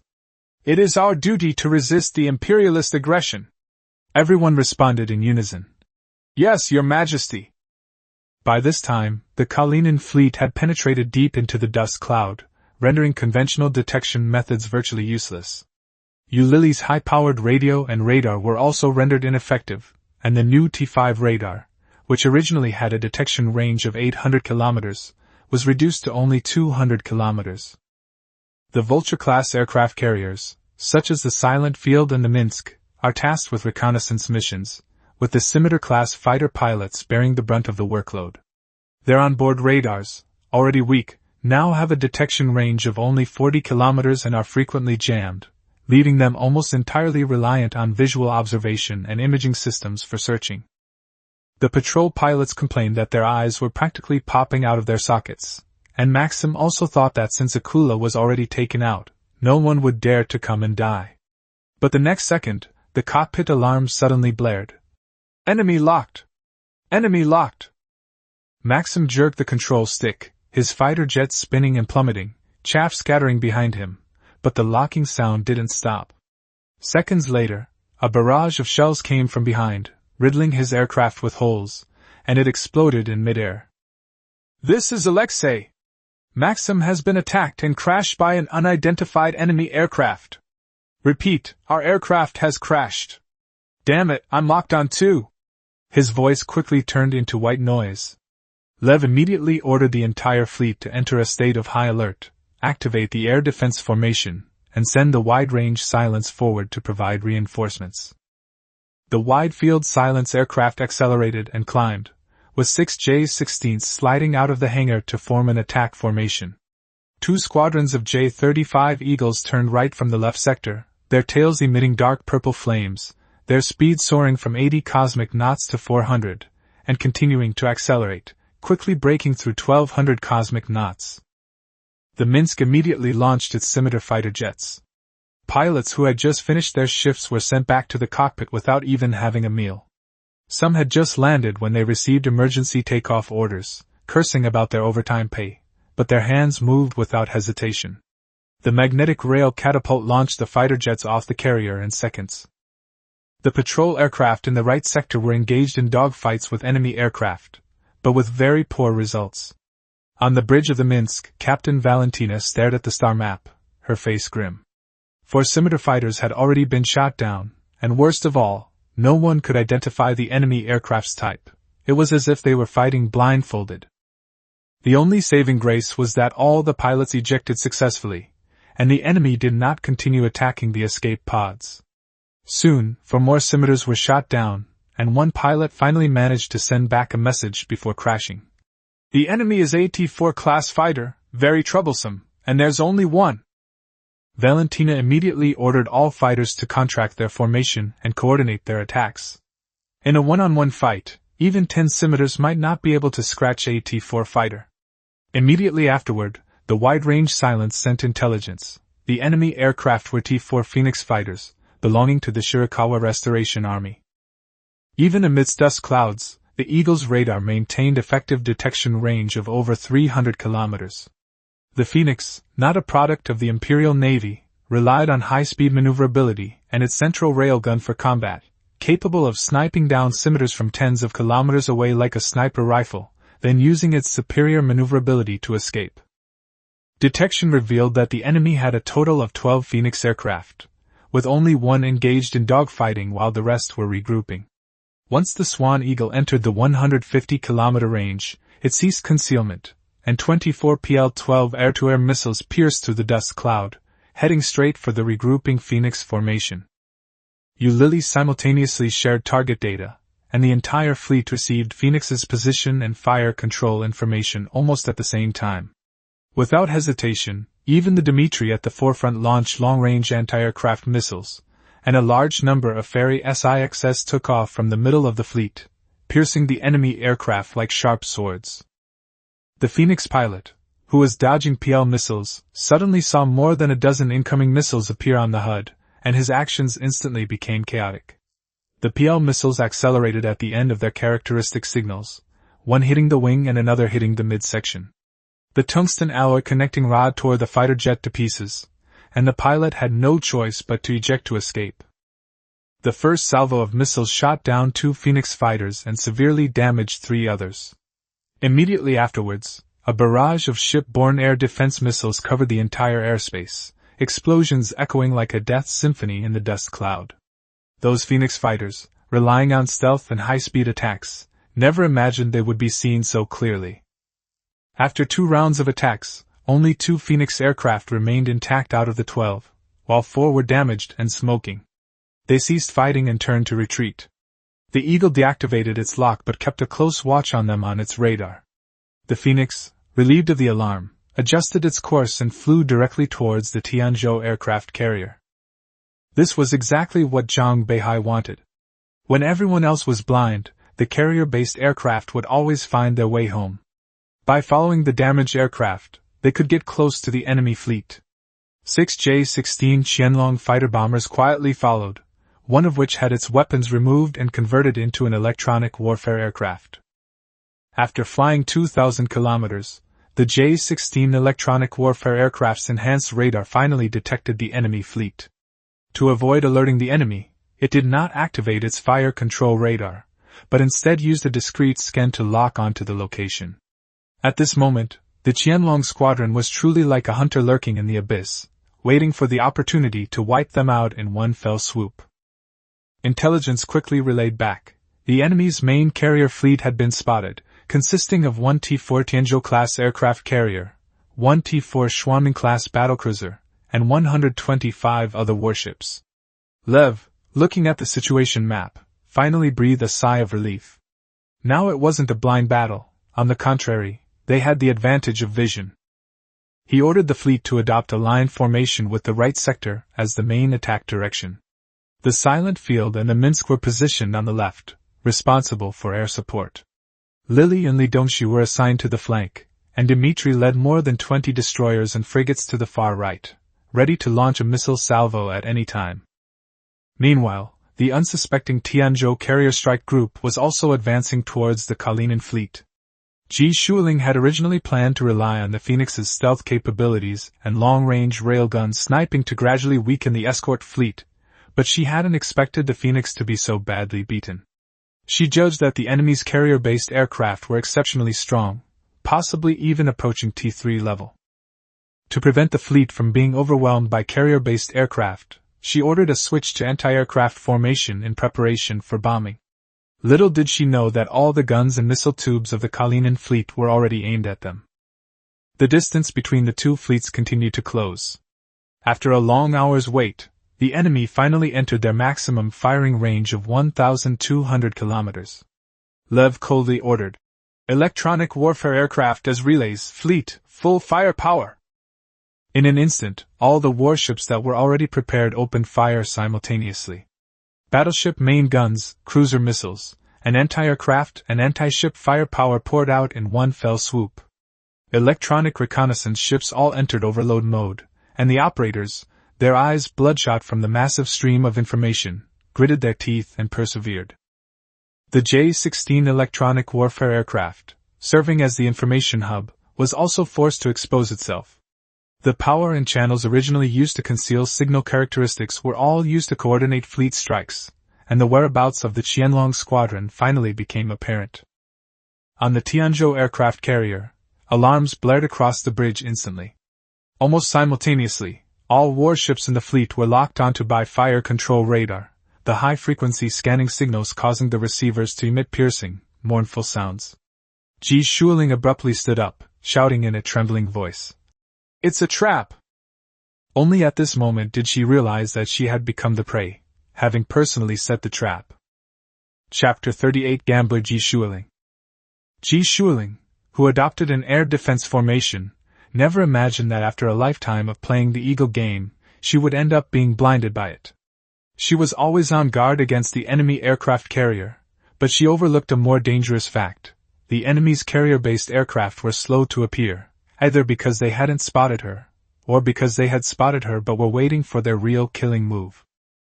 As it turned out, the Kalinin fleet was indeed the latter. Centered around J-16 electronic warfare aircraft, they launched a preemptive and devastating attack. While the Beihai Restoration Army's coordinated air defense did improve their interception capabilities, their firepower deployment and maneuverability were also severely hampered. The first thing to come wasn't missiles, but the battleship's main guns. Although the Finis-class battleships were more like shallow-draft heavy gunboats with less than stellar defenses, they possessed 4 triple-mounted 406mm main guns. More than 20 Finis-class battleships fired simultaneously, unleashing over 200 shells that traveled nearly 1,000 kilometers, crashing into the ranks of the Beihai Restoration Army like an iron wall. More than a dozen ships were destroyed on the spot. Smaller vessels were hit, and their main structures were instantly vaporized, leaving only debris scattered. A few destroyers were lucky enough to be penetrated by shells but not detonated, but they were still thrown around by the close-range explosions, and the crews were vomiting profusely. Medium and large warships fared even worse. A T-5 cruiser was hit midship by a shell, striking the nuclear reactor running at full power. The explosion tore the hull apart, triggering uncontrolled fusion, and a dark blue plasma sphere engulfed the entire warship, instantly killing all 200-plus people on board. In this single round of shelling, over 40 shells hit their mark, reducing more than 10 warships to dust and leaving over 20 severely damaged and ablaze. Immediately following, a deluge of missiles arrived. The Beihai Restoration Army desperately launched decoy flares, while electronic reconnaissance ships provided full-power jamming, creating a scene of utter despair as anti-aircraft missiles and close-in weapon systems clashed. More than 1,000 missiles were withstood, but more than 200 still hit. Explosions engulfed the entire fleet, with the outer air defense destroyers and cruisers suffering the heaviest losses, 2/3 of which were shot down, and all survivors were injured. Looking at the hellish scene, Ji Shuiling almost burst into tears. She knew that her judgment had caused all of this. The enemy not only had fierce firepower, but also had a visual advantage in the dust zone. Apart from their general course and fleet composition, she could see almost nothing. A quarter of her savings accumulated over 10 years was wiped out in less than 10 minutes. She regretted it, and she hated it. But there's no going back on the battlefield, and the fleet still needed her command. She immediately ordered the fleet to switch its firepower formation, and all the aircraft on the Tianzhou were deployed to cover the Bifeng auxiliary aircraft in locating the enemy fleet. She then contacted the commander of the Xuanming-class battlecruiser, ordering General Hua to immediately calculate the trajectory and fire at full force towards the enemy before Bifeng could lock onto the enemy's ship. The Xuanming-class battlecruiser quickly turned its guns around, and the 6 triple-mounted 580mm railguns flashed with eerie blue lightning, sending 18 shells flying toward the Kalinin fleet at 15% the speed of light. Most of the shells missed their mark and flew into deep space, but one electronic reconnaissance ship was unlucky. Its bow was blown off, and a series of explosions caused the entire ship to disintegrate. The captain reacted extremely quickly, immediately activating the escape pods. Just 5 seconds after escaping, the warship exploded into wreckage behind him. The explosion also revealed their location.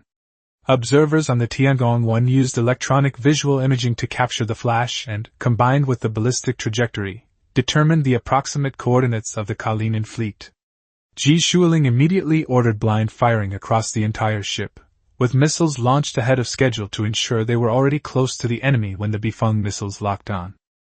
4 Bifeng fighters, escorted by 20 Phoenix fighters, advanced, while other Phoenix fighters swooped down on the Qianlong fighter bombers in an attempt to disrupt enemy observation.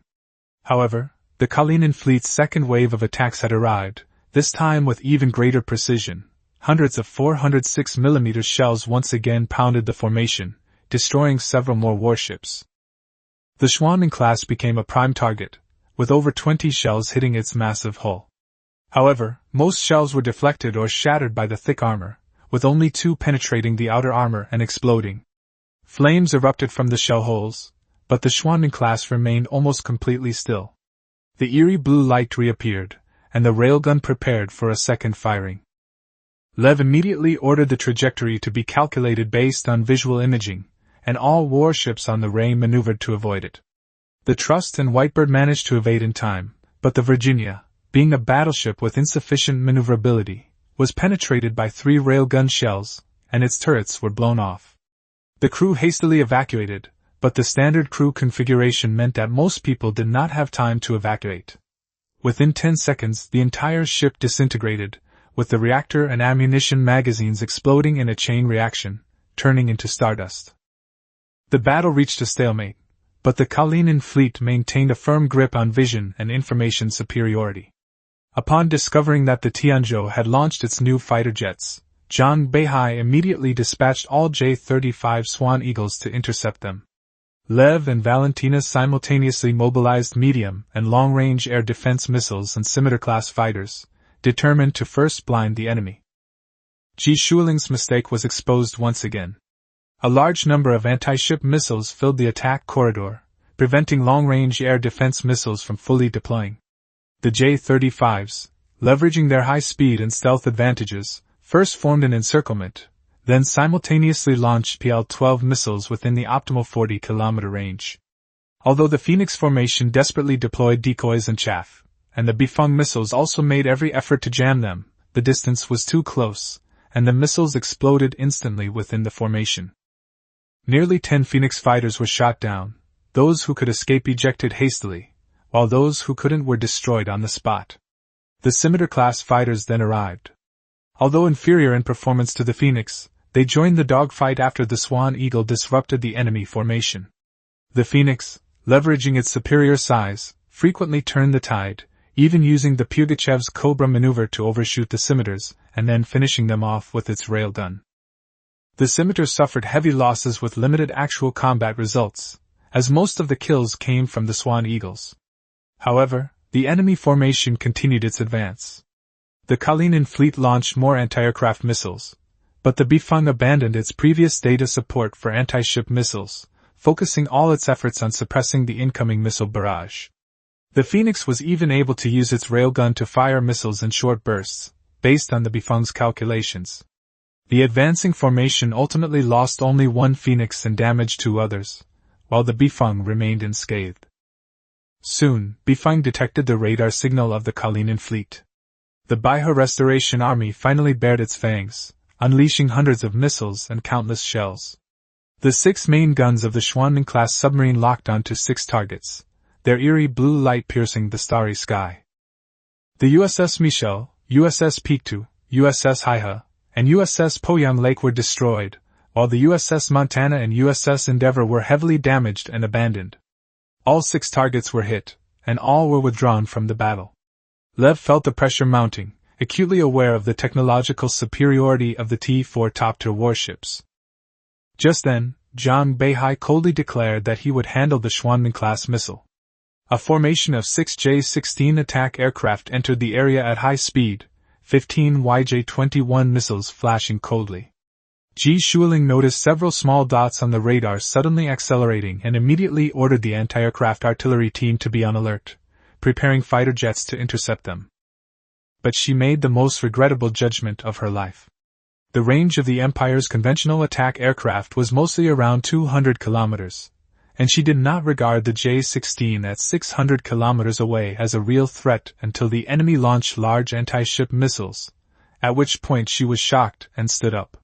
15 YJ-21 missiles rushed straight towards the Schwanman-class destroyer in the center of the formation, accelerating to a terrifying speed at 150 kilometers.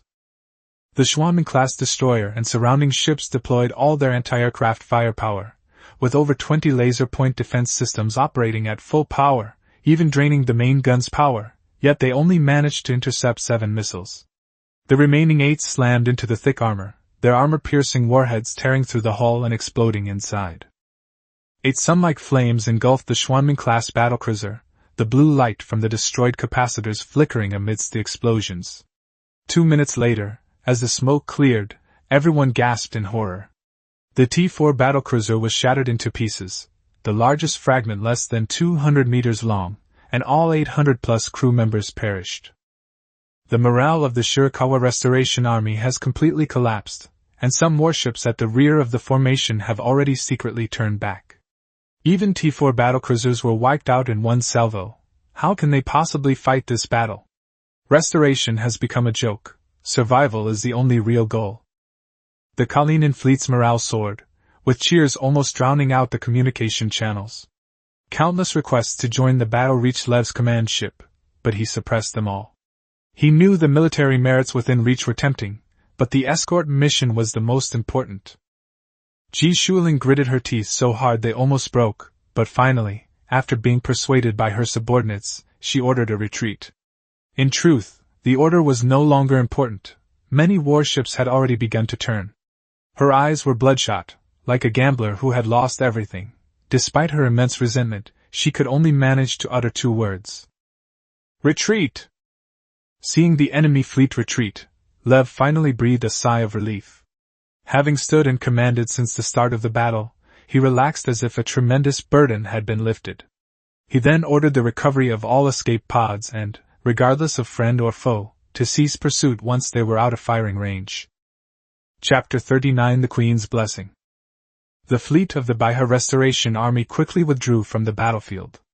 Many warships in the Kalinin fleet wanted to chase after them and finish them off, but discipline suppressed all impulses, and they could only watch as the remaining enemy disappeared into the depths of the dust cloud.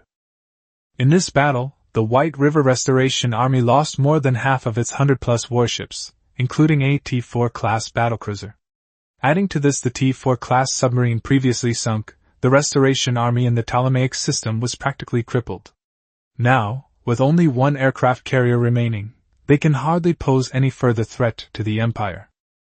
More importantly, the Feilin fleet's mission was not to hunt down the cargo ships, but to escort them to Ptolemy S. If the main force were to be sent to encircle and annihilate them, even if only 1 or 2 Phoenix fighters escaped and launched a massacre on the cargo ships, all the commanders would have to face a court-martial. The starry sky was filled with the wreckage of warships. More than 150 warships had been reduced to cosmic debris, mingling with dust clouds. Survival pods flickered like cold starlight, and over 1,200 escape pods struggled in the darkness. The escape pods don't last long. Without rescue, the people inside can only survive for a week at most. Therefore, almost all escape pods are equipped with decompression agents. Rather than slowly dying from lack of oxygen, water, and loneliness, it's better to give oneself a dignified end. For this reason, unless there are a very few inhuman lunatics, the Imperial Army, the Weigals, and the White River Restoration Army will all rescue these drowned sailors, as long as it's within their capabilities. At this time, the 404th Fleet was engaged in a full-scale search and rescue operation. The Catherine's Cumlanchen became the core of the fleet, as there was no amphibious landing operation this time, and it was the only ship in the Feilin fleet capable of accommodating a large number of prisoners of war. The ship also had a company of the Hardman Battalion stationed on board, so there was no fear of prisoners causing trouble. In less than 2 hours, the Kunlun Mountain had gathered more than 700 prisoners of war. Apart from a dozen or so who had died from their injuries before entering the escape pods, and 2 or 3 who had committed suicide in despair, the others were in relatively stable condition. Catherine immediately arranged for the seriously wounded who were still breathing to be put into the medical pod for emergency treatment, which left many of the captured by her Restoration Army soldiers with mixed feelings. The hangar was in complete chaos, but Wang Lei, as a battalion-level commander, demonstrated exceptional control.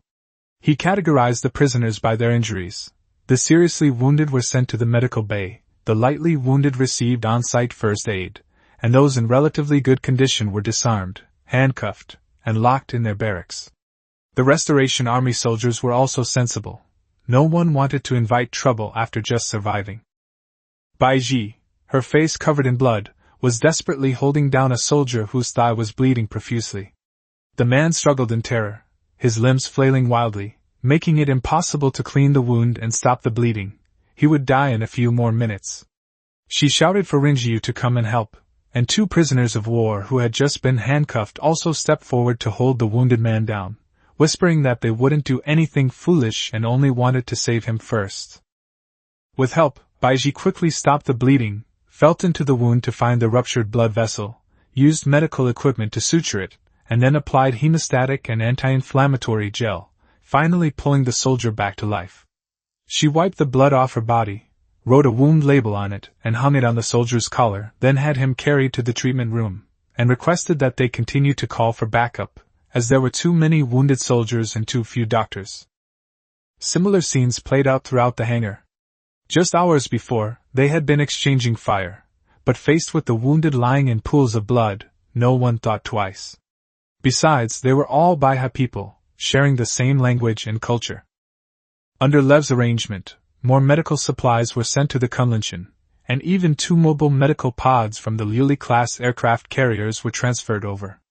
After ensuring that the wounded soldiers of the Empire received treatment, the Feilin fleet did not hold back and did its best to save as many prisoners of war as possible. More than 100 seriously wounded soldiers were treated. Except for 2 who were on their deathbeds when they arrived and died before they could enter the medical bay, the rest survived. However, the Kunlanchen's medical reserves were almost exhausted, and there was no clean spot left on the hangar floor. Congealed blood even stuck to the soles of boots. By the time Beihai finished her work, the fleet had already sailed out of the dust zone and entered the interior of the Ptolemaic S system. One more jump would complete the escort mission. She slumped onto the cold deck, gulping down glucose water, so exhausted she could barely keep her eyes open, and soon fell fast asleep. The space station in the Ptolemaic S system wasn't large. Compared to the White River Star base, it was like a bungalow next to a skyscraper. However, it was well defended, with over 300 Imperial warships almost filling the port, and 2 T-4 class cruisers stationed there.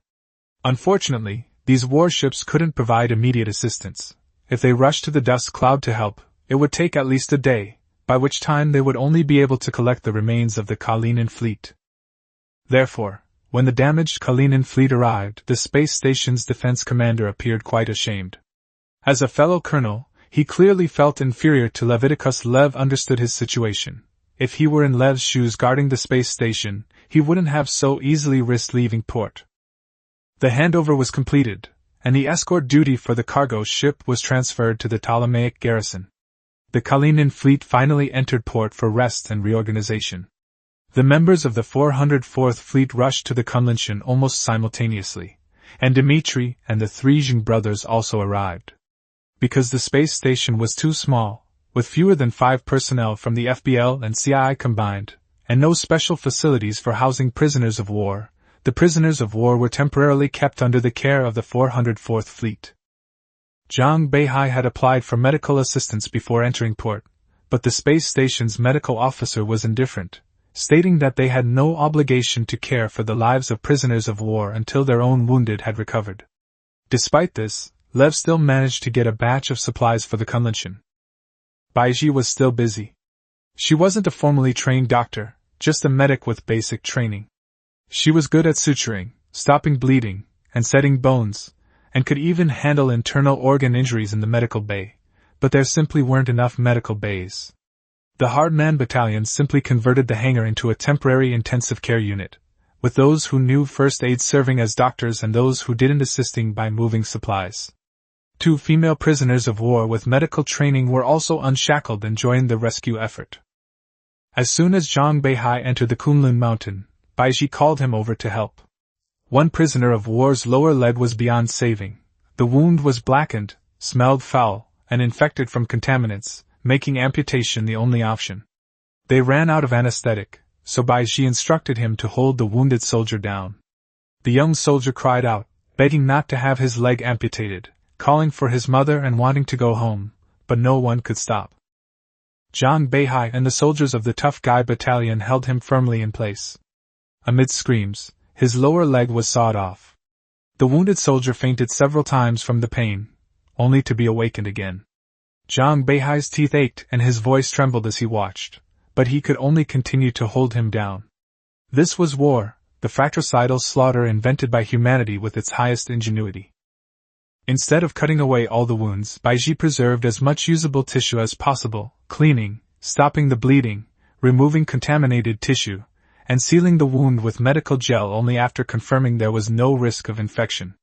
The injured person was pale, covered in bruises from being pressed, and his sweat and tears mingled together. Dmitri was witnessing such a hellish scene for the first time. He vomited violently while hugging the trash can, only to find severed intestines and tissues inside, causing him to vomit again. Li Dongxiu and Yu Lili, though also pale, were clearly more experienced and immediately helped upon entering. The 3 Zhang brothers were also pulled into moving things. After vomiting and rinsing his mouth, Dmitri gritted his teeth and rushed to help. 3 hours later, all the prisoners of war finally regained their vital signs. Beihai treated the last wounded soldier and then collapsed to the ground to catch up on sleep, without saying a word. Zhang Beihai silently carried her back to the soldiers' barracks, not even bothering to clean her up despite her being covered in blood. No one would be jealous or quarrelsome at a time like this, not even Ekaterina and Beihai. Their playful banter might be youthful and energetic, but when lives are at stake, no one would back down. When everyone finally sat down in the mess hall, their faces were covered in sweat and blood that hadn't been wiped clean. Dmitri let out a long sigh, admitting that Zhang Beihai and the 404th Fleet had gone much further than they had, not only on the battlefield, but also in the aftermath, which was far more brutal than they had imagined. Zhang Beihai laughed and said it was just a life of hard work, then mentioned that Dmitri had been assigned to a destroyer squadron during the dust cloud battle, at the forefront, where he was also in grave danger. Dmitri waved his hand and said not to always mention his father. He even suspected his family wanted to have another child, so they dumped all the dirty and hard work on him. This joke finally broke the silence, and laughter filled the canteen. Li Dongshu brought over the wraps, saying that Yu Lily had specially taken care of people who were seeing blood for the first time, and hadn't ordered any red vegetables or meat, only fried shrimp wraps. Everyone ate voraciously, with Xing Yongde eating one after another, leaving Li Dongshu dumbfounded. Xing Xiande, the eldest brother of the Jing family, explained that when they were young, their family was poor, and the three brothers had big appetites. He had even taken food from his youngest brother, which is why Xing Yongde developed this habit. Zhang Beihai simply said that there would be plenty of wraps, which made everyone laugh again. By the end of the meal, they had eaten more than 30 wraps, with even Yu Lily and Ekaterina each eating 2.5. Soldiers from the nearby Tough Guy battalion also came to eat one after another, their mental fortitude clearly stronger, piling up meat, eggs, vegetables, and milk, and devouring them in a whirlwind. Shortly after the meal, Zhang Beihai received a notice to assemble the Kalinin fleet, requiring all fleet commanders to attend a meeting at the naval office on the space station. Dmitri received the same message and went with him. In the naval office, Lev's face turned ashen after reading the briefing. He questioned whether they had run out of backup and angrily denounced their audacity. The space station defense commander's face was equally grim, stating bluntly that this was treason. Just now, a Democratic fleet sent a notification to the Ptolemaic S garrison, demanding a halt to Stargate construction, immediate handover of defense duties, and that all warships dock and remain at the space station to await takeover. However, their attempts to contact the Imperial Admiralty via quantum communication have yielded no response. Lev deduced that after the White River Restoration Army had been badly hurt, the Democratic fleet finally couldn't stand up for them. He roared, cursing the group for being foolish to dare attack the Imperial Navy. The commander tried to calm him down, but Lev slammed his hand on the table. He couldn't stay calm at all. That fleet would arrive in a day, and the Stargate wouldn't be completed for at least another week. Right now, they only had a total of 400 warships on both sides, while the other side had 1,000, plus T3 class battleships. If a real battle broke out, they'd be lucky to hold out for 2 hours, thanks to the Empress. Chapter 40 Get Lost. In the Ptolemaic S system, through the asteroid belt, a massive fleet was advancing at high speed. The insignia on each warship was not the Imperial Navy's butterfly, but an eagle's talon trampling a planet. That was the emblem of the Democratic Navy's combined fleet. On the bridge of the flagship, the Enterprise, Commander Chester Halsey stared at the star map, his face grim. The adjutant reported that Porter Hoover's communications had been established. Upon hearing it was the blue team, Halsey immediately showed annoyance, cursing them as if they were death knells, but still ordered the connection established. The star map transformed into Hoover's shrewd and cold face, who immediately demanded a report from Halsey. Halsey lit a cigar, deliberately pausing for a moment before coldly retorting that his mission was ordered by the Prime Minister, and he had no obligation to report to the blue team. Hoover remained unmoved, simply repeating the order and producing the authorization document from the Supreme Command of the Democratic Fleet. Halsey had no choice but to suppress his anger and report, "Everything is normal, the fleet is en route to the target location." But he quickly lost control of his anger, berating the blue team for infiltrating his fleet like a sieve, saying he could even see them when he went to the toilet. Hoover remained calm, only reminding him that Halsey's son was still in the blue team's hands.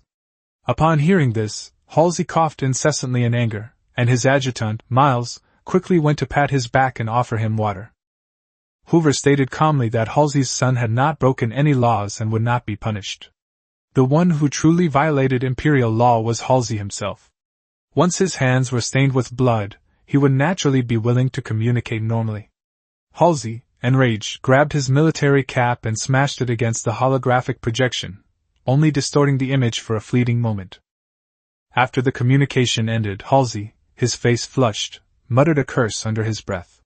He had spent his life in the military, enjoying immense prestige within the Imperial Navy, known as the only gentleman in the Democratic Fleet. But now, he was being forced to destroy his own honor. As an officer in the Democratic Fleet, Everything about him was under the surveillance of the bourgeois government. Even his family had long been infiltrated. He earned his place at the Naval Academy by virtue of his own merit, receiving a loyal short sword bestowed by the imperial family. However, due to his background, he could only join the democratic fleet. He rose through the ranks from second officer on a destroyer to commander of the combined fleet, becoming the democratic fleet's most dazzling star and salvaging a last shred of dignity for this disgraced fleet. But now, even that dignity is rapidly fading away. Miles advised him that from the day they joined the democratic fleet, they were no longer in control of their own destiny. Halsey's very existence was already saving the country. There was no need to worry about the dirty dealings of politicians. Halsey's expression softened upon hearing this, and he asked Miles how long he had been with him. Miles replied, 22 years.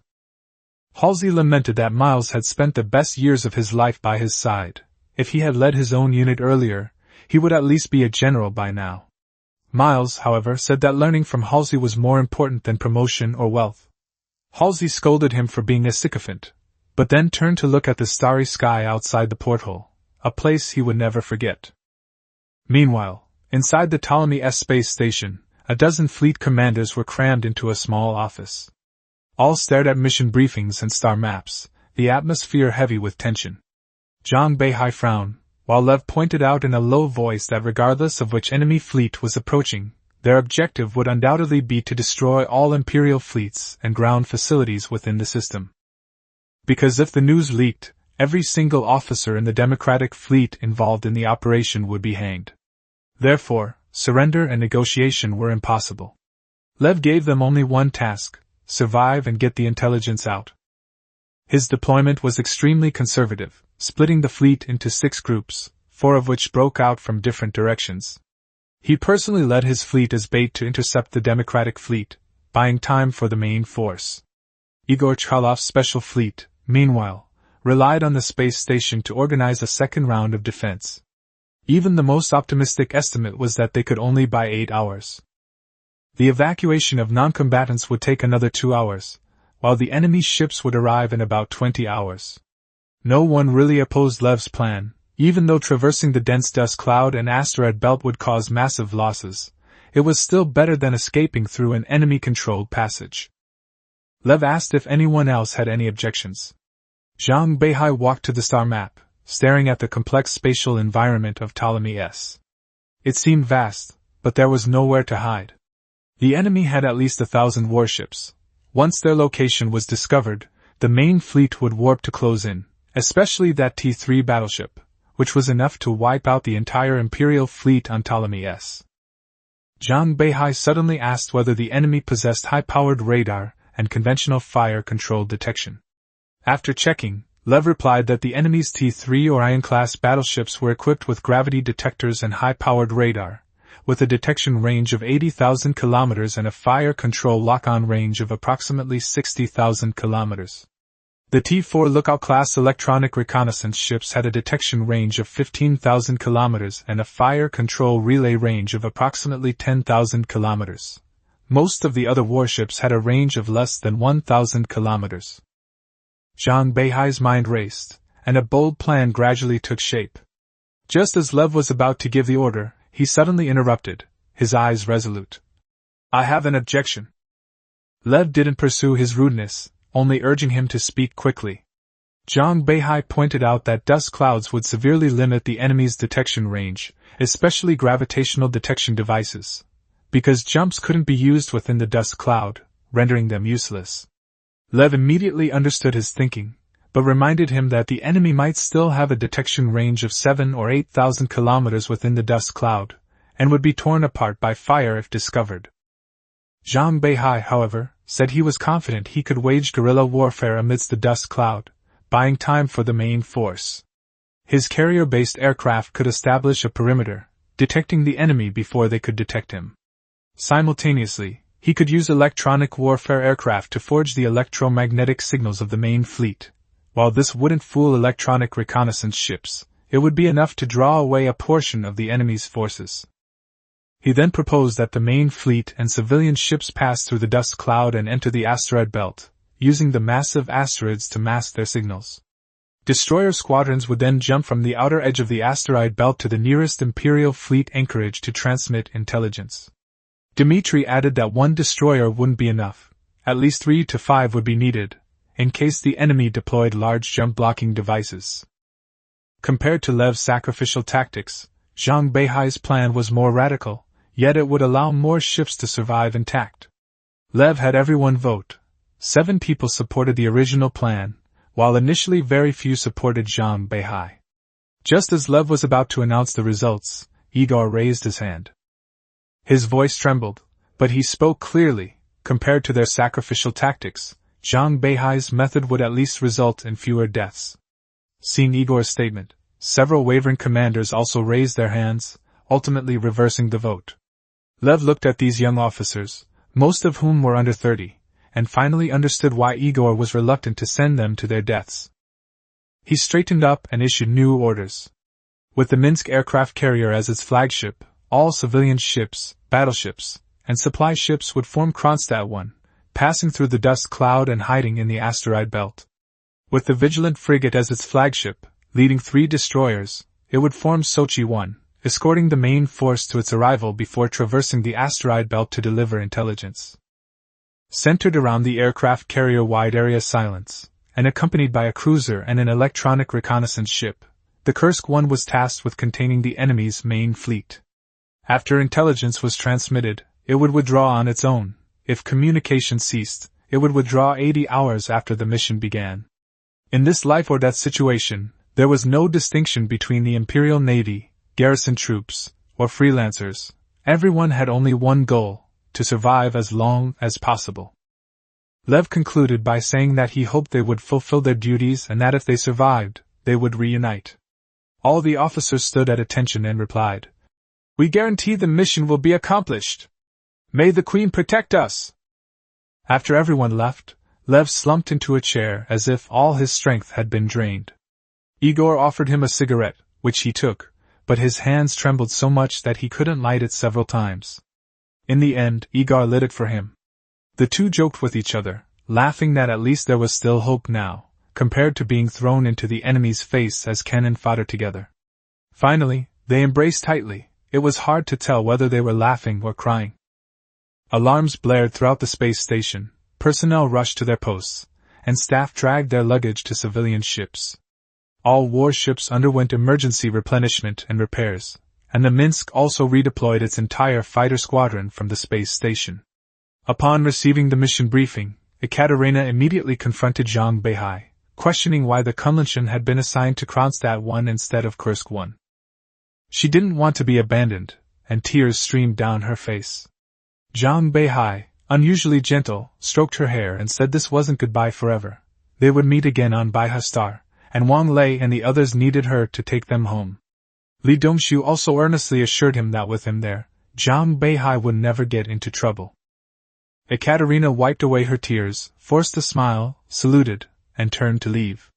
Similar farewells unfolded throughout the space station. The fleet was scattered and reorganized, and many had to part ways with their comrades in arms. Dmitri also came to Zhang Beihai, smiling as he reminded him that he still owed him a drink. The two embraced tightly, promising to drink again when they returned to Baihastar. Soon, the fleet set sail. Zhang Beihai's decoy fleet received top-priority replenishment and maintenance, its equipment fully operational, even the bridges were spotless. As the voice of "Welcome back, Captain!" rang out, the aircraft carrier USS Wide Range Silence, the cruiser USS San Diego, and the electronic reconnaissance ship USS Uranus, forming Kursk 1, jumped to the vicinity of the dust cloud. A blue light enveloped the ship, the target space was locked, and the fleet completed its jump. Meanwhile, aboard the guided missile destroyer Guanggan, Lev sat in the captain's seat, his eyes fixed on the star map. The fleet had already set sail and was about to reach the vicinity of the dust cloud. At this moment, the communications officer reported that the Democratic Navy's combined fleet had sent an ultimatum. Lev ordered it to be read aloud. The other side declared that they had surrounded the entire Ptolemaic S planet, and the Imperial fleet had nowhere to escape. They must immediately surrender and await takeover. Lev clenched his fist and slammed it hard on the handrail. The communications officer asked how to reply. Lev coldly spat out 3 words. Get the hell out of here! Chapter 41 Deceiving the Heavens.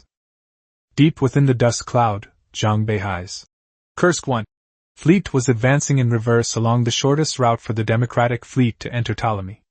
The dust cloud severely reduced the detection range of the carrier-based aircraft of the Wide Field Silence class. The Eagle could only see about 300 kilometers, and the J-16 electronic warfare aircraft could only see about 600 kilometers. This distance is sufficient for dealing with ordinary T-5 warships, and even most T-4 warships, but when facing a T-3 warship, it's like being separated by an insurmountable wall. Yu Lili once joked that the entire Zhang Beihai ship combined might not even be as big as the radar of a T-3 warship, and that's not an exaggeration. In order to avoid exposing themselves while keeping the enemy's main force at bay, Zhang Beihai abandoned the idea of equipping J-16s with YJ-21 missiles and instead converted them all into electronic warfare aircraft. These aircraft, in conjunction with the J-16 SS-150, formed a perimeter of over 10,000 kilometers around the fleet. If any aircraft were detected or destroyed, they would immediately retreat in the opposite direction. Sure enough, less than 10 hours after entering the dust cloud, a J-16 electronic warfare aircraft detected regular electromagnetic signals. It could determine the presence of the enemy's search radar without being locked onto by the fire control radar, and could even reverse analyze the frequency band to create interference and stealth capabilities. But Zhang Beihai did not allow it to eliminate the signal. Instead, with Yu Lili's assistance, the J-16 began to analyze and simulate the characteristics of friendly forces, disguising almost all the signals of the Kalinin fleet and the Ptolemaic garrison. On board the Democratic Navy's combined fleet, the adjutant immediately reported detecting signals from the enemy's main force. Analysis revealed it to be the Kalinin fleet and the Ptolemaic garrison. Chester Halsey felt no surprise. His first reaction was suspicion. Based on his experience, the enemy, knowing their own strength, would never appear in this shipping lane unless they wanted to die. He ordered the lookout to continue analyzing and tracking, concluding it was likely a decoy. Less than 3 seconds later, the adjutant reported that the enemy's main force signal had appeared in another direction. Halsey frowned and immediately ordered the high-frequency fire control radar to lock onto the 2 largest ships on either side. On the bridge of the Minsk aircraft carrier, the lock-on alarm suddenly blared, and red lights flashed frantically. Valentina clenched her fists, as if Zhang Beihai's instructions were echoing in her ears again. Once locked on by the enemy, no matter if they open fire or launch missiles, you must not change your course or speed. She suppressed her instinctive fear and ordered the entire ship to maintain its course and speed, with no further movement permitted. Soon, the alarm sounded again. The enemy had launched a super-heavy, long-range anti-ship missile, with an estimated contact time of 18 minutes and 4 seconds. Time ticked by, and only the urgent alarm blared in the bridge. Valentina kept her eyes closed, her fingernails digging almost into her palms. Until the final minute and 30 seconds, there was still no missile reflection within the electro-optical detection range, and the communications officer finally determined it was a decoy. Valentina let out a long breath. Her shirt was soaked with cold sweat. Many crew members on the bridge collapsed to the ground instantly. Meanwhile, the scheme set up by Zhang Beihai and Yu Lili had reached its limit.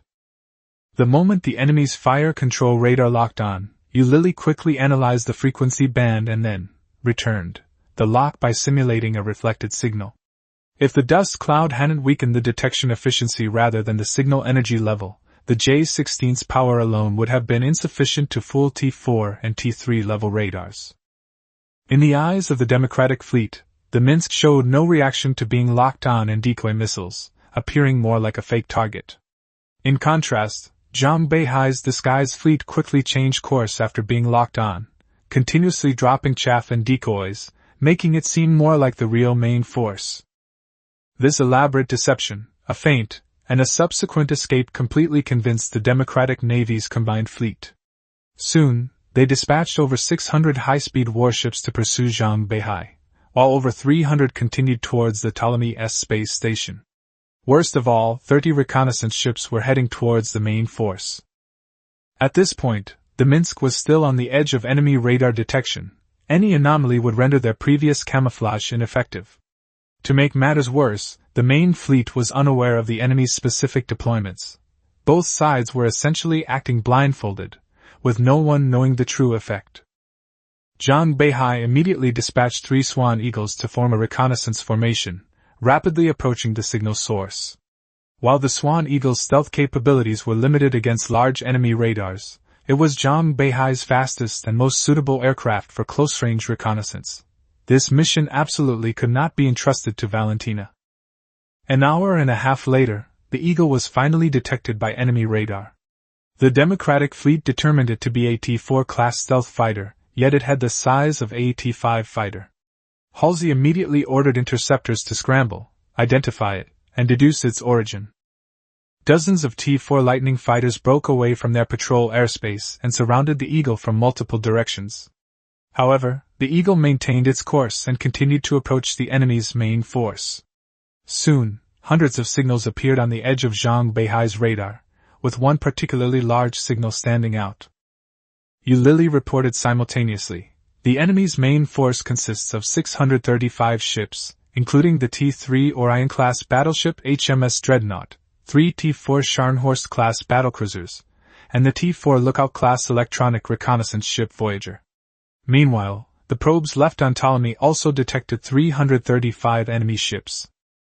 Lev breathed a sigh of relief, but immediately realized that some enemy ships had not yet appeared. He immediately activated the backup plan, with all electronic reconnaissance ships operating at full power to simulate enemy radar signals to cover up friendly forces. The personnel of the 2 destroyers and 1 electronic reconnaissance ship withdrew, leaving only 3 ships as decoys. If the fleet simply disappeared, it would be impossible to explain the source of the main force's signal, and would only arouse suspicion. Therefore, the 3 decoy ships maneuvered in the opposite direction, while the main fleet continued to advance under electronic cover.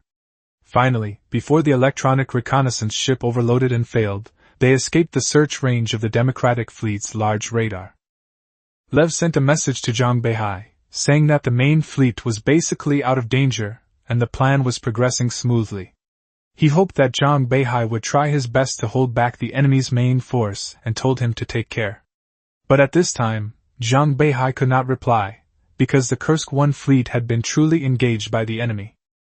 After its reconnaissance mission, the Eagle was quickly intercepted by the Lightning fighters, and an air battle broke out instantly.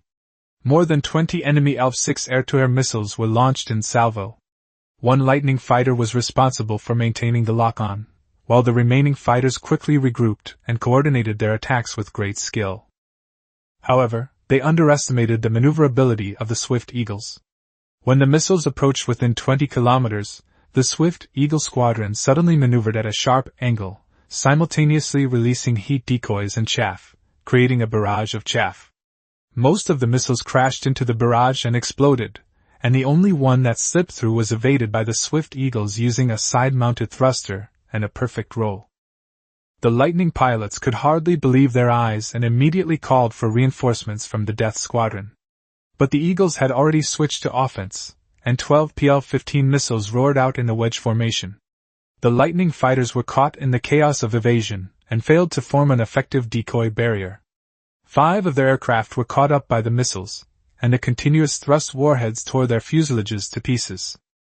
The second wave of attacks was even more devastating, with 12 missiles shooting down 7 more Lightning aircraft and severely damaging 2 others. The situation had shifted from Lightning encircling and attacking the Eagle to Eagle chasing and firing at Lightning. Just then, a blue light pierced through the wing of an Eagle, tearing half of its wing apart. The squadron that made the move was Reaper Squadron, an elite team belonging to the USS Enterprise T-4. Although there were only 2 of them, they were piloting T-3 Predator fighters.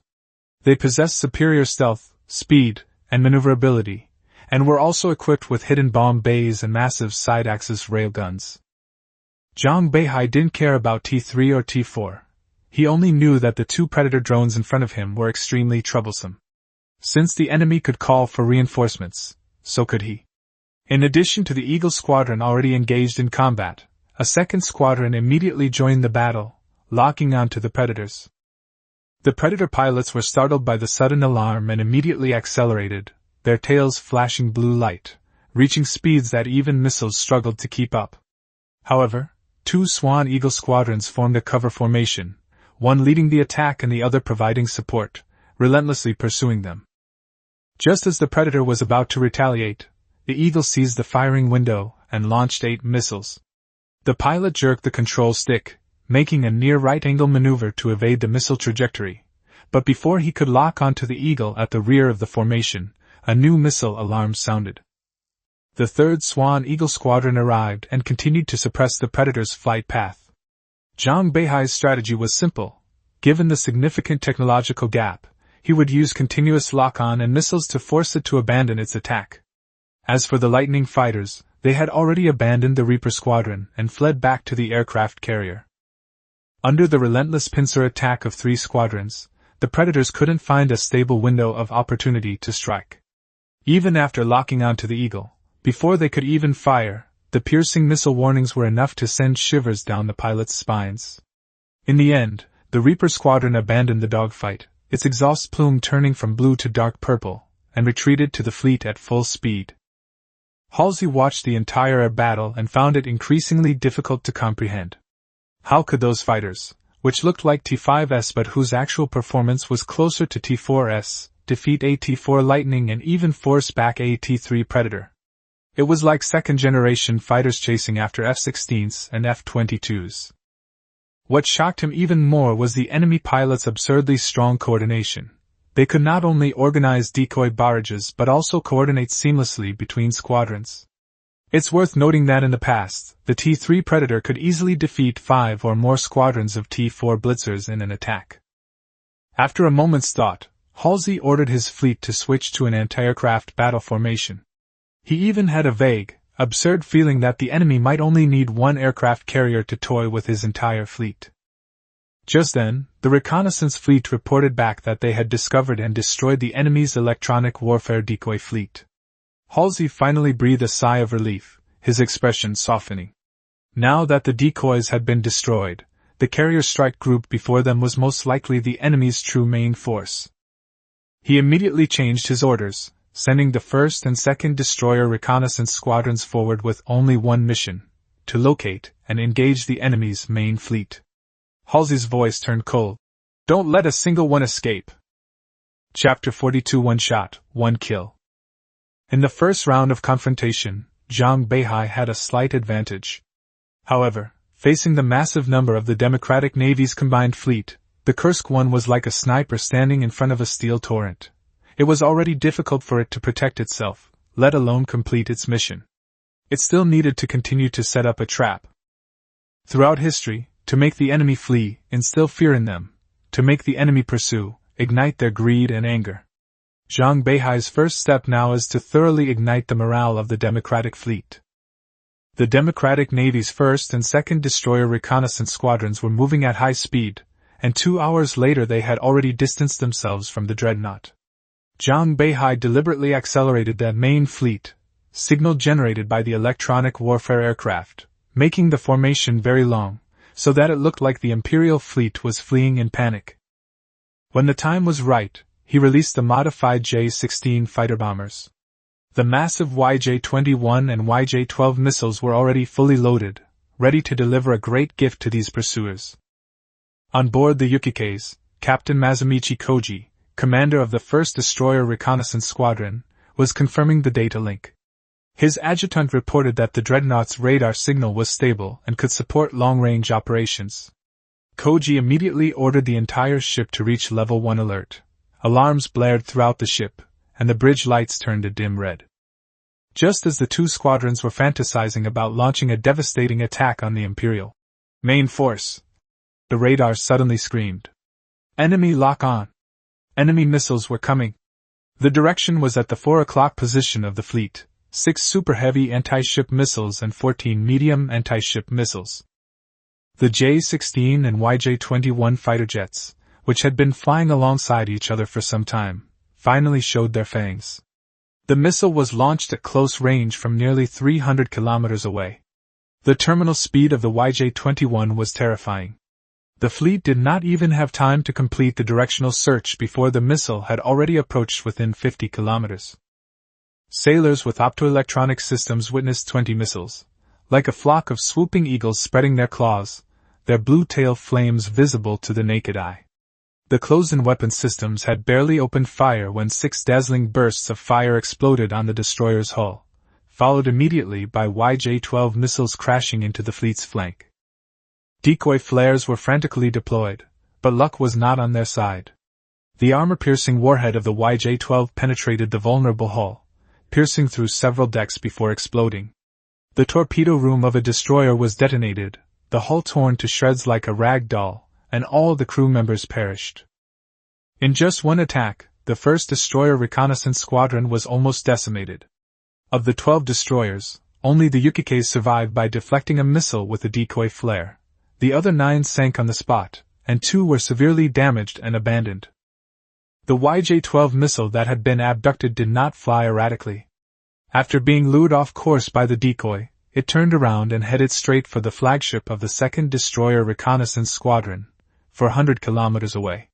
The 2nd Squadron was still in the midst of the panic caused by the attack on the 1st Squadron, and its anti-aircraft missile bays were hastily opened. As soon as the radar acquired the target, before the commander could even give the order, more than 60 anti-aircraft missiles were launched haphazardly. Without the support of an electronic reconnaissance ship, these missiles flew erratically, even mistaking friendly missiles for enemy ones and exploding in midair. The commander, thinking the interception was successful and about to breathe a sigh of relief, was suddenly jolted. He only had time to utter half a sentence before an explosion and flames engulfed the bridge. The YJ-12, having flown over 800 kilometers, had finally completed its decapitation strike. With the flagship destroyed, the 2nd Squadron instantly lost command. 2 J-16s and 3 Falcon 51s, which had been lying in wait, seized the opportunity and launched another YJ-51 missile.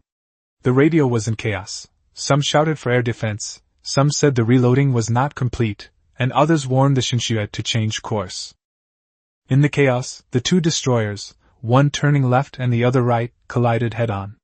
Before the missiles even arrived, the Miyuki was broken in half by the Inazuma, and the air pressure sucked the crew into space from the broken section, finally crashing into the Inazuma's bridge porthole, their distorted faces pressed there like a nightmare. Then, the missile barrage, accompanied by a judgmental flash, plunged into the 2nd Squadron. With virtually no resistance, all 20 YJ missiles hit their targets, not a single one missing. The entire 2nd Destroyer Reconnaissance Squadron was reduced to space debris. The battle report reached the dreadnought, and Halsey's head was spinning. Miles repeated the report. Only the Yukikeis remained combat-ready in the Destroyer Reconnaissance Squadron. Halsey angrily demanded the enemy's numbers, types, and locations, but their vast radar network had detected nothing. The Yukikeis reported that the enemy missiles came from both sides, not from the direction of the Imperial fleet. Halsey judged that they had encountered a wolf pack attack and ordered the Yukikeis to be assigned to the fast-moving fleet. He also dispatched a cruiser fleet, an AT-5 class aircraft carrier to expand air defense and prepare for anti-submarine warfare. The newly deployed cruiser fleet was noticeably more cautious, immediately adopting an anti-air and anti-submarine escort formation. The main fleet, on the other hand, continued its slow advance. The dreadnought was unable to warp and could only drag its massive hull as it pursued the enemy, much to Halsey's frustration. Shortly afterward, the Yukikeis requested to rejoin its fleet. The cruiser fleet commander, seeing only some paint chips, agreed. Later, this commander would often weep when drunk, saying that the only mistake he ever made was letting the Yukikeis rejoin its fleet.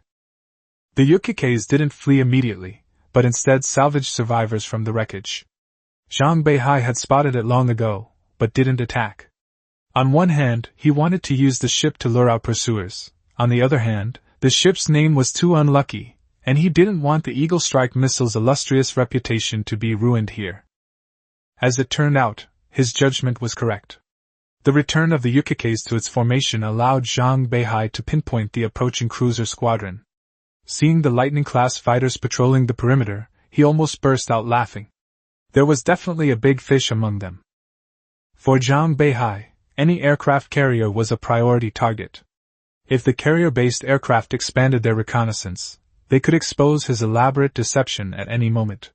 So, the next second, the Lightning-class fighters on the outer perimeter simultaneously heard the most terrifying warning: enemy lock-on, enemy missiles. Air attacks erupted simultaneously from 3 directions. Although the Lightning-class fighters were T-4 stealth fighters and very strong in favorable situations, they were easily overwhelmed if they were ambushed and thrown into chaos. After a salvo of missiles from the Eagle, only 4 Lightning-class fighters from the 3 squadrons survived. The rest were caught by PL missiles and reduced to dust.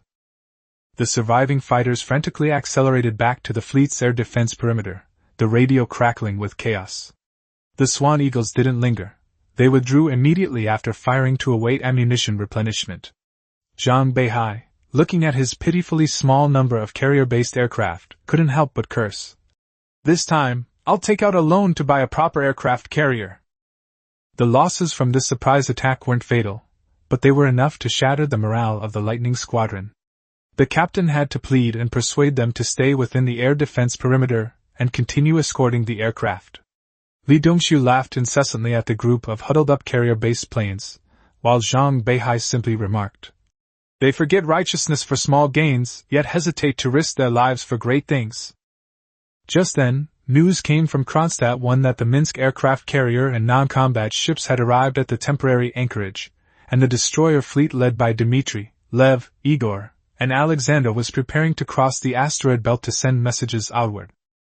Before setting off, Lev called his son Dmitry to ask if he would resent his father.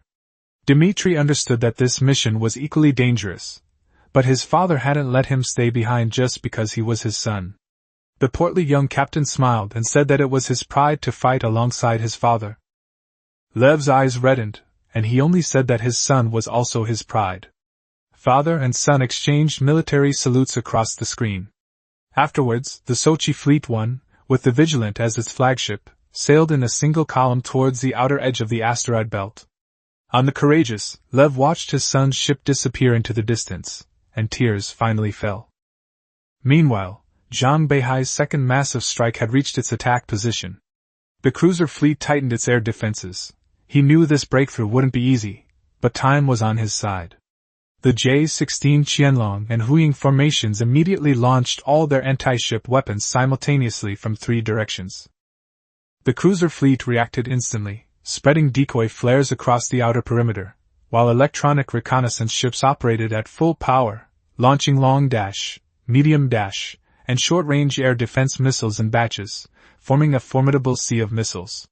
Faced with this comprehensive defense system, the YJ missile's penetration capability was significantly limited, with more than half being destroyed or deflected prematurely.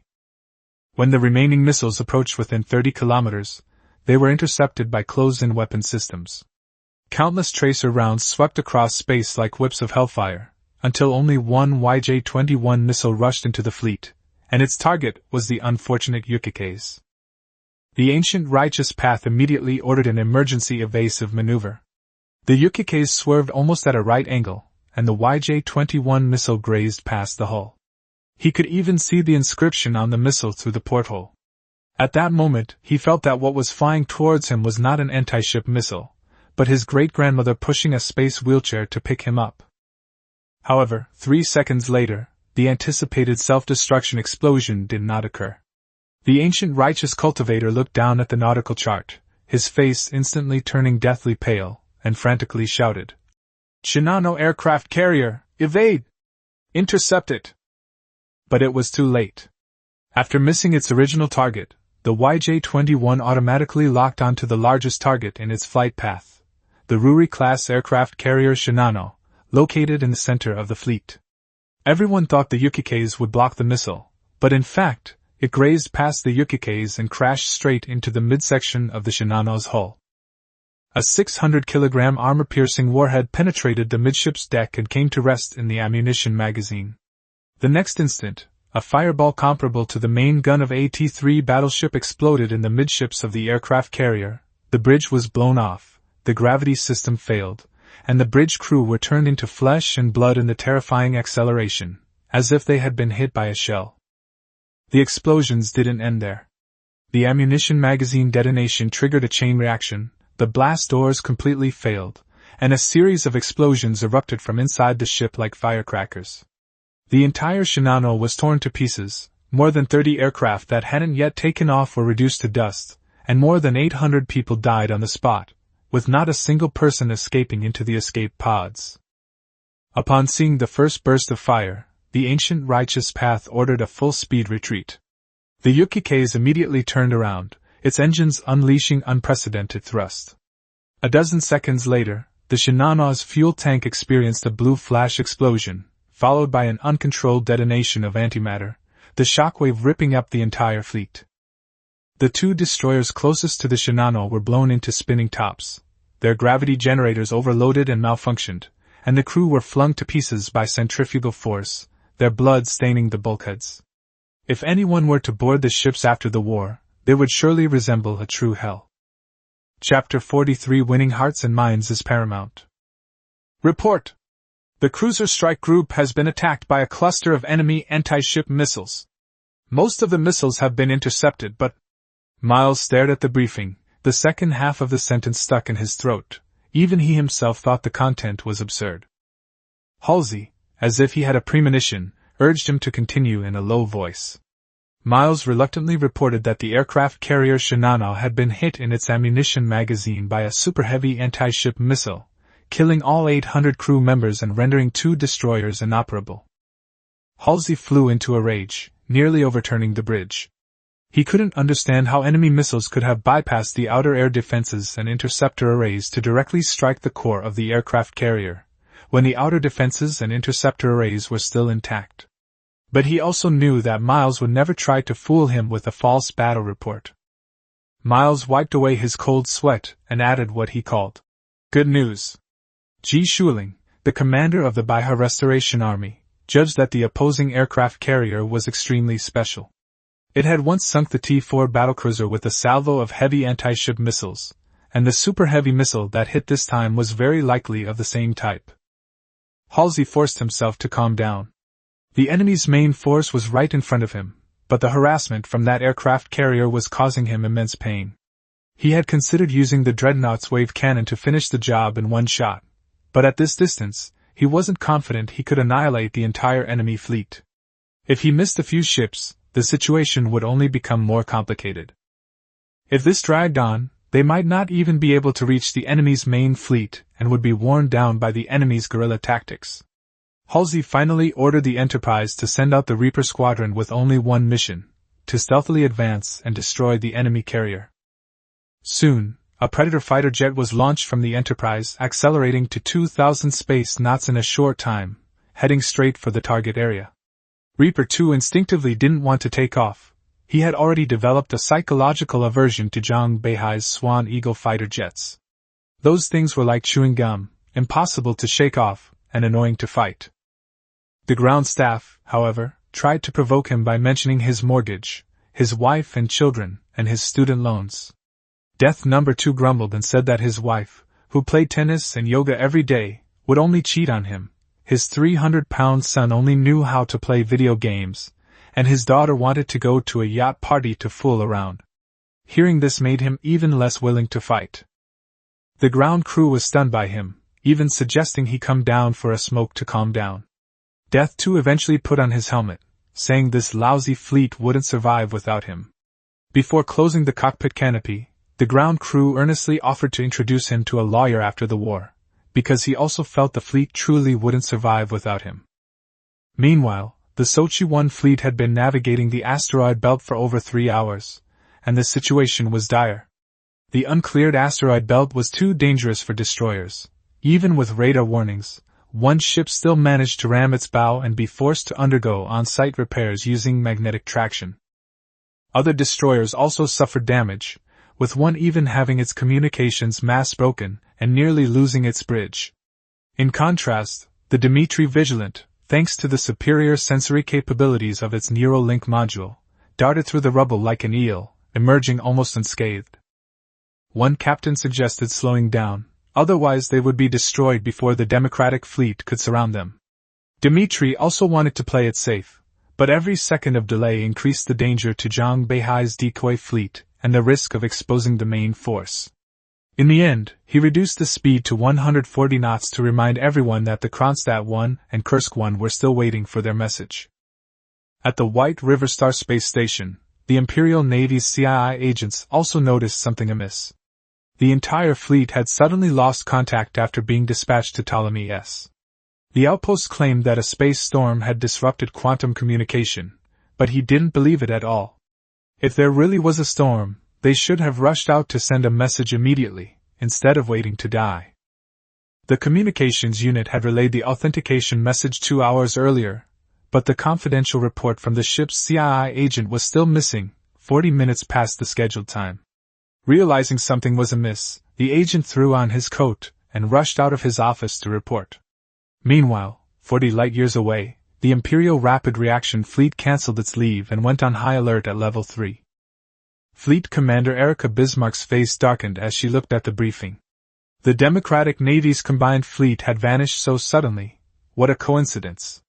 She muttered a curse under her breath at Halsey, warning the old man to make sure he didn't actually cause any trouble. A murmur of unease rippled through the entire White River dimension. On the battlefield, Zhang Beihai spotted a predator speeding past on radar and instinctively dispatched his Swan Eagle to intercept it. However, the enemy showed no intention of engaging and simply passed through the scanned area. Even the Swan Eagle, no matter how powerful, was only a T-4 fighter jet. If the enemy was determined not to fight, it was impossible to stop them. Zhang Beihai immediately understood that the enemy was heading for the fleet's signal, intending to decapitate the wide-range silence. Fortunately, the real wide-range silence wasn't there, but the decoy tactic would inevitably be exposed. He immediately ordered Dong Su and Yu Lili to execute the backup plan, and the fleet moved towards the asteroid belt. Yu Lili immediately sent a message to Kronstadt 1, warning that the decoy tactic was about to be exposed. Meanwhile, Reaper 1 finally arrived at the location of the enemy's main fleet marked by radar, but there was nothing but an empty starry sky and gray dust in front of it. Unconvinced, he shut down the data link and scanned only with the onboard radar, but still found nothing. He then reported to the Enterprise that no enemy fleet had been detected at the target location. Miles nearly exploded upon hearing this and personally went to the radar fire control officer to confirm, because the enemy fleet on the screen was even changing formation. Halsey, however, realized a terrifying possibility. He pulled up the combat logs from a few hours earlier, and the more he looked, the more alarmed he became. Soon, the pilot transmitted photos.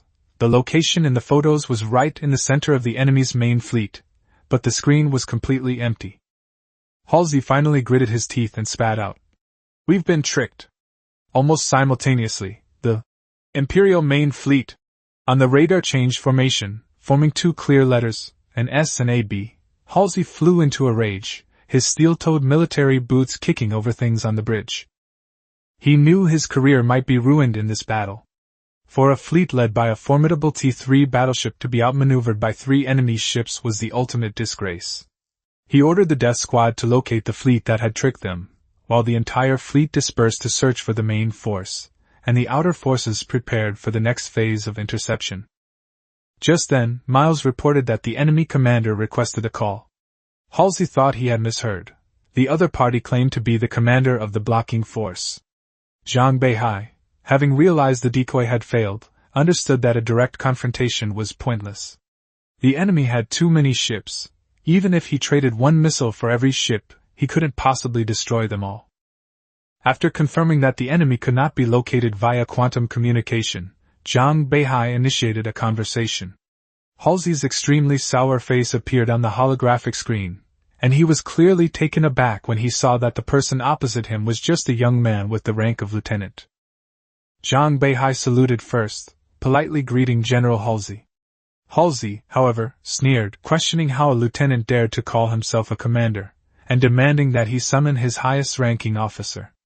Zhang Beihai calmly replied that he was the one who had fought them for hours, annihilated the 2nd Destroyer Squadron, severely damaged the 1st Destroyer Squadron, and decapitated the fleet's aircraft carrier. He then presented only the fleet status: 3 warships, fully equipped with ammunition and fuel, and carrier-based aircraft mostly intact except for 1 damaged one. Halsey couldn't immediately tell if this was arrogance or ignorance, and could only suppress his anger and ask for their demands, promising their safety if they surrendered. Zhang Beihai shook his head and said that it was Halsey, not him, who should surrender. Halsey was trembling with anger. He had thousands of warships on his side, while the other side only had 3. Didn't they know who the king and queen were? Zhang Beihai's expression immediately turned serious. He reminded Halsey that the fleet had failed to complete its mission of intercepting and clearing out the Imperial warships, and Halsey knew better than anyone the consequences if the Empire learned of the Democratic fleet's actions in the Ptolemaic system. Halsey maintained his composure, saying that as long as they were all wiped out, the news wouldn't get out, and afterwards they could simply claim they were being attacked by space pirates. Zhang Beihai, however, continued his psychological warfare, pointing out that the Democratic fleet and the Imperial Navy were both part of the Empire, and no one wanted to see their brethren fighting. More importantly, Halsey hadn't actually killed any Imperial soldiers so far. The 3 sunk ships were merely decoy airships. Zhang Beihai further emphasized a crucial point. Their main force was already in a safe position, and the vanguard was approaching the outskirts of Ptolemy. The Imperial Navy would receive the news within 2 hours. By then, even if Halsey wiped them all out, it wouldn't be enough to salvage the situation. The Democratic fleet would never dare to openly wage war against the Empire within its borders. Halsey fell silent. Zhang Beihai's words had hit the nail on the head. The mission had failed. Once the blockade was breached, they would face the wrath of the Empire. The Democratic fleet's leadership would immediately shift the blame onto Halsey, portraying him as a dictatorial traitor. Zhang Beihai continued, saying that not only Halsey, but every sailor in the fleet, and even their families would suffer. The high command of the Democratic fleet wouldn't speak up for them. They would only hand over the missing sailors, even fabricating suicides to sever ties with the secret. Every word was like a steel knife, piercing Halsey's heart. Halsey was essentially a soldier. His joining the Democratic fleet was more a matter of lineage than his own volition. He had once naively believed that as long as the Imperial Navy was cleaned up, there would be no rebellion. But now, he had lost on both the military and political fronts. Zhang Beihai offered a way out: immediately cease fire, halt all movement, and await the Imperial fleet's takeover. He would prove that Halsey's side had not harmed Imperial soldiers, but was merely cooperating in a charade under duress from the Democratic Navy, and that the only losses were some Imperial naval property. Halsey finally asked why he trusted Zhang Beihai, and how he could guarantee that he wouldn't be purged afterwards, and what would happen to his family. Zhang Beihai admitted that he couldn't give an absolute guarantee, but he could cooperate by leaving evidence, and the CII would verify the facts. As long as it was proven that they hadn't caused any actual casualties and had voluntarily ceased hostilities, that would be enough to prove that they weren't genuinely rebelling. He also advised Halsey to prepare communications, orders, and intelligence records to prove that everything stemmed from coercion or orders from someone within the Democratic fleet. At that point, the Empire would truly be holding the Democratic fleet accountable, not a general force to follow orders. Finally, Zhang Beihai proposed a compromise. Halsey would first cease hostilities, the 2 sides would exchange positions, and a decision would be made on whether to continue firing once the breakout fleet sent out the message and Halsey's superiors sought his apology. He did not disclose a specific time frame, only stating that Halsey would definitely receive the message within a day. Halsey remained silent for a long time before finally requesting 10 minutes to consider. During these 10 minutes, his fleet would not engage in any hostile actions, but voyages would continue. After communications were cut off, Zhang Beihai let out a long sigh of relief. He knew things were in the bag. The ancients said, "To conquer a city is the lowest form of attack, to conquer a heart is the highest." And they were absolutely right. Chapter 44: The Green Grass by the House. After the call ended, Zhang Beihai immediately reported the situation to Leviticus. Lev was so happy he almost jumped up from his seat. As long as they could secure a temporary ceasefire from the Democratic Navy Joint Fleet, even if the Sochi 1-4 ships still ran into the outer blockade, the large naval force and civilians would at least have a chance to survive. Lev immediately instructed Zhang Beihai to continue stabilizing the enemy and ensure Halsey would not take any further hostile actions. Zhang Beihai reminded him that a ceasefire was only the first step. The real key was that they had to break through the enemy's blockade and get the message out. Lev and the officers on the bridge laughed, saying that Zhang Beihai had won the most difficult part, and now it was their turn to step in. 10 minutes later, Halsey responded on time. He was much calmer and put forward 3 conditions. Both sides must cease hostilities, withdraw their carrier-based aircraft, and ensure that the carrier-based aircraft do not leave the ship for more than 1,000 kilometers. The fleet must regroup in place, and a rescue team of 10 warships must be dispatched to the combat zone to rescue survivors. Second, all communications must be recorded and submitted to the reviewing authorities after the war. Zhang Beihai must sign a written agreement guaranteeing the authenticity and validity of communications with Halsey. During the ceasefire, both sides must share locations and refrain from using electronic warfare or any form of interference. Third, the ceasefire will only last 12 hours. If the Empire does not provide a clear response, Halsey will resume his offensive. After receiving confirmation from Lev, Zhang Beihai signed a temporary ceasefire agreement with Halsey. His mission was finally complete. He then climbed out of the USS Wide-Range Silence, stretched his body, and looked out through the bridge window. Beyond the hazy dust cloud lay a long, banded shadow composed of countless asteroids. On the Sochi 2, aboard the guided missile destroyer Kokong, Lev looked at the agreement, unable to hide his smile. His adjutant gave him a thumbs up, saying Zhang Beihai had truly mastered the art of warfare. Lev also admitted that given time, the young man could become a colonel before he turned 30, or even the commander of a rapid reaction fleet. The Sochi 2, led by the Goguen, was sailing at high speed. Although these warships were of conventional layout, in the hands of a group of veterans with an average service of 15 years, they were as agile as the Dmitry Vigilant. The fleet soon reached the edge of the asteroid belt. Once it broke through, it would immediately jump and send out long-distance communications, and the mission would be complete. The 4 fleets arrived at the edge of the asteroid belt almost simultaneously, and a breakthrough was just 10 minutes away. Sochi 1 was the first to report that preparations were complete, and Dmitry would be the first to break out of the asteroid belt, bearing the highest risk. The enemy was likely to have deployed a blockade fleet, warp-blocking devices, and quantum communication isolation equipment around Ptolemy's planet. Once the signal was detected, the blockade formation would immediately warp in. Lev ordered Sochi 1 to begin its mission in 10 minutes, followed by Sochi 2 through Sochi 4 every 5 minutes. But then he made a subtle gesture on the holographic screen. The adjutant immediately understood and whispered the real order to the bridge officer. Everyone smiled, then focused intently on the battle. Lev gave a final salute to everyone, wishing them a successful mission and a safe return home. After communications were shut down, he watched the Goguen accelerate, then contentedly sat back in his captain's chair, even crossing his legs. His adjutant chuckled and asked him how it felt to lead the charge in disobeying orders as commander. Lev shrugged, saying he had the authority to make decisions on the spot. A burst of laughter erupted in the bridge. The helmsman even teased him, asking if his son would be angry. Lev scoffed. "So what if he's angry?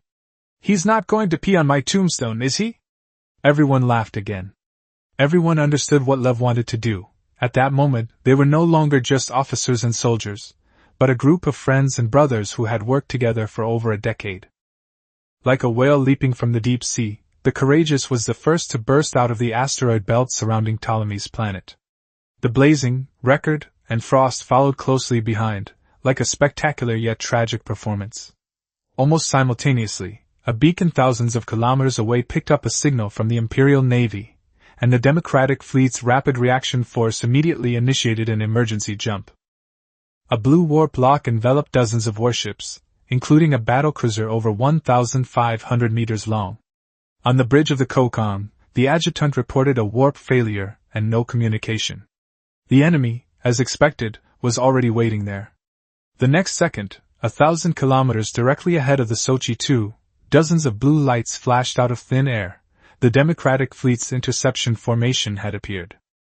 At the center of the fleet was a T-4 Congo-class raiding battleship, equipped with a fast warp drive and area jump denial system, specifically designed to intercept breakout fleets. Without hesitation, Lev ordered a full-scale assault on the enemy fleet. The anti-ship missiles in the midsection of the Courageous, detached from their launchers, adjusted their direction, and reignited, charging furiously towards the Democratic fleet, which had not yet fully deployed its formation. Someone spoke first, and an old song in the northern dialect of the Kokong began to play on the bridge. Most of the crew came from there, and the song sounded like a breeze from their hometown. The Kokang's stern engine changed from blue-purple to deep purple, its thrust was forcibly increased to 120%, and the extremely hot plasma cracked the heat shield, pushing its speed to over 220 cosmic knots at one point. The Democratic fleet completed its jump, activating all radar and firepower systems. Simultaneously, "Enemy lock on!" alarms sounded on the bridges of the Gugan and other Imperial warships. The Democratic fleet adjusted its firing positions, with cruisers and battleships spreading out sideways, unleashing a barrage of anti-aircraft missiles in an attempt to intercept the anti-ship missiles fired by the Sochi II. Lev stared intently at the enemy ship, now visible to the naked eye. The fire control officer used an electro-optical imager to observe the enemy turrets aiming and charging. The moment the enemy battleship opened fire, Lev ordered evasive maneuvers. All ships on the Sochi II maneuvered in unison, some turning to starboard, others sinking, but the Rinrei was still hit in the stern by a shell, its entire engine section blown off, rendering it completely powerless. The Rinrero did not cease fire. The crew unleashed all their weapons, the bow-mounted twin 130mm AK-130 guns retaliating relentlessly, and space torpedoes rained down like they were free. After the Rinrero evaded the first volley, Lev gripped the handrail and ordered the port-side space torpedoes to launch at maximum speed. Four massive torpedoes, trailing blue-purple flames, hurtled straight into the enemy lines. Most of the anti-ship missiles fired by the Sochi II were intercepted, with only 3 penetrating the air defense network. 2 of them penetrated the midsection of a cruiser and detonated, the explosions impacting the ammunition magazines and sending blinding flashes of light emanating from inside the ship. The cruiser was torn in two, and fragments even lodged the No. 1 turret of a nearby Congo-class battleship. The Democratic fleet immediately launched a second volley of shells and a large number of anti-ship missiles. The powerless HMS Rinne was doomed. It continued to bombard the opposing cruiser with its main guns, penetrating several turrets and missile silos, but was ultimately pierced from the front by 3 356mm main gun shells. The destroyer was reduced to a fireball in the explosion. Not a single sailor escaped their post, and no life pods were ejected. The distance between the two fleets rapidly closed to 500 kilometers, which in space is almost equivalent to hand-to-hand combat. Sochi II unleashed all its firing weapons, with main guns, torpedoes, missiles, rockets, and close-in weapon systems weaving a frenzied symphony of fire that dyed the entire starry sky a fiery red. The Democratic fleet was stunned by the charge, and the salvo turned into free fire, with shells constantly grazing past or exploding directly on the destroyers. The Fiery was hit in midsection by 3 consecutive cruiser shells, igniting a torpedo that was about to be launched. Space fuel spread and burned inside the cabin, and damage control personnel desperately tried to extinguish the fire, but to no avail. A crew member, with a death wish, rushed into the flames, grabbed a fire axe to shut off the valve, and then used brute force to push the torpedo out of the launch tube. The next second, he was sucked into space by the vacuum of space, drifting forever into the depths of the universe. The closer distance allowed the Sochi II to launch all its missiles again, and the Democratic fleet retaliated with a large number of small and medium-sized anti-ship missiles. Sochi II's air defense capabilities were insufficient, forcing it to deploy decoys and rely on maneuvering to evade. Most missiles were outmaneuvered, but a few still managed to break through the jamming. The Courageous, Blazing, and Record ships launched a frantic interception, yet 3 missiles still struck the Blazing from the side. It shuddered violently before shattering into pieces amidst 3 bursts of flame. Meanwhile, Dmitri of Sochi I, as planned, broke out of the asteroid belt and immediately initiated an emergency jump. A flash of blue light appeared, and a stable jump window opened. He had succeeded. Seconds later, he finally saw the Imperial Butterfly insignia, the nearest Imperial fleet anchorage near Ptolemy. Without hesitation, Dmitri simultaneously transmitted the message of the Democratic fleet's mutiny using quantum communication, radio, and light signals. The Imperial Navy and surrounding warships immediately received the alarm. Erika Bismarck, already prepared, angrily berated whoever dared to act so brazenly, and then ordered the fleet to enter emergency jump mode to reinforce Ptolemy. The Empire's response was also relayed to all the warships still trapped in Ptolemy at that moment. Lev watched his old colleagues disappear one by one into the flames, the signals representing warships and lives on the fleet's information system going out one after another. His heart ached, yet he remained in the captain's chair, singing and issuing command after command. The previous salvo of anti-ship missiles had also severely damaged the Democratic fleet. 3 warships were blown to pieces, and 2 burned, trailing thick smoke. Suddenly, hundreds of blue lights appeared in the sky above the Sochi II, one of which was as large as a planet. The bow of the Record was struck as if by a heavy hammer, and the entire bow was instantly blown away, exposing many sailors to the vacuum of space, who lost their lives within seconds. The flying debris struck the hull of the Gotkin, producing a series of loud impacts. Another wave of missiles from the Democratic fleet was approaching. The Kokon had exhausted its decoy flares, and its close-in weapon system and missiles were nearly depleted, leaving it only able to rely on its main guns to fire anti-aircraft missiles to intercept them. The gun barrels glowed red-hot, and bursts of black clouds exploded in the missile's paths, deflecting one incoming missile. But there was another, growing larger and larger in Lev's field of vision. Lev ordered everyone to prepare for the attack. In that instant, his life flashed before his eyes like a revolving lantern. He remembered that afternoon at the hospital when he finally saw his premature son. The baby was sleeping peacefully in the incubator, while he, due to years of service, hadn't even been able to be by his wife's side during her pregnancy and childbirth, only able to secretly call and check on her during work breaks. Later, the child grew up healthy, even becoming excessively fat, his eyes squinting into slits when he smiled. Lev repeatedly ordered Dmitri to lose weight and even took him to the military camp for training, but the soldiers all liked the child, secretly giving him snacks, and the cooks would even prepare special meals for him in the middle of the night, treatment that even Lev didn't receive. Later, Dmitri, through his talent, was admitted to the 3rd Naval Academy of the Empire, and became a true Imperial Navy officer. When he called to boast about the loyal dagger, Lev was incredibly envious, for it was an honor he himself had never received. At that moment, he only said to his son in his heart, "From now on, you must walk your own path. Goodbye, my darling Dima." Meanwhile, Zhang Beihai had already received a message from the Imperial Navy. Not only him, but all the Imperial warships on Ptolemy received the same brief but encouraging response. Message received, support will be provided immediately, the Empire will always be your strong backing. Halsey, however, showed little emotion. Just moments before, a dozen or so Blue Team members lying in wait in the fleet had suddenly moved out, and his adjutant, Miles, had swiftly dealt with them all. Except for 2 survivors, the rest were all killed, and even a few Blue Team sailors who had not yet taken action were not spared. Miles wasn't with the Blue Team, on the contrary, he was with the Imperial FBL. Upon receiving the information, he immediately relayed it to his superiors. Because the Blue Team hadn't yet taken action, he was ordered to remain undercover until he received orders to protect Halsey's life. Halsey looked at Zhang Beihai and finally felt relieved. He admitted that Zhang Beihai was a very successful and outstanding naval officer. If it weren't for their differing stances, he would really like to meet this young man and see what was going on in his head. Zhang Beihai shook his head and said that they could meet now. What difference did it make if their stances differed? They were all working for the Empire. Halsey paused for a moment, then burst into laughter. He said, "Yes, it's all for the Empire."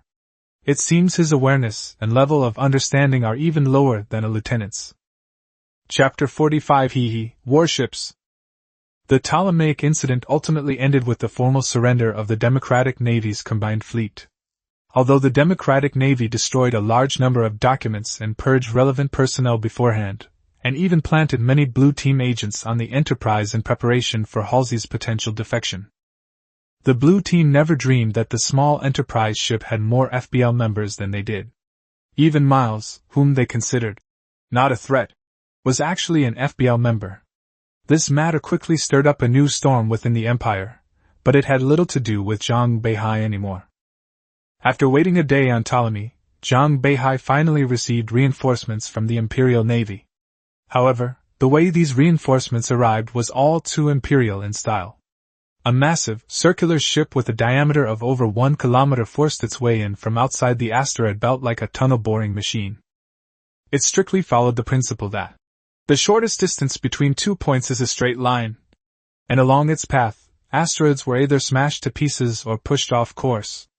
Hundreds and thousands of Imperial warships followed behind, navigating this forcibly carved path straight towards Ptolemy.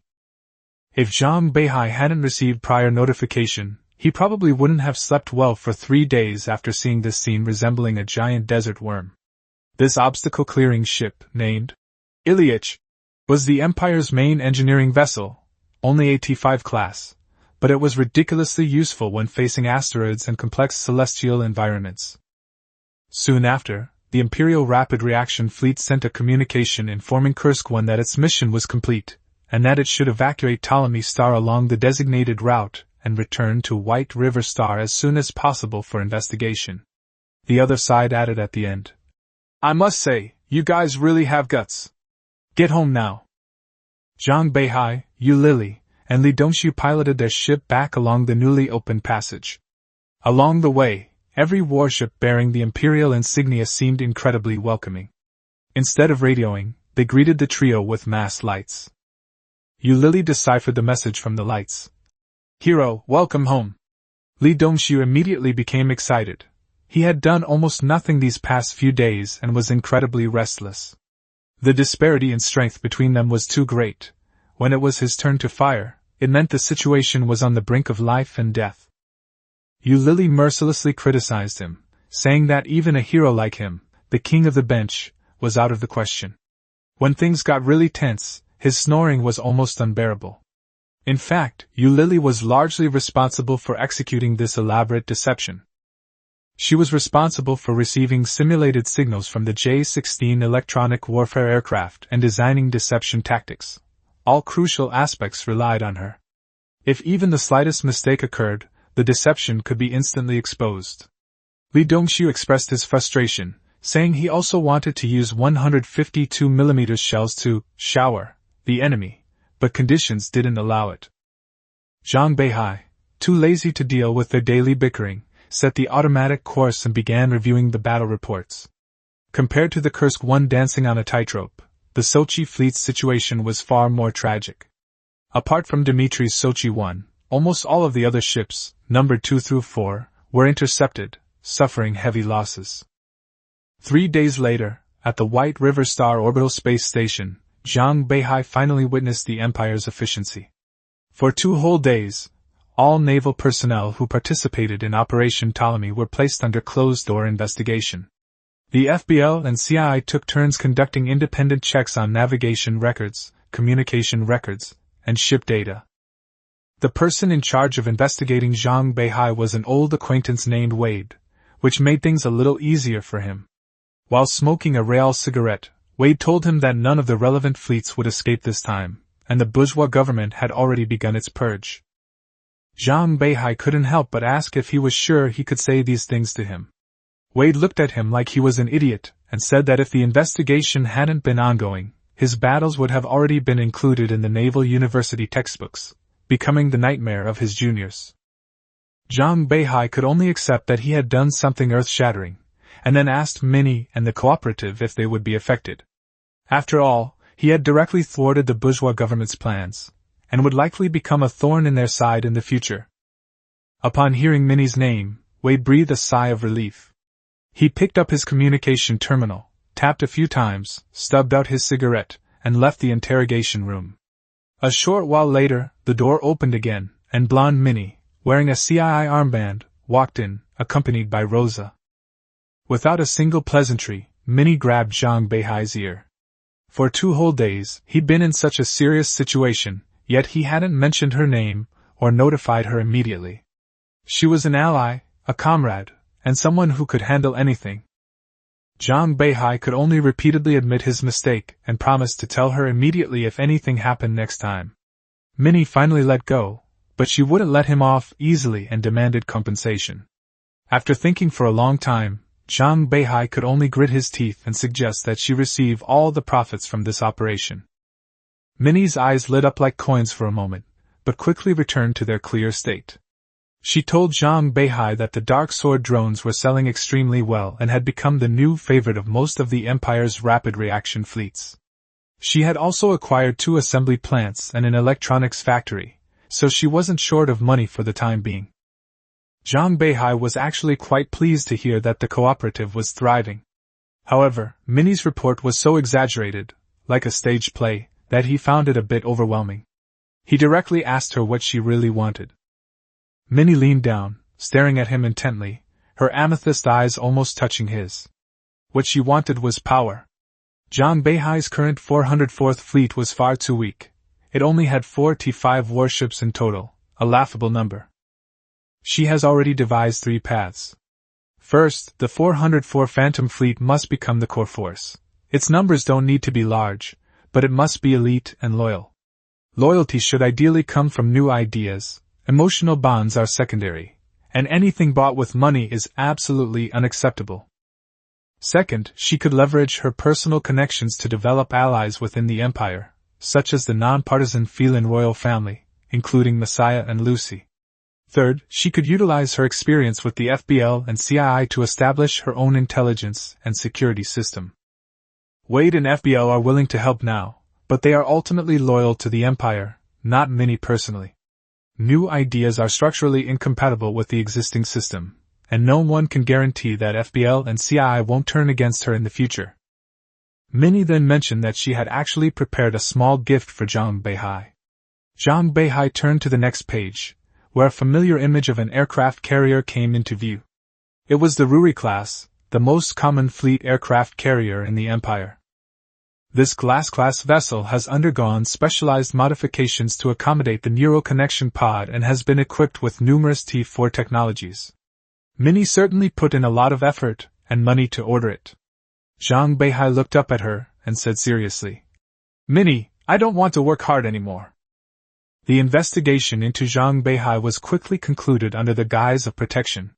Thanks to Halsey's candor and the evidence Miles had gathered through long-term surveillance, the bourgeois government's rebellion was swiftly suppressed. However, their swift disassociation ultimately resulted only in the collective resignation of the White River Star government leadership and the execution of several individuals involved. The Blue Team's White River Star leader committed suicide out of fear of punishment before the FBL could arrest him, while Hoover escaped punishment by claiming that someone impersonated him and gave false orders. The FBL and CII only allowed him to conduct a self-investigation. Who knows how much damaging information he revealed to save his life and position. Halsey's Democratic Navy fleet also came to an end. Zhang Beihai, arranged by Minnie, appeared in court as a key witness and submitted all the documents. Halsey was ordered to retire, retaining his rank and honor, while other officers and soldiers were discharged and received a severance pay. All those warships were confiscated by the Imperial Navy. The massive T5 fleet was beneath the Imperial Navy's notice. They simply dumped it at the decommissioning agency.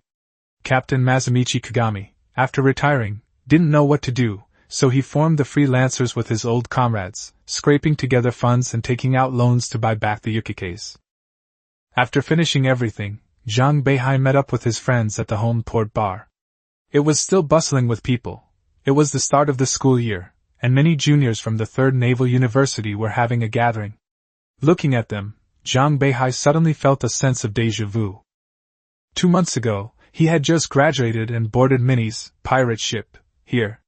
Afterwards, he encountered a surprise attack by the Weigals, fought face-to-face with Bug Face on Whiskey Star, and then fought an earth-shattering battle in Ptolemy where 3 of them challenged the main fleet. These are experiences that an ordinary graduate might not encounter even once in 10 years. Seeing Zhang Beihai staring blankly at the trainees, Li Dongxiu immediately teased him, asking if he had taken a liking to another junior girl. Zhang Beihai quickly denied it, saying that they had only graduated 2 months ago and they were all practically worn out, especially Li Dongxiu, who had been in and out of the medical pod 3 times. Yu Lili added insult to injury, saying that he not only spent a lot of time in the medical pod, but also slept the most. Ekaterina, holding an oversized mango milkshake, stared intently at Zhang Beihai, making him feel uneasy. Dmitri arrived just then. He looked to be in good spirits, but his clothes were a bit tight, making him look more like a logistics officer than a frontline officer. The three Jing brothers had already gone on a mission with Lev and couldn't make it. Lev did not die. When the missile was heading towards Sochi 2, the Imperial Rapid Reaction Fleet had just warped above it, and the battleships easily shot it down with their point defenses, effectively killing the Congo-class battlecruiser in one fell swoop. Lev had intended to sacrifice himself to save his son, but his son escaped too quickly, and the reinforcements conveniently rescued him instead. After the war, Lev re-examined his relationship with his son, then kicked Dmitri out of the fleet. Dmitri gritted his teeth in anger, but the Order of the Butterfly Second Class on his chest gleamed conspicuously. It would be a lie to say Zhang Beihai wasn't envious, but as an Imperial Lancer, he wasn't eligible for a formal medal. Ptolemy's achievements were ultimately converted into a reward of 15 billion, payable in 5 installments. However, after Minnie's intervention, the first installment of 3 billion was paid to him, and the rest went into Minnie's account. Thinking of this, Zhang Beihai was furious. Yu Lili even deliberately broadcast the news in an imperial tone, saying that Lieutenant Zhang had single-handedly captured the combined fleet, and was awarded a reward of 3 billion star coins. Dmitri thought it was a lot, until Zhang Beihai told him that the total value of the warships he had sunk was at least 50 billion, and the T-3 dreadnought and the surrendered fleet was conservatively valued at 150 billion. Dmitri paused for a moment, then earnestly suggested, "Why don't we rebel?" The 4 men immediately turned to look at him, as if he were a monkey. Someone asked how much the bounty would be if they sent him to the FBL. Yu Lili said it should be around 500,000. Li Dongxu was already preparing to lead the way to the FBL office. After the commotion subsided, Dmitri finally revealed the real reason.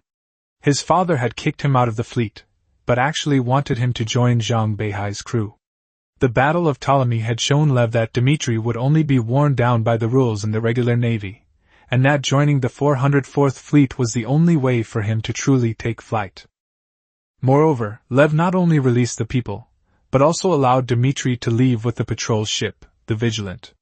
Upon understanding this, Zhang Beihai immediately stood up, his face beaming with an exceptionally bright smile. He solemnly declared that warships were no object, they were all brothers, and bringing warships would only create distance. Looking at his smug expression, Dmitri suddenly felt a deep unease, wondering if he had been tricked. He asked tentatively if it was too late to back out. Zhang Beihai immediately told Li Dongxu to tie the man up with rope. They couldn't let the kid escape. After all, whether the man came or not wasn't important. As long as the warship arrived, that was enough. Zhang Beihai laughed more and more heartily, only managing to utter one sentence. Hee, a warship! Chapter 46. Are you kidding me? Is that Senior Zhang Beihai? A clear yet somewhat shy voice suddenly rang out from behind, startling Zhang Beihai so much that he tightened his grip. Dmitri, who was being held by him, immediately blushed and frantically patted his arm, shouting for help. Zhang Beihai quickly let go, straightened his clothes, and looked back. The speaker was a young girl in a white naval cadet uniform. The arm patch indicated she was from the 3rd Naval University. She had long, light green hair tied in a ponytail, fair skin, and a gentle demeanor, looking like a girl next door. Ekaterina's eyes instantly turned dangerous, like 2 radars scanning the young girl back and forth. The girl, however, remained poised and gave a military salute. "I am Hiroshi, a student of the 344th class of the Command Department, your direct junior." Zhang Beihai immediately returned the greeting. Hiroshi excitedly said that she came over specifically to say hello during the first week of her senior year break because Zhang Beihai's name had caused a sensation in the college. In the past week, the Command Department, Electronic Warfare Department, and Logistics Department had almost all been studying his battle cases, especially the Command Department, where many people couldn't stop thinking about him. Upon hearing this, Dmitri's eyes lit up, and he quickly asked if he had been mentioned. Hiroshi immediately gave his full name, saying that he was the only one who broke through the Democratic Fleet's blockade, timing his escape perfectly within the enemy's reaction window. Dmitri jumped up on the spot, his metals jingling wildly. Li Dongxiu, unwilling to give up, pointed at himself and pressed for an answer. Yurashi stared at him for a long time, her mind clearly blank, before finally asking cautiously, "Senior, who are you?" Li Dongxiu froze instantly, slumping in his chair, as if his soul had floated away from his mouth. Yu Lily helplessly reminded him that he was just a comedian and mascot in the fleet, and he needed to recognize his role. Yurashi then suddenly realized and said, "Oh, it's Senior Li Dongxiu. Now we're familiar." Li Dongxiu had just regained some confidence when she added, "As a negative example of a cruiser, he's also quite famous in the academy." Yurashi explained earnestly that light cruisers should leverage their maneuverability and firepower advantages, rather than trying to fight like battleships, otherwise, they would only become frequent visitors to the medical bay. Li Dongxiu's newly brightened life lost its luster once more, and the surrounding atmosphere instantly filled with a joyful merriment. Actually, the younger students around them had already recognized Zhang Beihai and his group, but only Yurashi dared to take the initiative to talk to them. She was clearly well educated, speaking naturally and with impeccable manners, even maintaining just the right amount of restraint when drinking. Everyone had a good opinion of her, except for Ekaterina. It wasn't that she disliked her, but rather that alarm bells were ringing, and she couldn't suppress her jealousy. After chatting for a while, Yurashi tactfully took her leave, even exchanging contact information and saying she looked forward to communicating again in the future. After she left, Zhang Beihai watched her retreating figure and muttered, "This young girl is no simpleton." Yu Lily also admitted that she was highly skilled, and that it was impossible to fake it. She even warned Zhang Beihai to be careful of her seductive trap. Ekaterina gritted her teeth and repeated, "Seductive trap," her tone dripping with sarcasm. Zhang Beihai entered Yurashi's contact information into the terminal, and quickly retrieved her information. She was the eldest daughter of Kontao Company, but she didn't get in through a guaranteed admission program. Instead, she entered the Third Naval University on her own merit, making her resume excessively clean. Ordinary people can only see the surface information on social media accounts, but Zhang Beihai had special relationships with the military, police, and intelligence agencies, making it easy to find his non-classified background information. As Wade once said, for some people, knowing more isn't a bad thing, especially in a highly digitalized age. Security departments establishing simplified files can actually reduce trouble. Then, Zhang Beihai put away his terminal, his expression suddenly turning serious. He asked Dmitri if his father had only told him to join the Imperial Lancers and meant nothing more. Dmitri was a friend and a comrade in arms who had shared life and death with him, but the 404th Fleet was no ordinary place. One couldn't get in based on personal relationships. Li Dongxiu, Yu Lily, and Ekaterina were all personally screened by Minnie and thoroughly investigated by the FBL and CII. Dmitri volunteered to join, perhaps unaware of the implications behind the Imperial Lancers, but his father, Lev, was certainly aware. Dmitri was a little embarrassed, but very frank. He said that even before his father mentioned it, he had long admired Zhang Beihai. Life would be much more exciting with Zhang Beihai by his side, with countless missions and thrilling battles. That was the place he should be. Zhang Beihai stared at him and told him that none of his previous battles had been easy. The phrase, "licking blood from the edge of a knife," was an understatement. He wanted warriors, not thrill-seeking players. But Dmitri said, "That's what life is all about." He had only felt truly exhilarated and meaningful twice in his life, and both times it was related to Zhang Beihai. The first time was during an exam, when he desperately broke through a sea of missiles and a hail of shells. Even though he was eventually carried out, he felt that was true living. The second time was in the Ptolemaic asteroid belt. Knowing what he might face, he still felt that he was living a fulfilling and worthwhile life. Zhang Beihai didn't answer immediately, but looked at his teammates. Li Dongxiu, Yu Lily, and Ekaterina all nodded, with Li Dongxiu nodding particularly dramatically, his head practically blurring into a streak. Zhang Beihai then took out a spare Phantom Fleet armband and handed it to Dmitri.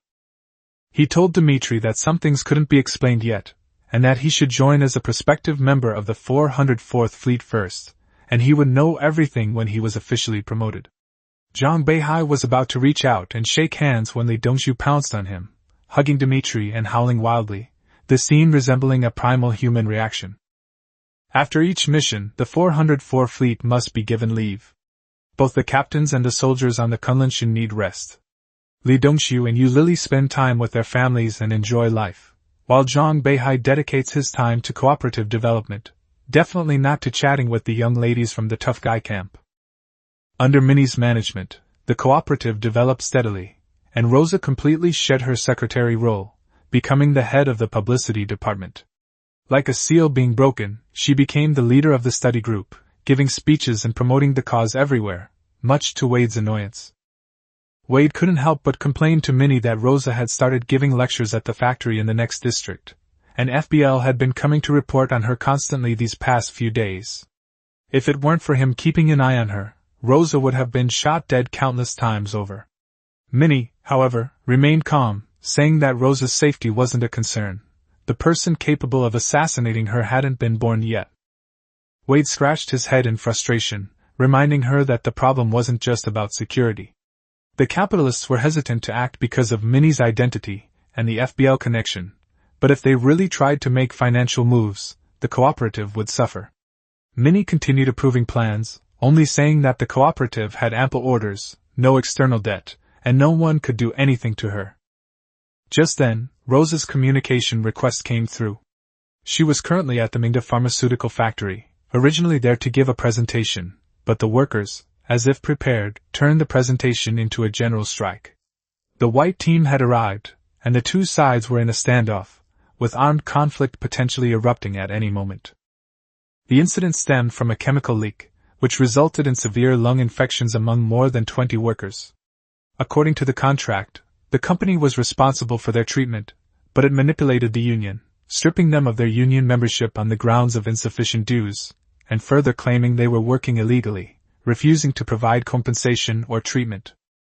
In reality, each person only needed 10,000 star coins to be treated, but the company preferred to spend millions on lawsuits rather than save lives. Some workers had heard Rosa's speech and learned a lot of new ideas, and eventually they simply rebelled. As a result, Rosa was chosen as the strike leader, and she was forced into the position, with no choice but to accept it.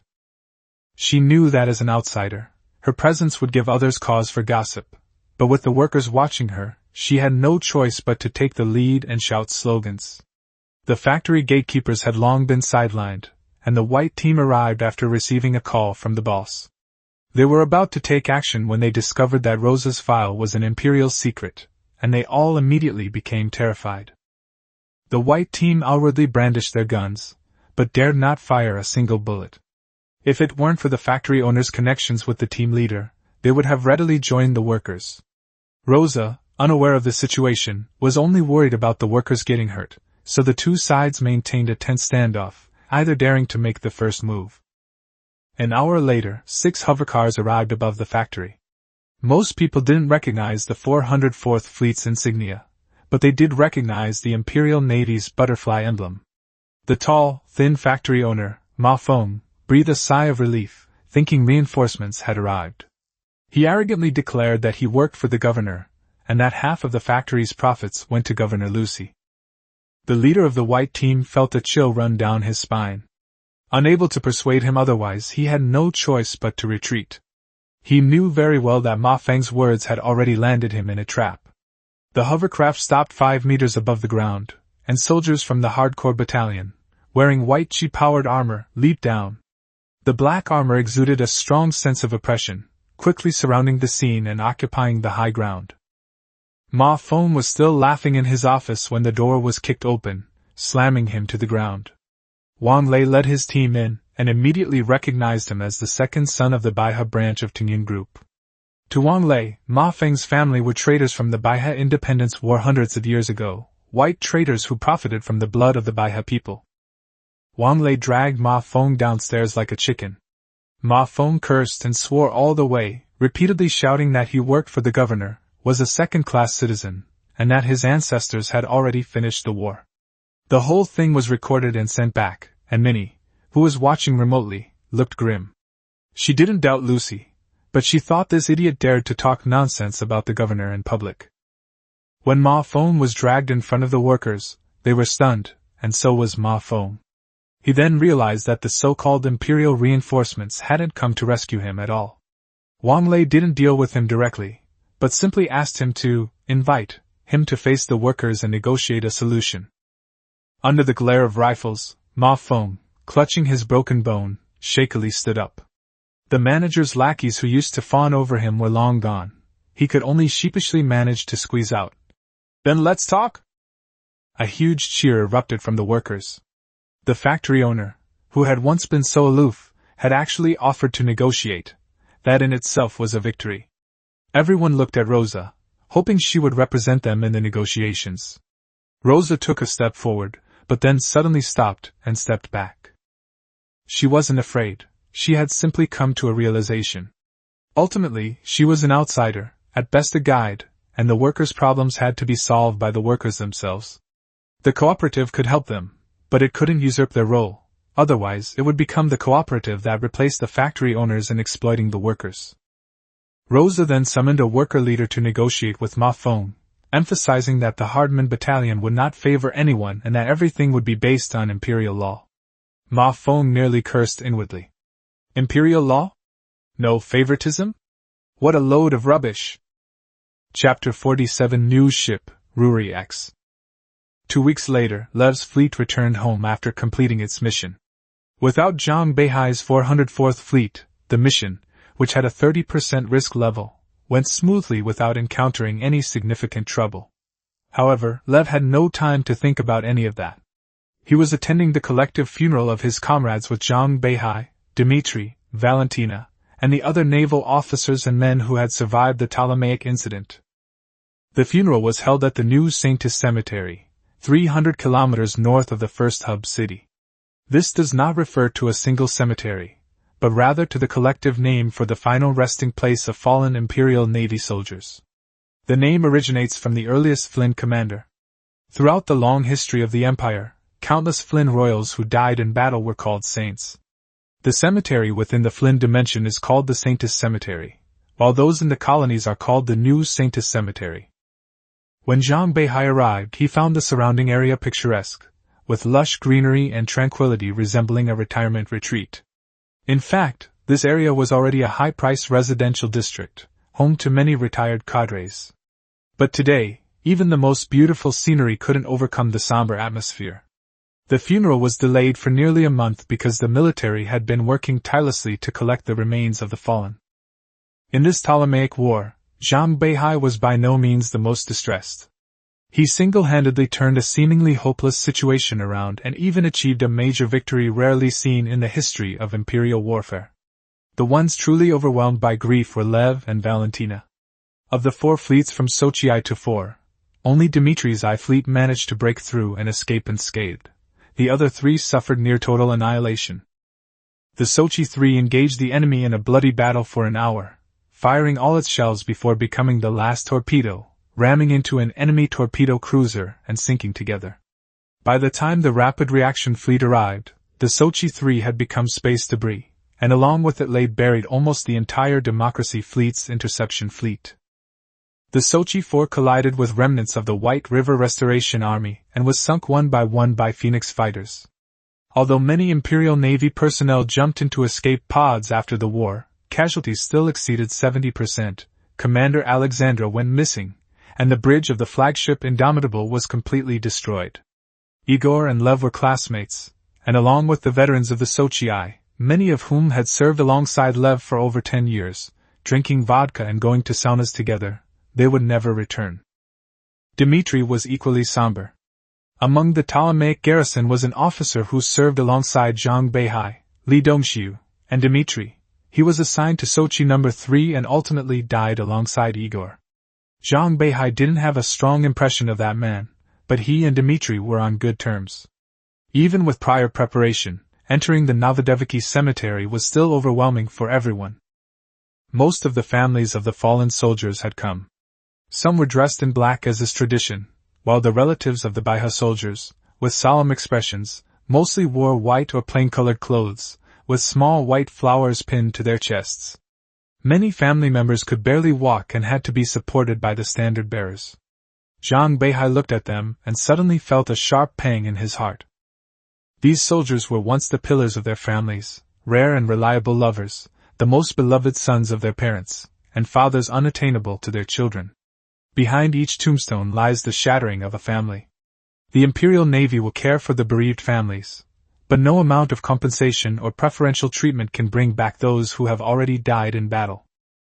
An officer from the resettlement office, dressed in a navy blue naval uniform, helped an elderly woman wearing a white flower and gently told her that her son had died for the Empire, and that the military would take good care of her, and that she could ask for help any time. The soldiers in the resettlement office were responsible for the families of fallen soldiers. Because they often carried trays and medals, they were also known as the harbingers of death. Their arrival meant that someone in the family would never return.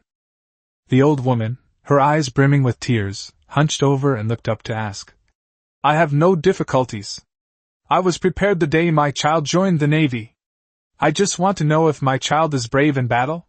These words brought tears to the eyes of everyone in the 404th Fleet. Zhang Beihai's eyes reddened, his teeth clenched, Yu Lili and Ekaterina wept uncontrollably, and Li Dongshu's face was streaked with tears. Lev, standing in the front row, recognized her. Her son was a new sailor in the Kalinin fleet, serving on the Fiery. The Fiery had fought to the very end, no one objected, no one complained, and no one surrendered. Lev replied in a deep voice, "Your son is very brave, the bravest in the entire army."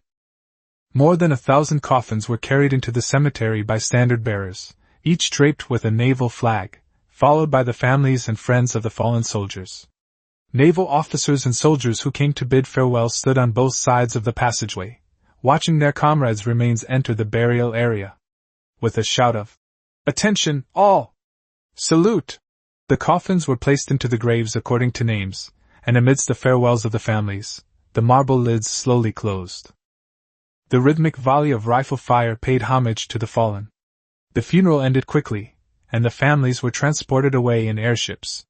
Zhang Beihai saw many women holding their children, still gazing longingly at the cemetery. The children were too young to do anything but point at the tombstones and ask, "Mommy, where did Daddy go?" The Empire's territory was so vast that wars broke out every day, and new soldiers were sent to the new Saintis cemetery every day. On the way back, Li Dongshu was clearly still not recovered. Yu Lili and Ekaterina had gradually calmed down, but he remained immersed in that sorrowful solemnity. After thinking for a long time, he asked Zhang Beihai, "Beihai, why do we fight?" Zhang Beihai was silent for a moment, staring into his eyes, and only said 4 words. "Because of inequality." He told everyone that throughout history, wars, whether just or unjust, whether aggressive or defensive, have always been rooted in inequality. The oppression of smaller nations by larger powers, and the exploitation of workers by capital, are essentially forms of oppression. People often say that war is a continuation of politics, but in his view, this statement is incomplete, because the essence of politics also conceals inequality. The vehicle was silent. The 404th Fleet had never heard of such a statement before. What they had learned was that war stemmed from someone's disobedience to imperial rule, whether due to heinous crimes or insatiable greed. Zhang Beihai's argument was difficult for them to grasp. So he replaced it with a more direct statement. "Where there is oppression, there is resistance." Li Dongshu suddenly understood. As the son of a worker, he knew best the changes Zhang Beihai had brought to their lives and minds. In the past, at the Alexander Steel plant, they were oppressed to the point of starvation and cold, and strikes could not change the fundamental situation. It wasn't until Minnie stepped in and swept everything away, and the cooperative reforms arrived, that his family truly began to live a good life. Zhang Beihai pointed to the ceiling and said that many things couldn't be said explicitly due to censorship, so he could only demonstrate them, the rest would have to be learned through practice. Yu Lili then made a request, hoping Zhang Beihai would bring her family to the cooperative, and have them join. She was worried that if something happened to her, at least the cooperative could protect her family. Zhang Beihai nodded in agreement. Ekaterina was also tempted, but considering her middle-class family and her difficult-to-convince parents, she ultimately remained silent. After the funeral, Zhang Beihai didn't rest. He immediately led the 404th Fleet onto the space elevator and headed to the spaceport. The reason was simple: his new aircraft carrier was finally completed. The Imperial Navy hadn't truly mass-produced neuro-connected carriers in the past because carriers were too complex, requiring a large number of personnel to coordinate. But Zhang Beihai's success with the drone combat system had shaken this old notion.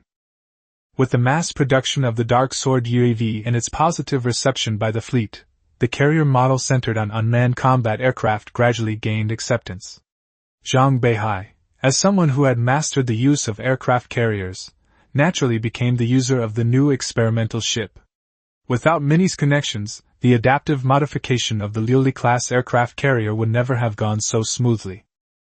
On the light Feather-class aircraft carrier, Zhang Beihai could see the modified Liuli X-class aircraft carrier being outfitted at the space shipyard in the distance. His first impression was one of sheer size. The conventional Liuli-class fleet carriers are about 280 to 320 meters long, while the Liuli X in front of him was over 420 meters long and 1.5 times wider than the conventional model, with a wide deck large enough to accommodate strategic bombers. It features 2 flight decks and a fully automated hangar, capable of accommodating over 60 squadrons of various types of fighter jets, as well as 5 tactical bombers. The short deck is equipped with a magnetic rail catapult, launching aircraft-like projectiles, while the long, straight deck allows for use in near-Earth orbit and the atmosphere, supporting rapid takeoffs and landings of numerous aircraft. The ship also carries a T-4 class radar with an effective detection range exceeding 4,000 kilometers and a coordinated jump device, enabling simultaneous short-range jumps with carrier-based aircraft or nearby warships. In terms of defensive weaponry, it was equipped with 6 twin-mounted 130mm naval guns, 12 76mm dual-purpose naval guns, 6 11-barreled 30mm close-in weapon systems, and 4 12-cell anti-aircraft missile launchers. These blueprints were all found by Zhang Beihai at the Imperial Military Design Bureau, and he strongly insisted on their installation. Upon seeing those familiar models, he almost blurted out a curse, because they were so strikingly similar to the equipment he remembered from his previous life. What surprised him even more was the manufacturing company, Kong-Tao. This giant enterprise, originating from Beihai Star, had businesses covering multiple fields such as medicine, metallurgy, space warships, light and heavy weapons, and biology. Zhang Beihai then realized that Kong-Tao, behind Hiroshi, was far more than just a biopharmaceutical group. He suppressed the idea of talking to Hiroshi and followed the military representative onto the news ship. The handover procedures were so simple they were almost perfunctory. Zhang Beihai entered the neuroconnection cabin, completed the inspection, signed the documents, and the military representative took the documents and left. He was taken aback, but the other party explained that the Imperial shipyard completed thousands of warships every day, and no one would give him champagne. Staying in the dock after signing for the ship would incur extra charges.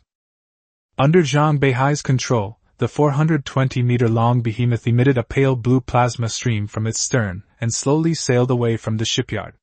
Space was silent except for the steel groans of the ship due to acceleration. At this point, it lacked true combat capability. Its cannons were only for air defense and anti-harassment, and the hangar contained not a single carrier-based aircraft. Zhang Beihai had to provide everything himself. Shortly after, the Liuli X-class aircraft carrier made a short jump and arrived at the Beihai Star Automated Maintenance Workshop. Fortunately, it was less than 500 meters long, and the largest workshop could barely accommodate it. Standing in front of the control panel, the system prompted him to name the ship. Zhang Beihai took a few deep breaths and, just like when he first acquired the Qingyu-class aircraft carrier, solemnly wrote down 4 characters. Wide area silence. The robotic arms and gantry cranes quickly started up, and the red and white Imperial Navy standard paint schemes soon covered the hull. The 404th Fleet and the Imperial Navy insignia were sprayed on the bow and upper deck. He didn't scrap the old light feather-class aircraft carrier, nor could he bear to sell it. Finally, with Minnie's consent, it will be preserved in the Cooperative Park as a museum and public exhibition area for the 404th Fleet in the future. Zhang Beihai considered the selection of carrier-based aircraft for a long time. All 4 squadrons of Falcon 11 fighters and 6 J-16 Qianlong fighter bombers from the original light feather-class carriers were retained, and 10 squadrons of 30 Falcon 11s and 45 J-16s were added. Just after the new wide-range silence was painted, the long silent system finally spoke again, summarizing the Battle of Ptolemy. The rating remained S, but the reward was rather ordinary, unlocking only one privilege: the purchase and use of the H-6Z Chiyu bomber. Zhang Beihai initially didn't care, since he could already buy the H-6 from the system shop. However, after carefully examining the data, he realized he had underestimated the system. This H-6Z had only one characteristic: powerful attack. The older H-6 was merely a T-5 bomber, with its largest weapon being the YJ-21. The H-6Z, however, is classified as a T-4, meaning it possesses stealth capabilities and boasts a staggering 21 weapon hardpoints. These 20 hardpoints can carry 12 YJ-12s and 8 YJ-21s, and can also be replenished remotely via a secondary arsenal. Most terrifyingly, it can carry an air-launched Dongfeng 17, YJ-27 missile in the mid-fuselage section. The YJ-27's terminal velocity can reach 25,000 space knots, far exceeding that of the YJ-21 and even surpassing that of common heavy anti-ship missiles in the Empire. It can hit targets 2,000 kilometers away in 3 minutes, and its effective range reaches 20,000 kilometers, approaching the firepower range of a T-3 class warship. Its conventional warheads can be replenished normally, and it can also be replaced with a 500 kiloton nuclear warhead once a week. Of course, the price of the H-6Z was equally outrageous, 300 million yuan per aircraft, with no discounts. Zhang Beihai gritted his teeth and bought 3, feeling as if flesh was being torn from his body, and couldn't help but gasp. Chapter 48. You are the one who came. After 6th Master bought 3 fighter jets, there were still 5 regular slots and 2 tactical slots left in the hangar. Zhang Beihai had already figured out how to arrange them. The Ptolemaic incident made him realize that what the fleet lacked was not ordinary firepower, but sharp blades capable of catching up with high-end enemy aircraft. The Swan Eagle could withstand the T-3 Predator and could also counterattack, but if the Predator wanted to escape, the Swan Eagle simply couldn't catch up. Therefore, he set his sights on high-speed interceptors. Most of the T-5 fighters in the system were familiar Chinese aircraft from his previous life, but by the time he got to the T-4, they were just vaguely familiar shadows.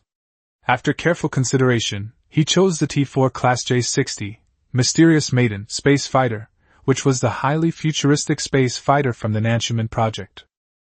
The Xian Nu employs a forward-swept wing configuration, its appearance even more exaggerated than the Predator. Nominally a T-4, its actual combat capability is approaching that of a T-3. It is equipped with a hydrogen-powered variable cycle engine, with a top speed of 2,400 cosmic knots. Its maneuverability is more like that of an unmanned dancer unrestricted by human limits, completely eliminating the burden on carbon-based pilots when performing high-intensity maneuvers. The only thing that Zhang Beihai wasn't entirely satisfied with was the weapon configuration. The Xian Nu's main weapon was a pulse particle acceleration cannon, which was basically like a laser Gatling gun. Once the fire control radar locked on it, it could pinpoint targets from 100 kilometers away. A single salvo could even blast hundreds of fist-sized holes into a destroyer. Sinking it wasn't guaranteed, but it would definitely give the enemy a run for their money. Other hardpoints are fairly standard, with 8 racks capable of carrying PL-21 long-range air-to-air missiles, YJ-6 air-to-air missiles, and YJ-85 anti-ship missiles. The radar's maximum detection range is 1,500 kilometers, better than the HMS Eagle, but inferior to the J-16 electronic warfare aircraft. Zhang Beihai is not disappointed. Aircraft carriers operate on a system of systems basis, and expecting a single aircraft to handle all missions is simply wishful thinking. Having solved the high-end interception problem, the next step was reconnaissance and command. The J-16 electronic warfare aircraft had played a crucial role in his deception plan. So with 2 tactical slots remaining, he purchased the KJ-3000, Zhuangzhou, early warning aircraft. Based on the Y-20 Kunping, it was equipped with a large AESA multifunction radar, marked T4 on the specifications, with an effective detection range of up to 10,000 kilometers. Zhuangzhou can not only function as an early warning aircraft, but also as a communications hub, organizing large-scale coordinated fire and conducting all-round networked combat. In other words, it can do almost everything an electronic reconnaissance ship can do, and it can also serve as a platform for remote control. Zhang Beihai immediately realized that Yulili was probably going to be his designated aircraft carrier accessory. This also made him more aware of the complexity of aircraft carriers. For an aircraft carrier to exert its full combat power, the bridge needs to formulate tactics, ground crew needs to prepare carrier-based aircraft, and pilots need to execute missions. Fortunately, the combat AI of these drones is strong enough, each one is comparable to a gold helmet level. Otherwise, even if Zhang Beihai had wings, he could not possibly control the overall situation by himself. With its carrier-based aircraft deployed, the new Broadfield Silence has also completed its heavy missile launch system modification. The sides of the hull are no longer equipped with the small water pipes of the CU class, but instead feature 8+32 composite vertical launch modules on each side. The 8 large silos can launch large intercontinental ballistic missiles, while the 32 medium-sized silos can launch YJ-21 and DF-17 missiles, and can also be split into 4 modules to launch short and medium-range air defense missiles. Zhang Beihai didn't even dare to think about it. If someone really pushed him to the brink, what a spectacular fireworks display it would be if 16 megaton-class nuclear missiles were launched from both sides. He had spent 2 billion star coins, and of the 3 billion, he had less than 1 billion left, but he felt it was well worth it. If he encountered Halsey's fleet again now, given 3 hours, he was confident he could wipe out most of them without even using nuclear weapons. Just then, Minnie called, immediately asking if he liked the gift. Zhang Beihai instantly launched into an exaggeratedly flattering mode, thanking her for the aircraft carrier. Minnie couldn't stand his affected manner and told him to shut up, telling him to bring a case of Rhodes Island craft beer and while he was at it, to bring Vivian along to White River Star, with all the expenses paid by him. Zhang Beihai sensed something was wrong and asked if there was a mission. Minnie only said they would talk when he arrived. So he left the maintenance workshop, summoned the entire 404th Fleet, and handed over 500 million star coins to Yulili, instructing them to upgrade their combat capabilities in a targeted manner, especially the Dimitri's Vigilant and Li Dongshu's Santiago, which must keep up with the needs of the carrier battle group and become the guards of the wide area Silence.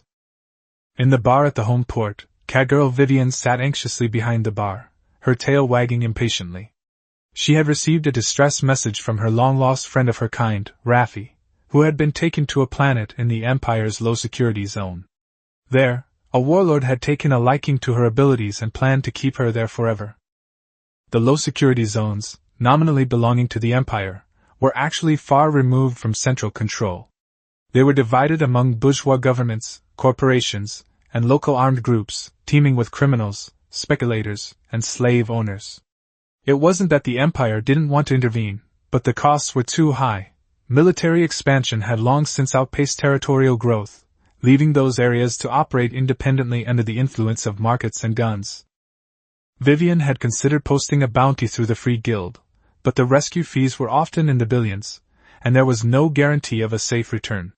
She then tried to contact submarines that specialized in low-security routes, but as soon as they heard the warlord's name, they turned and left on the spot.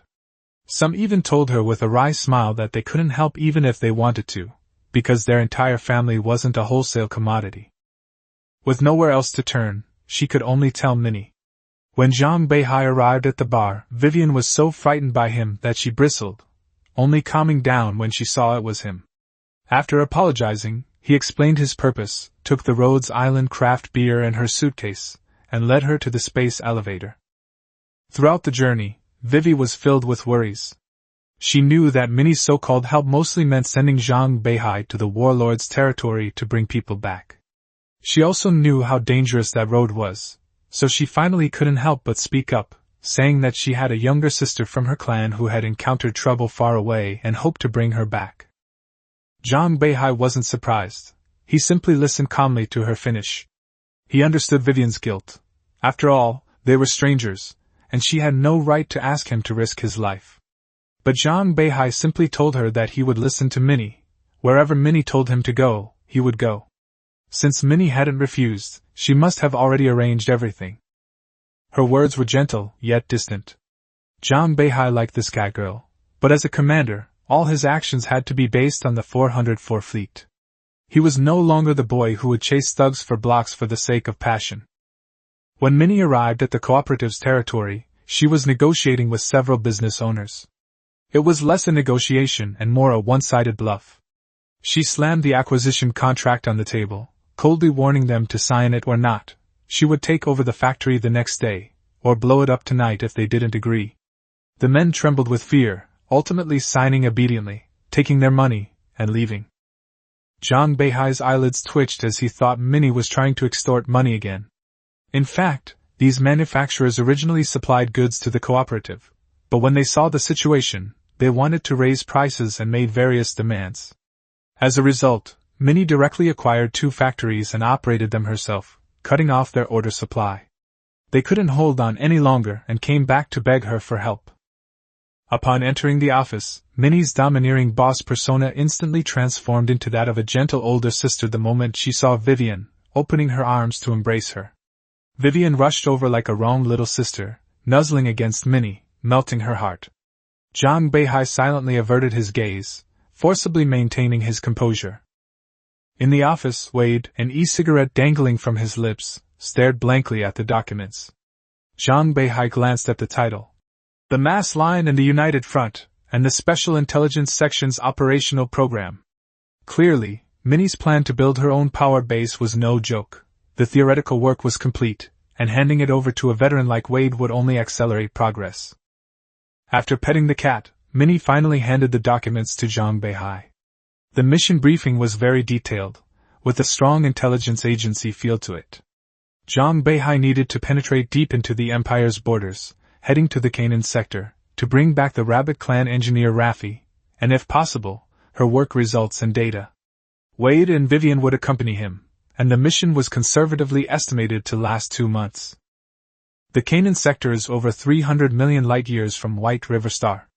Even with the wide-range Silence's continuous long-distance jumps, it would still take at least half a month to reach it. According to plan, Fleet 404 will leave the Imperial Navy's actual control zone on the 3rd day and enter the low-security zone. Once there, they will have no Imperial Navy support, and may instead face various regular and irregular armed forces at any time. The most powerful ruler in Canaan was Netanyahu, known as the Devil Warlord. He enforced a strict racial system and slavery, yet he was adept at cultivating political relationships, making Canaan the cradle of imperial enterprises.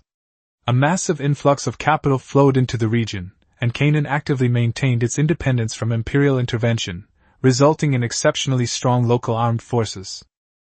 It's fair to say that, aside from the true Tier 1 and Tier 0 warships of the Feilin Empire, Canaan has all sorts of strange and unusual forces, and in astonishing numbers. Minnie reminded Zhang Beihai to minimize conflicts with local armed groups once there, and at least to keep things clean. The mission was the most important thing. Zhang Beihai looked at the briefing, his expression gradually becoming serious, and he muttered in a low voice. The visitors are not friendly. Minnie looked up at him and calmly corrected him. You are the one who came here. Chapter 49 Aircraft Carrier Waxing, We're the Professionals. This mission to the Canaan sector not only requires naval forces, but also demands that Zhang Beihai personally lead a large number of ground operations. Therefore, he did not delay and rushed to the Hardman camp immediately to prepare for the upcoming battle. The Hardman camp remains a hive of activity, with sweat flying on the training field and hope radiating throughout the camp. After returning from Ptolemy, Wang Lei went back to his post, responsible for organizing the training and daily life at the Hardman camp. With the support of the cooperative, the soldiers of the Hardman Battalion have been fully equipped with the Baichi series power armor. In a short period of time, this equipment has not only been iterated to the 3rd generation, but also spawned multiple models to meet different mission requirements. At this moment, Wang Lei is wearing the latest generation of armor, conducting comprehensive testing. A worker wearing an industrial exoskeleton stands beside the runway, holding complex instruments and counting down. His face is obscured by a holographic mask, but the curve of his lips says it all. He's bursting with excitement. As the countdown ended, Wang Lei charged forward like a steel bull. His powered armor, brimming with exaggerated kinetic energy, instantly created a gust of wind. After a 100-meter sprint, he entered the obstacle course, navigating the complex terrain as if it were flat ground, his entire being resembling a high-speed humanoid tank. At the end of the track stood a 2-story high, half-meter-thick concrete wall. Wang Lei suddenly exerted force with both feet, and the back assist indicator instantly entered the red high-load zone.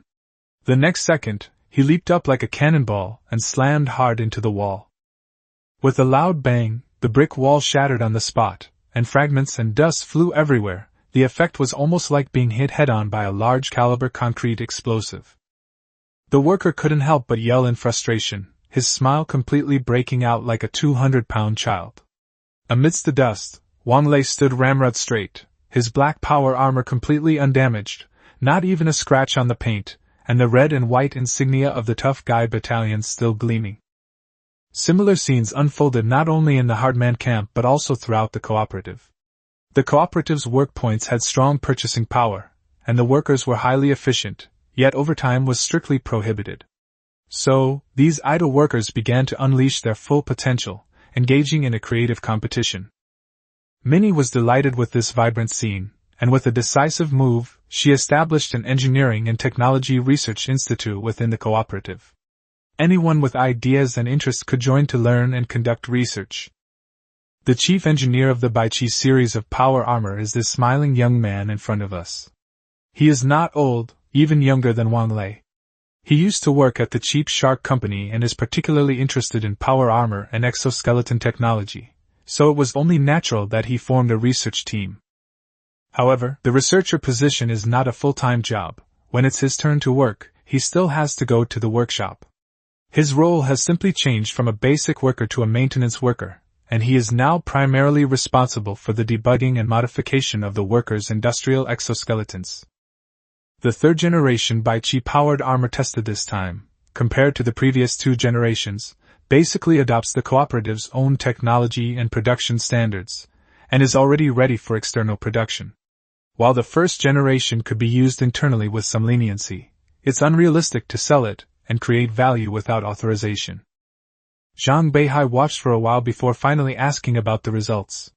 The young researcher had already seen him but had been focused on the data. He then said that the results were excellent, with near-perfect ergonomics and response speed. Although the power unit used the previous generation of hydrogen fuel cells, the output and range were just as good. By the end, the researcher's voice was brimming with barely suppressed excitement. He felt that with this suit of armor, the cooperative finally had a chance to dethrone the chevron. Wang Lei also ran back from the finish line and immediately stepped forward to salute Zhang Beihai upon seeing him.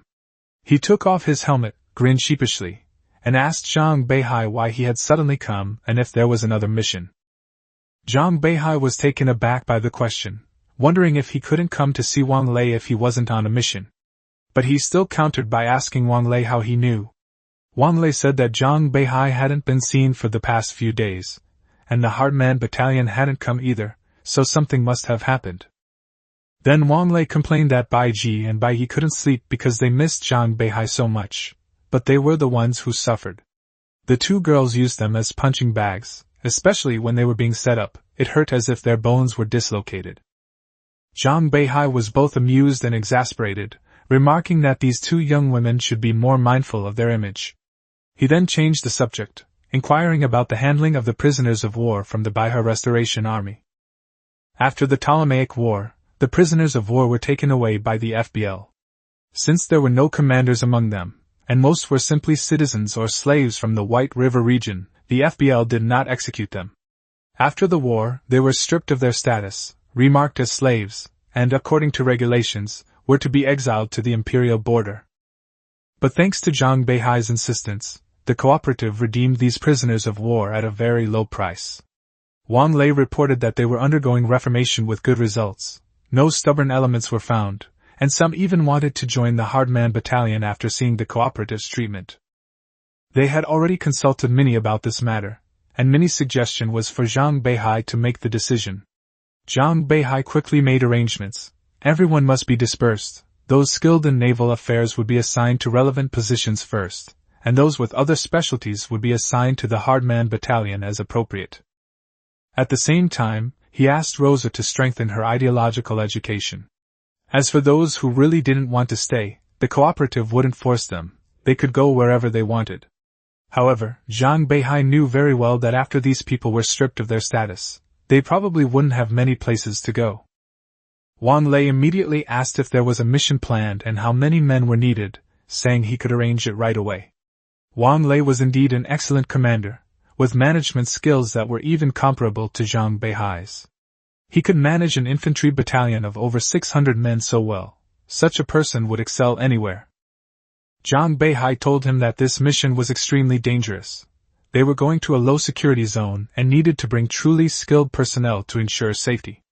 He asked if they had enough power armor and whether they could guarantee that each participant would have a set. Wang Lei answered almost without hesitation. The first generation has been largely covered, half of the second generation equipment has been deployed, and currently only the set he's wearing is from the third generation. If elite troops were to be selected, the hardcore battalion could spare 200 men, all of whom would be highly capable and would not fail them. The remaining men would need to continue training, and many of them were already physically unable to withstand the strain and should retire. Zhang Beihai nodded and decided to select 200 men to form 4 reinforced platoons. 3 platoons would follow the Kunlun Mountain, and 1 platoon would follow the wide-range Silence. He then added that this was not an imperial mission, so the previous rotation rules would not apply. Zhang Beihai had previously implemented a rotation system to allow non-citizen soldiers to participate in more missions, accumulate military merits, and obtain citizenship as soon as possible. After the Battle of Ptolemy, more than 100 people obtained citizenship, for which he had many disputes with the Navy and spent a considerable amount of money. Upon hearing the name, wide area Silence, Wang Lei's expression became somewhat subtle. He honestly stated that with a platoon of about 50 people, that small boat probably wouldn't even have enough room to unfold for a toilet. Zhang Beihai almost wanted to slap him. Even if his ship was small before, it didn't deserve such an insult. He told Wang Lei irritably that the ship had been changed, and this time his ship was over 400 meters long. Finally, Zhang Beihai warned Wang Lei that if he dared to defecate on his boat, he would sew up his crotch, and Baiji would personally do the work. Wang Lei immediately chuckled and quickly said he wouldn't dare. He patted his chest and assured them that they would clean the ship spotless. As for waxing the aircraft carrier deck, the tough guys battalion was the professionals. Chapter 50. This little girl is really arrogant. Brother, are you really an outstanding graduate of the Naval University? You've played 10 games and haven't won a single one.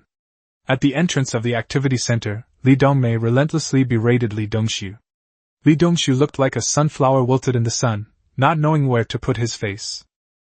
Minnie, the former principal of the 3rd Naval University, noticed during a casual stroll that the children at the cooperative didn't have any decent entertainment, so she obtained a batch of neural connection pods used for simulated combat from the Naval University, and sent them directly to the cooperative's activity center.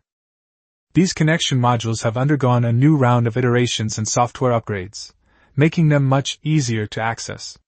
As long as the basic requirements are met, even those with low affinity can try it, and it's no longer tied to a specific ship type. You can start with an aircraft carrier and switch to a cruiser later if you want. Li Dongmei, as one of the first users, quickly became addicted. There was no other reason than that it was fun. After Li Dongshu returned, this official naval officer's status at home rose dramatically.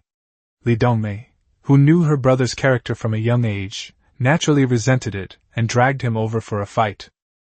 The result was this scene before us. In his professional field, Li Dongshu was brutally defeated by his younger sister in 10 consecutive games, and each loss was in a completely different way. In long-range artillery duels, assuming identical hardware, Li Dongmei's shooting accuracy and hit rate were superior. In close-quarters combat, her maneuverability and reaction time were faster. In terms of tactical acumen, Li Dongshu fared worse, being literally killed while being dragged along by a dragging knife. Li Dongmei added insult to injury. So, dear brother, that loyal dagger of yours, wasn't it really obtained by selling your dignity and soul? Our family is so poor, we definitely couldn't afford to buy it, and your abilities are also very questionable. Li Dongxu looked up at the sky, not daring to look down. Don't ask, because he was afraid tears would fall. He had originally thought his talent was a source of family glory, but only today did he realize that he might just be a bonus among the family's talents. Just then, Zhang Beihai finally found him. Dongxu! I've finally found you. Go home, pack your things, and get ready for the mission. He circled the cooperative several times, but no one answered the phone. He almost thought something had happened to Li Dongxu's family. But he had just seen Grandpa Li Bolin playing chess downstairs, full of fighting spirit. There was no indication that anything had happened at home. Upon hearing about the mission, Li Dongxu instantly regained his composure, gave a quick salute, and immediately ran home, leaving Li Dongmei and Zhang Beihai behind. Zhang Beihai watched his retreating figure, somewhat puzzled. Dongmei, what's wrong with your brother? Did he get upset? Did a girl dump him? Li Dongmei sighed and pointed to the activity center behind her. He went into the neural connection pod with me for simulated combat, and lost all 10 battles. He lost all his confidence. Zhang Beihai was startled. Although Li Dongxu often acted like a comedian in the 404th Fleet, his basic abilities and intelligence were solid. While he might be reckless in combat, he was by no means a clueless idiot. According to the ranking of the 3rd Naval University's batch of students, he would definitely be among the top 500. It's definitely not normal for someone to beat Li Dongxu like this. Zhang Beihai looked at the little girl with pigtails in front of him and suddenly wondered if she was a hidden SSR-level captain prospect. To test his idea, he suggested, Dongmei, how about we go in and play a couple of rounds? Give your brother some time, and I'll see if you're capable enough to beat up this outstanding graduate and top student. Li Dongmei shook her head. I'm not playing anymore, I have to go home and do my homework. Zhang Beihai knew immediately that the stakes weren't high enough, so he raised the stakes. If you beat me, I'll grant you a big wish, I'll even give you a warship. If you lose, no problem, I'll grant you a small, not unreasonable wish, how about it? Li Dongmei's eyes lit up instantly, a sly smile playing on her lips, her whole demeanor turning into an ovo expression. She immediately decided. It's settled then, let's go. It was already late, but a long queue still stretched through the activity hall. Most of the people in the queue were students, but there were also workers coming for entertainment after get-off work, and even an elderly gentleman who seemed young at heart. The students knew they should go home and do their homework, but they couldn't bear to leave the space combat simulation, so they sat in the middle of the queue, clutching their communication terminals and rushing to finish their assignments. Zhang Beihai vaguely felt that this was probably a long-term plan by some powerful woman, using entertainment as a means to screen out talented children within the cooperative in advance, so they could later build their own fleet. Upon seeing Zhang Beihai's military uniform, the staff immediately approached him. Are you a member of the 404th Fleet? You don't need to queue, the next person to come out can go in. Fleet 404 holds a high position within the cooperative, and enjoys privileges in many areas. Even the military personnel of the Hardman Battalion, who do not yet have citizenship, are equally respected. No one resents them because the members understand very well that without them, they would not have the peaceful life they enjoy today. If Fleet 404 and the Hardman Battalion weren't temporarily not accepting new members, the registration desk would have been overcrowded long ago. Zhang Beihai didn't really like this kind of privilege. If he hadn't been eager to test Li Dongmei's skills, he probably wouldn't have cut in line. So he turned around and went to the convenience store, spent 50 work points to buy 2 large bags of premium chocolates, opened them and distributed them to the people in line, apologizing and comforting them at the same time. The others felt a little embarrassed. Some said he was being too polite, while others smiled and told him to go first. Only after the people in front of him had finished and left did Zhang Beihai lead Li Dongmei into the simulation room. The interior was laid out like a movie theater, with a large screen displaying footage of various simulated battlefields. Zhang Beihai glanced around and noticed that most people's actions were far from professional. They looked more like a bunch of people in space bathtubs bumping into each other randomly. Li Dongmei was clearly familiar with the process. After the previous player finished cleaning the cabin with alcohol wipes, she lightly jumped into the neural connection cabin, closed the transparent hatch, and even gave Zhang Beihai a urging gesture, telling him to hurry up. Zhang Beihai raised an eyebrow. Good heavens, this little girl is really arrogant. Then let her see what a real mastermind is like. Chapter 51 Terrifying Combat Awareness. Battlefield Twin Tails requests a duel with you, accept? Before Zhang Beihai could even figure out what was going on, he received Li Dongmei's application. Battlefield Twin Tails. While the name is fitting, wouldn't that raise some copyright issues? The Neural Link Pod game uses a point system, where different warships have different scores, and modifications also consume points. The ultimate goal is for both sides' scores to stay within a certain range, ensuring fairness as much as possible.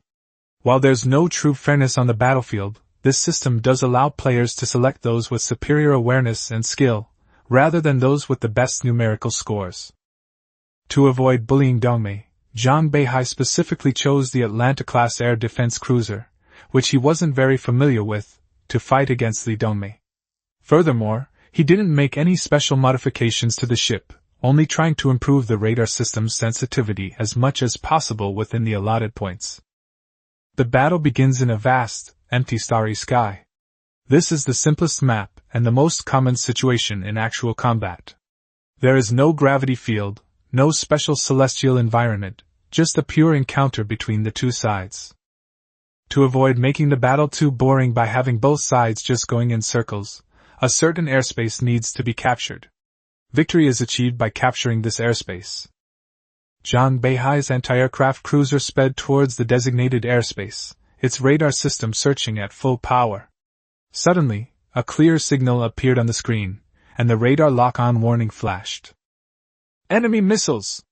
Enemy missiles! Seeing that there was only one missile, Zhang Beihai didn't waste the precious decoy flares. He immediately switched all 28 main guns to anti-aircraft ammunition and easily shot down the missile. Just as Zhang Beihai was about to relax, signals from a full 16 space torpedoes were detected, giving him a jolt. He quickly launched decoy flares and anti-aircraft missiles, while anti-aircraft guns fired incessantly. Although Zhang Beihai wasn't the captain of a cruiser, he was quite familiar with the ship's firepower and protection. He destroyed 14 of the 16 space torpedoes. Of the remaining 2, one grazed the deck, and the other rammed into the cruiser's bow, smashing half of it. In terms of health, Zhang Beihai's cruiser suffered a direct loss of 400 points of armor and 600 points of structural damage, which can be described as a serious blow. Not bad, this girl is pretty good. But how did she detect me? Besides the active radar and sonar on the missile, I didn't receive any warnings from other systems. Where is her shipborne radar? Zhang Beihai continued to adjust his course, even activating all air defense and anti-missile systems and increasing the power of his radar to scan and determine sectors in order to improve directional detection range. However, the same old trick was used again. A missile led the charge, followed by a saturation attack of 16 space torpedoes. Zhang Beihai was finding it unbearable to be in a situation where the enemy didn't even show themselves, leaving him only able to passively take hits. Furious, Zhang Beihai plunged into the airspace. If he could capture the target airspace, no matter how many hits he took, he could declare victory immediately. This would force Li Dongmei to show herself and confront him directly. Judging from Li Dongmei's firepower configuration, she should belong to the Hunter-class torpedo destroyer, whose survivability and gunnery capabilities are far inferior to those of the Atlanta-class air defense cruiser. Then, the little girl will have to obediently take the beating. Unfortunately, what awaited Zhang Beihai was not Li Dongmei's destroyer, but a missile plus 16 space missiles. Zhang Beihai had used all his knowledge to evade them, but still managed to hold out for 5 or 6 rounds. In the end, he fired up all the decoys and was then sunk by 3 penetrating space torpedoes. You lost. This was the first time Zhang Beihai had been defeated. Although he was using an unfamiliar cruiser, for a naval officer like him, especially one who had experienced countless fierce battles, defeat, especially to a young girl, was simply unacceptable. Fortunately, it's a best-of-3 series, so Zhang Beihai can still save face. Ignoring whether it was bullying or not, Zhang Beihai directly pulled out the light feather-class aircraft carrier. This carrier itself had very few points, even less than a frigate, less than half the points of a cruiser. However, Zhang Beihai's system wasn't working well here. Only the Scimitar, Dark Sword, and Sky Raider aircraft were usable. 2 squadrons of Dark Swords, 3 squadrons of Sky Raiders, and all the remaining points were invested in the Dark Sword's radar system and the Sky Raider's weapon system. Game start. This time, Zhang Beihai was on high alert. The Dark Sword squadron immediately dispersed and flew towards the opposite side, while the Sky Raider squadron stayed behind, waiting for an opportunity to attack. Back on the aircraft carrier, Zhang Beihai felt incredibly comfortable using everything. Soon, his Dark Sword squadron spotted Li Dongmei's warship. However, Li Dongmei had changed ships this time. It was the same type of air defense cruiser as Li Dongshu's USS San Diego, and both the paint scheme and certain system modifications were identical. This girl, could she be a brother-obsessed girl? What has Li Dongshu done to deserve this? Zhang Beihai was completely overthinking things. Li Dongmei simply wanted to use her brother's setup to show the opposing team that the difference wasn't in equipment, but in the players themselves. Of course, there was also the sister's boundless love for her brother. The Dark Sword drone's radar warning system did not activate, indicating that the stealth system was effective and Atlanta failed to detect its presence. Once the Sky Raider squadron arrived, Zhang Beihai, still somewhat angry, launched an attack directly at the port side of Li Dongmei's cruiser. The release of 18 Beihai-1 anti-ship missiles from the Sky Raider squadron racks instantly triggered the alarm bells on Li Dongmei's cruiser. Li Dongmei reacted quickly, and the anti-aircraft missile took off, with countless anti-aircraft fragmentation shells flying towards the missile.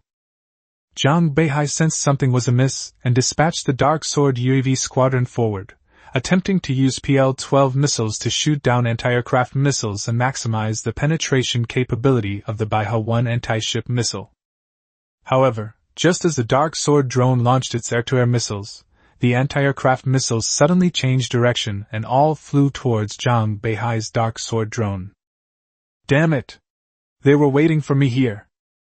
The anti-aircraft missiles were numerous, numbering 32, and this salvo essentially unleashed all of the anti-aircraft missiles on the anti-aircraft cruiser.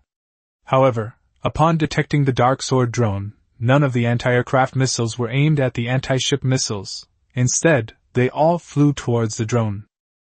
The drone immediately launched PL-12 anti-aircraft missiles, simultaneously creating 2 decoy barrages that caused all the dozen or so missiles attempting to breach the defenses to collide with them.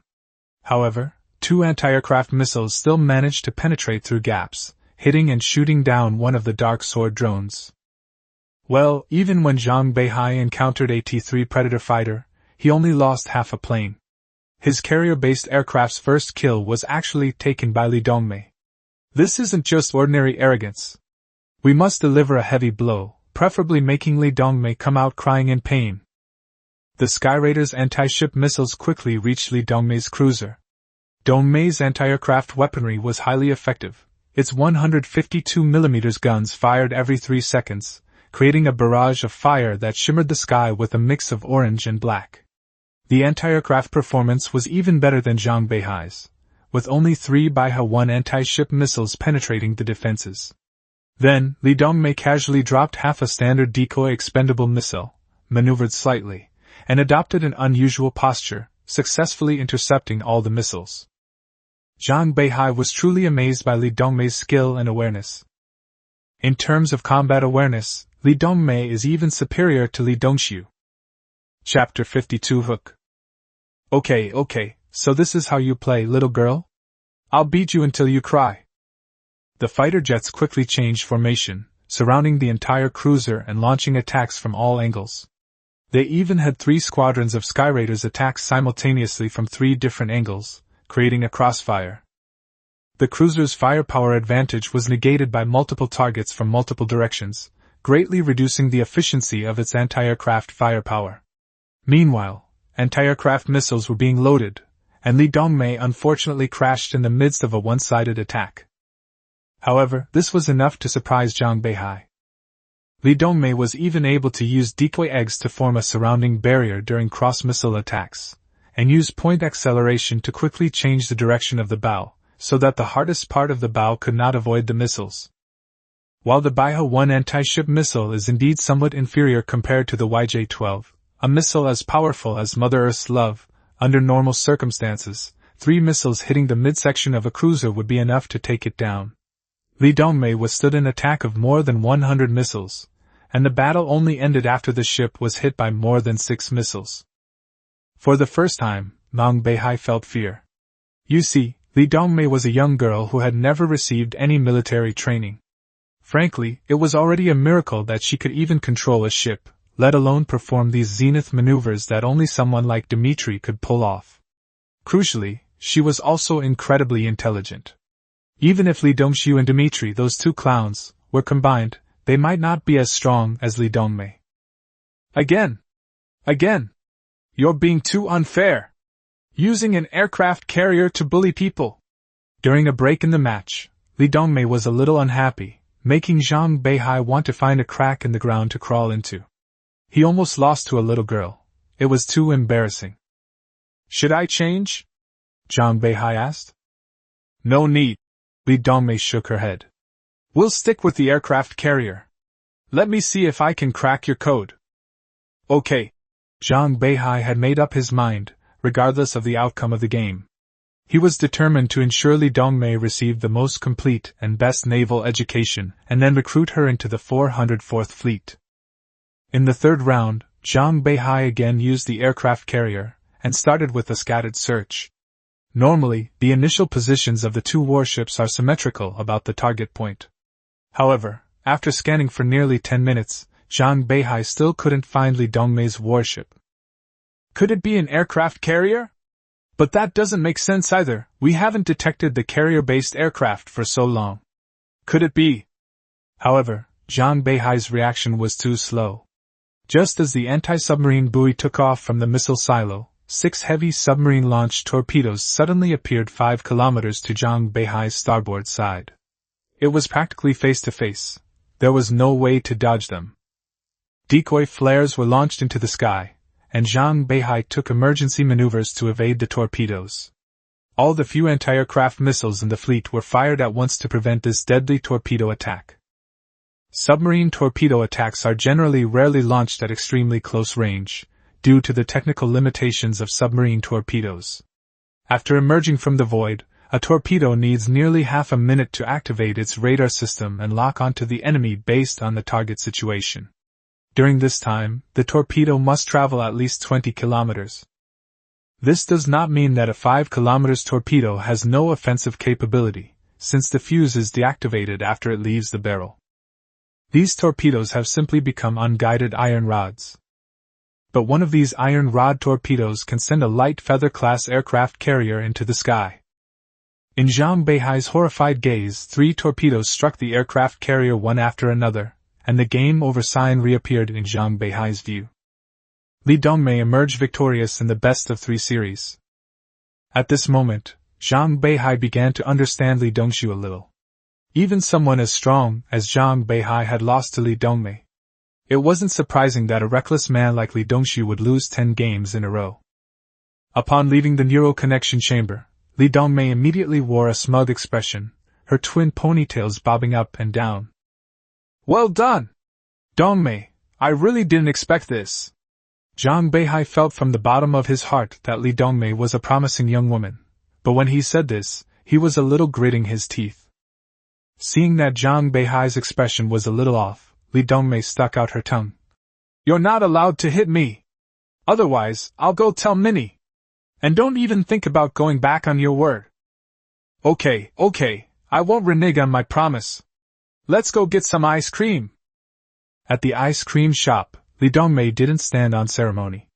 Knowing that Zhang Beihai was paying, she directly ordered a super deluxe family bucket of ice cream, worth 100 work points.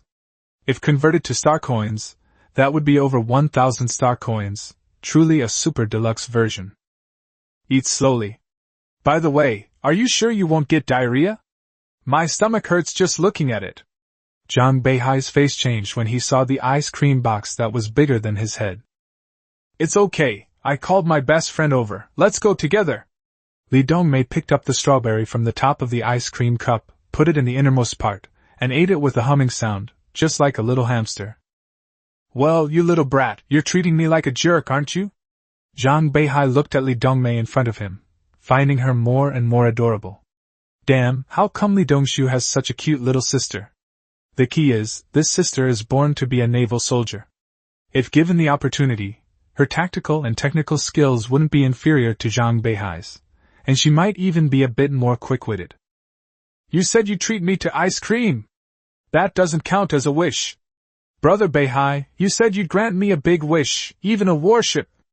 Li Dongmei smiled adorably, but in Beihai's eyes she looked like a little devil. All right, tell me what you want.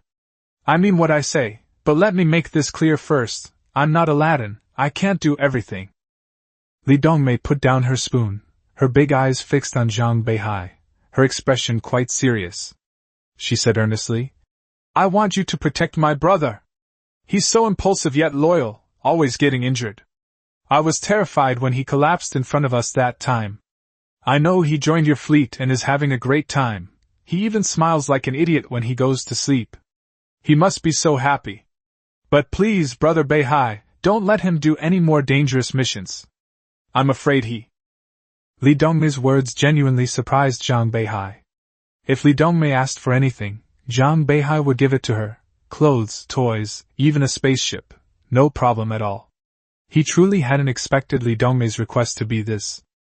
Zhang Beihai's expression was also very serious, but his words were very gentle. Dongmei, don't worry, I will definitely protect your brother. Your brother is my good friend and comrade in arms. I will not use him as cannon fodder, nor will I let him be put in danger for no reason. But on the battlefield, there is never any such thing as safety. I can only guarantee that I will do my best to protect your brother. Li Dongmei nodded, her twin ponytails swaying. I understand.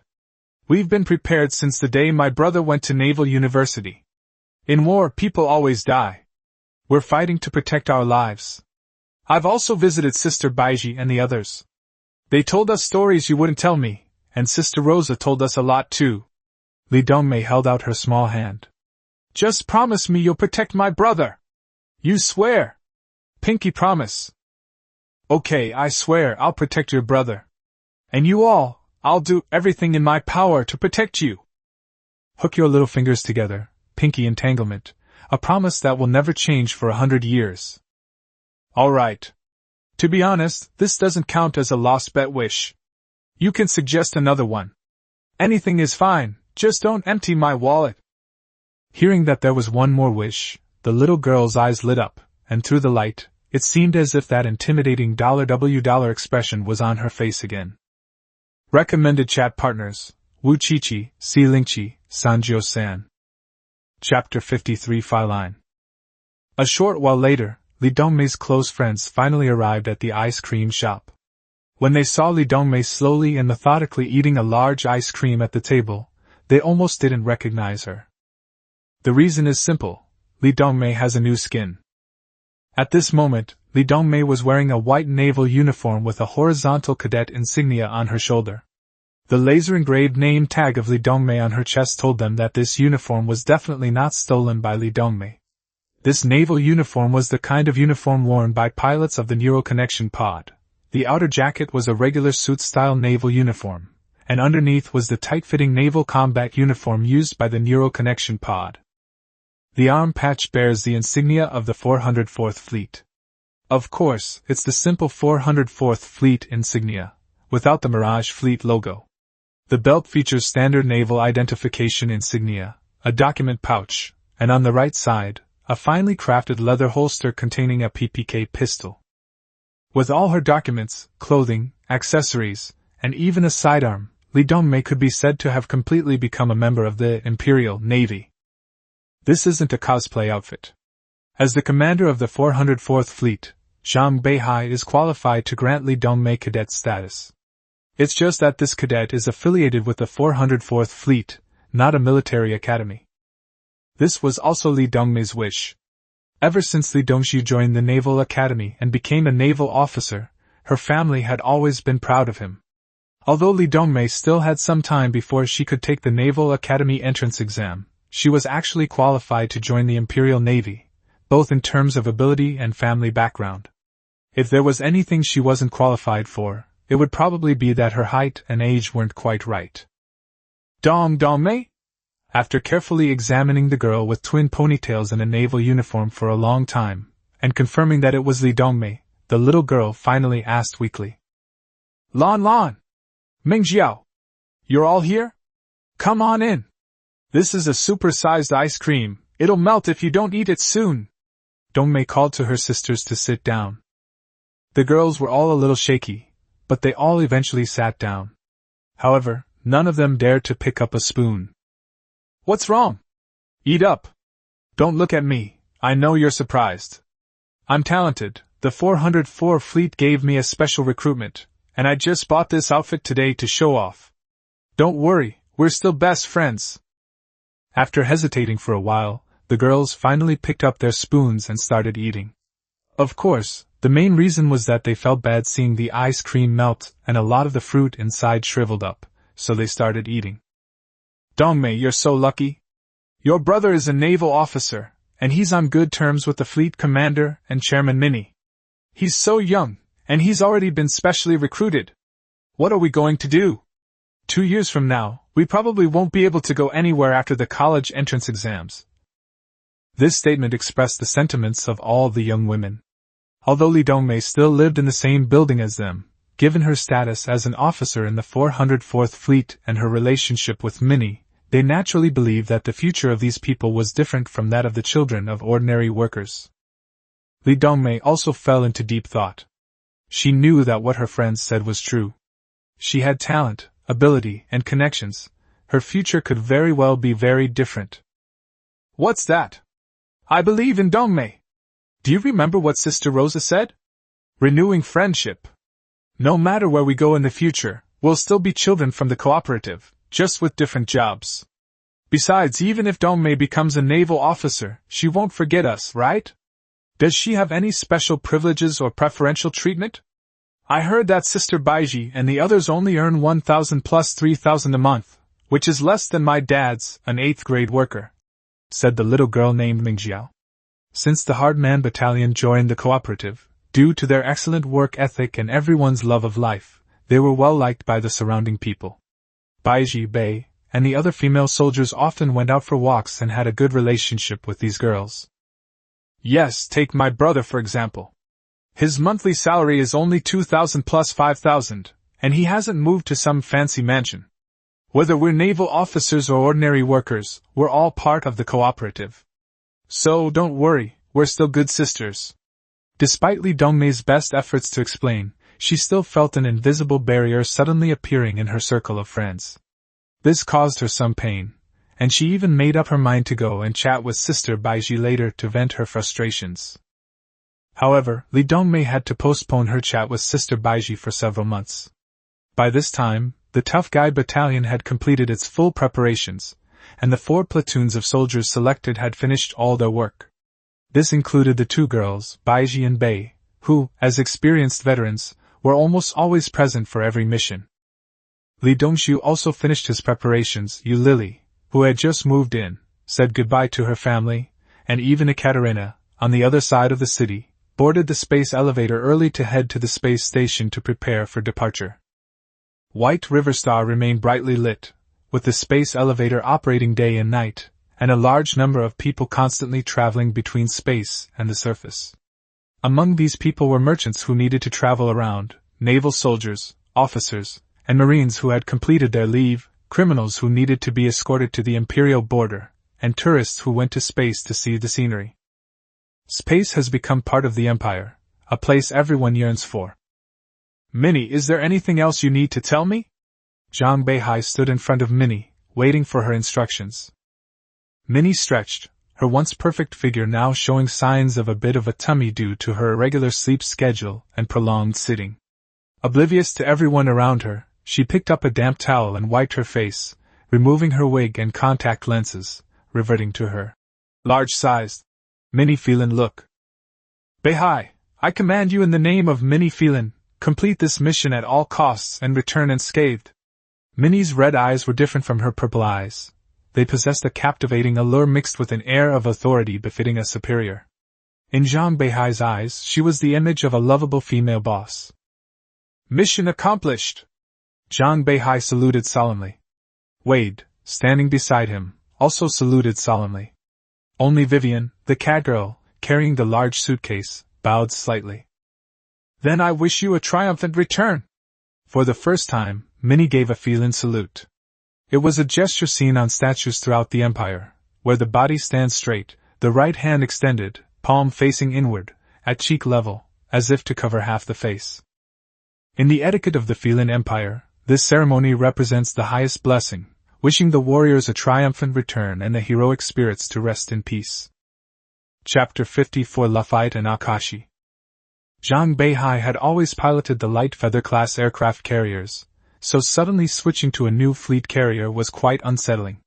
Especially since the living quarters and hangar of the fleet carrier were terrifyingly large. If it weren't for Wade and a platoon of tough soldiers accompanying him, he really wouldn't have been able to handle it. This is one of the reasons why Neuralink pods haven't been widely adopted. With Neuralink pods, aside from the idle personnel on the warship, the only combat officer is the captain. Generally speaking, if it's just a short-term battle, the captain's mental and physical health shouldn't be a problem. The issue is that, often, once the battle drags on, coupled with the warship's large size, it can easily lead to psychological problems. Having someone to accompany you is, of course, the best. If you can chat with someone to relieve boredom during non-combat time, or have a fresh, hot meal, it will also be beneficial to improving your combat strength. Currently, the Empire's approach is to use AI-assisted autopilot on warships during non-combat situations. This allows captains to temporarily leave their ships and travel to the most combat-capable vessels for conversation, meals, and socializing. Previously, Zhang Beihai and his group would frequently gather and chat on the Kunlun Mountain, which was in accordance with the Empire's Naval Operational Manual. As for those who have considered bringing members of the opposite sex onto warships, let's put it this way. A democratic navy might do such a thing, but that's a bottom-tier unit. In the Imperial Navy, no matter how remote or neglected, if such a situation were discovered, being dismissed from the uniform would be the least of their worries. As for shipboard sex, an officer did it during the Empress's personal campaigns, and he ended up with her. So, there were 7 or 8 people sitting on the bridge of the USS Wide-Range Silence. A few manual operation positions were still maintained on the bridge, nominally as backups, but actually to give the auxiliary crew some work. Wade was sitting at the intelligence station, sprawled out, puffing away on his cigarette. The reason he was sitting there wasn't because he worked in intelligence. He was a military police officer, not a naval intelligence officer. It was mainly because the exhaust fan was right above him, minimizing the impact on others. Wang Lei simply found a spot where the fire control officer was sitting. Luckily, the chair was large and sturdy enough, otherwise his large physique and power armor would have crushed it. Everyone else found a seat, except for Bai Ji, who sat next to the neural connection pod, occasionally stealing glances at Zhang Beihai. Bai Yu was currently working as a cook, leading a group of people busily preparing food in the kitchen. This platoon on the wide-range Silence had the most balanced male-to-female ratio of the 4 platoons, reaching 1:4. The other platoons were roughly 10:1. Thankfully, Ekaterina didn't see him boarding the ship, or she would have been snarling again. This wasn't Zhang Beihai's doing. It was Wang Lei's arrangement. Wang Lei was also innocent. It was Bai Ji and Bai Ye's request. Let's review the mission intelligence now. Zhang Beihai turned on the fleet broadcast. Everyone in the 404th Fleet, including Dmitri, turned on their cameras, and they all seemed to be in good spirits. The 404th Fleet's mission was to rescue Laffy in the Canaan sector. However, as Imperial Lancers, their unauthorized appearance in a low-security zone was rather conspicuous. Therefore, before departure, all warships were repainted in the Imperial's common dark gray camouflage, and the fleet's insignia was changed to a simple 404. Publicly, the IFF response was also changed to Freelancers, a group of menial tasks. The insignia of Zhang Beihai and Wang Lei were all changed, with the Imperial symbols being erased as much as possible. Wade played a significant role in this process. Concealing his whereabouts and changing his identity was a piece of cake for this FBL bigwig. Fleet 404 couldn't possibly enter the Canaan sector without a reason, especially since Zhang Beihai's regular aircraft carrier would still be under close scrutiny if it entered the Canaan sector without cause. Therefore, under the coordination of FBL and the Navy Department, Fleet 404, acting as freelancers, received an escort mission to cover a shipment of high-tech civilian supplies heading to the Canaan sector. To make the performance more realistic, the mission was also posted on the Free Guild, attracting more freelancers to confuse the situation. Finally, upon departure and regrouping, the entire fleet comprised over 100 civilian transport ships of various types and about 20 escort warships. The first phase of their mission was to escort this civilian fleet to the Canaan sector's core space station, Night City. The first phase of the mission is expected to last 15 days. After the third day, we will enter the core border zone of the Empire and enter a level 2 state of combat readiness. Ships should stay within 1 kilometer of the carrier as much as possible, and ideally no more than 500 meters. In case of any unforeseen circumstances, my carrier fleet jump module can be activated quickly. Now, any questions? Zhang Beihai's plan was very thorough, and no one had any objections. However, a pair of cat ears suddenly appeared behind Catherine's image. Nana, you, ha ha ha ha ha! Lily couldn't hold back anymore and burst out laughing. Vivian! You're teasing me again! Why don't you go back to your dorm, sleep, or play some games? I'm in a meeting! Ekaterina turned around and found a cat girl right behind her. I don't want to! Those stinky men smell awful! Only you smell sweet! Hee hee hee meow! Ekaterina's large hand pressed down on the cat's head, pushing the cat away. The fleet was filled with a cheerful atmosphere, and the originally very serious pre-battle meeting passed by in a light-hearted manner. That's the advantage of young people. There's no need for any serious, funeral-like meetings. You just need to tell each of them what to do, and they'll do their jobs well. Meanwhile, in Night City, Raffi rubbed her eyes, struggled to get out of bed, and stretched, still sleepy. Her 2 wide ears twitched, and she yawned repeatedly. Chief Engineer Lafayette, time to get up. The warship is to be joined together today. Without you, these mediocre technicians can't do the job. If there are any problems with the construction of the T2 class warship, we'll all be in big trouble. Okay, Akashi, I'll be right there after I brush my teeth. Laffy opened the door and gestured for the girl at the door to come inside and wait a moment. Then she turned and went to the bathroom to wash up. The little girl named Akashi didn't say anything. She was wearing somewhat oversized clothes and plopped down on the messy bed. Her eyes were also a little half-closed, and her green cat ears twitched back and forth. Her green braids were very long, almost dragging on the floor. After washing up, Raffi sat down at her vanity. Instead of putting on makeup, she pulled a thread from her arm and connected it to the vanity. A pair of black and red ears, previously inside a thermal box, slowly rose up. Raffi pressed a few buttons, and the white ears on her head unlocked. With a few quick movements, the white ears were placed back in the thermal box, replaced by the black and red ones. After everything was ready, Laffy called out, Akashi, it's time to go! When she turned around, she found Akashi already fast asleep in her bed, drooling. Hey! Get up! Time to get to work! Chapter 55 Spring Festival. Space travel is extremely boring, especially when it involves multiple long-distance jumps. During long jumps, the warship's quantum communication experiences a brief pause, meaning everyone who wants to chat has to wait a while before they can speak. Once or twice is fine, but with frequent jumps, you either have to keep quiet or chat on your own warship. However, everyone has their own way of relieving boredom. Zhang Beihai reads mission briefings, tidies up occasionally, and if all else fails, browses the system shop. He sometimes writes down whatever comes to mind, to be given to Rosa and Minnie later.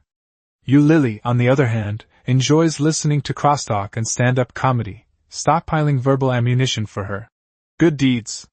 Li Dongxiu and Ekaterina's method is very simple, sleeping, euphemistically called recharging. Dmitri listens to rock music and even uses the warship's lighting control system to keep time.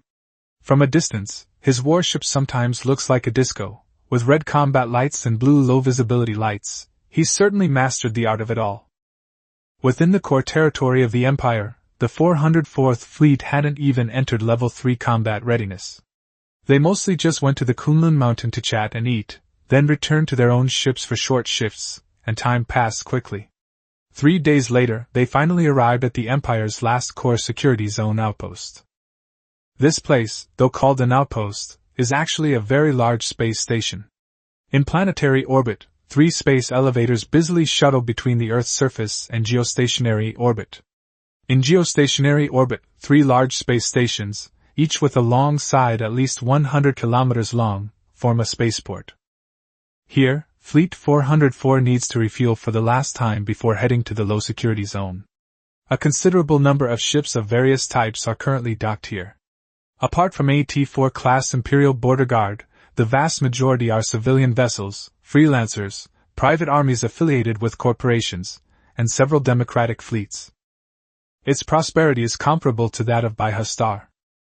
Although the Empire nominally controls all territories, some are simply more worthy of control. Those unworthy territories are left to corporations and individuals. Hey bro, first time at the border? I've got a star map here, wanna get one? It includes all the hottest spots in the low security zone, plus contact information and interests of local bigwigs. Guaranteed you won't regret it. How about a copy? While Zhang Beihai and his companions were strolling around the space station waiting for supplies to be replenished, as soon as they walked from the corridor bridge into the hall, they saw several people trying to sell them so-called star maps. Although Zhang Beihai and his companions had tried their best to remove all the insignia belonging to the Imperial Navy, anyone who wasn't blind could still tell that Zhang Beihai was either a member of the Imperial Navy or a former member of the Imperial Navy. They must have had the audacity to sell star maps to the Imperial Navy. This is actually not surprising at all. The vast majority of people who come to this space station are people trying their luck in the low-security zone, hoping to escape the core control area of the Empire. Many of these people have been lured here by various propaganda and TV dramas, but their fates are mostly the same. Once they go, they never come back. But there were just too many people. Especially someone like Zhang Beihai, who looked so confident and high-spirited. He must be someone who is confident in his abilities, and must have a lot of star coins in his pocket. No need, thank you. Zhang Beihai gently waved his hand to indicate that he didn't need it. But the man persisted, continuing to bother Zhang Beihai. I said no, so please stop bothering me. If you want to spend a few days in jail, you can try. According to the Imperial Navigation Act, selling unverified star maps and navigation data by unofficial organizations can be considered espionage. Do you want to experience the hardness of FBL bullets, or the hardness of iron bars? Fine, don't buy it then. Don't act like you're something special. You're just a poor wretch. The person who was rejected walked away cursing, leaving Zhang Beihai with a very bad impression. The security and management situation here is truly worrying. I don't know what the administrators at this outpost are actually managing. Allowing these kinds of people to disrupt order every day is bound to cause trouble. Wade, standing behind Zhang Beihai, suddenly leaned closer, his face full of a comical expression. Is it easier to deal with the devil than his minions? I was watching you closely, to see if you'd buy it. Looks like you're quite vigilant. Wow, is there some other trick to it? The scheme is actually incredibly simple. That star map is fake, you paid a fortune for it, but it's riddled with malware. If you physically place the memory card containing the star map on your ship, it's practically useless. And the virus won't take effect immediately. Once you reach a low-security zone, it will automatically warp to the territory of some bandit gang, disabling the entire ship. Just wait for the space pirates to come and steal your ship, cargo, and kidnap your crew, that's it. This group has even formed an industry chain, with specialists in lookout, developers of programs, and salespeople who cause sabotage. And this is just the salespeople. There are also honey traps, bargain hunters, and all sorts of underhanded tricks. Let me tell you, believe it or not, a beautiful young woman will suddenly appear in your arms, And if you just act like a gentleman, don't worry, she'll cling to you. She'll tell you about her sick mother, her gambling father, her younger brother in school, and her broken home. Then she'll take you to some bar to help her boost her sales or something. After that, it'll be all about haggling over discounts. What is that thing? One cut after another, each cut different, until you're completely broke and can't even leave the house. Speak of the devil, and he appears. A girl who looked only 17 or 18 years old, head down, accidentally bumped into Li Dongxiu. The girl glanced at Li Dongxiu, said nothing, and turned to continue walking. Then, like a missile, she crashed head-on into Zhang Beihai. Young lady, are you all right? Although Zhang Beihai was already mentally prepared, he still subconsciously asked in the face of this situation. The girl looked up at Zhang Beihai, her big eyes pleading with tears welling up, and said weakly, I'm fine, I just twisted my ankle. I can't get to work on time today, what am I going to do?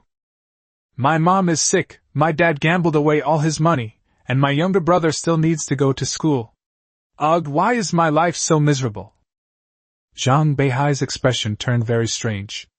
He turned to look at Wade, who was laughing so hard he could barely contain himself, and helplessly asked for help. Wade walked over with a cheerful smile and said, Which wind blew the swallows into the hall? Whose eldest son used a honey trap? The girl's pupils contracted upon hearing this, a fact Zhang Beihai keenly noticed, and she took 2 steps back. Knowing she had failed and had encountered a master's trick, the girl could only answer honestly. Hai Len! Don't make things too ugly, Siam family. A soldier? If you're in the same profession, don't make things too ugly. Cold spot, the wind's gotten out of control, we can't dig it down, it's just accumulating debris. Hey officers, doesn't your boss have eyes? Don't come causing trouble here, or he'll wreck the place. The wind blows through the tiger's head, the incense burns brightly, waiting for the sound. The eldest brother's surname is Wang, and you're a sensible person. I'm leaving first, and I'll give you an explanation when you come back. Say what you want, the girl said and left. The number of stares around her decreased significantly. It was as if a pack of foxes had all retreated after they'd been watching her, making her feel much more comfortable. Li Dongxiu was a little unhappy earlier. After all, the girl was willing to blackmail Zhang Beihai rather than him, which was quite insulting. But later, Wade's use of underworld slang really surprised and impressed him. Wade! What were you just doing? I feel like even a translator might not be able to make it work. Teach me. Wade seemed to enjoy it very much. His smile was so wide that it made his face wrinkle 3 more times. This is called beating the spring, a way of dealing with these kinds of scoundrels. Sometimes when you encounter these annoying flies, it's better to say a few words than to beat them up and get yourself into trouble. Chapter 56 Fruit Platter. As a seasoned veteran of the FBL, Wade might not be universally effective within the Empire, but he was certainly reliable in intelligence matters and in some rather unusual situations. The most inconsiderate person Zhang Beihai had ever encountered, whether in China or the Feilin Empire, was someone who got drunk and harassed a young girl during a barbecue one night. Even if Zhang Beihai had 8 heads, he still wouldn't understand or be able to figure out those things he had just seen. These people are all organized, regardless of their profession, whether respectable or shady, they all ultimately point to 1 or 2 individuals. Dealing with them is pointless. It's more efficient to become half one of them. Wade lit a cigarette and smoked it to himself. Along the way, Zhang Beihai had seen him smoke a whole carton of cigarettes. It's only been 3 days. And there's only one in 3 days. Thanks to Wade's timely intervention, the 404th Fleet's journey to the space station became much easier. These rats spread information quickly, and the 404th Fleet was now protected, preventing anyone from causing further trouble. Beihai, come with me. Let the others have their own time. Wade bought a few bottles of wine and some cigarettes at a decent-looking shopping mall, then grabbed Beihai and headed away. Could he really be going to see that boss? Seeing Wade's expression, Zhang Beihai was genuinely a little panicked. Wade didn't say anything, but pulled him onto the shuttle bus, and they soon arrived at another area. This area was brightly lit, bustling with all sorts of people, and incredibly lively. Zhang Beihai even saw a place that looked like a park, with rows of young girls standing there, ranging in age from 14 to 15-year-old kids to mature women in their 40s. No, I'm an imperial soldier, you're taking me. Zhang Beihai was clearly resistant. His previous interactions with Bai Yi, and Yekaterina were at most normal conversations, but coming to a place like this made Zhang Beihai feel truly tainted. Them? The girls from the age of gods, ignore them. A bunch of children born of mothers but without mothers to care for them. Don't be foolish enough to go looking for prostitutes and end up getting sick. Wade skillfully bypassed the group. That's not what I meant. I mean, why did you bring me here? Zhang Beihai was genuinely confused. Wade was getting a little annoyed by the questions. Don't worry, it's nothing to damage your character. Don't ask questions now, you'll find out soon enough. The two entered a nightclub called Big Bird Spinning Around. From the moment he stepped inside, Zhang Beihai felt extremely uncomfortable. It was an instinctive resistance, and a kind of mental fastidiousness at play. Boss, get a private room, room 302, 3 microphones and 24 beers, Wade said smoothly, the cigarette still in his mouth, smoke billowing around him as he spoke. Okay, sir. Is there anything else you'd like? We have everything. The receptionist was wearing a low-cut uniform, her lips painted a dark purple, giving her a very slicked-back look. She wasn't tall, barely taller than the bartender. Her makeup was heavy, but judging from her eyes, she was probably no more than 25 years old. Her blue-green ponytail seemed to glow. When she said she had everything, her voice was incredibly seductive, as if she truly did. Wade smiled slightly, his wrinkles seemingly trembling with joy. 2, please. No one's over 18. Wade, don't expect Minnie to reimburse you for this. Zhang Beihai suppressed the urge to speak and followed Wade up to the 3rd floor, entering room 302. The room was a typical karaoke room, not very big, only 10 square meters, and it would be difficult for 5 people to sit down. Following Wade and Zhang Beihai in was the receptionist.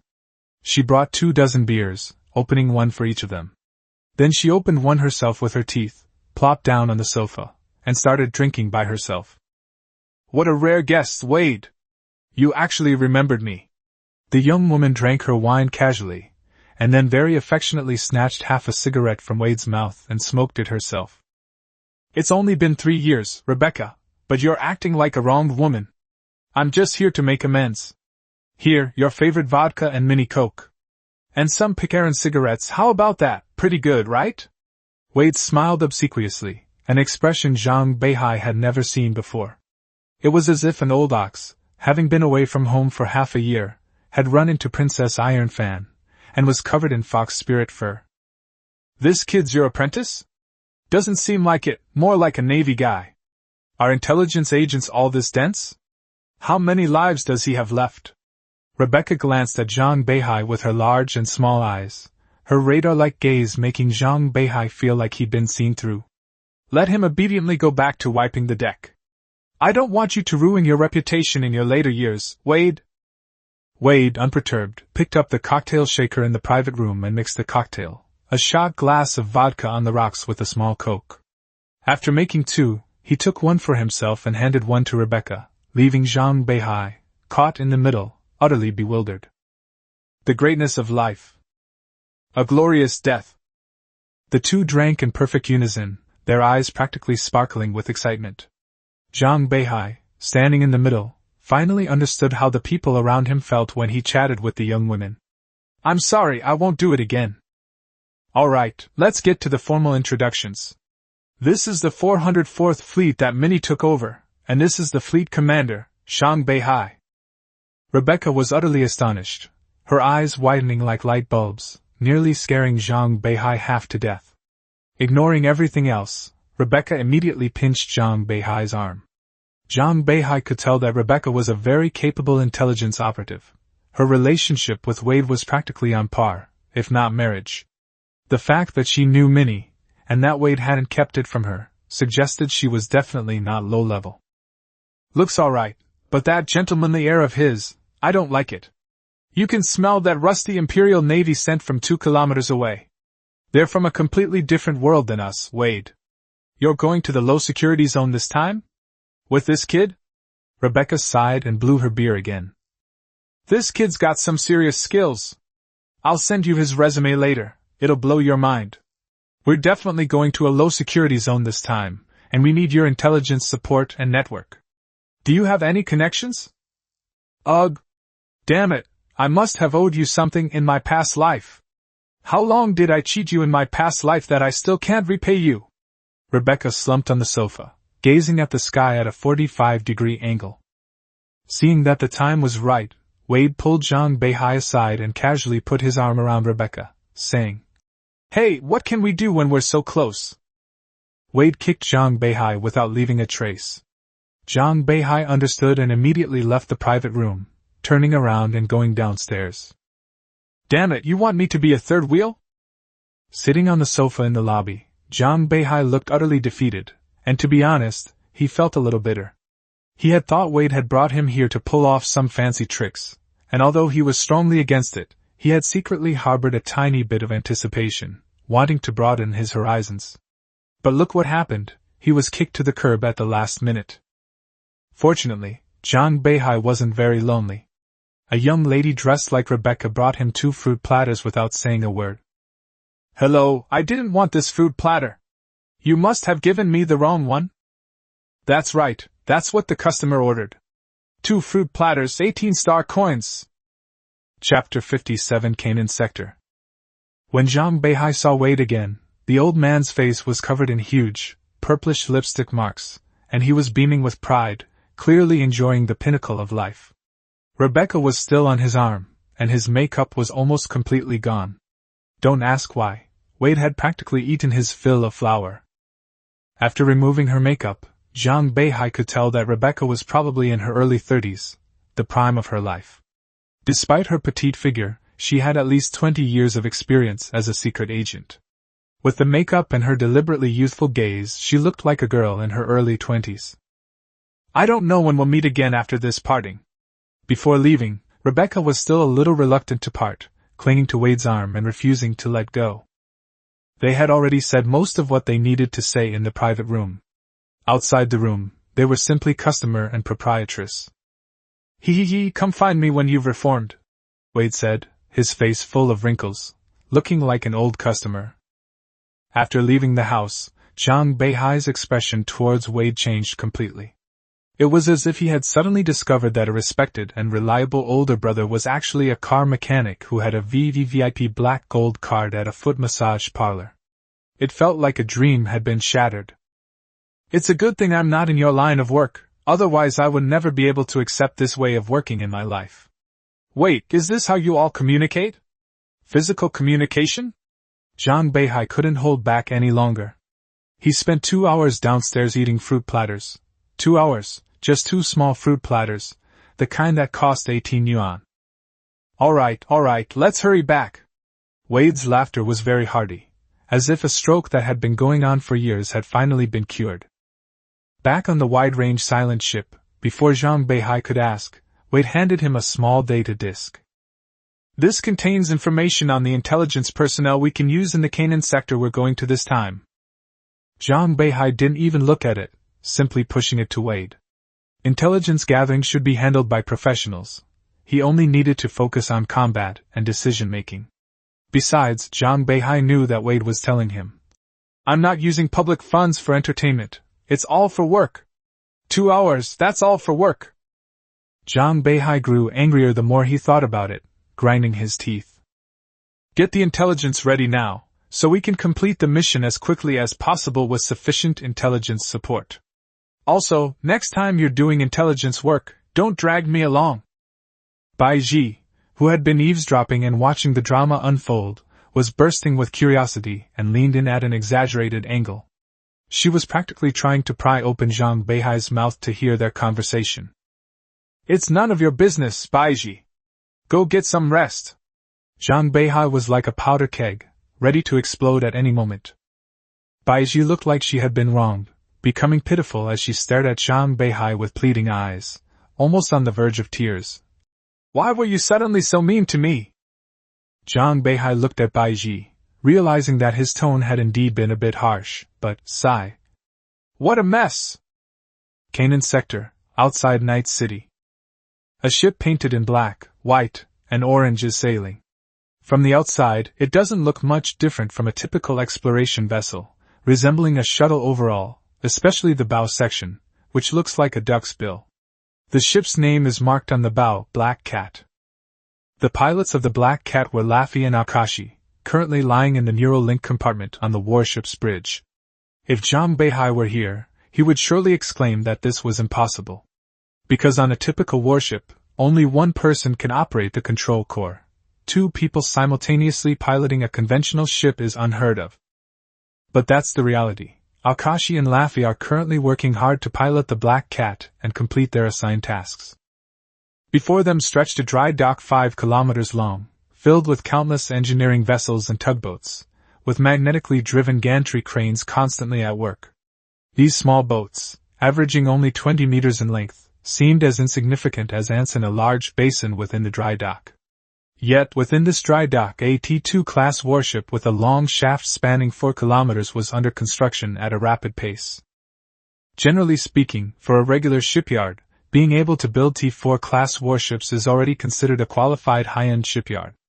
Being able to produce T3 class warships means it is an imperial dedicated shipyard that needs to be controlled and certified by the Empire. T2 class warships can only be produced by the Feilin Dimension headquarters of the Feilin Empire, and T1 class warships can only be produced by a few shipyards bearing the name of the Royal Navy. The presence of the T2 warship in front of them meant that this shipyard was either technologically advanced and under the control of the Empire, or it had a backing as solid as bedrock. To put it simply, if someone owns a T2 level shipyard that is not monitored by the Empire could simply rush in under the pretext of rebellion and kill all stakeholders without any legal inconsistency. This is also the fundamental reason for Raffi's imprisonment. She is a cyborg, like Akashi and Vivian, a member of the Orc race genetically modified by the Feilin Empire. After a long period of exploration and wandering, most of the genetically modified orcs finally found their own haven at the far end of the White River dimension.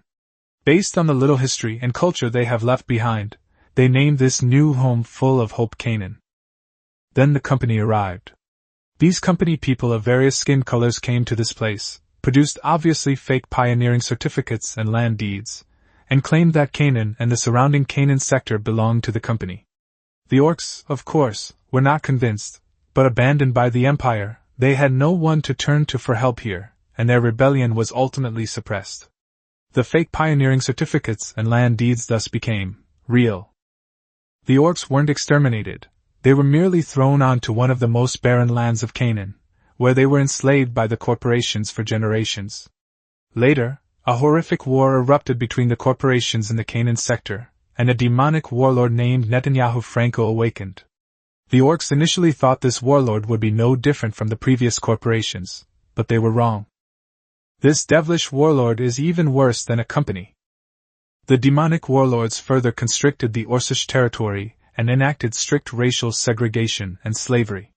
Company personnel could easily spend money to raid Orcish lands, capturing and killing people, much like ancient hunting expeditions. Attractive orcs were taken as sex slaves, strong orcs were brainwashed and trained as bodyguards and assassins, and intelligent orcs like Raffi were kept under strict surveillance and forced to work in factories until they died. Raffi was lucky. As a capable orc and the most talented rabbit engineer, she received relatively good treatment, at least having her own house and a small amount of property. But she was also unlucky, because she would be trapped here forever.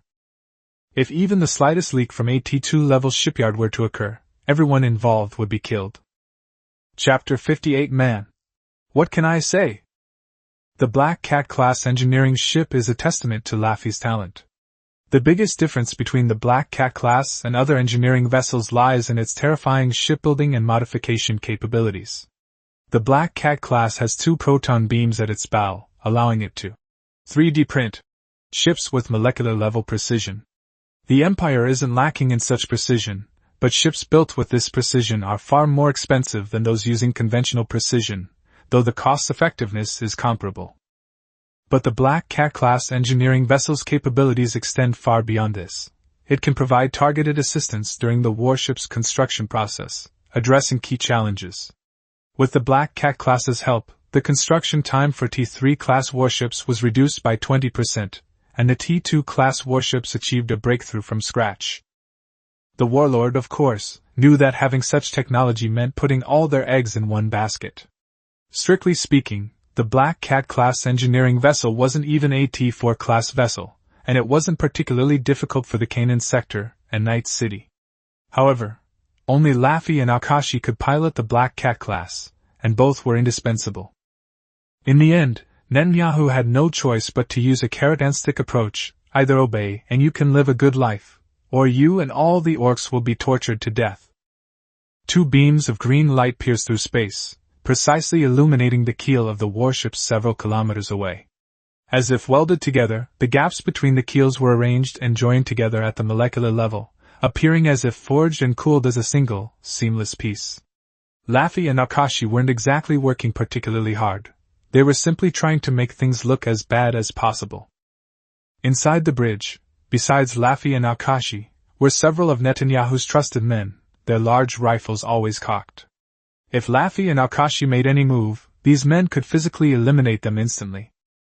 Of course, the warship also has multiple layers of insurance, including software and hardware, one by one, with the aim of making Laffy and Akashi work obediently for the warlord until their deaths. On the wide-range silence, Zhang Beihai was reviewing the newly released intelligence analysis, his brows furrowed so deeply they could crack walnuts. At this point, Fleet 404 had been sailing steadily in the low-security zone for over a week and was expected to reach its target point, Canaan in the Canaan sector, in 3 or 4 days. The core area of Canaan was a space station located in space, named Night City. Along the way, thanks to Zhang Beihai's scum-attracting nature, more than 10 different types of space pirates, including the Democratic Fleet, which also part-timed space pirates, and the freelancers who also part-timed space pirates, all came looking for some money to spend. Especially after discovering that the escorting warships numbered only 20, and didn't even have a single T4 class warship, they all came sniffing around. Then, they were given a severe lesson. One of the commanders of the Democratic Fleet had only one thought before he died: what sins did I commit to offend this Big Daddy? The combat power of the new wide-range silent aircraft carrier is like the difference between red hair and a dog compared to the original light feather class carrier. Both were Lubu's mounts, but one could unleash terrifying combat power, while the other had rotten legs. These space pirates appeared to be a formidable force, with the largest fleet boasting over 100 warships, its flagship a T4 class cruiser. Aside from the members of Fleet 404, the other escort warships and civilian vessels were trembling with fear, seemingly ready to flee. Upon seeing the scene opposite, Zhang Beihai didn't even need to give orders. He immediately ordered 2 Zhuangzhou fighters to take off, followed closely by 3 Luyi fighters. After the KJ-3000 took off, one of them, acting as the AWACS for the entire field, scanned every single enemy warship, down to the smallest detail, even the size of the bald patch on the flagship's captain's head. Then, under Lily's control, the second KJ-3000 became a battlefield street fighter, forcing the enemy to switch all their communication channels, and the numerous false signals and IFF interference meant that the enemy could only rely on light signals and flag signals for communication. Then, less than 2 minutes after the 3 H-6 CGU bombers took off, the first volley of missiles flew past. More than 60 YJ missiles of various types stunned the enemy, especially the 3 YJ-27s, whose speed of over 25,000 cosmic knots made the enemy think they were space meteors flying by. As a result, the T-4 cruiser flagship didn't even get to fire its anti-aircraft missiles or turn its close-in weapon systems around before being penetrated over 100 meters from the bow by a YJ-27 missile, exploding in the forward midsection of the ship. The 300-kilogram class azide explosive blasted the T-4 cruiser's forward midsection into a brilliant blue fireball. After the flames subsided, the cruiser broke in two, and only a dozen or so of the more than 1,000 sailors escaped. The leaderless and chaotic fleet was utterly incapable of resistance. Zhang Beihai deliberately launched a full-load attack, with 30 Falcon Eagles, 45 J-16 Qianlong fighters, and 3 H-6 bombers firing all their missiles simultaneously, more than 350 massive YJ-11 missiles, each faster than the last. The opposing radar displayed nothing but false signals, not a single real one. By the time the anti-ship missiles were upon them, it was too late for the pirates to retaliate. They were all reduced to dust in space. Throughout the entire process, Yu Lily, who was in charge of the actual information operation, was not only headache-inducing but also so sleepy that she kept yawning. The KJ-3000 itself has very strong information capabilities, so there is no need for the pilot to overclock. Despite having mentally prepared themselves, and having a general idea of Zhang Beihai's combat capabilities, the scene still left everyone in the 404 fleet completely stunned. Dmitri and Li Dongxiu, in particular, were nearly shattered by the shock. "Zhang Beihai, your fighting style makes us seem superfluous." Li Dongxiu finally understood why he had lost to his sister. Fighting Zhang Beihai in such favorable battles every day, he couldn't do anything but sleep. It would be strange if he hadn't gotten rusty. All that money he'd spent specifically requesting nearly 100 million to upgrade his Atlanta-class tank to a particle cannon version, along with upgrades to its armor and fire control systems, was wasted. Before setting off, Li Dongxiu felt incredibly powerful.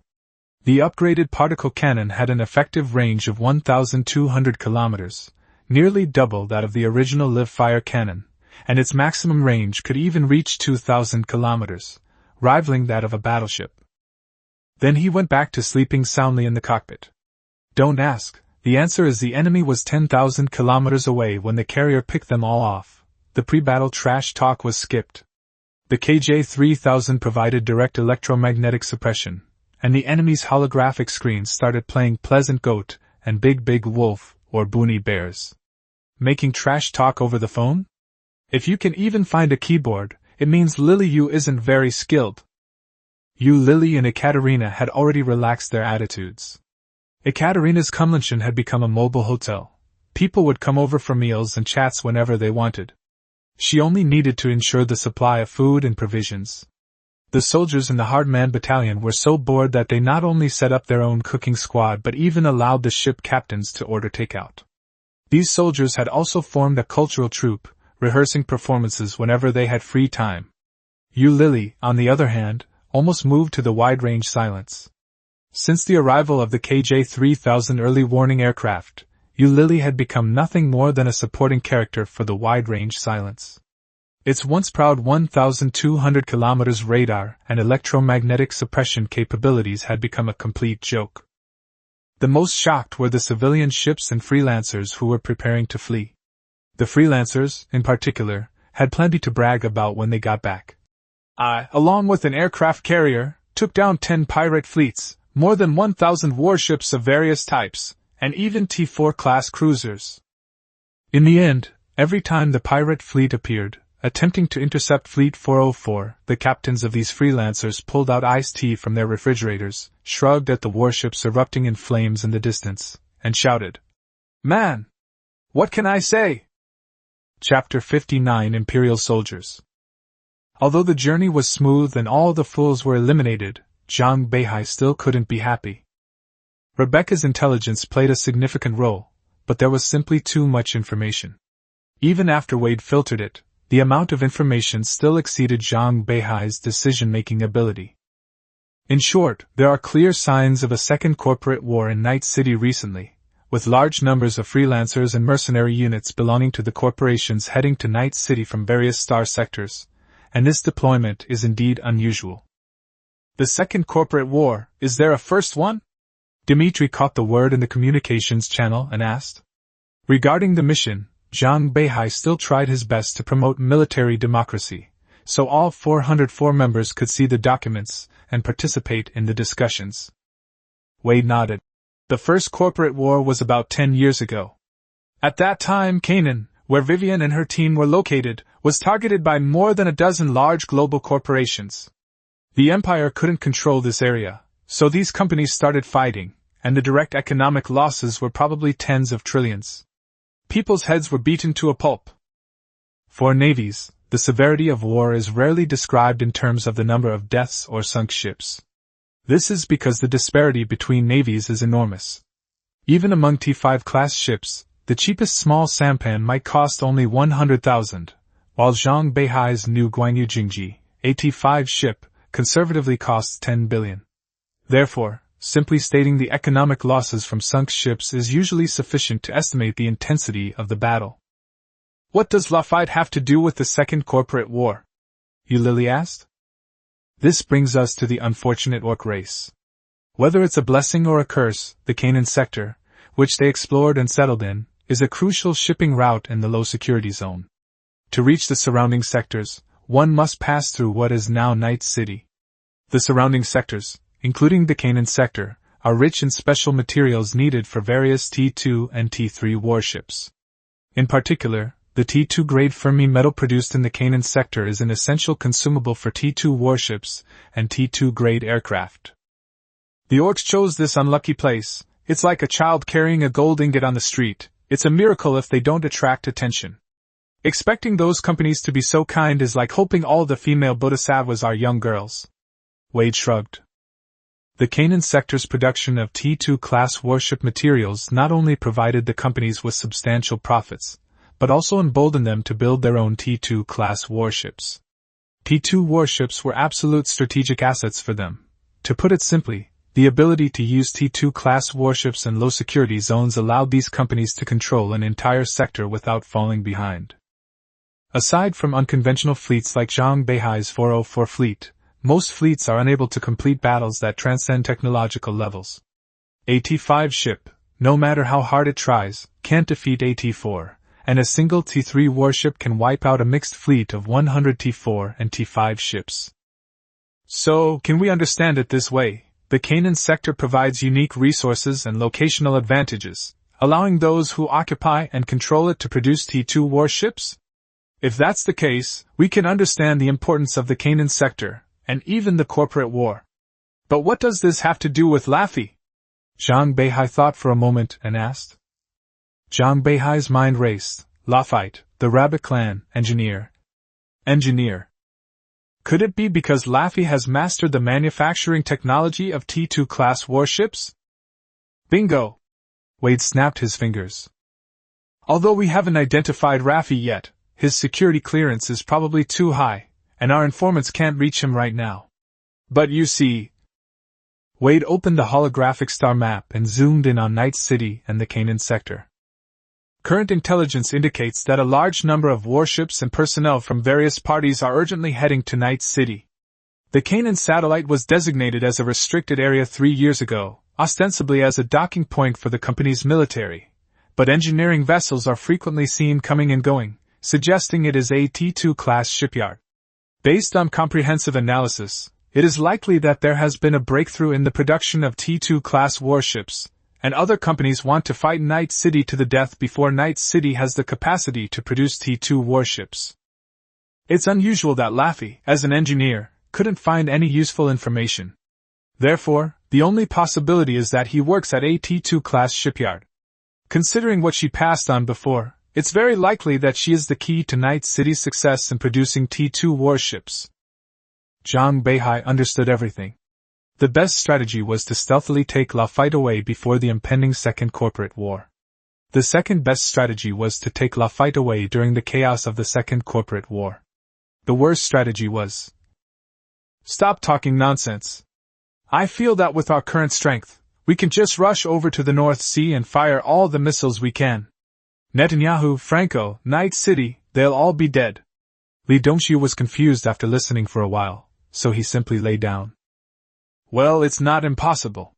Wade recalled Zhang Beihai's extremely violent missile barrage, and suddenly felt that this brute force approach might not be a bad idea. Stop, let's not talk about missiles for now. The enemy has at least a large number of T3 class warships.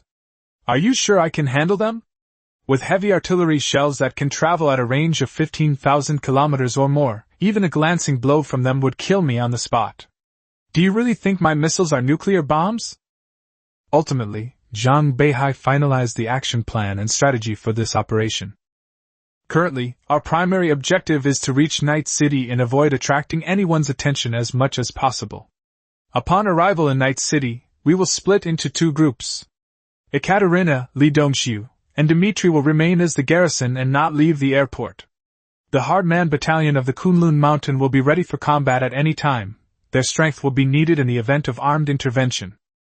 I, Wade, and you, Lily, will enter Night City as part of the intelligence team to gather intelligence.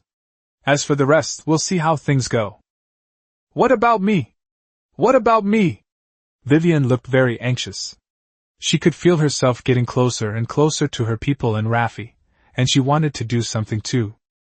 You and Ekaterina wait on the Kunlun Mountain. I know what you mean, but it's too dangerous there. As a member of the Cat clan, you're too conspicuous and in too much danger. Zhang Beihai's words left no room for refusal, ordering Vivian to stay obediently on the warship.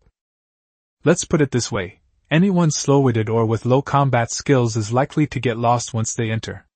Even those like Dmitri and Li Dongwook, who are physically strong, aren't suitable for the mission because they resemble naval personnel too much. Zhang Beihai has a strong premonition that if he lets Vivian, a burden, accompany him on the mission, it will definitely cause big problems. He's not some gentle, otherworldly protagonist. He's an Imperial Navy soldier whose mission is his top priority. Chapter 60 First Arrival in Night City. In the Canaan sector, a massive fleet is steadily advancing. This fleet comprises over 200 ships, and even more formidable is that the lowest-ranking ships among them are T4 class destroyers, while the flagship is a T3 class battlecruiser. Each warship was painted in a gray and orange color scheme, and in the most conspicuous place on the ship, besides its name, were the two large characters, Kanto.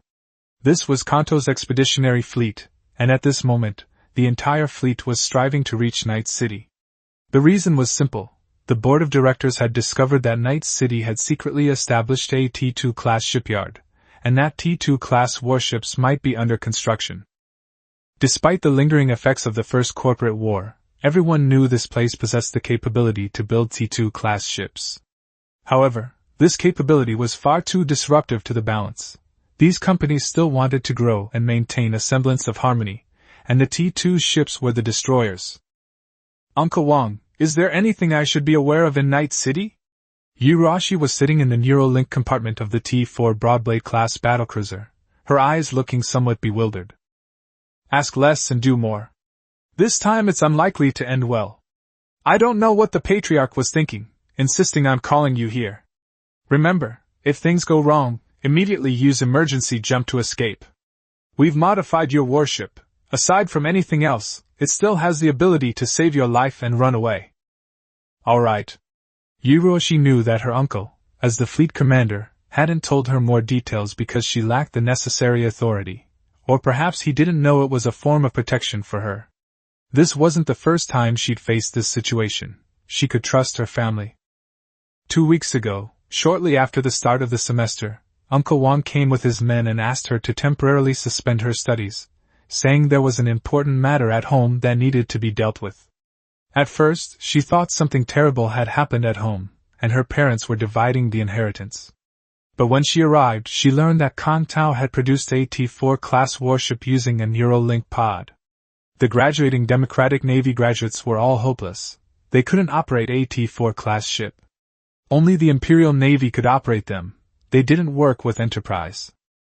In the end, all we know is that Yurashi came to test drive the car, and after the test drive, she was taken to the Canaan Star sector. This was Yuroshi's first time piloting a warship into real outer space, but the novelty wore off after just 3 days. The Broadblaze class was large and long, its hull over 700 meters long and equipped